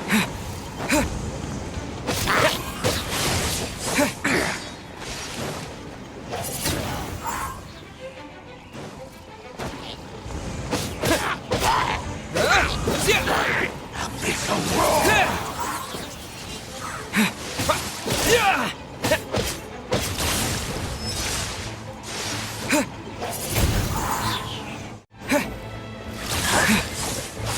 The world will fall! Windblade! The end will come!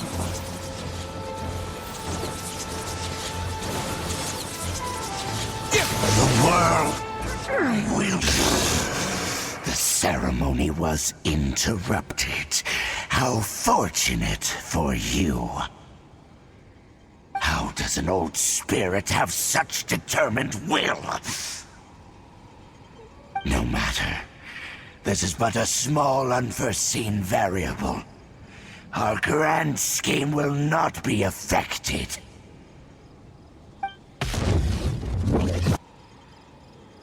It disappeared again!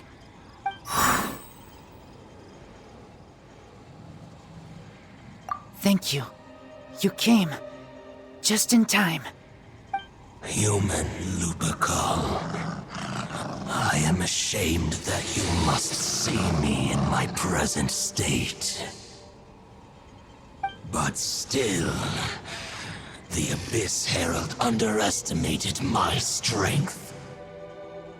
Lupus Boreas never refuses trial, but scary outsider, not respect trial rules. I too didn't see the trap.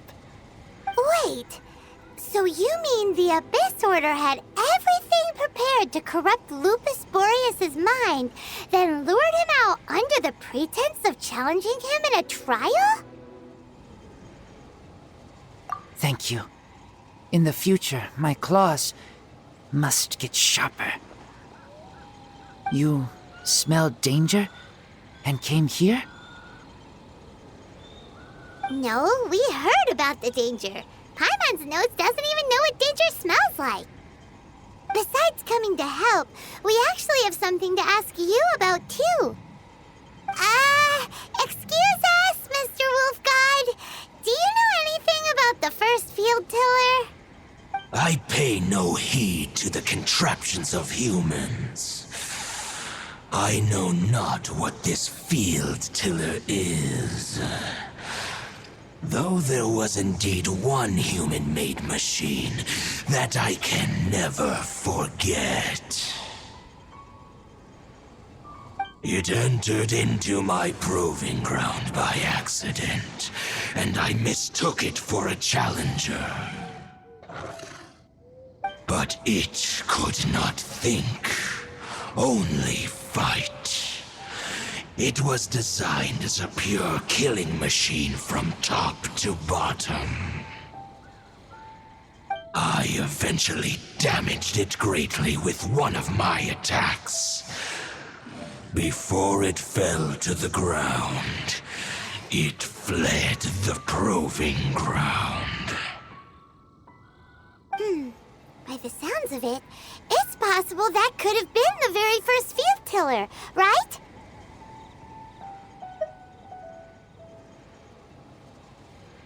Missiles. I do not know this strange word. As I said, I pay no heed to the contraptions of humans. It could spin, leap high into the air, and even shoot fireballs. Although no match for a god, it was stronger than even many who wield visions.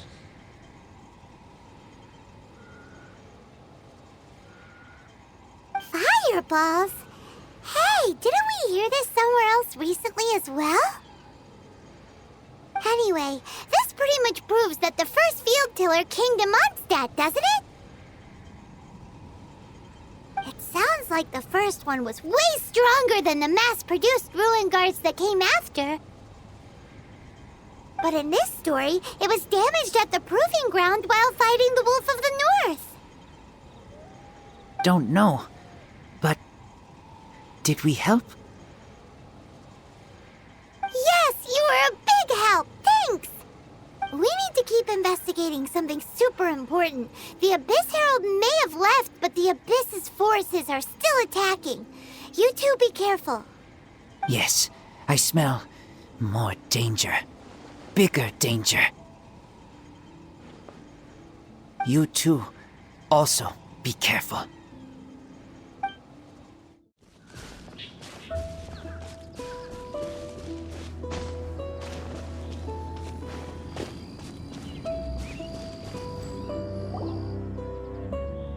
There you are! Did you see Master Jean? I saw her but purposely avoided her. As both the Lion Fang Knight and acting Grand Master, she naturally would have some reservations towards me. If I'm not careful, one day I may find myself becoming the object of one of her investigations. But back to the matter at hand. I defeated some of the Abyss forces but wasn't able to gather any information. Did you have more success?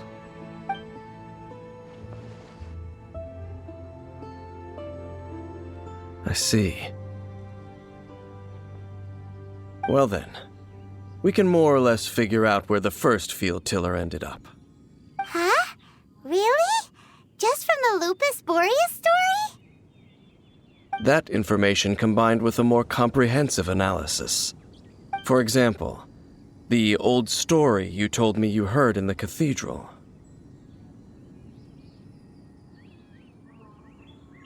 Exactly.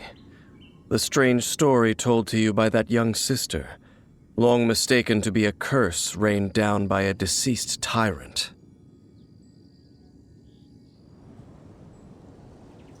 Ah, Paimon gets it! So the tyrant's final fury was really just missiles fired from the field tiller after it ran from Wolvendom. After it was damaged in the fight with the Wolf of the North, it must have wandered into the ruins of Old Mondstadt and stayed there. Then, whenever anyone got close, pew, pew, boom! It would fire a ton of missiles at them, until one day it finally broke down for good, and the fireballs stopped raining from the sky. Back then, the people of Mondstadt hadn't seen many ruin guards before, so they came to interpret it as the tyrant's final fury. It looks like we need to make a trip to Storm Terror's lair and comb the entire area.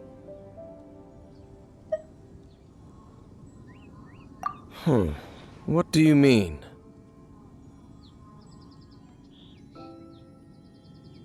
Huh? You mean... Oh, Paimon remembers too! We saw that abandoned ruin guard sitting atop the tower when we went there before. Can't forget something like that.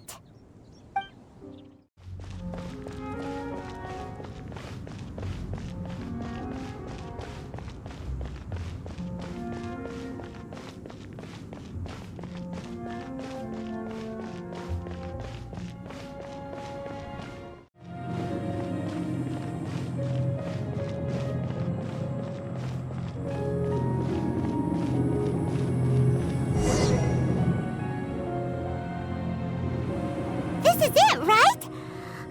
Okay then, use your elemental sight to look for the eye. Ooh, so what did you see? Huh? Nothing? Oh, but Paimon was so excited! What's going on? Are you sure you did it right? This requires another method. Using elemental sight on a field tiller is of no use because it is not powered by the elements. Let me give it a try.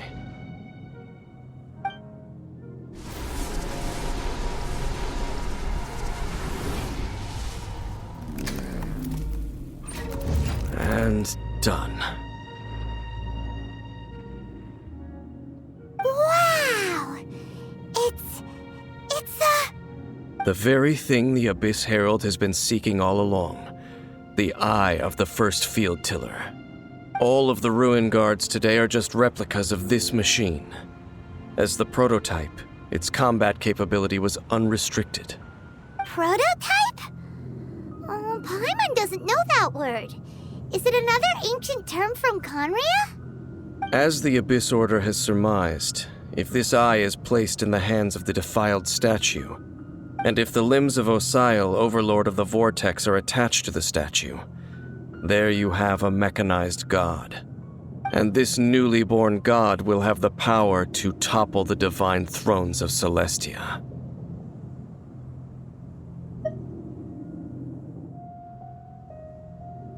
Yes. Then, what should we do with this eye? No. I'll guard it myself. Huh? You? Dane? You won't go and do anything crazy with it, will you? You may doubt me if you wish, but I must ensure it does not fall into the wrong hands. No matter where we may hide it, they will find it. And as for the Church of Favonius, well, you know I don't trust them. Oh, right. But our work isn't done yet. To avoid any further repercussions, we must also take care of that defiled statue. We can't have the church get involved. Let's handle it ourselves. As for what I mean by take care of it, naturally I mean to completely destroy it. Destroy it? That's a statue of the Seven! As well as being a really important cultural relic, they're actually divine too! Well, good thing we didn't tell Barbara earlier. Otherwise she'd be going completely bonkers right now! Do the Seven really expect me to help them look after what belongs to them? Let's go back to those ruins and destroy the inverted statue. If we are lucky, we will also run into that Abyss Herald. I'll make sure it doesn't get away this time.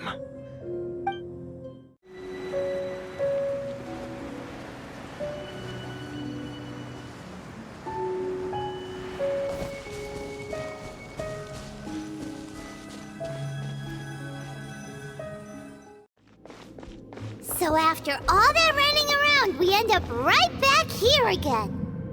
Look at us. We barely escaped this place last time, and now we're strolling right back in. Gee, surely we must be some of the bravest adventurers in all of Teyvat. That or the stupidest. To get to that creepy statue, we just need to follow the path we used to escape last time. That should take us right to it. Yep, that'll work. Let's go, and remember to be on your guard.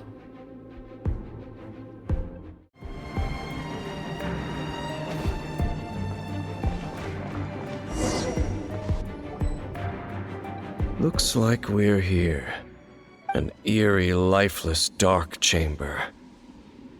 I understand the evil aura you were describing earlier. Oh, such a scary place. Be careful to not be overwhelmed by the power of the defiled statue. The Abyss Herald. It's here. You sense correctly. You are just as vexatious as ever, Dainsleif, enemy of the Abyss. I sense your soul is stained by terrible bloodshed, perhaps from your darkest nightmares, unless... Oh, and something far more dangerous. You reek of a corruption familiar to me. Then we are the same. We're both dangerous. But dangers from outside of the Abyss Order must be caught and caged. It is your words that forever reek of corruption. Time to silence you!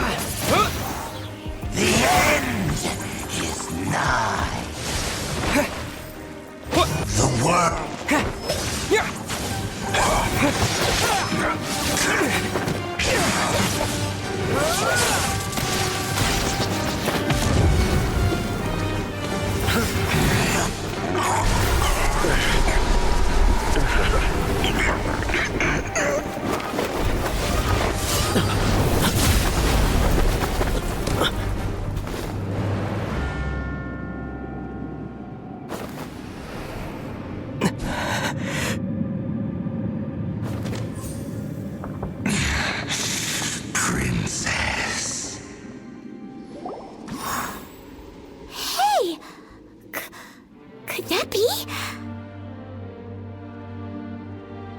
Ether.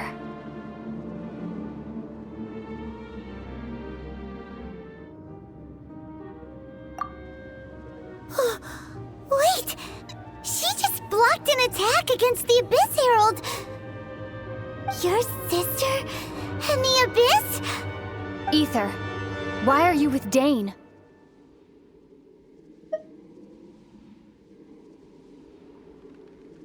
Uh-huh?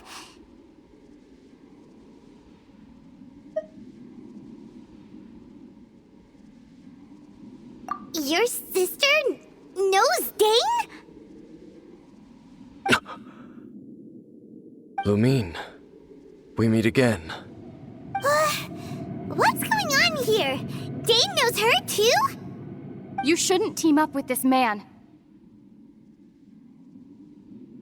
He is my enemy. Lumine.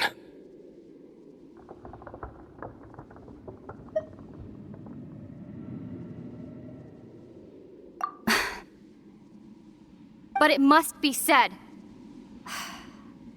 Don't try to stop me. Don't try to stop the Abyss. That man, Dainsleif, was the Twilight Sword, one of the royal guards of the final dynasty of Conria. 500 years ago, he failed to prevent the destruction of Conria. A curse of immortality was laid upon him to forever wander the wilderness, while he watched the people he was supposed to protect turn into monsters of the Abyss. You're saying Dane is from Conria? The same Conria that was destroyed 500 years ago? And you said the people turned into monsters? You're trying to tell Paimon that the Abyss Order is not only related to Conria, but is actually the people of Conria themselves? And the whole thing about Dane being your enemy... Paimon's so confused.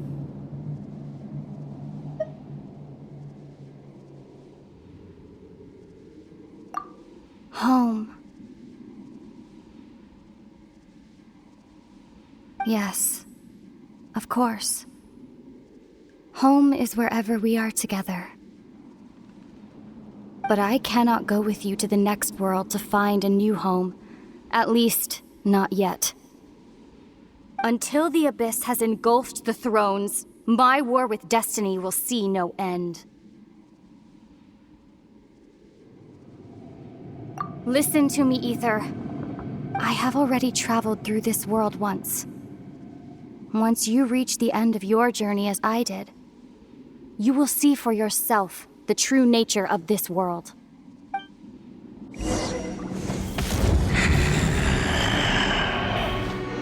So we'll meet again.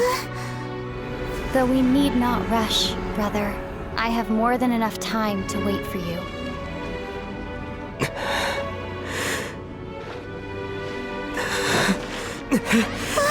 We have always had enough time.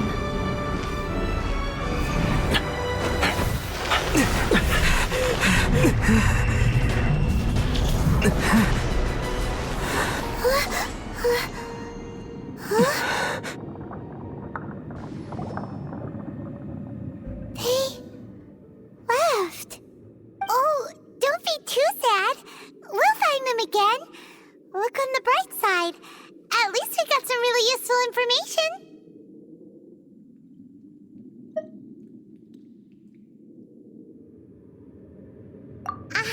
That's right! At least now, as well as the Seven, Dane is also a key part of finding your sibling too, right?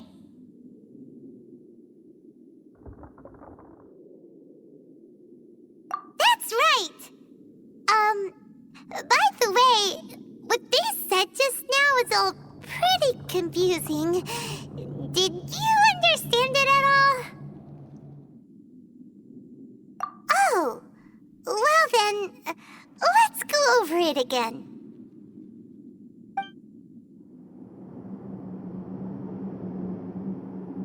First off, that Abyss Herald called your sister Princess.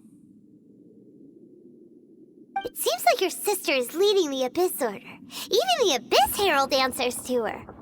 Still, we don't know for sure if she's the highest-ranking leader in the organization. Also, your sister said that she wants to engulf the thrones and go to war with Destiny. What the heck does that mean? Could it be that she wants to destroy the Seven and the Seven Nations? Next thing, turns out the Abyss Order monsters are really what the people of Conria turned into after their nation was destroyed. This story is just plain terrifying. And Dane is from Conria too. He witnessed its destruction 500 years ago. But he didn't turn into a monster. And now he's fighting the Abyss Order. So that's why your sister said that Dane is her enemy, right? But if the monsters of the Abyss are the same people that Dane protected all those years ago, then why is he enemies with the Abyss Order now? Also, how come, after all this time we spent searching for your sister, it turns out she's on the side of the Abyss? What's up with that? Yeah, you're right. Then we can't let ourselves get down about it now. Our journey's not over yet. Let's get a move on. Time to leave this terrible dark place and get back to the surface where the sun shines bright. If your sister wants you to reach the end of your journey, well then, show her what you're made of. Come on, traveler, let's go.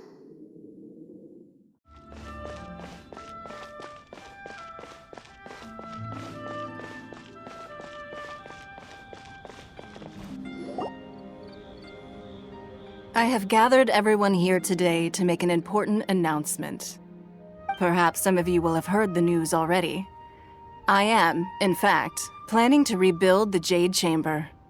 Rebuild the Jade Chamber? That's a huge project! So the rumors are true. No wonder the price of building materials has gone up so much lately. The Jade Chamber means a lot to Lady Ningguang.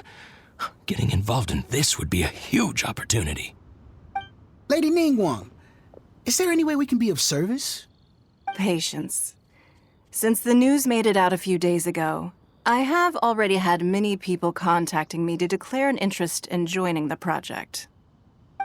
Nevertheless, I do have a few matters I should like to entrust to you here today. The building site has been chosen, and most of the materials have been assembled. 3 key items are, however, still outstanding. They are as follows: Sunset Vermilionite, Wonder Cores, and Adepti Sigils.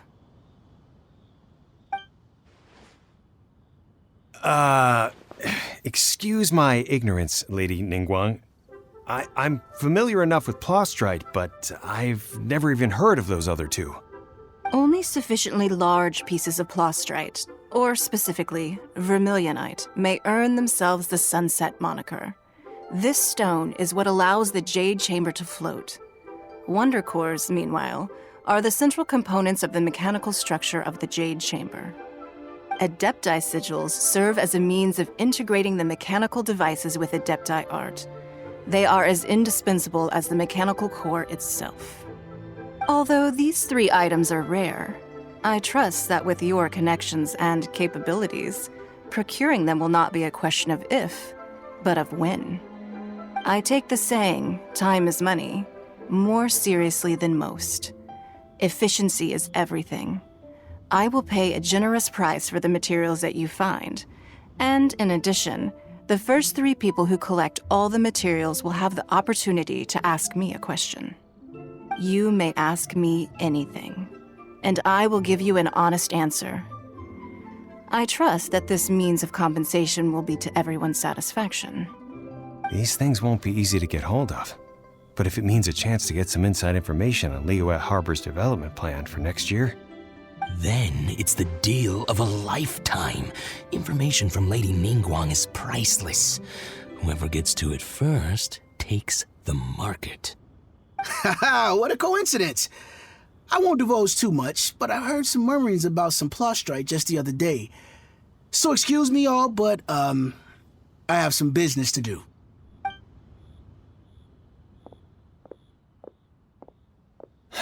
No. We'd better move quickly, or this opportunity will be snatched away from us. Ningguang's rebuilding the Jade Chamber? This is a huge deal! Let's get involved! So you heard my announcement, did you? What do you think? Interested? Yes. Providing the question pertains to something I am knowledgeable about. Really? Ooh, then Paimon will ask you about how to run a business! Then we'll never be short of Mora ever again. Of course. But how much information I share with you will depend on your performance. The construction of the Jade Chamber requires a great deal of space. The abandoned mine outside the Golden House has been selected as the building site.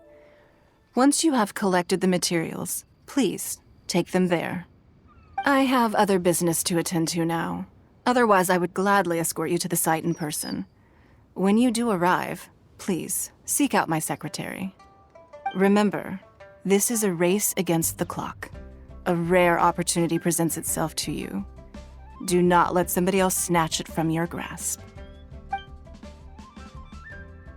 Ningguang seems super busy. Come on, we'd better get going. First, we gotta get out of Eugene Terrace. Huh? Look! It seems like there's something kind of fishy going on over there. Ma'am, you seem like an eminent and distinguished young lady to me. I can see that you're easily gonna win this procurement contest Lady Ningguang has set up. As it happens, we have some information about the materials that I really think might interest you. Come on, let's find somewhere a little more private, and we can get down to brass tacks. No, I don't need it. Don't be like that. Hey, come on, don't go! Why don't you stand there after her? Oh, right, yeah.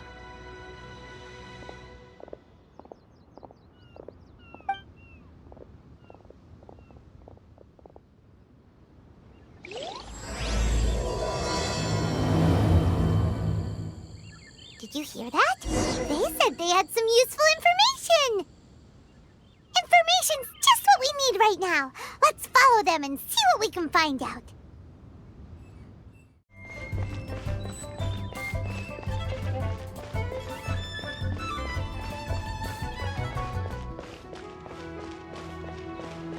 Huh.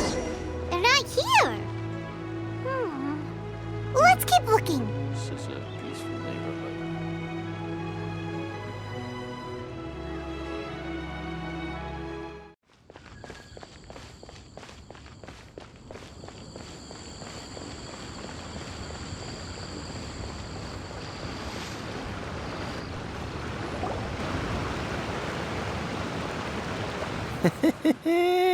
Well, will you look at that, ma'am? Nowhere left to run. Don't worry, we're not bad guys. You give us some Mora, we give you a little info. Everybody's a winner. Boss, I got a bad feeling about this. Look at her, the white hair, the energy she gives off. I'm telling you, there's something different about her. So what? She's loaded. How are we ever going to repay those gambling debts if we just let money walk away from us, huh? I've already told you, I don't need your information. If you still can't grasp that, I'm happy to repeat it in a way that won't be so easy to forget. Come on, ma'am. You seem like an intelligent lady. I shouldn't have to spell this out to you. It's not about whether you need the info or not, okay? It's about you taking out your money and handing it over and nobody getting hurt. I won't... No more excuses! I know you have money. I saw you. Yeah, I saw you. Strolling into Leo Lee Pavilion, ordering a table full of food, and only taking a few bites. Then Shinyue Kiosk, then Wanmin Restaurant. Same story each time. You order all the signature dishes, take a few bites, then you're on your way again. How could you afford to be so wasteful if you weren't from a rich family? And since you're so rich, what's the loss to you in giving us a little spare change, huh? Master warned me not to lay a hand on anyone in Liyue Harbor. But here we are. Perhaps... yes. Let's call it fate. Boss, I'm telling you, something's not right. What are you afraid of? We're just selling information. It's not illegal. If she lays a finger on us, all the better. We'll sue her for everything she's worth.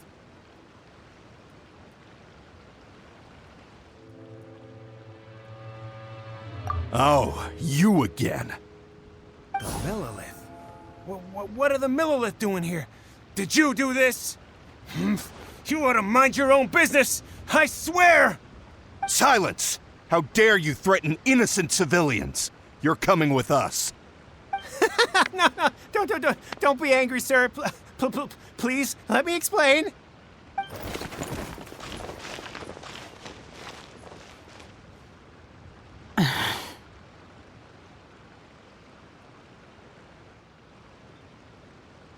Shenhe.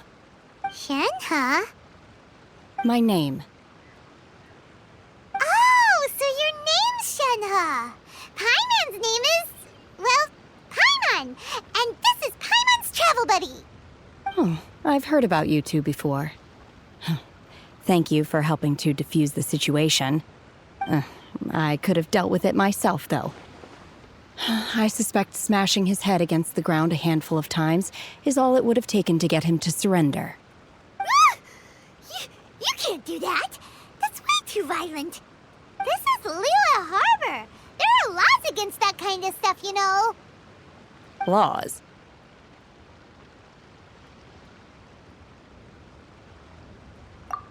No, apparently not. Really? So how exactly have you...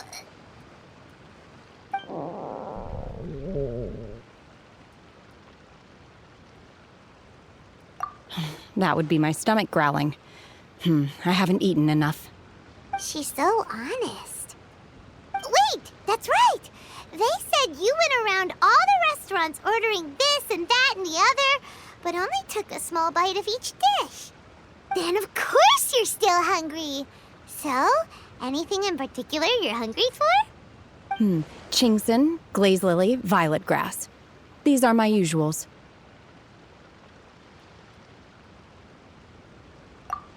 Medicinal herbs? Kinda hard to explain. Anyway, Bough Pharmacy's not far away. Let's take Shenhe there for a big medicinal meal.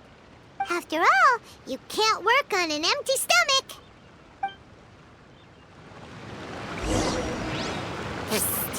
Do you think Shenhe might be an adeptus? It seems like it's her first time in Liyue Harbor, and she doesn't seem to get how things work here. If she is an adeptus, that would explain everything. Where does she fit in with the other adepti, though? I'm super curious.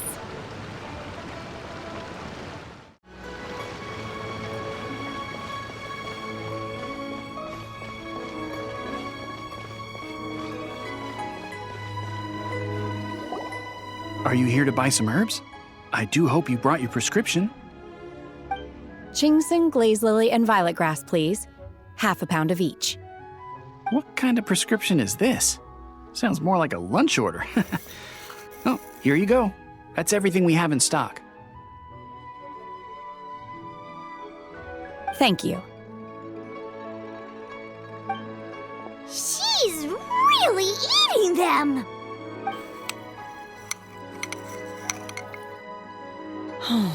My hunger has now abated. Thank you.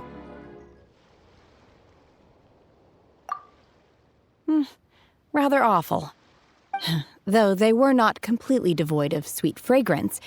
After consuming a large quantity of them, bitterness is all that remains. So, how come you chow down on these and barely touch the restaurant food? If Paimon had enough mora, Paimon would go to the fanciest restaurant in town and order a whole table of food and eat it all in one go. because I'm not sure whether I will remain here in the future. The food of the mortal realm is most delicious, but should I return to the mountains, yearning for the food here shall only pose an obstacle to my continued spiritual development. Sampling each dish in order to appreciate its taste is enough. Return to the mountains! That proves it! Paimon knew she was an Adeptus! Enough about me. What are your plans from here? Oh, right! Paimon almost forgot! We came out to take part in the Rebuild the Jade Chamber competition! And now we're probably super behind because we've been held up for so long. I see. I heard something about the contest when I was passing by. Yep! You get to ask Ningguang any question you want if you win! Were you interested in the contest too, Shenhe? I came for the rebuilding of the Jade Chamber, but until this point I had no intention of joining a contest. However, you have shown me your kindness, and I would now like to lend you my assistance. Oh, don't worry. I ask for nothing in return. Wow! You really don't have to. But having an Adeptus help out will make things a whole lot easier, so... Then let's not delay. I have a plan. Great! Paimon bets this is gonna be the awesomest plan ever! I am not sure whether or to what extent this plan can be classified as awesome. I do, however, believe it will be highly effective. We simply need to dispose of everyone who is currently ahead of us. Then, we alone shall become the victors. Veto! That is not acceptable! Not by a long shot! Really? But I hear that competition is in essence about conflict and one-upmanship. Look, we want to win this competition fair and square, okay? Sunset Vermilionite, Wonder Cores, and Adepti Sigils. Let's start at the top of the list and work down. So, for Plostrite... I was wondering who I could hear arguing over there. So, it's you. Baishu, what are you doing out here? Lady Ningguang wishes to purchase a large batch of wound dressing. We're running low at the store, so I came out to fetch the ingredients personally. Huh? How come Lady Ningguang needs so much wound dressing all of a sudden? I'm not too sure. I did hear she's looking to rebuild the Jade Chamber. Maybe for its first aid on site? I didn't ask, though. Far be it from me to pry into my customers' personal affairs. Oh, and she also borrowed Chi-Chi. Meaning Bough Pharmacy is very short-handed right now. I don't suppose any of you are looking for part-time work by any chance? No, we've got other stuff to do. While you're here, though, you seem to know a lot. Have you ever heard of something called Sunset Vermilionite? Ah, the variety of plostrite used in the Jade Chamber, yes? There is some mention of it in the 7 Mountain Treatises. When activated, Sunset Vermilionite rises up all the way into the clouds. It's very rare indeed. As far as the records show, virtually all Sunset Vermilionite in existence has been mined and taken possession of. But the Feiyun Commerce Guild would know far more about this than I do. Okay then, let's go ask at the Feiyun Commerce Guild. Thanks, Baishu. You're quite welcome. Good luck to you all. And if there's anything further you need from me, just come to the Bough Pharmacy.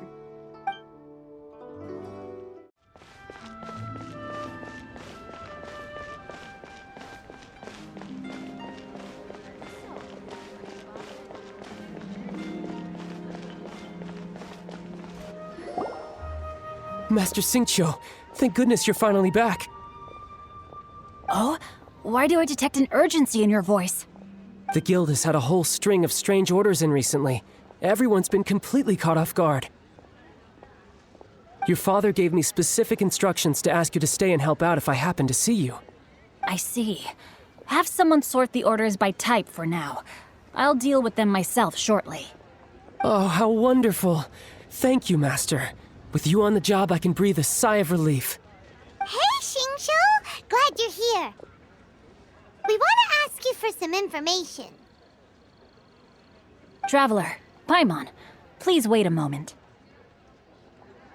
Shu, I need to entertain some guests. Please continue with your work for the time being, and we'll discuss the matter of the guild's orders in more detail later on. Understood, Master Xingqiu. Then I will leave you in peace.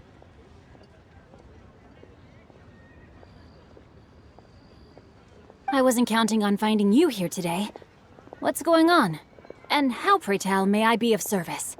Xingqiu, have you ever heard of Sunset Vermilionite? Oh, I see. So you've entered Lady Ningguang's contest as well. As well? Do you mean... The truth is, the Feiyun Commerce Guild is in possession of some Sunset Vermilionite, but only one piece. We are holding it on behalf of someone who has asked us to put it up for auction, and a lot of interested parties have already come to us inquiring about the price. At the end of the day, it all comes down to supply and demand. In this case, I'm guessing the final transaction price may be in excess of 500 million mora. 500 million?!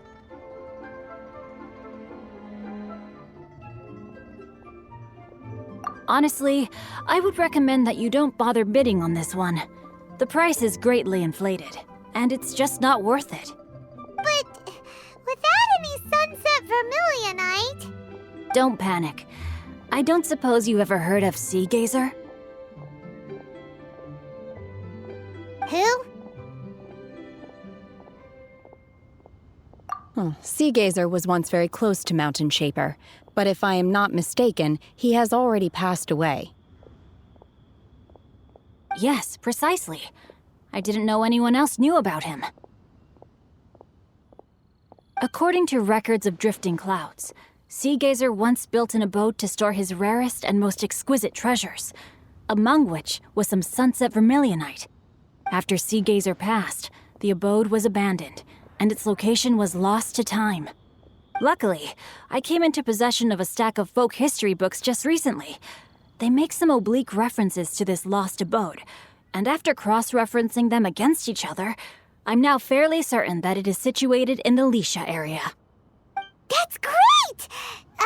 But is it really okay for us to just go and take his treasure? Wouldn't it be a little, disrespectful with him being an Adeptus? You needn't worry. As far as I understand, Sea Gazer was very open-minded. Even while he was alive, he wouldn't have let something like this bother him. Open-minded? I have not heard of Sea Gazer being described in this way before. May I ask where you read that?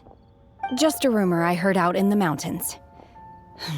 All right then, let's go.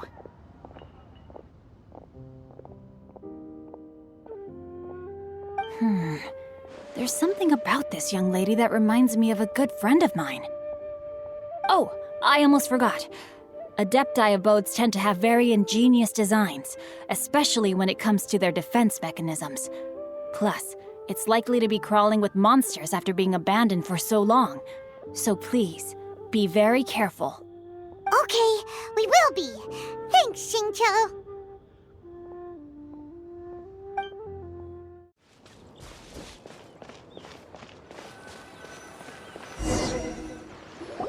Let's see. Xingqiu said it should be around here, but Paimon doesn't see anything.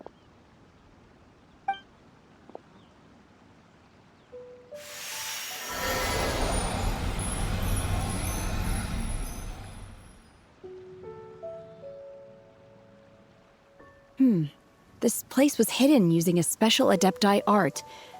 But now that I have removed it, we can inspect the area more closely. Wow, that's amazing! Yep, let's take another look around. Hey, look! Is that a new Sealy over there?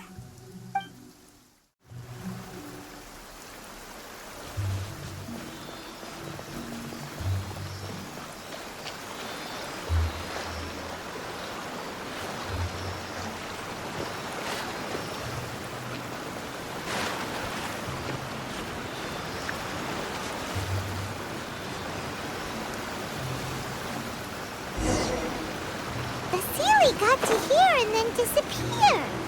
Should we go over and take a look?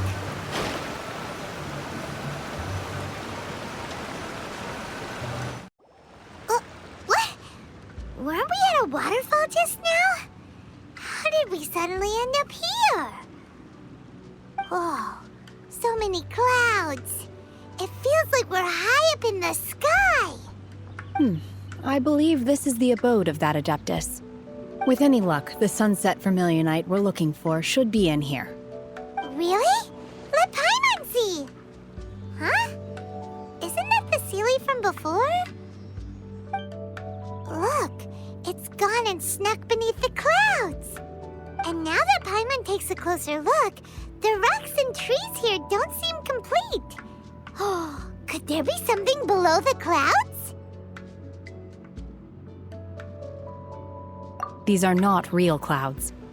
They are the product of an Adepti art used for spatial partitioning. If we want to go down, we must first destroy the mechanism that is maintaining the Adepti art.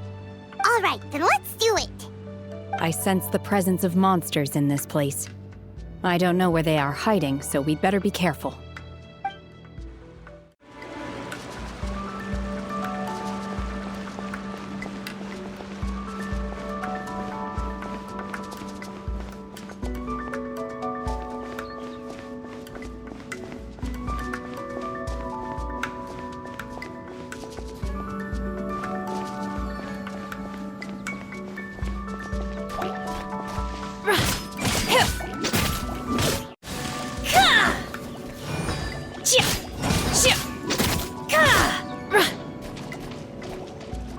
Obey!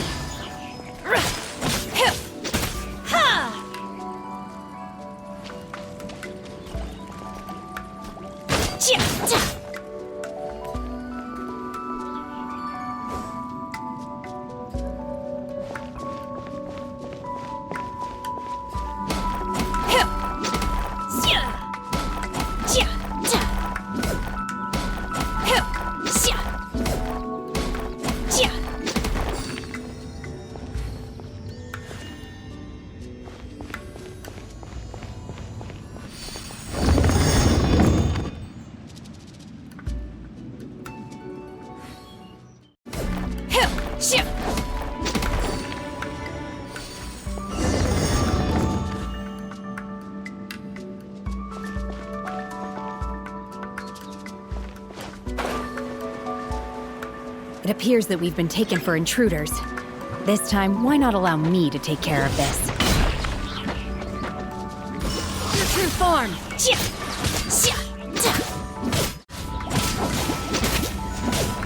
Obey!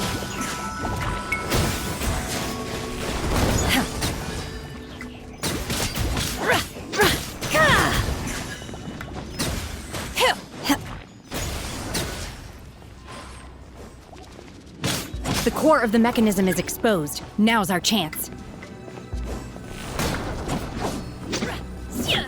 Unleash! Transfiguration!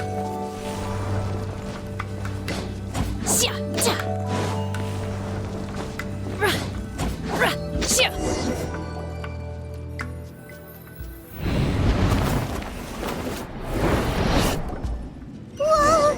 We're gonna fall!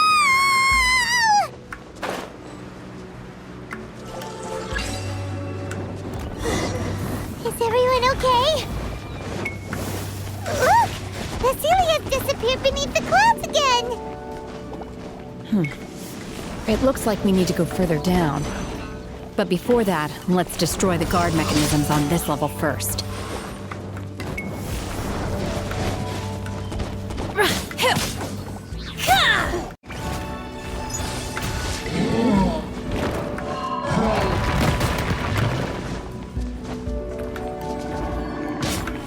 Take your true form!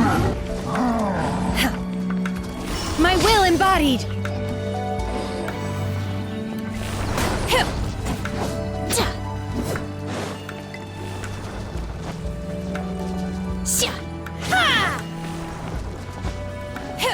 Transfiguration!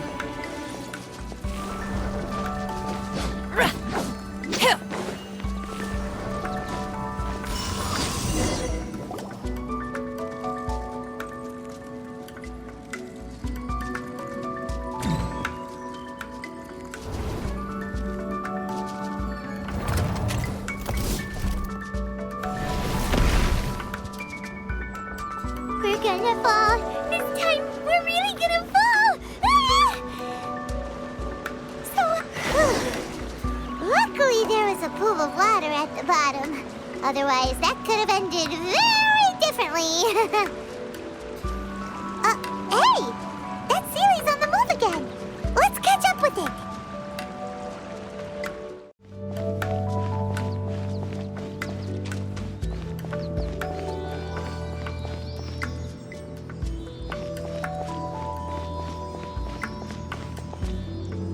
Look, over there! Could that be the sunset vermilionite?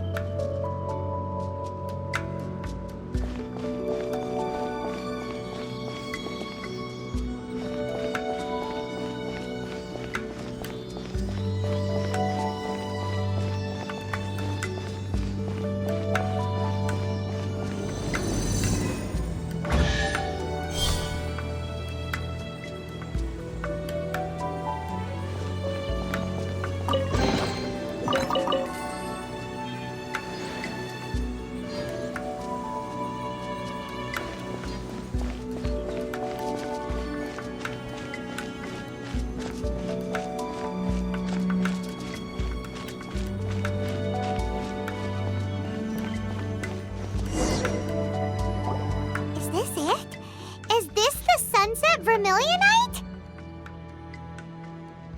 It's so huge!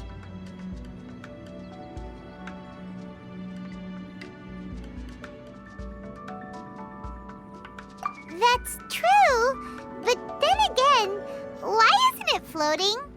Plaustrite doesn't float until it's activated. It may look different from most ordinary stones, but it weighs around the same amount. Only after being activated does Plaustrite reveal its true nature, breaking free from the shackles of the mortal realm and ascending up into the heavens. Wow, Shenhe, you seem to know everything about this. Only because my master is fond of chatting about these things. The moment she has some time to spare, she'll come straight for me and start telling story after story. I don't care for her stories most of the time. I certainly didn't expect them to ever come in handy like this. Hold on a sec! Paimon just realized something. If we activate it here, there's no way we'll be able to get it back to the site, right?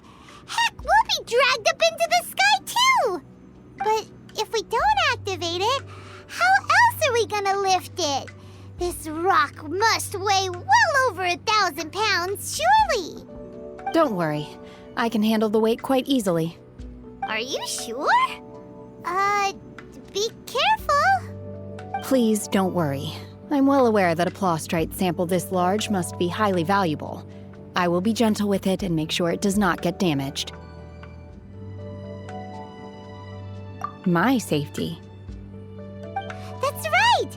Paimon's sure you can handle it and everything, but if something this heavy lands on you, you're gonna get yourself hurt, no matter who you are. You gotta be extra careful when lifting heavy objects. It's just common sense! Is it now? Well then, thank you. I'll go on ahead with the Plaustrite. Let's meet at the building site later. How is Shenhe able to carry that huge rock all by herself? Adepti super strength much? We can't slow down yet. Let's go meet her at the building site.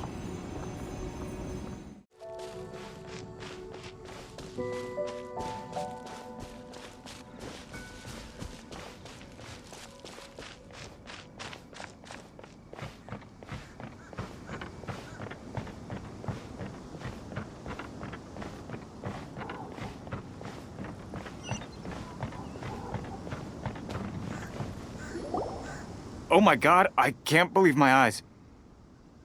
How can she lift that massive rock all by herself? She's gotta be one of those Adepti, surely. Oh, mighty Adeptus, please give me your blessing so that in the coming year I may reap a more bountiful salary. This is top tier in size and quality, and the condition it's in is quite simply immaculate. Congratulations, this item is approved for submission. I'm going to award you full marks for the Sunset Vermilionite item. May I take your name? My name isn't important. I'm not even here to compete. I was just delivering this for some other people. They should be here any minute now. Shenhua and Ningguang's little helper. Ah, so you're the ones behind this. No wonder. The rarest talent turns in the rarest plostrite specimen. But I have to correct you on one point. It's not helper, it's secretary. Okay then, Miss Secretary, what do you think of the rock we found? Pretty amazing, right? In truth, it is the finest piece of plostrite we have received so far. If everything goes according to plan, we will use this piece in the foundation of the Jade Chamber, which will enable us to proceed to the next stage of construction. As a side note, Lady Ningguang has rented some dwellings in the nearby area to serve as accommodations for the contestants. If you need a place to rest, you are welcome to stay there. Now, please excuse me. As you can see, there is still a lot of work to do on the building site. Shenhua! Just now on the way over, pretty much everyone was singing your praises! Oh, really? What kind of reaction is that? So strange. Aren't you happy about it? Whenever Paimon gets praised, Paimon can't help but hold their head up high and break into a big, smug smile. I've had similar compliments before. They call me an adeptus, treat me with great deference and respect, as if I'm set apart from the common folk. Yeah, 'cause that's how adepti are. At least the ones we've met are pretty unique and reclusive, too. Way different than normal people. But I am not... Shenhua?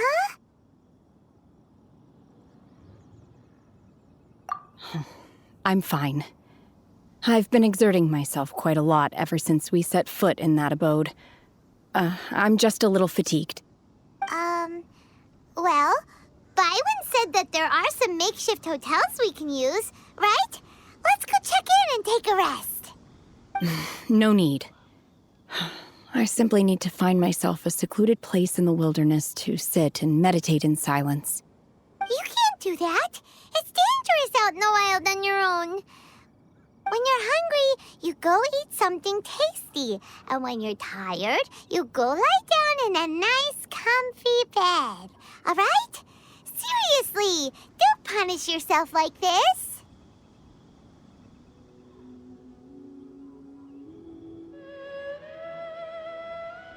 Okay. If you insist. Great! Now we're talking. Let's head to our hotel.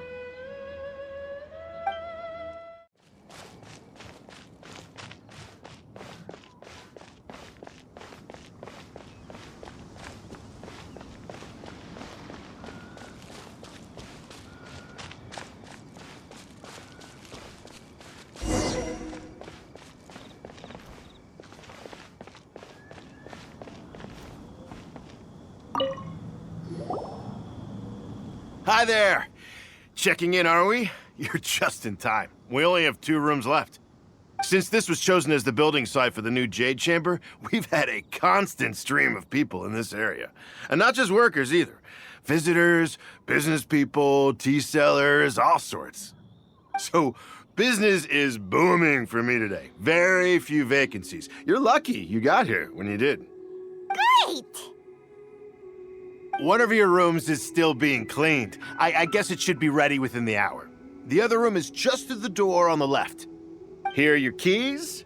All right. Hope you enjoy your stay. Please excuse me, I'll leave you to it. Shenhua, you should go get some rest. We'll hang around outside until the other room's ready. Paimon's gonna go see if there's anything good to eat around here. Paimon couldn't help but notice one of the guests walk in with a huge grilled chicken drumstick before. Let's buy one for Shenhua too. She can have it as a midnight snack. Or save it for breakfast tomorrow.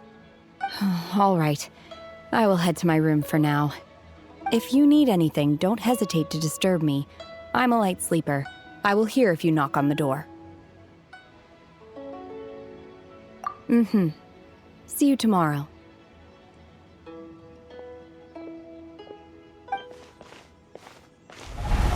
Hey! Isn't that Cloud Retainer? What's she doing here? Let's go and say hi.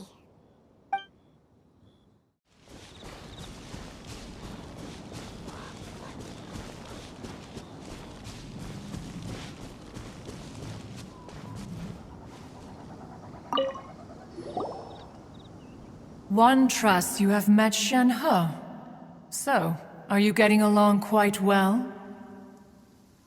So far, so good. Yeah. So, you know Shen-He too, Cloud Retainer? Naturally. Save for Ganyu, who spends the majority of her time in Liyue Harbor. All the Adepti living today are acquainted with Shen-He to some degree. Cool. So, what's her Adeptus name anyway? Calling her Shen-He feels kind of friendly, but also kind of disrespectful. So Paimon's thinking maybe it'd be better if we called her by her Adeptus name instead. Her Adeptus name? Why, pray tell, would Shen-He have an Adeptus name? Don't all Adepti have a special title they go by? On this latter point, you are correct. However, Shen-He is human. Oh, right. Wait, what? Paimon neither! This is a real surprise! Do you mean to say that she presents differently from ordinary human beings? Well, to start with, her problem-solving methods are extremely direct. Ah, yes. She was like this all those years ago when one first met her. In this respect, she has not changed. One first found Shen-He by chance in a cave. One was passing by and sensed the presence of a god's remains. Being of an ever-vigilant disposition, one entered immediately to inspect the scene. Inside was Shen-He, then aged around 6 years old. In her hand, she held a dagger with which she was confronting a monster that was the god's remains incarnate. That sounds so dangerous. When one arrived, she had already been locked in confrontation with this monster for several days. Most mortal children are fragile, both physically and mentally, and are highly reliant on their parents for survival. But not so her. That she was able to endure such terrible danger was due not only to her strong willpower, but also to the bloodlust and homicidal instinct with which she was born. One dealt with the monster, yet she still refused to lower her guard. She even pointed her dagger in one's direction and remained ready to strike.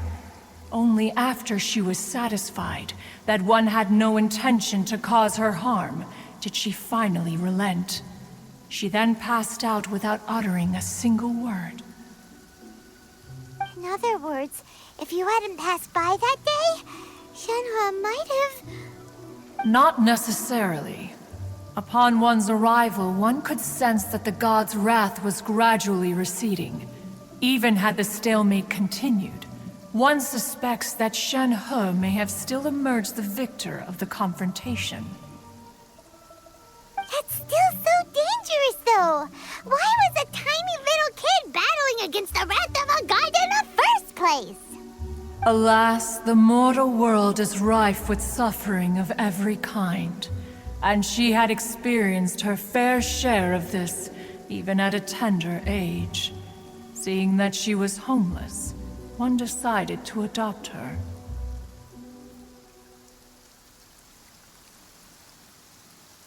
Indeed, it is one to whom she refers. Shenhe has an extraordinary constitution, making her well adapted to practicing the Adepti arts. All the Adepti cherished her talents, and so we were willing to train her. However, her homicidal urges did not subside with age. Rather, they grew stronger day by day. Mooncarver once performed a divination for her.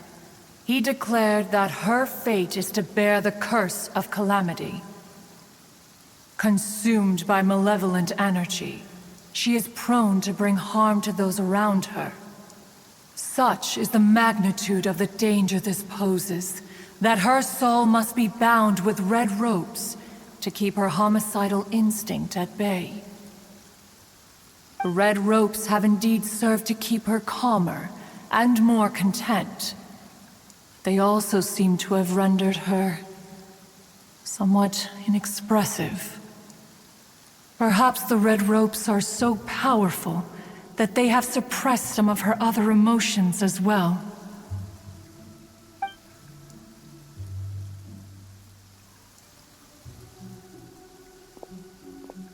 It is only by fate that people's paths may cross.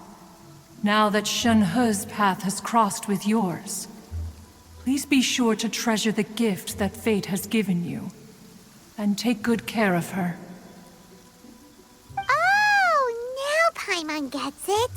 You came out here to check up on Shenhe because you were worried about her, didn't you? Huh. You dare draw such a facile conclusion on the nature of one's present excursion? Incorrect. The truth is that while Liyue Harbor may seem peaceful today, danger is always lurking in the shadows. Ningguang once made a bold assertion that this is to be the era of the contract between Liyue and the humans. Well, one is most curious to observe how she will respond to the coming storm. If she handles it admirably, one is willing to be a witness to her achievements. But if she does not, the Adepti shall not hesitate to seize control. Let us conclude our conversation here for today.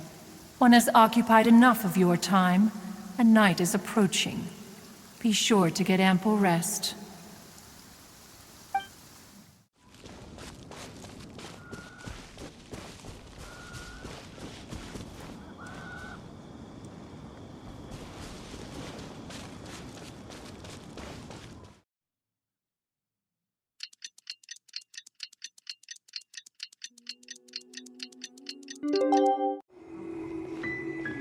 Hey! So, Shenhe... Master has relayed my situation to you, I take it. Oh? How did you know? I'd intended to wait until you came back before going to sleep, but I didn't hear you come in. I was worried that something may have happened to you, so I went outside to check and caught sight of my master. On top of this, you have been acting very strangely around me this morning, causing me to suspect that my master must have told you everything about me. After all, Master is... very talkative. Sorry, Shenhe. Paimon had you down as an Adeptus this whole time, but it turns out Paimon was wrong. It's okay. I don't mind. The fault is mine for not explaining everything to you sooner, because in my experience, trying to explain is a futile pursuit. Still, though you mistook me for an Adeptus, you never treated me as distant and unapproachable. Instead, you treated me as you would a friend. For this, I am very grateful indeed. To be fair, we've met our fair share of real Adepti, too. Anyway, now it's settled. From now on, you're our friend. Whether you're an Adeptus or a human isn't the important thing. First and foremost, we're just plain old friends. Got it. Although I don't know quite what it entails in terms of what I have to do, I must say I like the title friend very much indeed. Great! Well, now that we're all rested up, we should start searching for the other 2 items on the list. But before we do that, let's go to the building site and ask Ningguang's little helper how the progress is going. After all, sunset vermilionite is so rare. Paimon doubts many competitors will really be able to find any. If it turns out some of them have given up already, we'll be able to take things a little more slowly. Oh, and another thing. We bought some grilled chicken drumsticks on the way back last night. There was a place just outside. Here's one for you, Shenhua. Try it! They're so good. I concur. It has a rich flavor, far more agreeable than those I've cooked for myself in the wilderness in the past.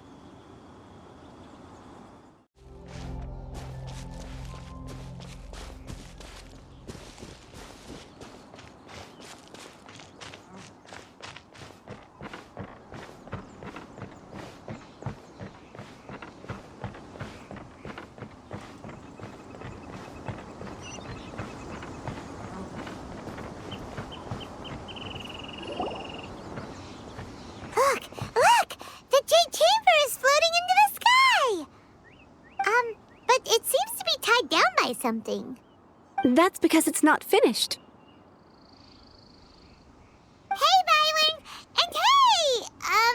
People Paimon doesn't know? Given the enormous scale of the Jade Chamber, we split the construction work into 2 phases to make sure the structure remains balanced. Before we find some suitable plostrite, we build the Jade Chamber's keel at ground level. Once the plostrite is ready, we place it into the keel and let the partially constructed Jade Chamber rise up to the height of the surrounding mountain peaks. The remainder of the construction work is then carried out at that altitude. Once everything is ready, we release the iron tethers and allow the Jade Chamber to rise to its target altitude. Miss Bywin, we've brought some new materials to submit. One moment, I'll be right there. The construction work has only been able to progress this rapidly thanks to the plostrite provided by you. Lady Ningguang is most grateful and looks forward to seeing more of your work. Wow, can't believe you sourced the plostrite so quickly. It's the key piece of the puzzle. Looks like you beat us to the punch. Wait, I know you. You're the one who fought against the Fatuian Osile, right? Oh, sure enough, your reputation precedes you. Pleased to meet you. I'm Bough, captain of the Crux. Bough? Are you here to join the Jade Chamber contest too? Sure am. I happened to get my hands on a chunk of sunset vermilionite on a voyage a while back, so I figured I'd bring it over. Huh. So even though it's rare, we're not the only ones who managed to get a hold of it. Oh, I've got some introductions to do. This is the renowned Miss Yun, or Yunjin, probably the most famous figure in the Liyue opera scene. Greetings. These two are Paimon and the Traveler. I'm sure you've heard of them before. And this is... sorry, I'm not sure we've met. Shenhua. I am their... friend. Good to meet you. Well, from today on, I guess all of us are friends. Miss Yun is also here for the contest. Turns out she needed to borrow a boat, so we came together. It's an honor to finally meet you both. I've heard much about you. Miss Shenhe, though we are only meeting for the first time, I have a feeling that we will get along very well indeed. To be honest with you all, I am in great need of this opportunity to ask Lady Ningguang a question. That's why I joined the contest. Thanks to my father's connections, I was able to acquire a specimen of the plostrite required. Fortunately, it was approved for submission, despite being a little on the diminutive side. Wow. So it looks like the 3 of us are competitors now. Excuse me for prying, Miss Shenhe, but are you competing as well? No, I don't have any questions for Ningguang. I just wanted to help him win. In that case, I have a proposal to make. Lady Ningguang said that the first 3 contestants to procure all 3 materials will be awarded the chance to ask a question. Well, there are 3 teams here. We can split the prize between us. Instead of competing against each other, we could work together to secure the top 3 places between us. What do you think? Sounds great, but how does that change things exactly? I think I see where you're going with this, Miss Yoon. The plastrite was the most difficult item to source by a long shot. Luckily, all 3 of us managed to get our hands on it. The 2 remaining items aren't quite so rare, so as long as one of us finds a way to source it, the other 2 can hop on the bandwagon.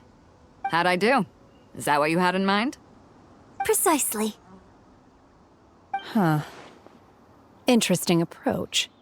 Okay then. All right, I'll go first. I have some leads on these wonder cores. From what I've heard, the core itself is really not that difficult to make. The hard part is getting hold of the ore used as raw materials. I'm gonna head back to the ship and ask Suling if he's heard of them. You guys... We will head into town and seek advice from Master Zhang of Hanfeng's Ironmongers. Thoughts? Wonderful. We'll split into teams then, and whoever makes progress first brings all of us a step closer to victory. I'm gonna take off. See you later. Okay, let's go! By the way, what question are you gonna ask Ningguang, Yunjin? I'm looking for a venue to host the performance of our new opera. Lady Ningguang has excellent judgment, so I would like to hear her opinion. Ooh, what's the opera called? Paimon wants to go see it. The opera is a labor of love by my father. He wrote it based on a popular urban legend about an evil spirit and an adeptus. It's called The Divine Damsel of Devastation.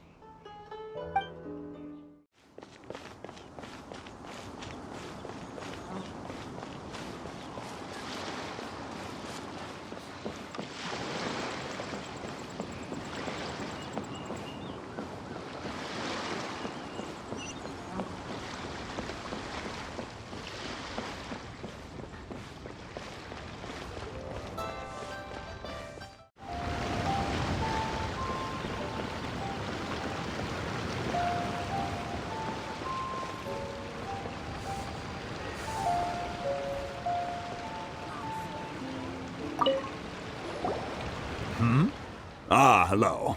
Are you here for something off the shelf, or do you need something forged? Excuse me, Master Zhang. We were wondering if you'd heard of something called a Wonder Core. Of course I have. Sorry, who's asking? My name is Yunjin. Perhaps you don't know me, but I believe that you forged some weaponry for my father in the past, for stage use. Yunjin? Stage use? Oh, so you must be Miss Yoon. Sorry, my brain's finally caught up. It's not used to doing much beyond bashing a hammer all day. Everyone's heard of you, Miss Yoon, even folks who don't make it to the opera all that often. Like myself. So, you're here to ask about wonder cores, huh? As it happens, I do know how to make them. Matter of fact, I made some for Lady Ningguang back when she was building the original Jade Chamber. The types of ore needed to make wonder cores are a little hard to come by. Lady Ningguang supplied them herself last time. I don't suppose you've brought any yourselves?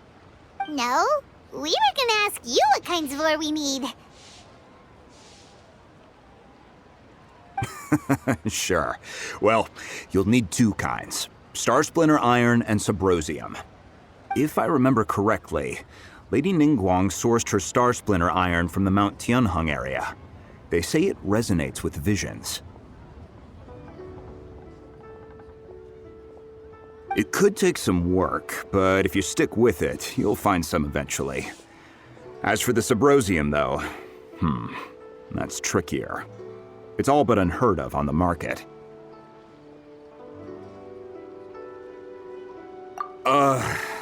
I'm really not sure. Sorry. What I've heard is that the people around Mount Tianheng have some sort of magic trick that can pinpoint the location of the stuff. Of course, it's probably just hearsay. If you want my advice, start by looking for Star Splinter Iron around Mount Tianheng. And if you run into any locals, ask them a few questions about Subrosium. Mount Tianheng. Interestingly enough, the story of the divine damsel of devastation also takes place on that mountain.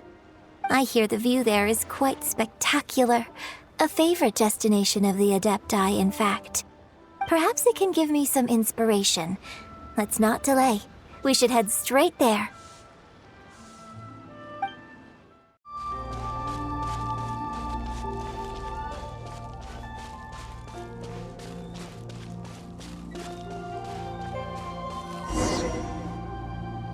I came to Mount Tianeng once with my father as a child.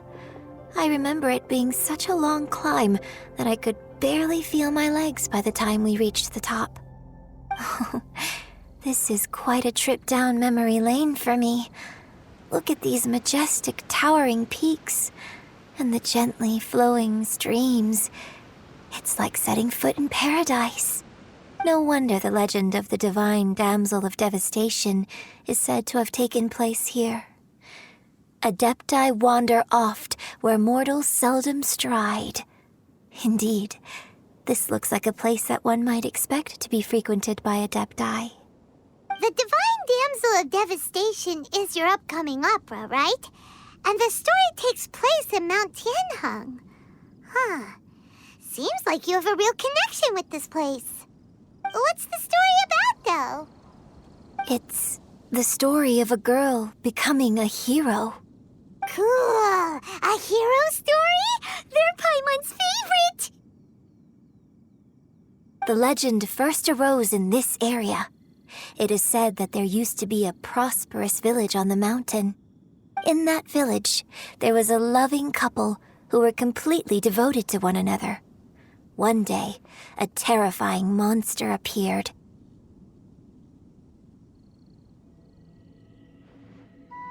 The wife was out collecting herbs and was captured by the monster.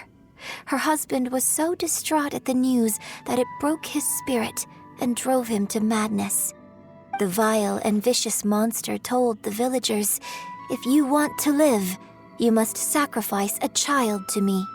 What a nasty piece of work! Paimon sure hopes this monster gets put in its place! But the monster was so terrible and so strong that all within the village were terrified of it. They had no choice but to give in to the monster's demand. Just while they were discussing whose child would be given over to the monster, a little girl suddenly stood up and came forward. No! Don't do it, little girl! Unbeknownst to anybody else, she was concealing an exorcist's blade. She approached the monster's lair, feigning fear and trepidation. When she finally arrived, she courageously drew her sword and entered into a fierce struggle with the monster, from which she eventually emerged as the victor. Her extraordinary abilities drew the attention of the Adepti, and they took her as one of their own. Her story became the stuff of legends. But alas, the paths of mortals and Adepti seldom cross, and she would never again re-enter the mortal world. And so, destined to grace the mortal realm for but a brief moment, she vanished like a wisp of smoke into thin air. That's how the opera ends. I really like this story. But I personally think that perhaps the little girl was not as brave as the opera makes her out to be. I'm not sure she deserves all the praise she is given. I've never considered that before. Opera is always an interpretation of the events it purports to portray. A certain degree of deviation from the truth is always inevitable. When my father wrote the script for this play, I suppose his intention was to inspire his audience with the character of the divine damsel. I think it's a great story. The ideal story. Well, it sure inspired Paimon! Let's go get ourselves some Star Splinter Iron! Yeah!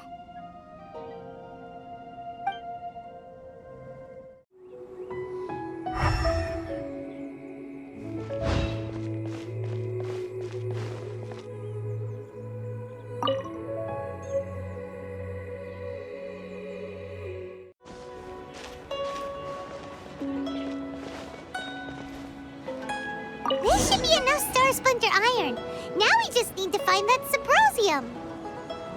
I think I saw a village on our way here. Master Zhang said we should ask the locals for help. Why don't we try there?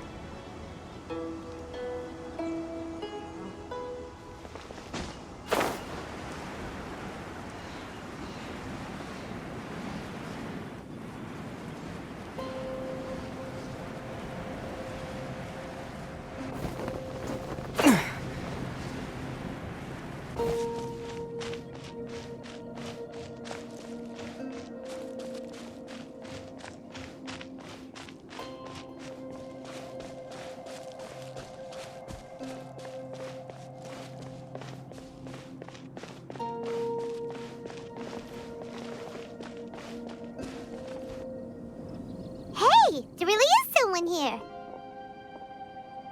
Yunjin, looks like you were right. Excuse us, sir. Can we ask you something? Huh. He didn't seem to catch that. Hello, sir. We were just passing by and wanted to ask if you happen to know anything about Symposium.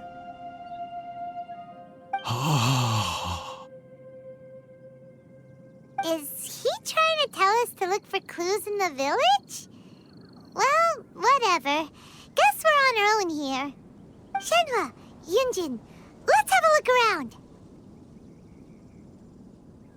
Sorry, you can go ahead without me.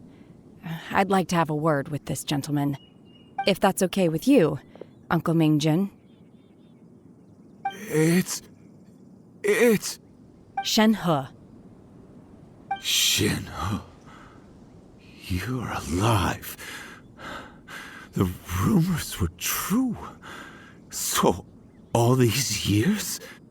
I'm sorry, I don't know how to find Symposium, but I think you can find some information in the village. This place is deserted now. No one ever comes here. So you can rummage around all you want. Huh? You know this guy, Shenhua? Thank you, kind sir. We'll go and take a look around. Don't worry. Mingjin has no ill intention towards Miss Shenhe. She'll be quite safe. Okay, then let's see what we can find in this village.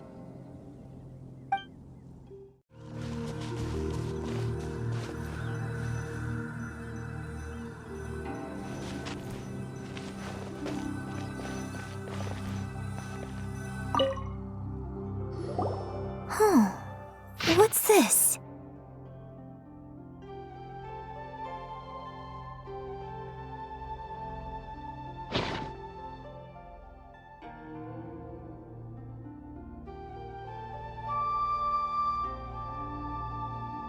So, Shenhe is the divine damsel?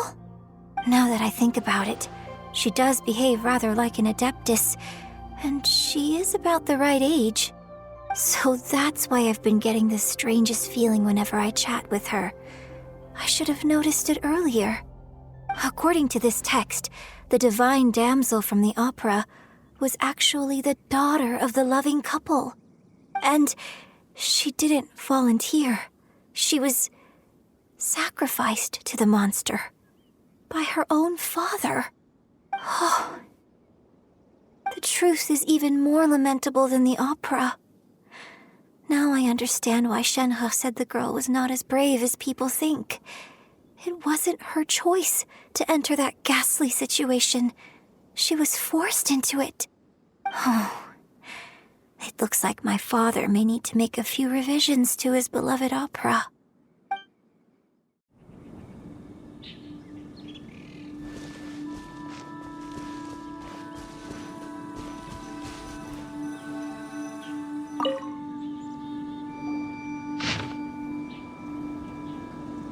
So it seems that Shenhe's father thought he was summoning a benevolent deity using a magic incantation. But in fact, he summoned an evil god's remains, which took the form of a monster. His obsessive yearning for his deceased wife led to a terrible tragedy. The villagers moved away in fear, without ever learning the truth. And now, this place is deserted. Still, I do wonder what the connection is between Shenhe and Mingjun.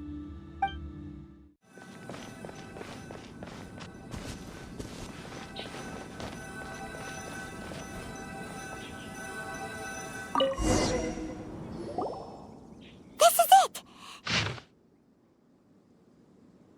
So basically, we need to go to the middle of the lake south of Mount Tianheng at dusk, and we'll find us some Symposium! Let's go back and tell Shenhe the news!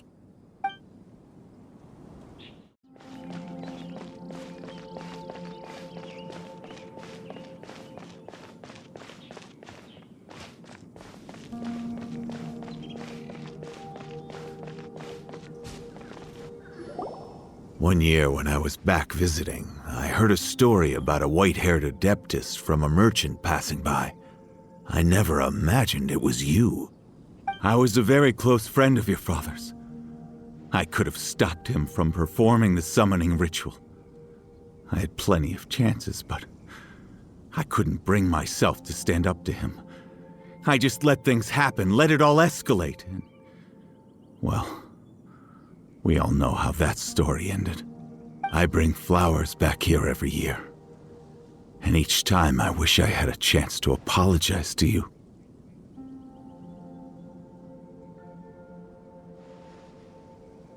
Apologize for what? If you'd stopped him, he'd only have found another way.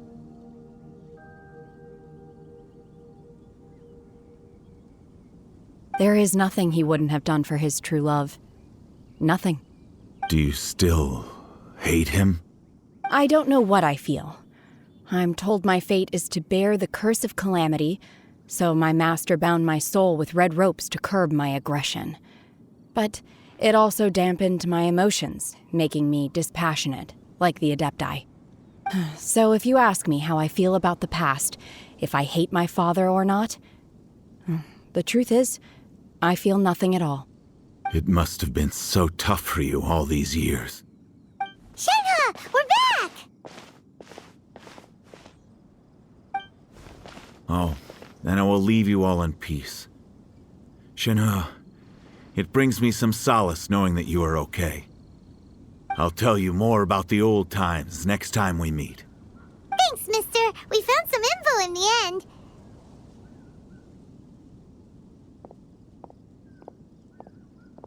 Shenhe, look! This tells us how to find Symposium. All we gotta do is go to the middle of that lake! Let's go then.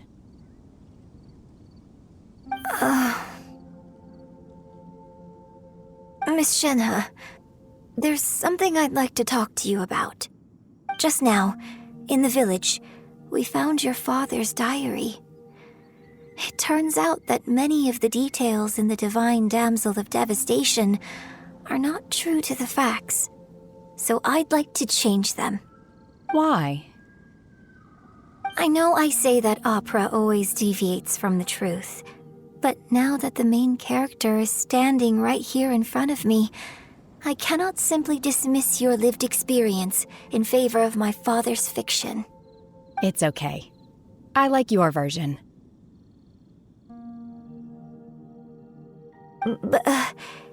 Huh? My master once said that the day I learn how to use my strength for the good of others is the day that I can truly become part of human society. So, I hope that one day I might be brave enough to stand up and protect others, just like the girl in the opera. But I've never thought this way before, and I wonder whether I will continue to think in this way. Don't worry. I believe you will. In fact, I think maybe you've already started to become the person you aspire to be. You just haven't had the opportunity to see it for yourself yet. Shenhe! Yunjin! Cut the chit-chat! Let's go!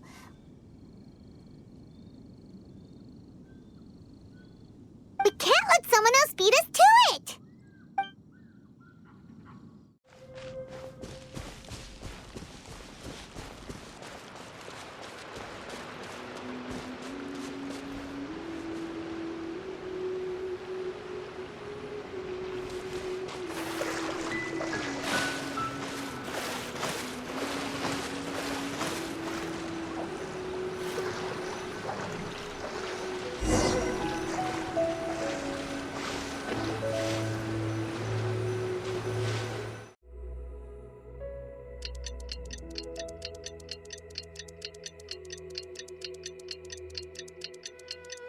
That's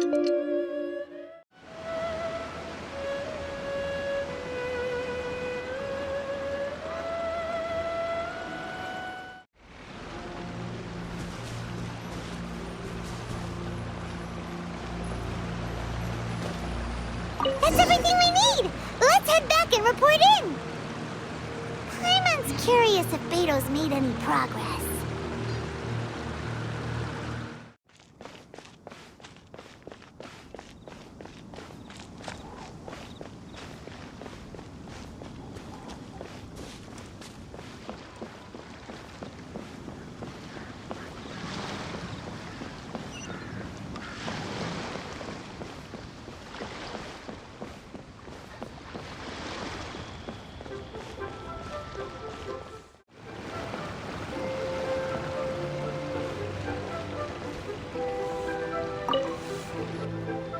Oh, goodness.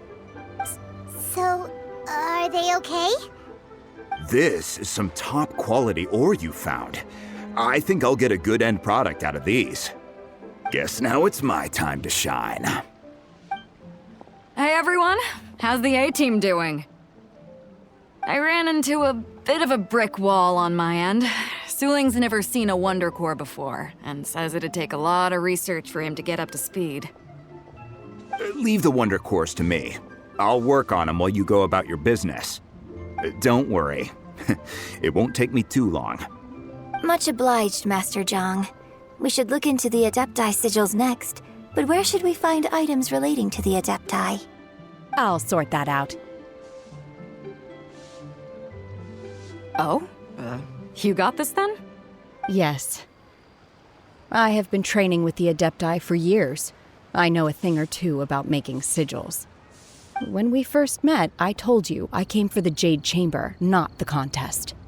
In fact, I came specifically to deliver Adepti sigils. Master heard that Ningguang was planning to rebuild the Jade Chamber, so she sent me to deliver some Adepti sigils to her. Master also said she hoped that I can take this opportunity to rejoin human society. But now that I'm here, I wonder if I've been removed from the world for too long. There's so much basic knowledge that I lack. Maybe it won't work for me to stay here after all. But either way, I'm very glad to have met you, and I'll take care of those Adepti sigils. Without knowing the ins and outs of your situation, I can't say whether you should stay or not. But now that our paths have crossed, we'll always have a connection. So if you're ever feeling down, come find me on my ship. There'll be a drink waiting for you. Thank you. So, Master Zhang, I'll need to use your facilities to make the sigils. Fine by me. I'm actually curious to see how the Adepti arts work. Maybe I'll learn something.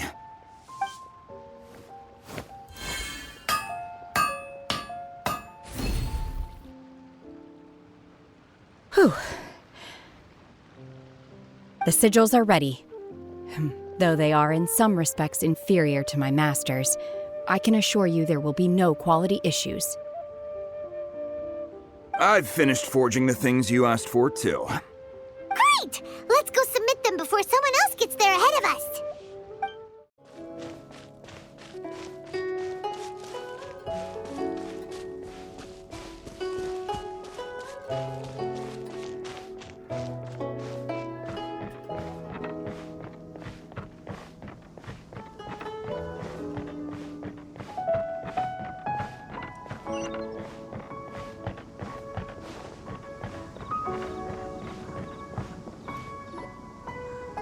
Ningguang's little secretary! We found all the materials! Oh, already? All three of you found them together. Okay, I see. The Wonder Cores and Adepti sigils look good. It seems that we found our winners.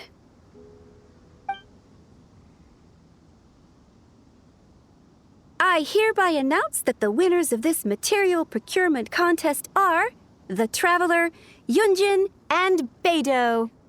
What? It's over already? I haven't even found the Plustrate yet! I can't believe it. So close, but so far. I'd like to invite our 3 winners to please proceed to the Jade Chamber, where Lady Ningguang is waiting for you. Huh? Where's Beidou? She was right here! Captain Beidou has some business to attend to. She will join later. Please come with me for now. Alright then, guess we'll head on up to the Jade Chamber first. This has been a long time coming. The last time we went up to the Jade Chamber was ages ago.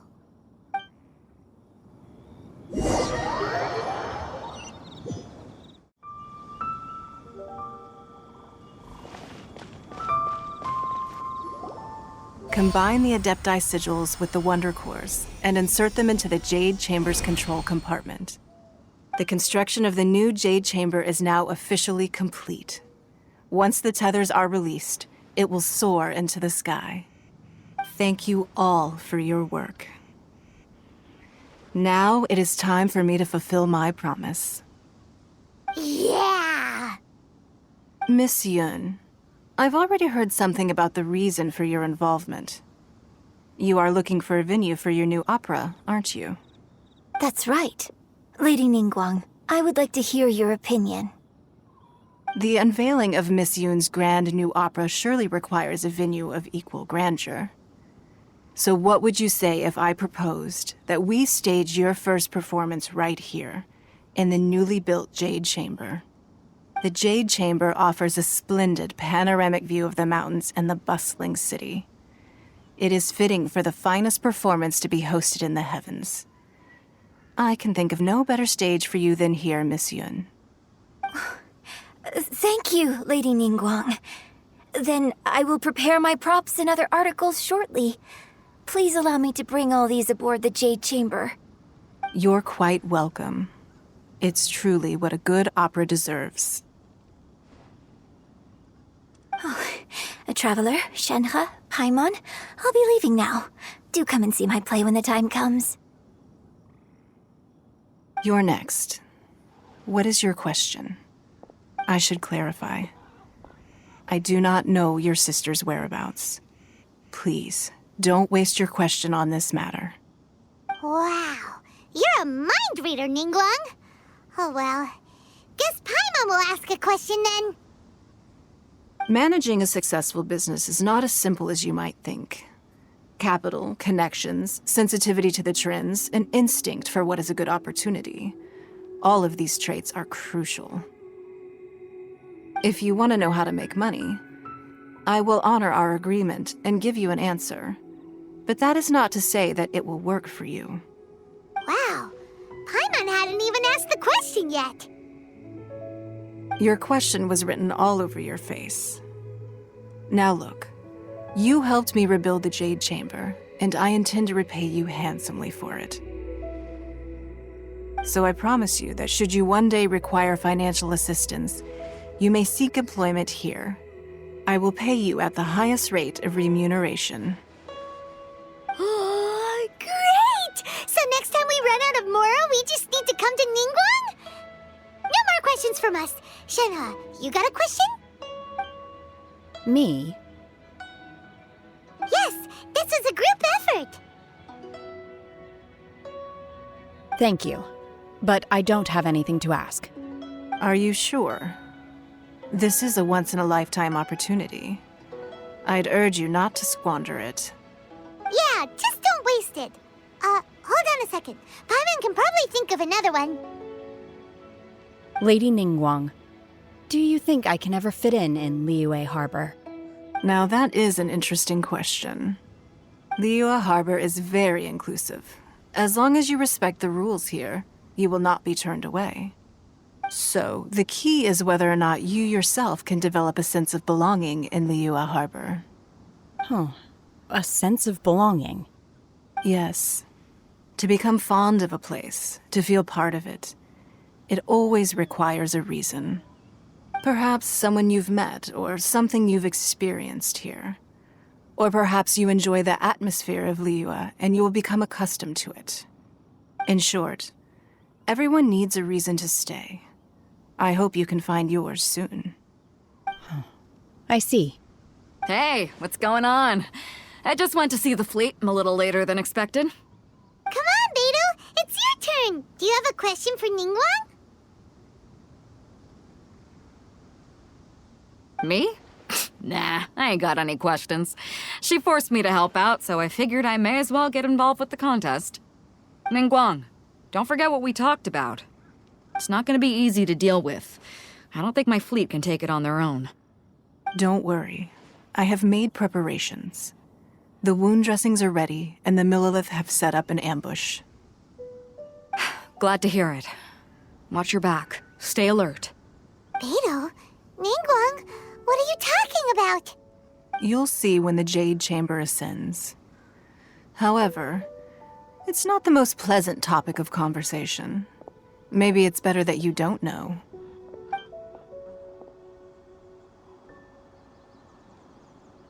When I first set foot in the Jade Chamber, I stood at the edge of the platform and looked down upon Liyue Harbor far below. At that time, I dreamed that one day the Jade Chamber's shadow would be seen in all 7 nations of Teyvat. My wish has not changed to this very day. However, it is not only out of consideration for myself that I have built the Jade Chamber anew at this time. I hope the Jade Chamber will always float in the skies above Liyue Harbor, bearing witness to the prosperity and peace of the human world. And I hope that you can all witness it with me. Let the Ascension ceremony commence!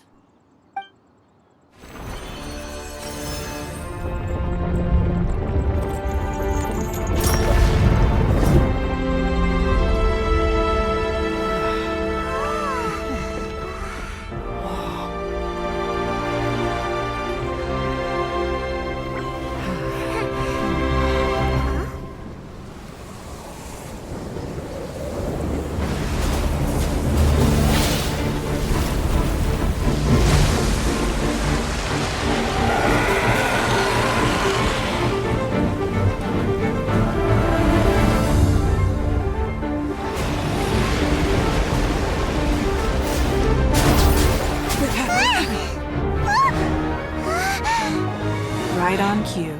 The Avenger of the Vortex, Baish. Who is that? Osial's wife. Final follower of the Overlord of the Vortex. Sounds like you knew this was coming! Beidou sensed something was stirring in the deep. She warned me months ago. Knowing she harbors hatred toward the Jade Chamber, I chose to rebuild it now as a way of drawing her out. Got it. Well, let's go fetch the Adepti. No. Huh? In this human age, the people of Liyue must find a way to overcome this crisis on our strength alone!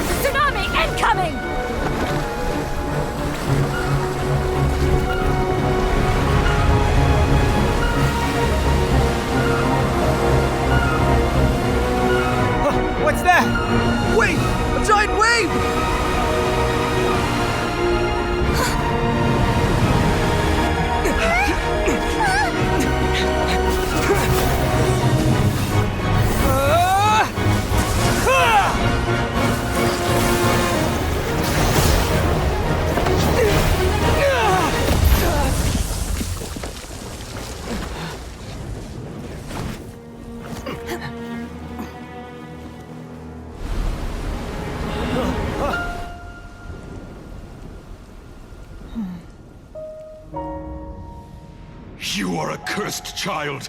Your life brings nothing but disaster to us all. At least if you die, I can bring her back. The day you learn how to use your strength for the good of others, is the day that you can truly become part of human society.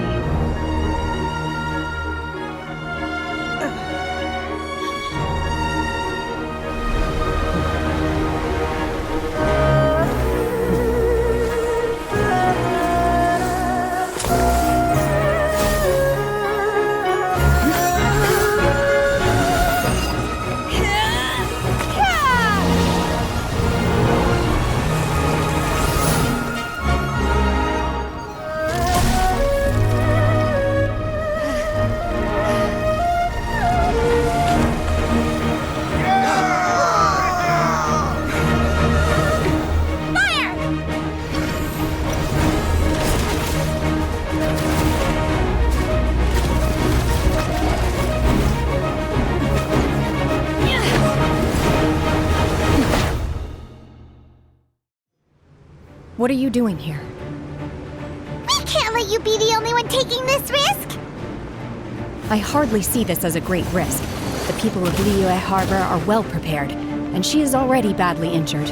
Only sheer willpower is keeping her alive. I may be nearing the end of my stamina, but in a fight to the death, I think I have the upper hand. We'll help too!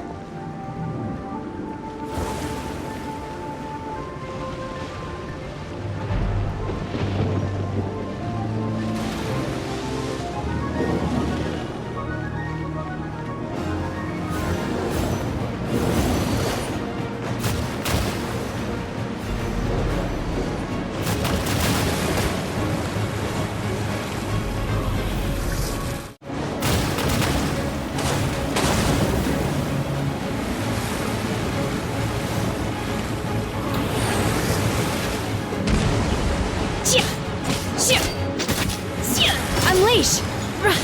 She's getting away! Shouldn't we go after her? This place is unstable. It is too risky to continue pursuing her. If the place collapsed, the consequences would be disastrous. Let's head back.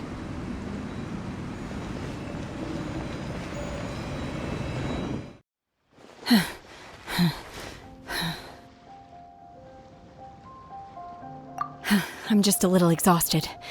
Otherwise, fine. I wanted to deal with it myself. I didn't expect you to follow me.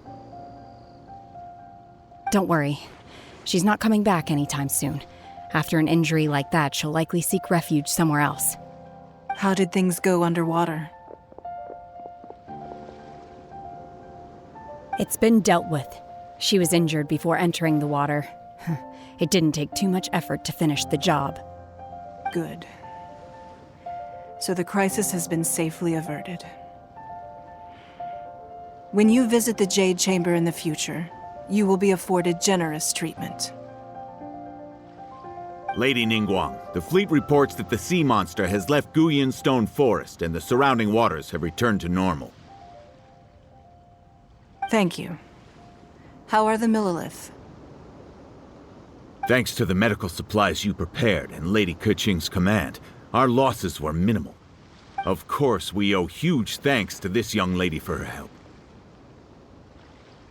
On behalf of the entire Millilith, thank you for your service.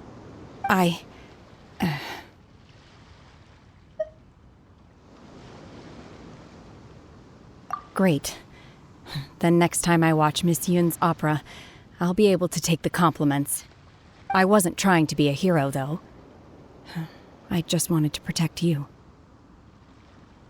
Let the soldiers recuperate, but don't let your guard down. If she returns with a vengeance, we must be prepared. Yes, ma'am. You've been monitoring us for some time now. I trust you've reached a conclusion. You wish to hear one's opinion. Well, things would have hardly gone so smoothly had it not been for Shenhe. That I do not deny. However, final victory was always going to be ours, even had things been a little more arduous. If it came to it, I could always destroy another Jade Chamber. One has observed your adaptation of the Guizhong Ballista, and find oneself compelled to admit that you have evidenced some degree of novel thinking. You have learned from past failures and prepared for this crisis in advance. This is considerable progress compared to the last time. Hence, on balance, one finds your performance during this trial satisfactory enough. But there will no doubt be further trials to come in the future. Do not suppose that one will not continue observing you hereafter. While the position of Tianquan remains mine, I will always ensure Liyue's safety. Shenhe, one saw you secretly venture out from the mountains a few years ago, and noticed the air of dejection in which you returned. Hopefully this trip to Liyue Harbor has been a different experience. Yes. I can't explain it, but I feel happier than I expected. Good. Traveler, please take good care of Shenhe. She is a dear child. In fact, one has many fond memories of Shenhe's childhood that she may be interested to hear about. There'll be no need for that. Oh. They are all like this. Fine. Since you care not to listen, one shan't be telling you. One shall be going homeward now. Please, have a good rest. Come to the Jade Chamber when you have recovered your energy. We must celebrate both the completion of the Jade Chamber and the fact that Liyue has weathered another crisis. This banquet must be the most spectacular ever.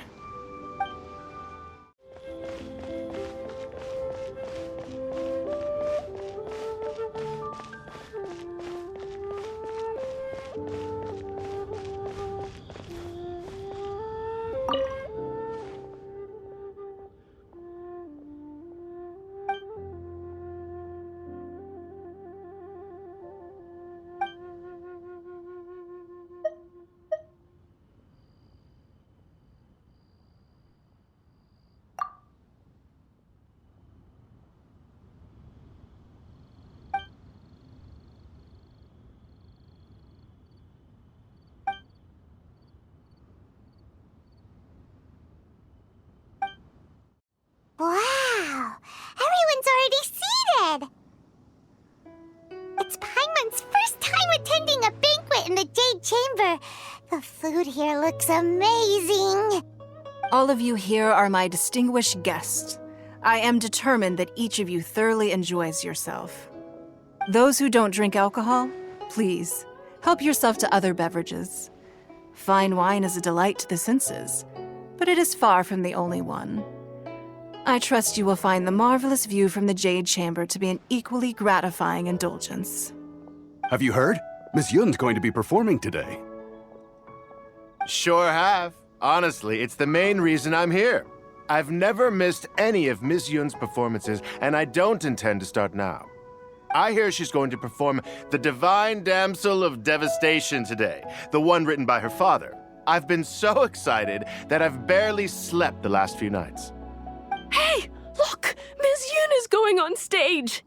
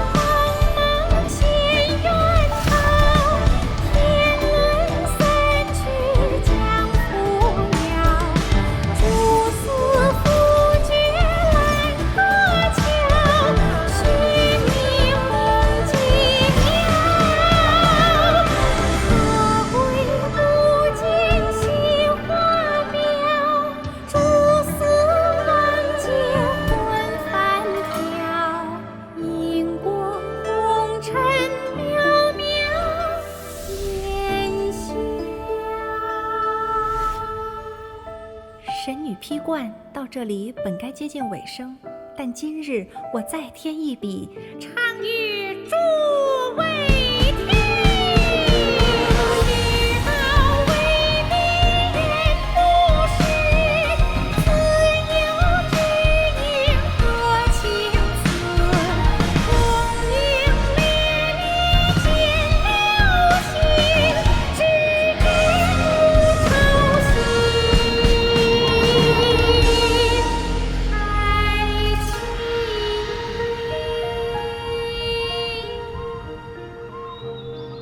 彼时鹤归，茫茫天地无依靠，孤身离去。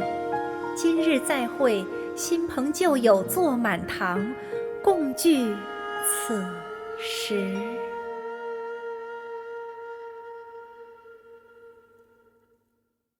What did you think? Personally, I thought I sang rather well. It was beautiful. Paimon wants to learn too. It was wonderful. Also, thank you. You're welcome. Thanks to you, the Divine Damsel of Devastation is a more nuanced tale than ever. The play has an ending, but life goes on. I believe you will find a way to fit in Liyue Harbor. Thank you. I think I found the opportunity I needed to change. Ms. Yun, here you are. Great to see you. Huh?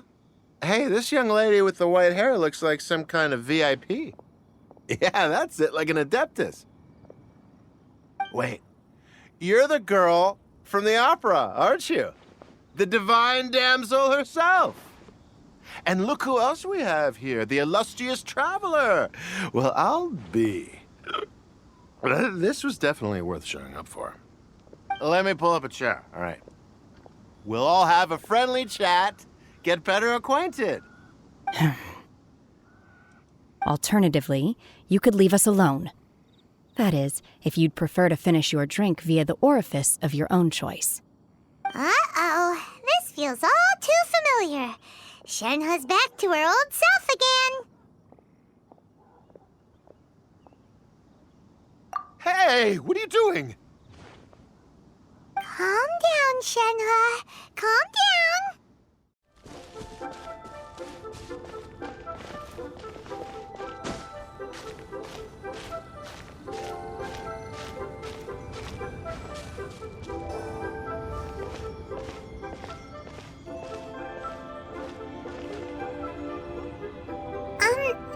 Are you okay? Paimon never imagined your sister would have sided with the Abyss.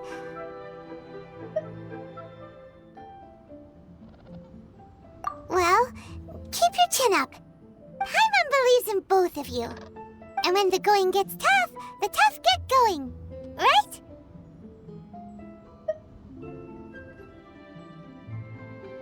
She said we needed to reach the end of our journey.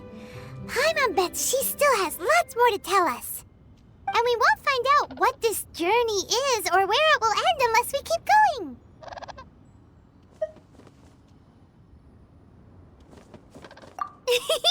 Then Paimon will be sure to keep up the good work. Although, where should we go next? If we want to continue with the journey...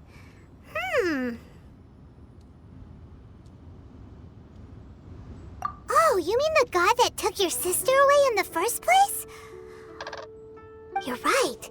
After all, everything that followed, all this confusion, it all started with her. Yeah, Paimon bets she's the key to understanding this whole mystery. Well, we've ruled out two gods so far, the Animo and Geo Archons. So, next...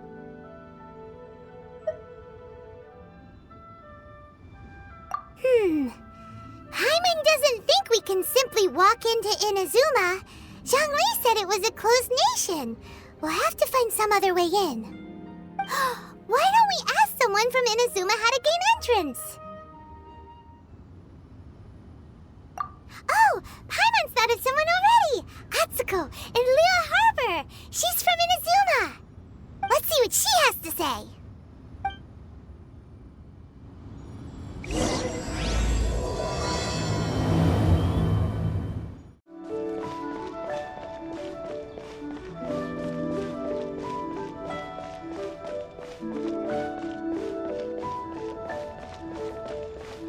declare your commercial goods.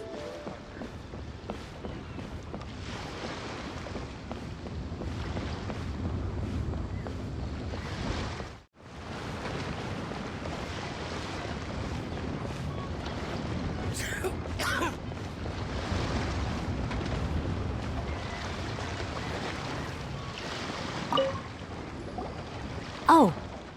Hello. Oh, I mean good fortune, right? I'm still learning to talk like a local. Is there anything I can help you with? We wanted to ask, how do we get into Inazuma? Oh, so that's why you're here. Well, there is a way. Great! We came to the right person! But the chance of success is incredibly small. Huh. Incredibly small? Then how did you get out of Inazuma in the first place? It was in leaving Inazuma that I found out just how dangerous this method truly was. All I had to rely on was a little wooden raft that I'd put together myself. There was a storm raging ahead of me, and my pursuers were close on my tail. After I'd escaped their clutches, I floated on the open ocean for I don't know how many days. My rations and fresh water supply soon ran out, and I remember getting to the point where I was sure I'd reached the end. Then, I blacked out. But, to my surprise, my journey didn't end there. Or to put it another way, a new beginning found me.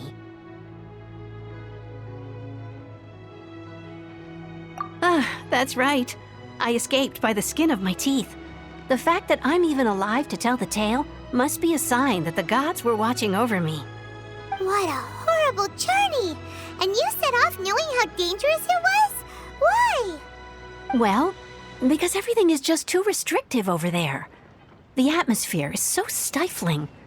The Kanjo Commission subjects everyone leaving or entering the nation to a protracted approval process, and I felt like I didn't belong there. Kanjo Commission? What's that? Along with the other two commissions, they oversee everything in Inazuma. We usually collectively refer to them as the Tri-Commission.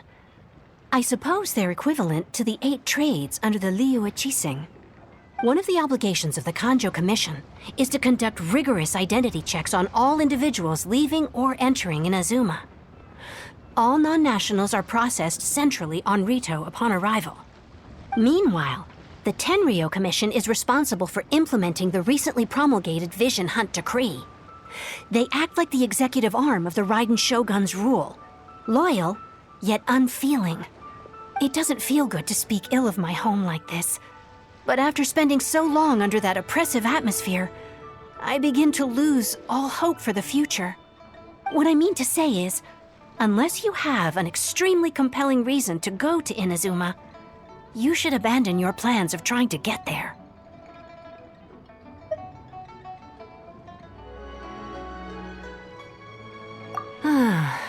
You should know that the sea around Inazuma is engulfed in a perpetual tempest of wind and rain.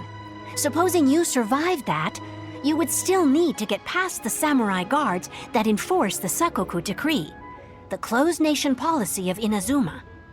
And even if you did manage to find a way, you'd still have to produce the necessary documentation at the Rito Center for processing Outlanders. Otherwise, you'd be kicked out immediately.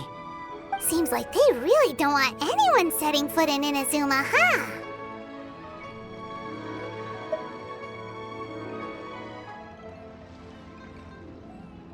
They only set that up as a port to guarantee a supply of goods and information to the island. Most Outlanders would be unable to acquire the documentation needed. But if you really are set on going, there is one thing you could try. The raft idea sounds a little on the dangerous side. Plus, Paimon would definitely get seasick. That's not what I meant. You could ask someone from the Crux Fleet if they have some way of getting you to Inazuma. They're well known in Liyue. Voyaging far and wide has made them a well-traveled group with a wide range of experiences. They may just know how to break through the storm. You're right! Paimon's sure Beidou of all people will be able to get us there. Her crew is super strong. But Paimon wonders if she'll be willing to take the risk. The Alcor is the flagship of the Crux fleet. I heard that it's currently anchored by Guyun's Stone Forest on a supply run. This might be your best chance. Then there's no time to lose. Let's go find Captain Beidou.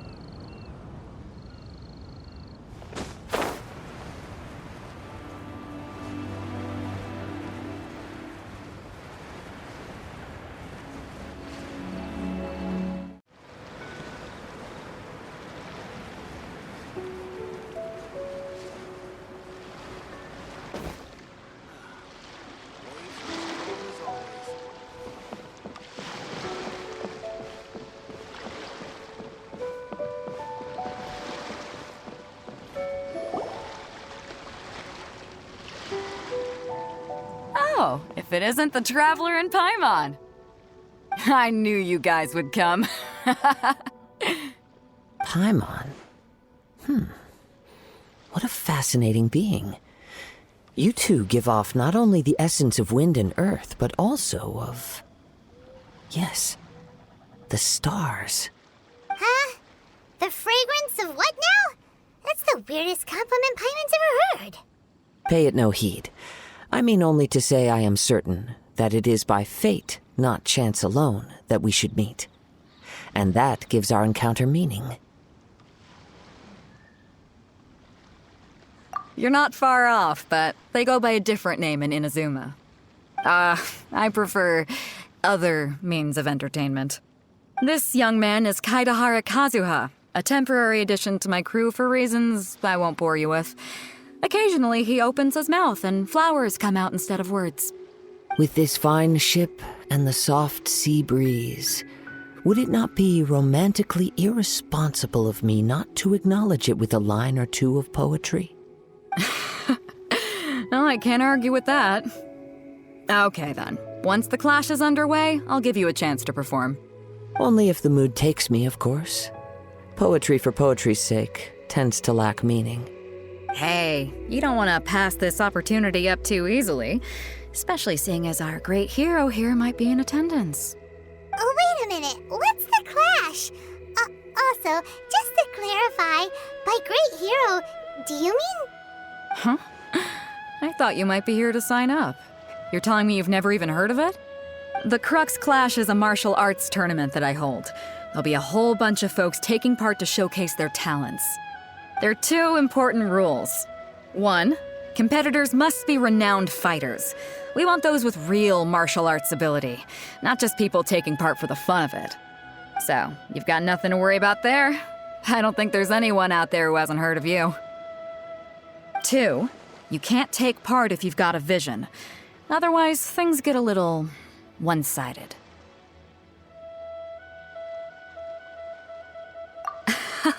You must be feeling confident, but you might want to watch out. There are a few crouching tigers and hidden dragons lurking around in Liyue. And with Liyue's savior taking part in the tournament, now that's gonna turn a few heads. I think we can expect a healthy turnout this time. But we didn't come here to take part in a martial arts tournament. Well, before you dismiss the idea completely, you might be interested to hear that the prize this time round is particularly sought after. Get this. It's a masterless vision. Supplied by myself, as a matter of fact. If the tournament champion can reawaken that vision, it belongs to them. Is there really such thing as a masterless vision? When a vision bearer dies, the light in their vision will fade away. But the shell that housed that light remains. As for whether this shell has any practical application, well, this remains to be seen. But my intuition tells me that while it remains in the world, it may just be possible for someone else to inherit it. Yep. And the way I see it, a vision is a badge of recognition from the gods. So if anyone's able to rekindle it, it's gotta be an individual of exceptional strength and talent. Organizing the clash is my way of uncovering hidden talents. And hopefully this time, getting a vision to glow again. So if you don't have a vision, this is the perfect opportunity to get your hands on one of your very own.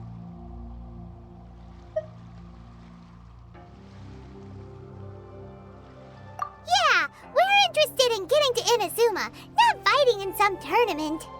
Inazuma? You want to go there? Well, why didn't you say so? Inazuma, no sweat. In that case, if you win the tournament, I'll give you a choice. Masterless Vision, or a ticket to Inazuma aboard the Alcor. Up to you. You just want him to take part in your tournament! What's wrong with that? The more talent we have, the better the tournament will be. I couldn't let a competitor like you fall through the net. What are we gonna do? Looks like we pretty much have to do this tournament if we want to get to Inazuma, huh?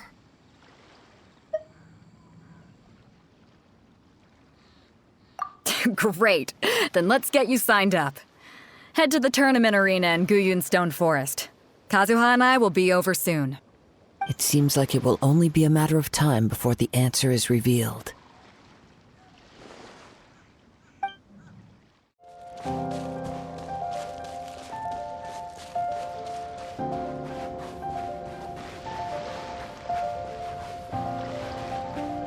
Before we sign up, let's see who the other competitors are. Beidou said that they had to be renowned fighters. Who will we be up against?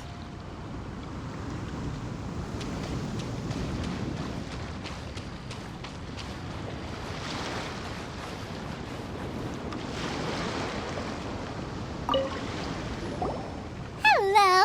Are you here to compete in the Crux Clash? You bet I am. Have you put your names down yet?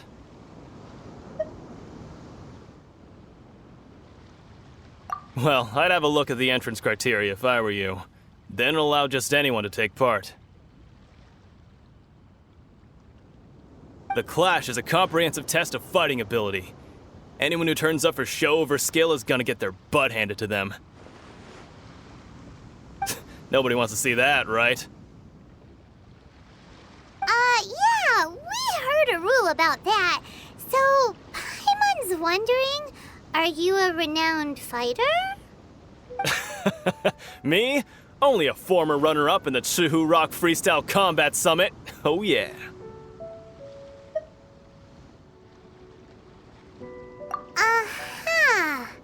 Also, that doesn't sound like the most official tournament out there. What? You... Nonsense. Have you been living under a rock? It's been going on for years. There were plenty of competitors when I took part. Not to mention, I've helped the Millilith catch treasure hoarders before. There were 2 of them trying to escape. I soon sorted them out. They tried to sneak past me under the cover of darkness. They didn't know what hit them. I planted a left hook on the skinnier one's face and sent him flying. Then, the big guy pulled out a knife. I stood my ground, of course. A roundhouse kick sent the blade hurtling into a beam above us.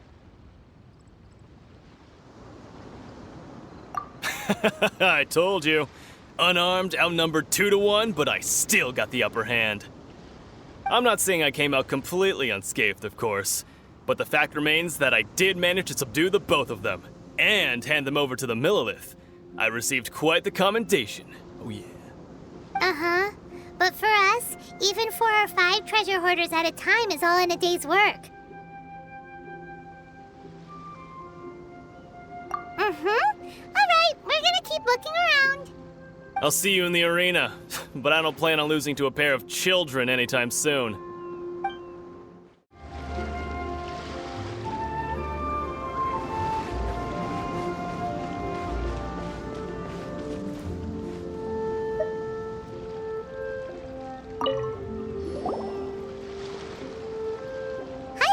Are you here for the Crux Clash too? That's right. Nothing beats real-life combat for honing your skills. That's what our master taught us. But this tournament is more than just a chance to put training into practice. It's also a chance for us to obtain the masterless vision. Exactly. With a vision, we'd quickly become our master's top students. This master of yours must be pretty incredible, huh? Are they someone famous? Famous? He's the founder of the Lingshan clan, and his skills are unparalleled. Liang and I are both proud disciples of his.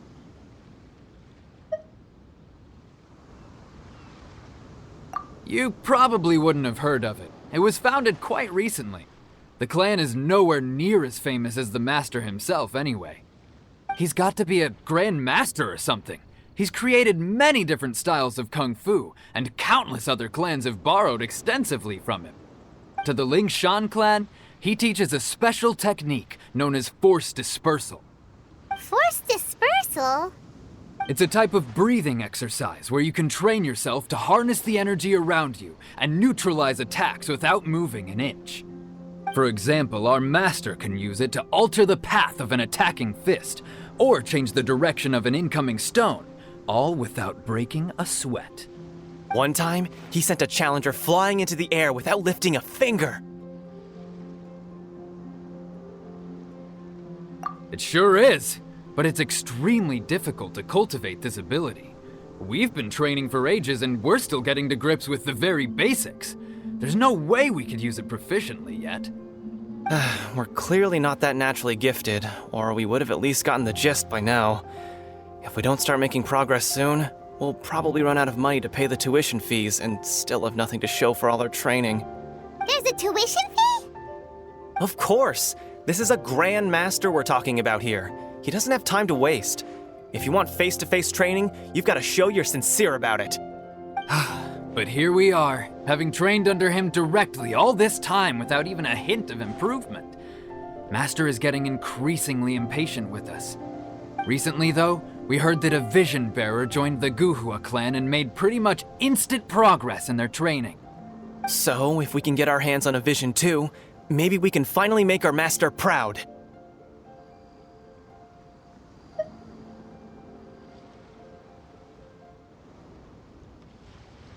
Well, we have to try something new. Otherwise, we're stuck in the same situation. Exactly. It can't hurt to try. And if it turns out it does work, the Lingshan clan will go down in history. Folks will come from far and wide. Heck, we could even become the dominant martial arts clan in all of Liyue.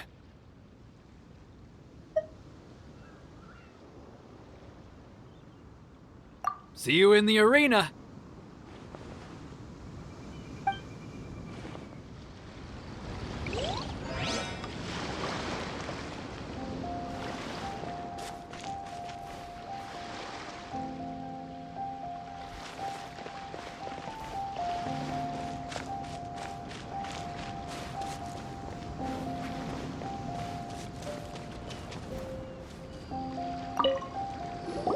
Hey, youngster. Are you here for the Crux Clash too? If so, seems I found myself another new adversary. So you're also here for the tournament? You better believe it. I wouldn't be here if I didn't think I could walk away as a champion. For me, obtaining a vision is the final and most important piece in the puzzle that is my life.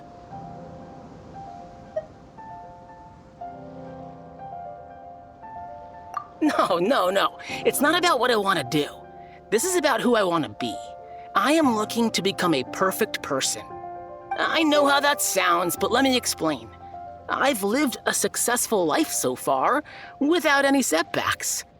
I've passed every exam I've ever taken, enjoyed numerous successful business ventures, and seem to get on with just about everyone socially. In most people's eyes, I am already the very embodiment of the perfect person. Though, of course, I'd never let the praise get to my head. I know I haven't reached perfection yet, because there's one thing I'm still missing. A vision. You have so much self-confidence.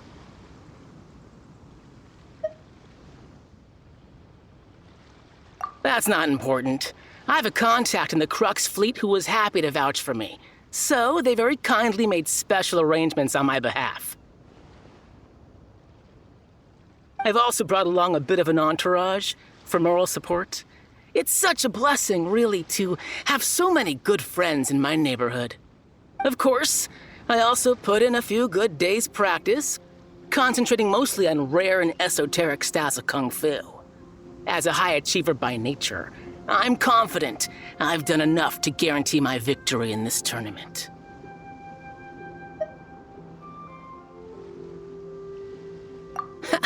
I seem to have gained another fan. Don't let my aura overwhelm you, though. You'll need your wits about you today. Now then, if you don't mind, I need to finish my pre-competition routine. It's not too long now before you'll get to see me in action. So, to recap, we're up against an inflated ego, some gullible guys paying way too much for their kung fu classes, and another guy who's just really average. Seems like you've got a pretty good chance of winning this thing. Come on, let's go sign up.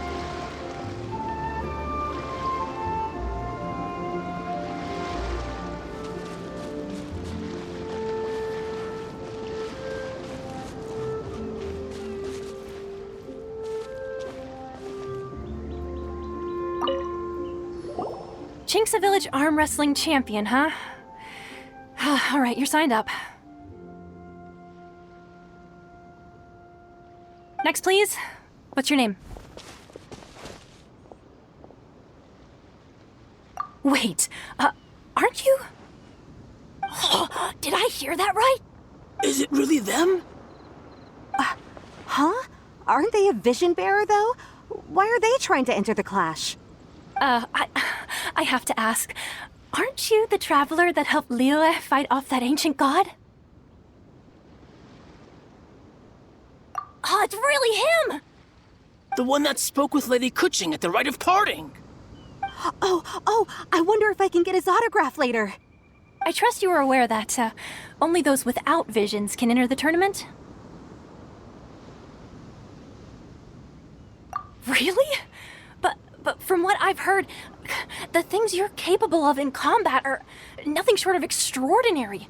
You walk into the most dangerous situations imaginable, face off against all sorts of monsters, even the Fatui, and always come out on top. Yep, he still doesn't have a vision though. See for yourself. My apologies. I didn't mean to be rude. I'm sure a great hero like yourself would have no reason to lie. Now, could I ask you to provide a few claims to fame? It's just a formality for you, of course, but I have to make a record of competitors' achievements as part of the sign-up process. So far, I've got defeated the ancient god Osial, so that's one. Do you have any others? Yeah! Also, don't forget to mention that the previous battles include, but are not limited to, Storm Terror, Dvalin, and Fatui Harbinger Child. Whoa! Might as well declare him the champion already. I wonder if it's too late to withdraw. Okay, that's plenty. Actually, this is the most dazzling track record I've ever seen. By a long shot. Right, your registration is complete. Now, a brief word about the prize. A great hero such as yourself can surely only be here for one thing. To win the tournament and claim the grand prize, namely, a vision. Oh, we're not here for that. We're here because Captain Beidou promised to take us to Inazuma if we win the tournament. There's another prize, too? Oh, first I've heard of it. Beidou must have upped the stakes this time to attract top talent. But why would anyone want to go somewhere as dangerous as Inazuma? I see. So, I take it you discussed your terms with Beidou in advance, then?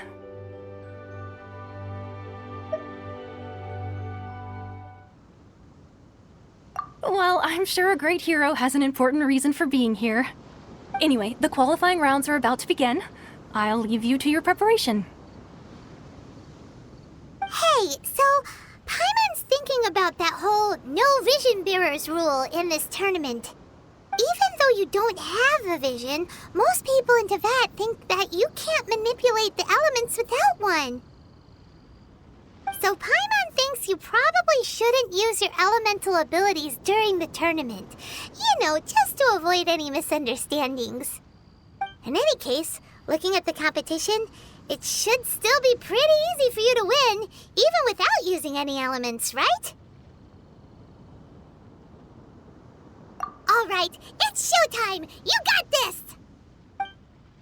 You seem like you're raring to go. Are you ready to compete? Good. Then please follow me into the arena.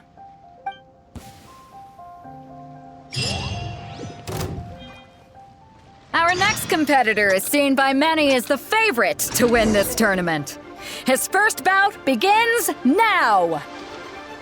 You? You're the hero they're talking about? Ugh, how am I supposed to win now?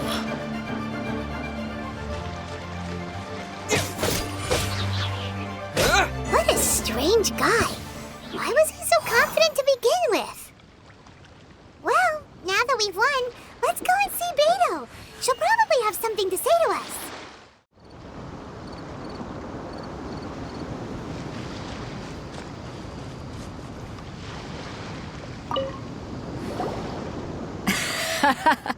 I knew I wouldn't regret introducing you as the favorite. So, what do you think, Kazuha? He totally dominated that guy and did it with style, too. Impressive. But I also observed our favorite exercise some restraint, as if to protect the opponent from serious harm. Well, I've fought my fair share of battles, both big and small. And I say, after the show he put on just now, he's more than convinced me of his ability. So come on, we all know you've got a wide vocabulary in there. Can't you spare a word or two to congratulate our up-and-coming champion? All right. Let me think how to aptly phrase these words of praise. You fought well. All right then.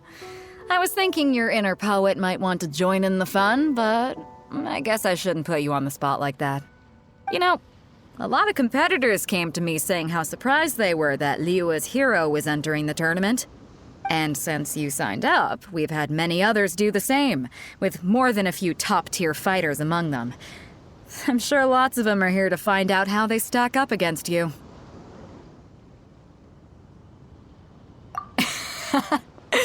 Well, since everyone sees you as the one to beat, I figure I should start treating you that way too. For one thing, we don't want you wasting all your energy in the early rounds fighting people who are well below your level. Not to mention, you must be itching to fight someone in your league too, right? So, I'm putting you straight through to the semifinals. Huh? But we only just started the qualifiers.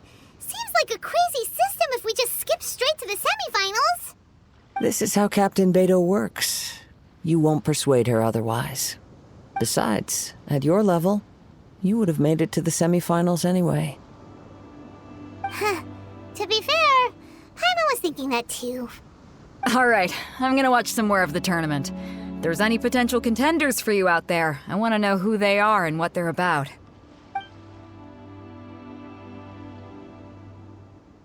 We're finally here, folks. The real show is about to begin. The captain seems to have high hopes for this tournament. I have not seen her so excited in quite some time. Your opponent has fought many rounds to get to the semifinals. This makes him a seasoned warrior. You may well be stronger than him, but this should not give you cause to lower your guard.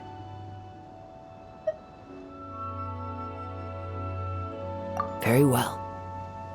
Show me that you are ready to push through the storm that lies ahead. All right, that's enough chit-chat for now. The audience is waiting. Go find the crew member that signed you up. She'll take you into the arena.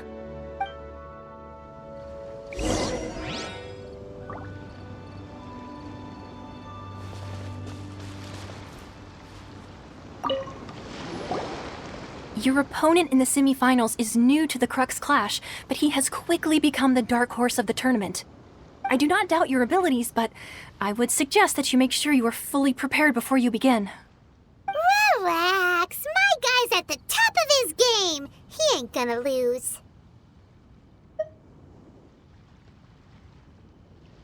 Don't worry. Take some time to compose yourself. At last, the moment we've all been waiting for. The semifinals have begun. Who's it gonna be this time? The hero or the dark horse? I don't care about the prize. You're a strong opponent. That's what I'm here for.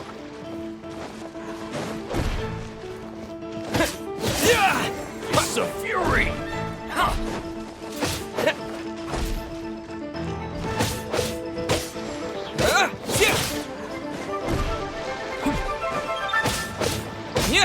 You're pretty good. I'm sweating all over. It's a good feeling.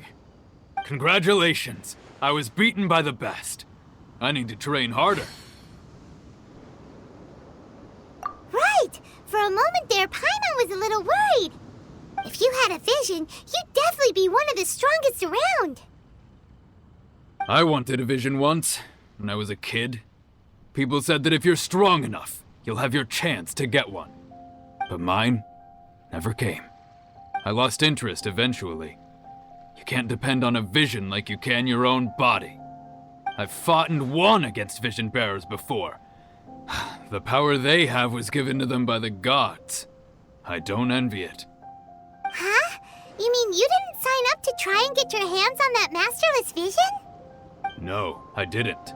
I only wanted to pit myself against other fighters and see who was the strongest. Only in defeat can you understand your weaknesses and learn from them. So I'm pleased with today's outcome. I don't often have the pleasure of experiencing defeat. Wow!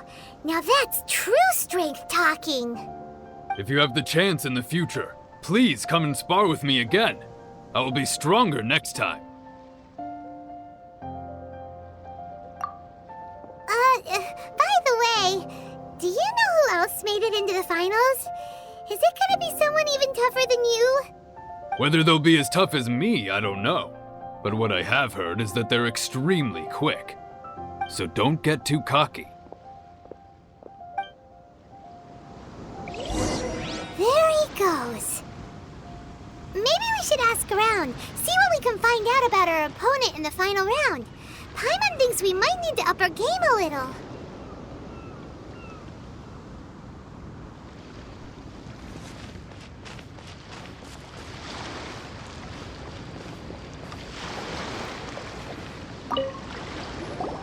Ah, it's you!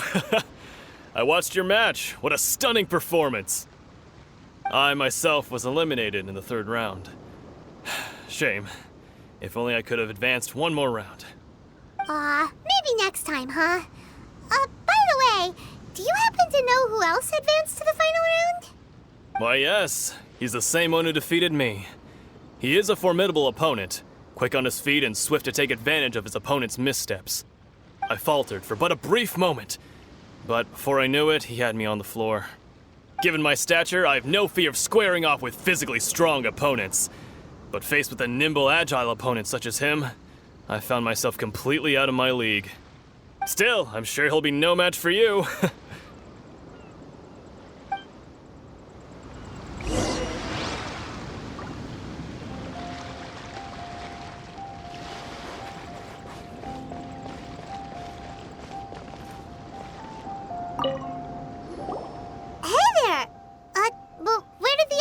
Go.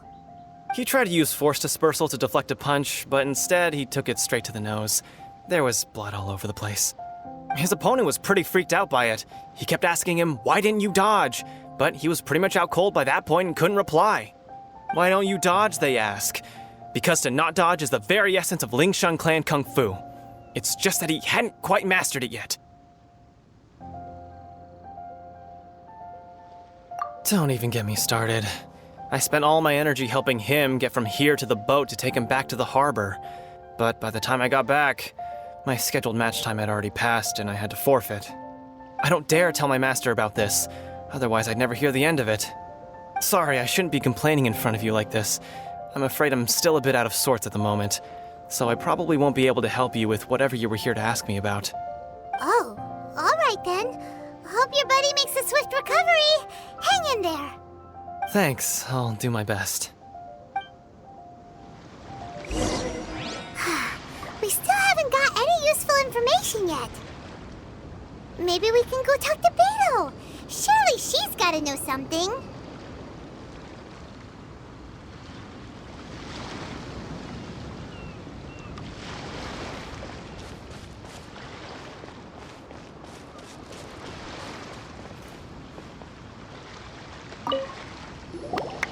You gave an outstanding performance. Truly commendable. I could sense that you're not familiar with bouts of this kind, and it could have cost you the match. But you were quick to adapt, and managed to claim victory over your opponent. That is a most invaluable skill. In fact, I discerned this not from what I saw, but what I heard. The ground beneath your feet, and the pattern of your breathing. But it is nothing remarkable, for I discerned nothing more than Captain Beto did. He's right.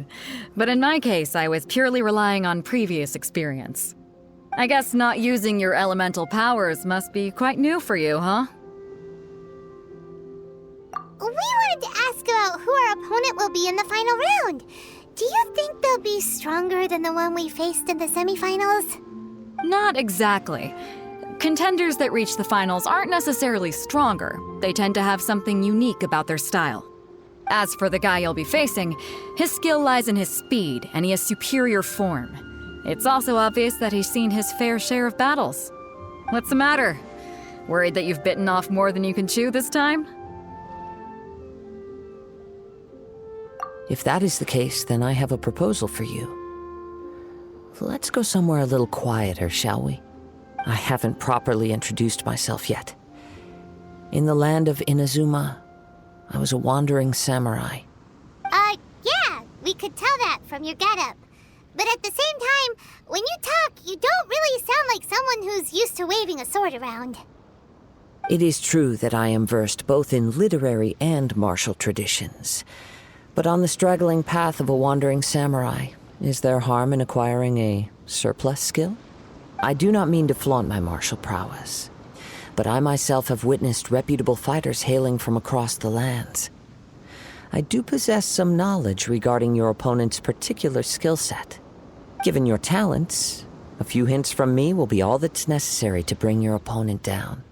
Hang on. Don't you think you're bending the rules a bit there? Gathering intelligence is an essential part of any duel. You must know your enemy. Besides, our favorite here has fought many battles on their journey from Mondstadt. Such impressive feats require more than just bravery alone. You betcha! Wait a second. We never told you that we've been to Mondstadt. Does one not leave a trail when traveling through the wild?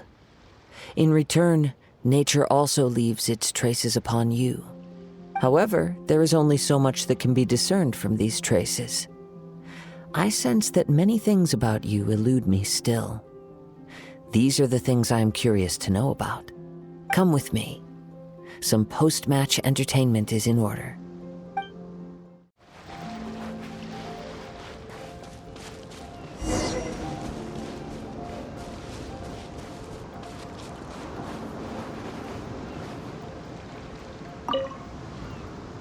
Now that we're alone, let me cut to the heart of the matter. You are skilled in manipulating the elements, and not just a single element, but multiple. Is that correct?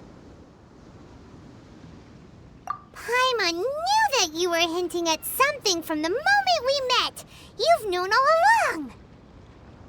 That's right. If the other contenders were to catch wind of your elemental abilities, let's just say it would cause some unwanted misunderstandings. If I'm not mistaken, you share these considerations, given your reluctance to use elemental skills even in the heat of a match.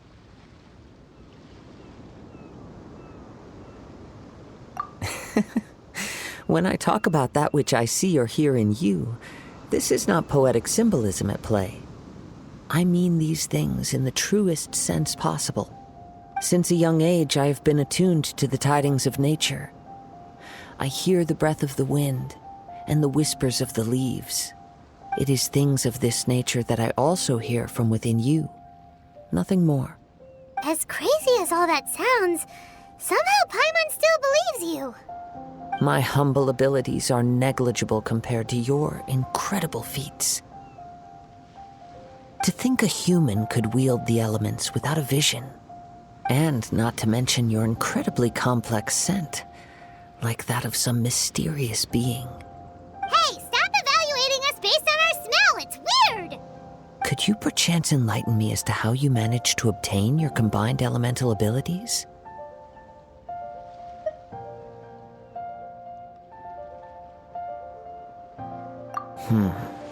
Extraordinary.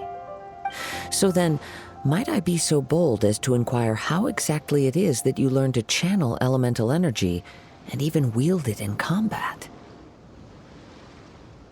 Aw, it's nothing really. Paimon just told him whatever came to mind. It's been a long journey, and many things have happened along the way. Somehow, he just naturally learned to use the elements through it all. Honestly, even Paimon doesn't understand how it all works. Perhaps such unfathomable things are the essence of the gods and the visions they grant. However, I still wish to have the honor of seeing how you wield the elements. Perhaps it may yet reveal something to me. Of course, I too shall share with you all that I've learned. That will make it a fair exchange. Now then, let's test your skills, shall we?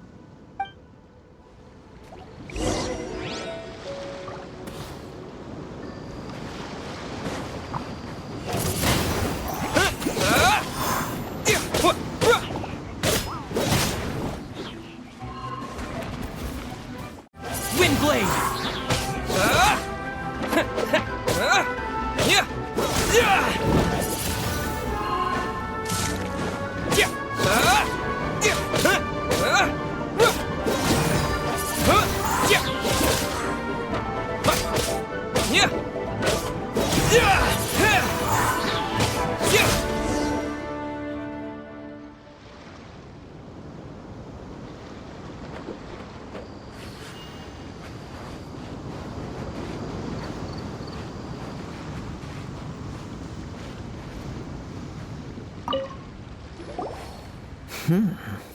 Your skills in battle are truly beyond reproach.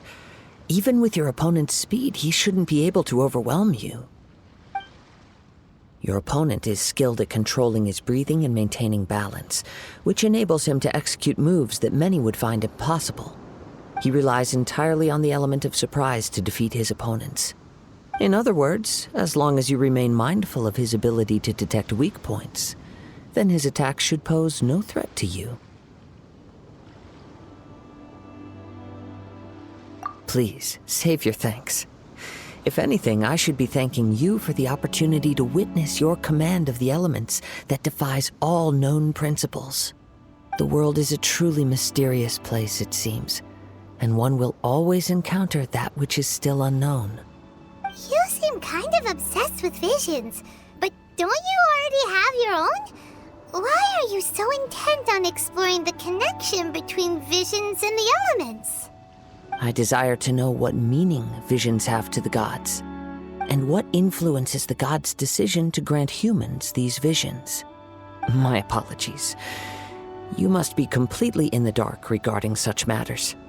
For allowing me the honor of witnessing your mystical ways, I am willing to answer any questions you may have regarding Inazuma.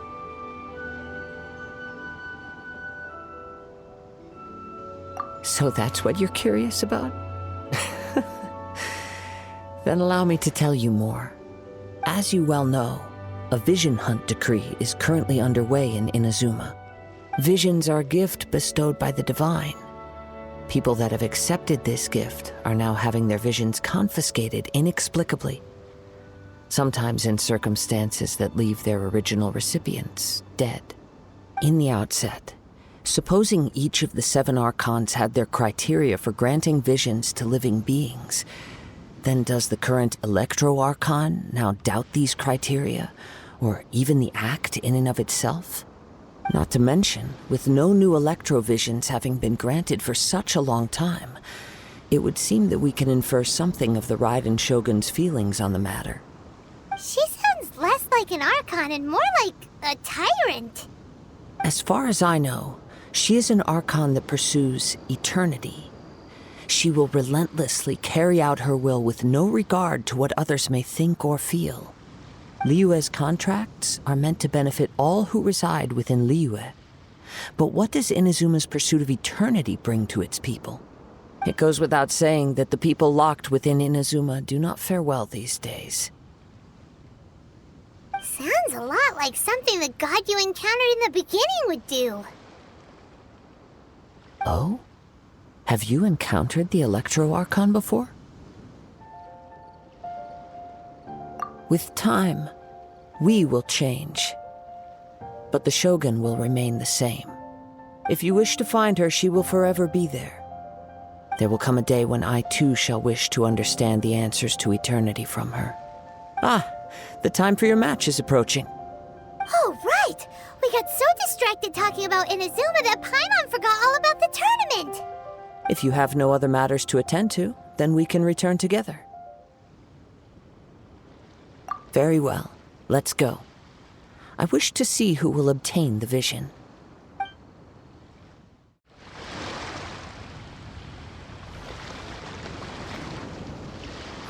Why isn't he here yet? Never mind. We can start by making your entrance first. Everyone, listen up! Your attention, please! We've reached the climax of the Crux Clash! This is the final match! We've seen many exciting battles today, and now, at long last, the two finalists have emerged. Now, I'd like to introduce our first combatant. Though few have seen him, his reputation knows no bounds. He strikes fear into the heart of Osile, and the mere mention of his name causes even the Fatui Harbingers to turn pale in the face. Introducing Liyue's traveling hero! Wow! I've been waiting for this moment! I'm sure everyone witnessed his thrilling match in the semifinals.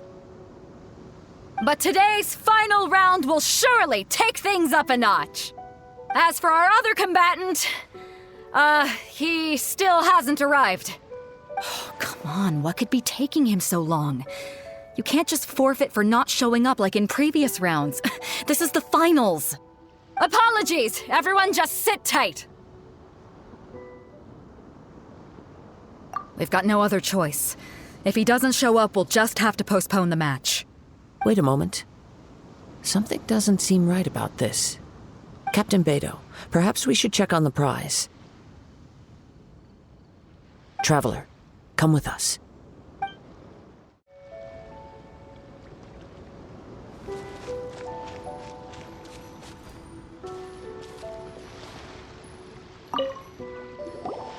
Let me see. It's gone all right. The vision is missing. Huh? Did somebody steal it? Who would dare do such a thing in broad daylight? We don't know when it was taken exactly. I never thought that someone here would have the guts to cross Captain Beidou. No need to worry. Even the craftiest sleight of hand does not escape nature's watchful gaze. The culprit has only acted recently. They will not have gotten far. The vision was the prize that I had offered, and it was my responsibility to look after it. I will be certain to get it back. Well, if you insist. I'll leave the matter to you then. I'll stay here and try to offer some explanation to all the spectators that came to see the match. If you would, please come with me. But we're on an island. Where could he have possibly run to? Come with me. I can sense the winds are coming.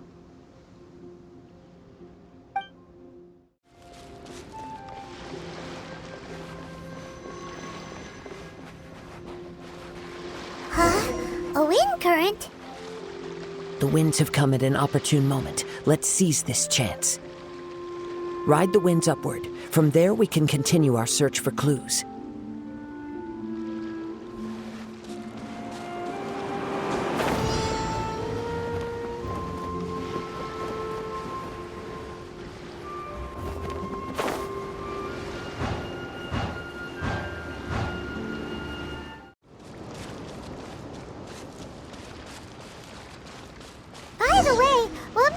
originally think of checking the prize in the first place?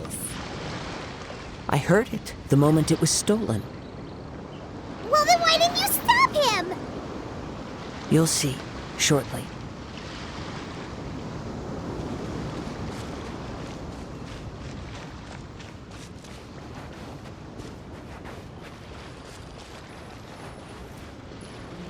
The winds are guiding us forward. The culprit is on the opposite shore now. You can hear that too? What does it sound like? Hubris. This way. Follow me. There may be an ambush waiting for us up ahead, but I trust that you are well prepared for such a scenario.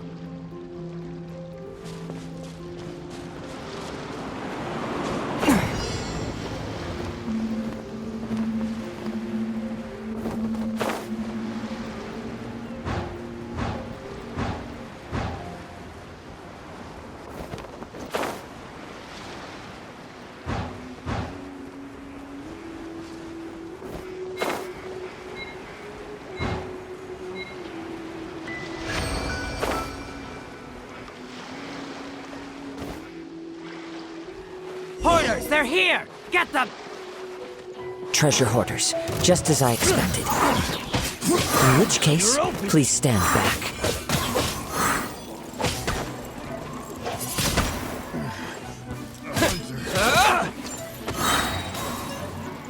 With the wind! Freeze!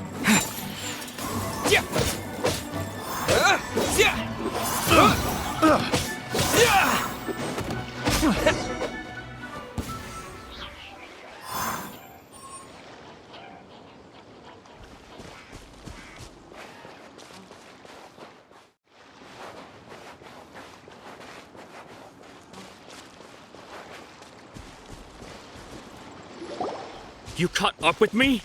How is that possible? I had even prepared a boat to ensure a quick getaway, and still you caught up to me! No boat could ever match the speed of the wind. The wind? What are you talking about? Oh, I get it. Your vision. Drat! If I only had a vision! Or, if I could activate this one, then you'd never be able to catch me!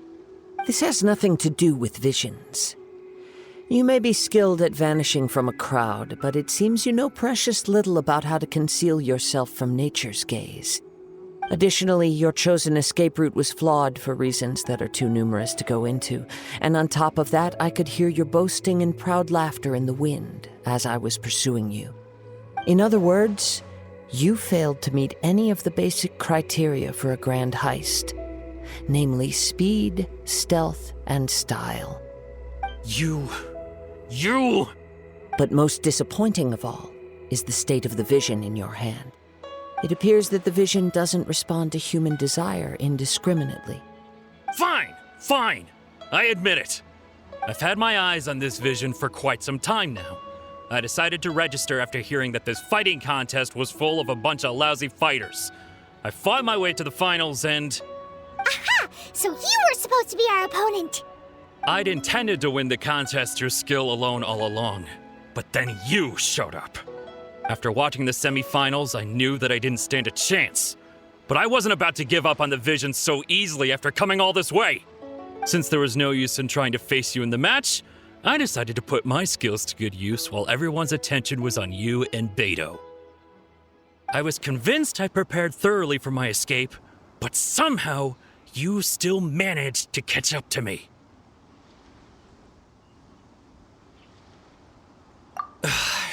Drat. This should have gone differently.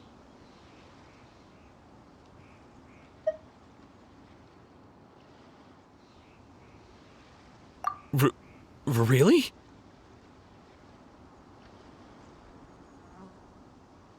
Fine. But you'd better mean it. It didn't activate once I took it anyway. It's nothing but a useless shell to me. You know, according to the laws of the sea, the penalty for stealing is breaking the culprit's arms. Huh? You're not serious, are you? Not to mention that the item you stole was a prize. You didn't show up for the final match, and you damaged the reputation of the captain of the Crux fleet. It seems that it would be only fair to brand the word thief on your forehead with a hot iron. Whoa, whoa! We don't need to go that far, do we? I never would have guessed you could be so cruel. If this is where talking gets me, then forget it. I'll risk a fight.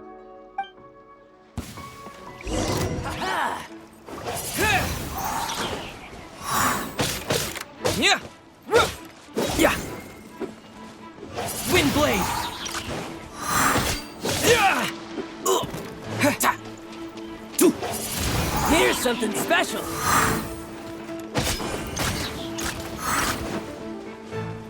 Yeah!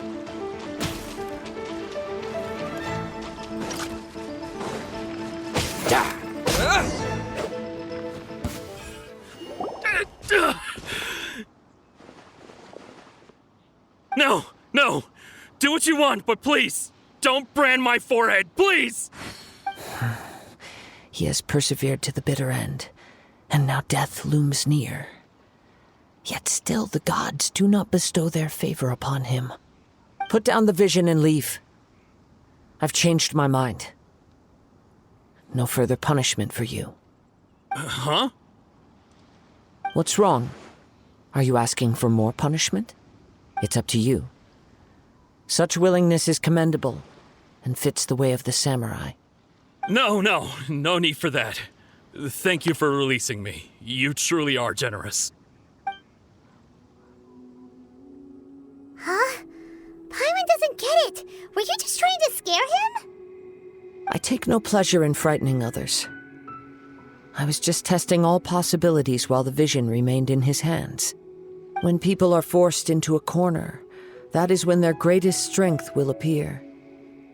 I thought it may be an opportunity for him to awaken the vision. But unfortunately, nothing happened. Yes. I wanted to know whether it were possible for an extinguished vision to be reawakened. From the moment he stole the vision, I decided to use him for this experiment. I've tried many other methods in the past, though few tales tell of a masterless vision reawakening. After seeing you command multiple elements, I figured that nothing is impossible. Come, why don't you give it a try? Let's see if you can give me the answer I'm hoping for. The vision didn't seem to respond at all. I see. So you are also unable to rekindle the vision. No matter. This was expected. I suppose this vision is still mine to take for now.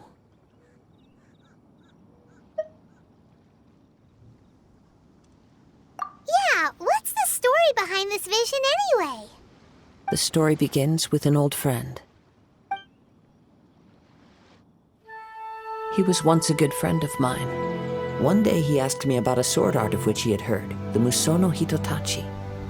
I told him it can only be witnessed when divine punishment is administered. It is the pinnacle of the Raiden Shogun's skill, a symbol of ultimate power. But he replied, there must be one who can withstand it.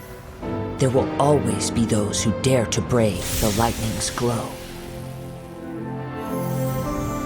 Then, the Vision Hunt decree arrived.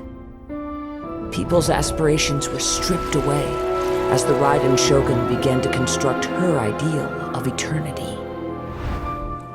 While I was fleeing from place to place, I heard that my friend had challenged the Vision Hunters to a duel before the throne.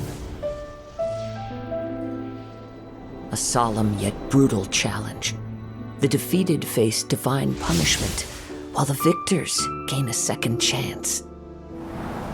Perhaps he thought he of all people should make a stand. Coming face to face with the Musono Hitotachi was all that he truly desired, after all.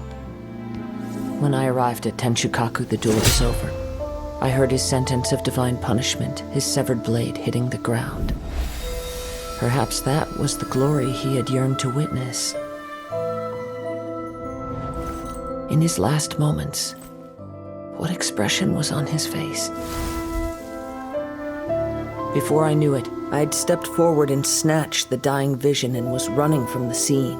All I knew was that I mustn't let his hope, which burned so brightly, become buried among the ice-cold statue of a god. Perhaps one day I may come to find that all I have done is meaningless. But as a wandering samurai, I find meaning in traveling and the sprawling beauty of nature that lies along the way, while still retaining the warrior way in my heart. Kazuha! It's just another way of saying I do as I please. All right then, it's time we returned.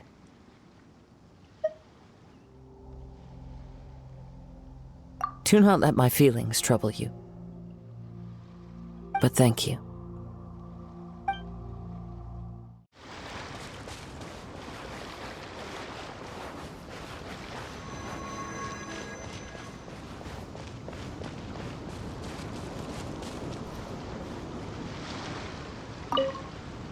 Huh? Did Beta leave already? Maybe she went back to her ship. If you're looking for the captain, she was summoned by Lady Ningguang. It seems that the Crux clash got out of hand this time and has attracted her attention. Captain Beidou was muttering something about Ningguang being a stick in the mud as she headed off to Liyue Harbor. It's not unusual for those two to be at odds with one another. But still, Captain Beidou was disappointed she didn't get to witness the crowning of the new champion. She had been looking forward to it for quite some time. The one who stole the vision was originally to be this hero's opponent in the final round. He knew he stood no chance of winning the match, thus the wicked idea of stealing the prize took hold in his mind. In which case, the Crux clash comes to a clear-cut conclusion. Huh? So that's what happened? If that's the case, then the rules stipulate that he is disqualified, and our hero here is the champion. Paimon thought we'd win and all, but not like this. It doesn't matter. As the saying goes, honor given is honor deserved. Now, let me go prepare the champion's medal to award you.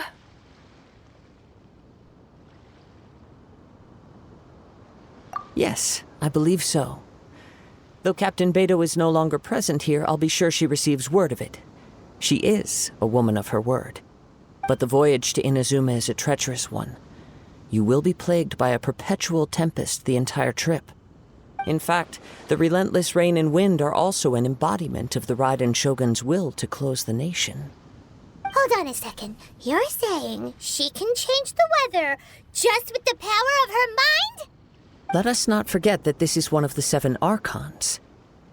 If Liyue's Morax could form Guyun's stone forest by casting down his stone spears, then it should come as no great surprise that the Raiden Shogun is capable of summoning an eternal tempest. Suffice it to say that if you wish to journey to Inazuma, the Alcor will need some time. You will be notified once all the preparations have been made. In the meantime, I intend to embark on a journey of my own. I will travel all across the vast lands of Liyue in the hope of finding a way to reawaken the vision. Paimon believes you'll find a way for sure. Thank you. May both our journeys prove meaningful. One final word of warning. The part of your journey that lies after the storm may well prove to be the most arduous.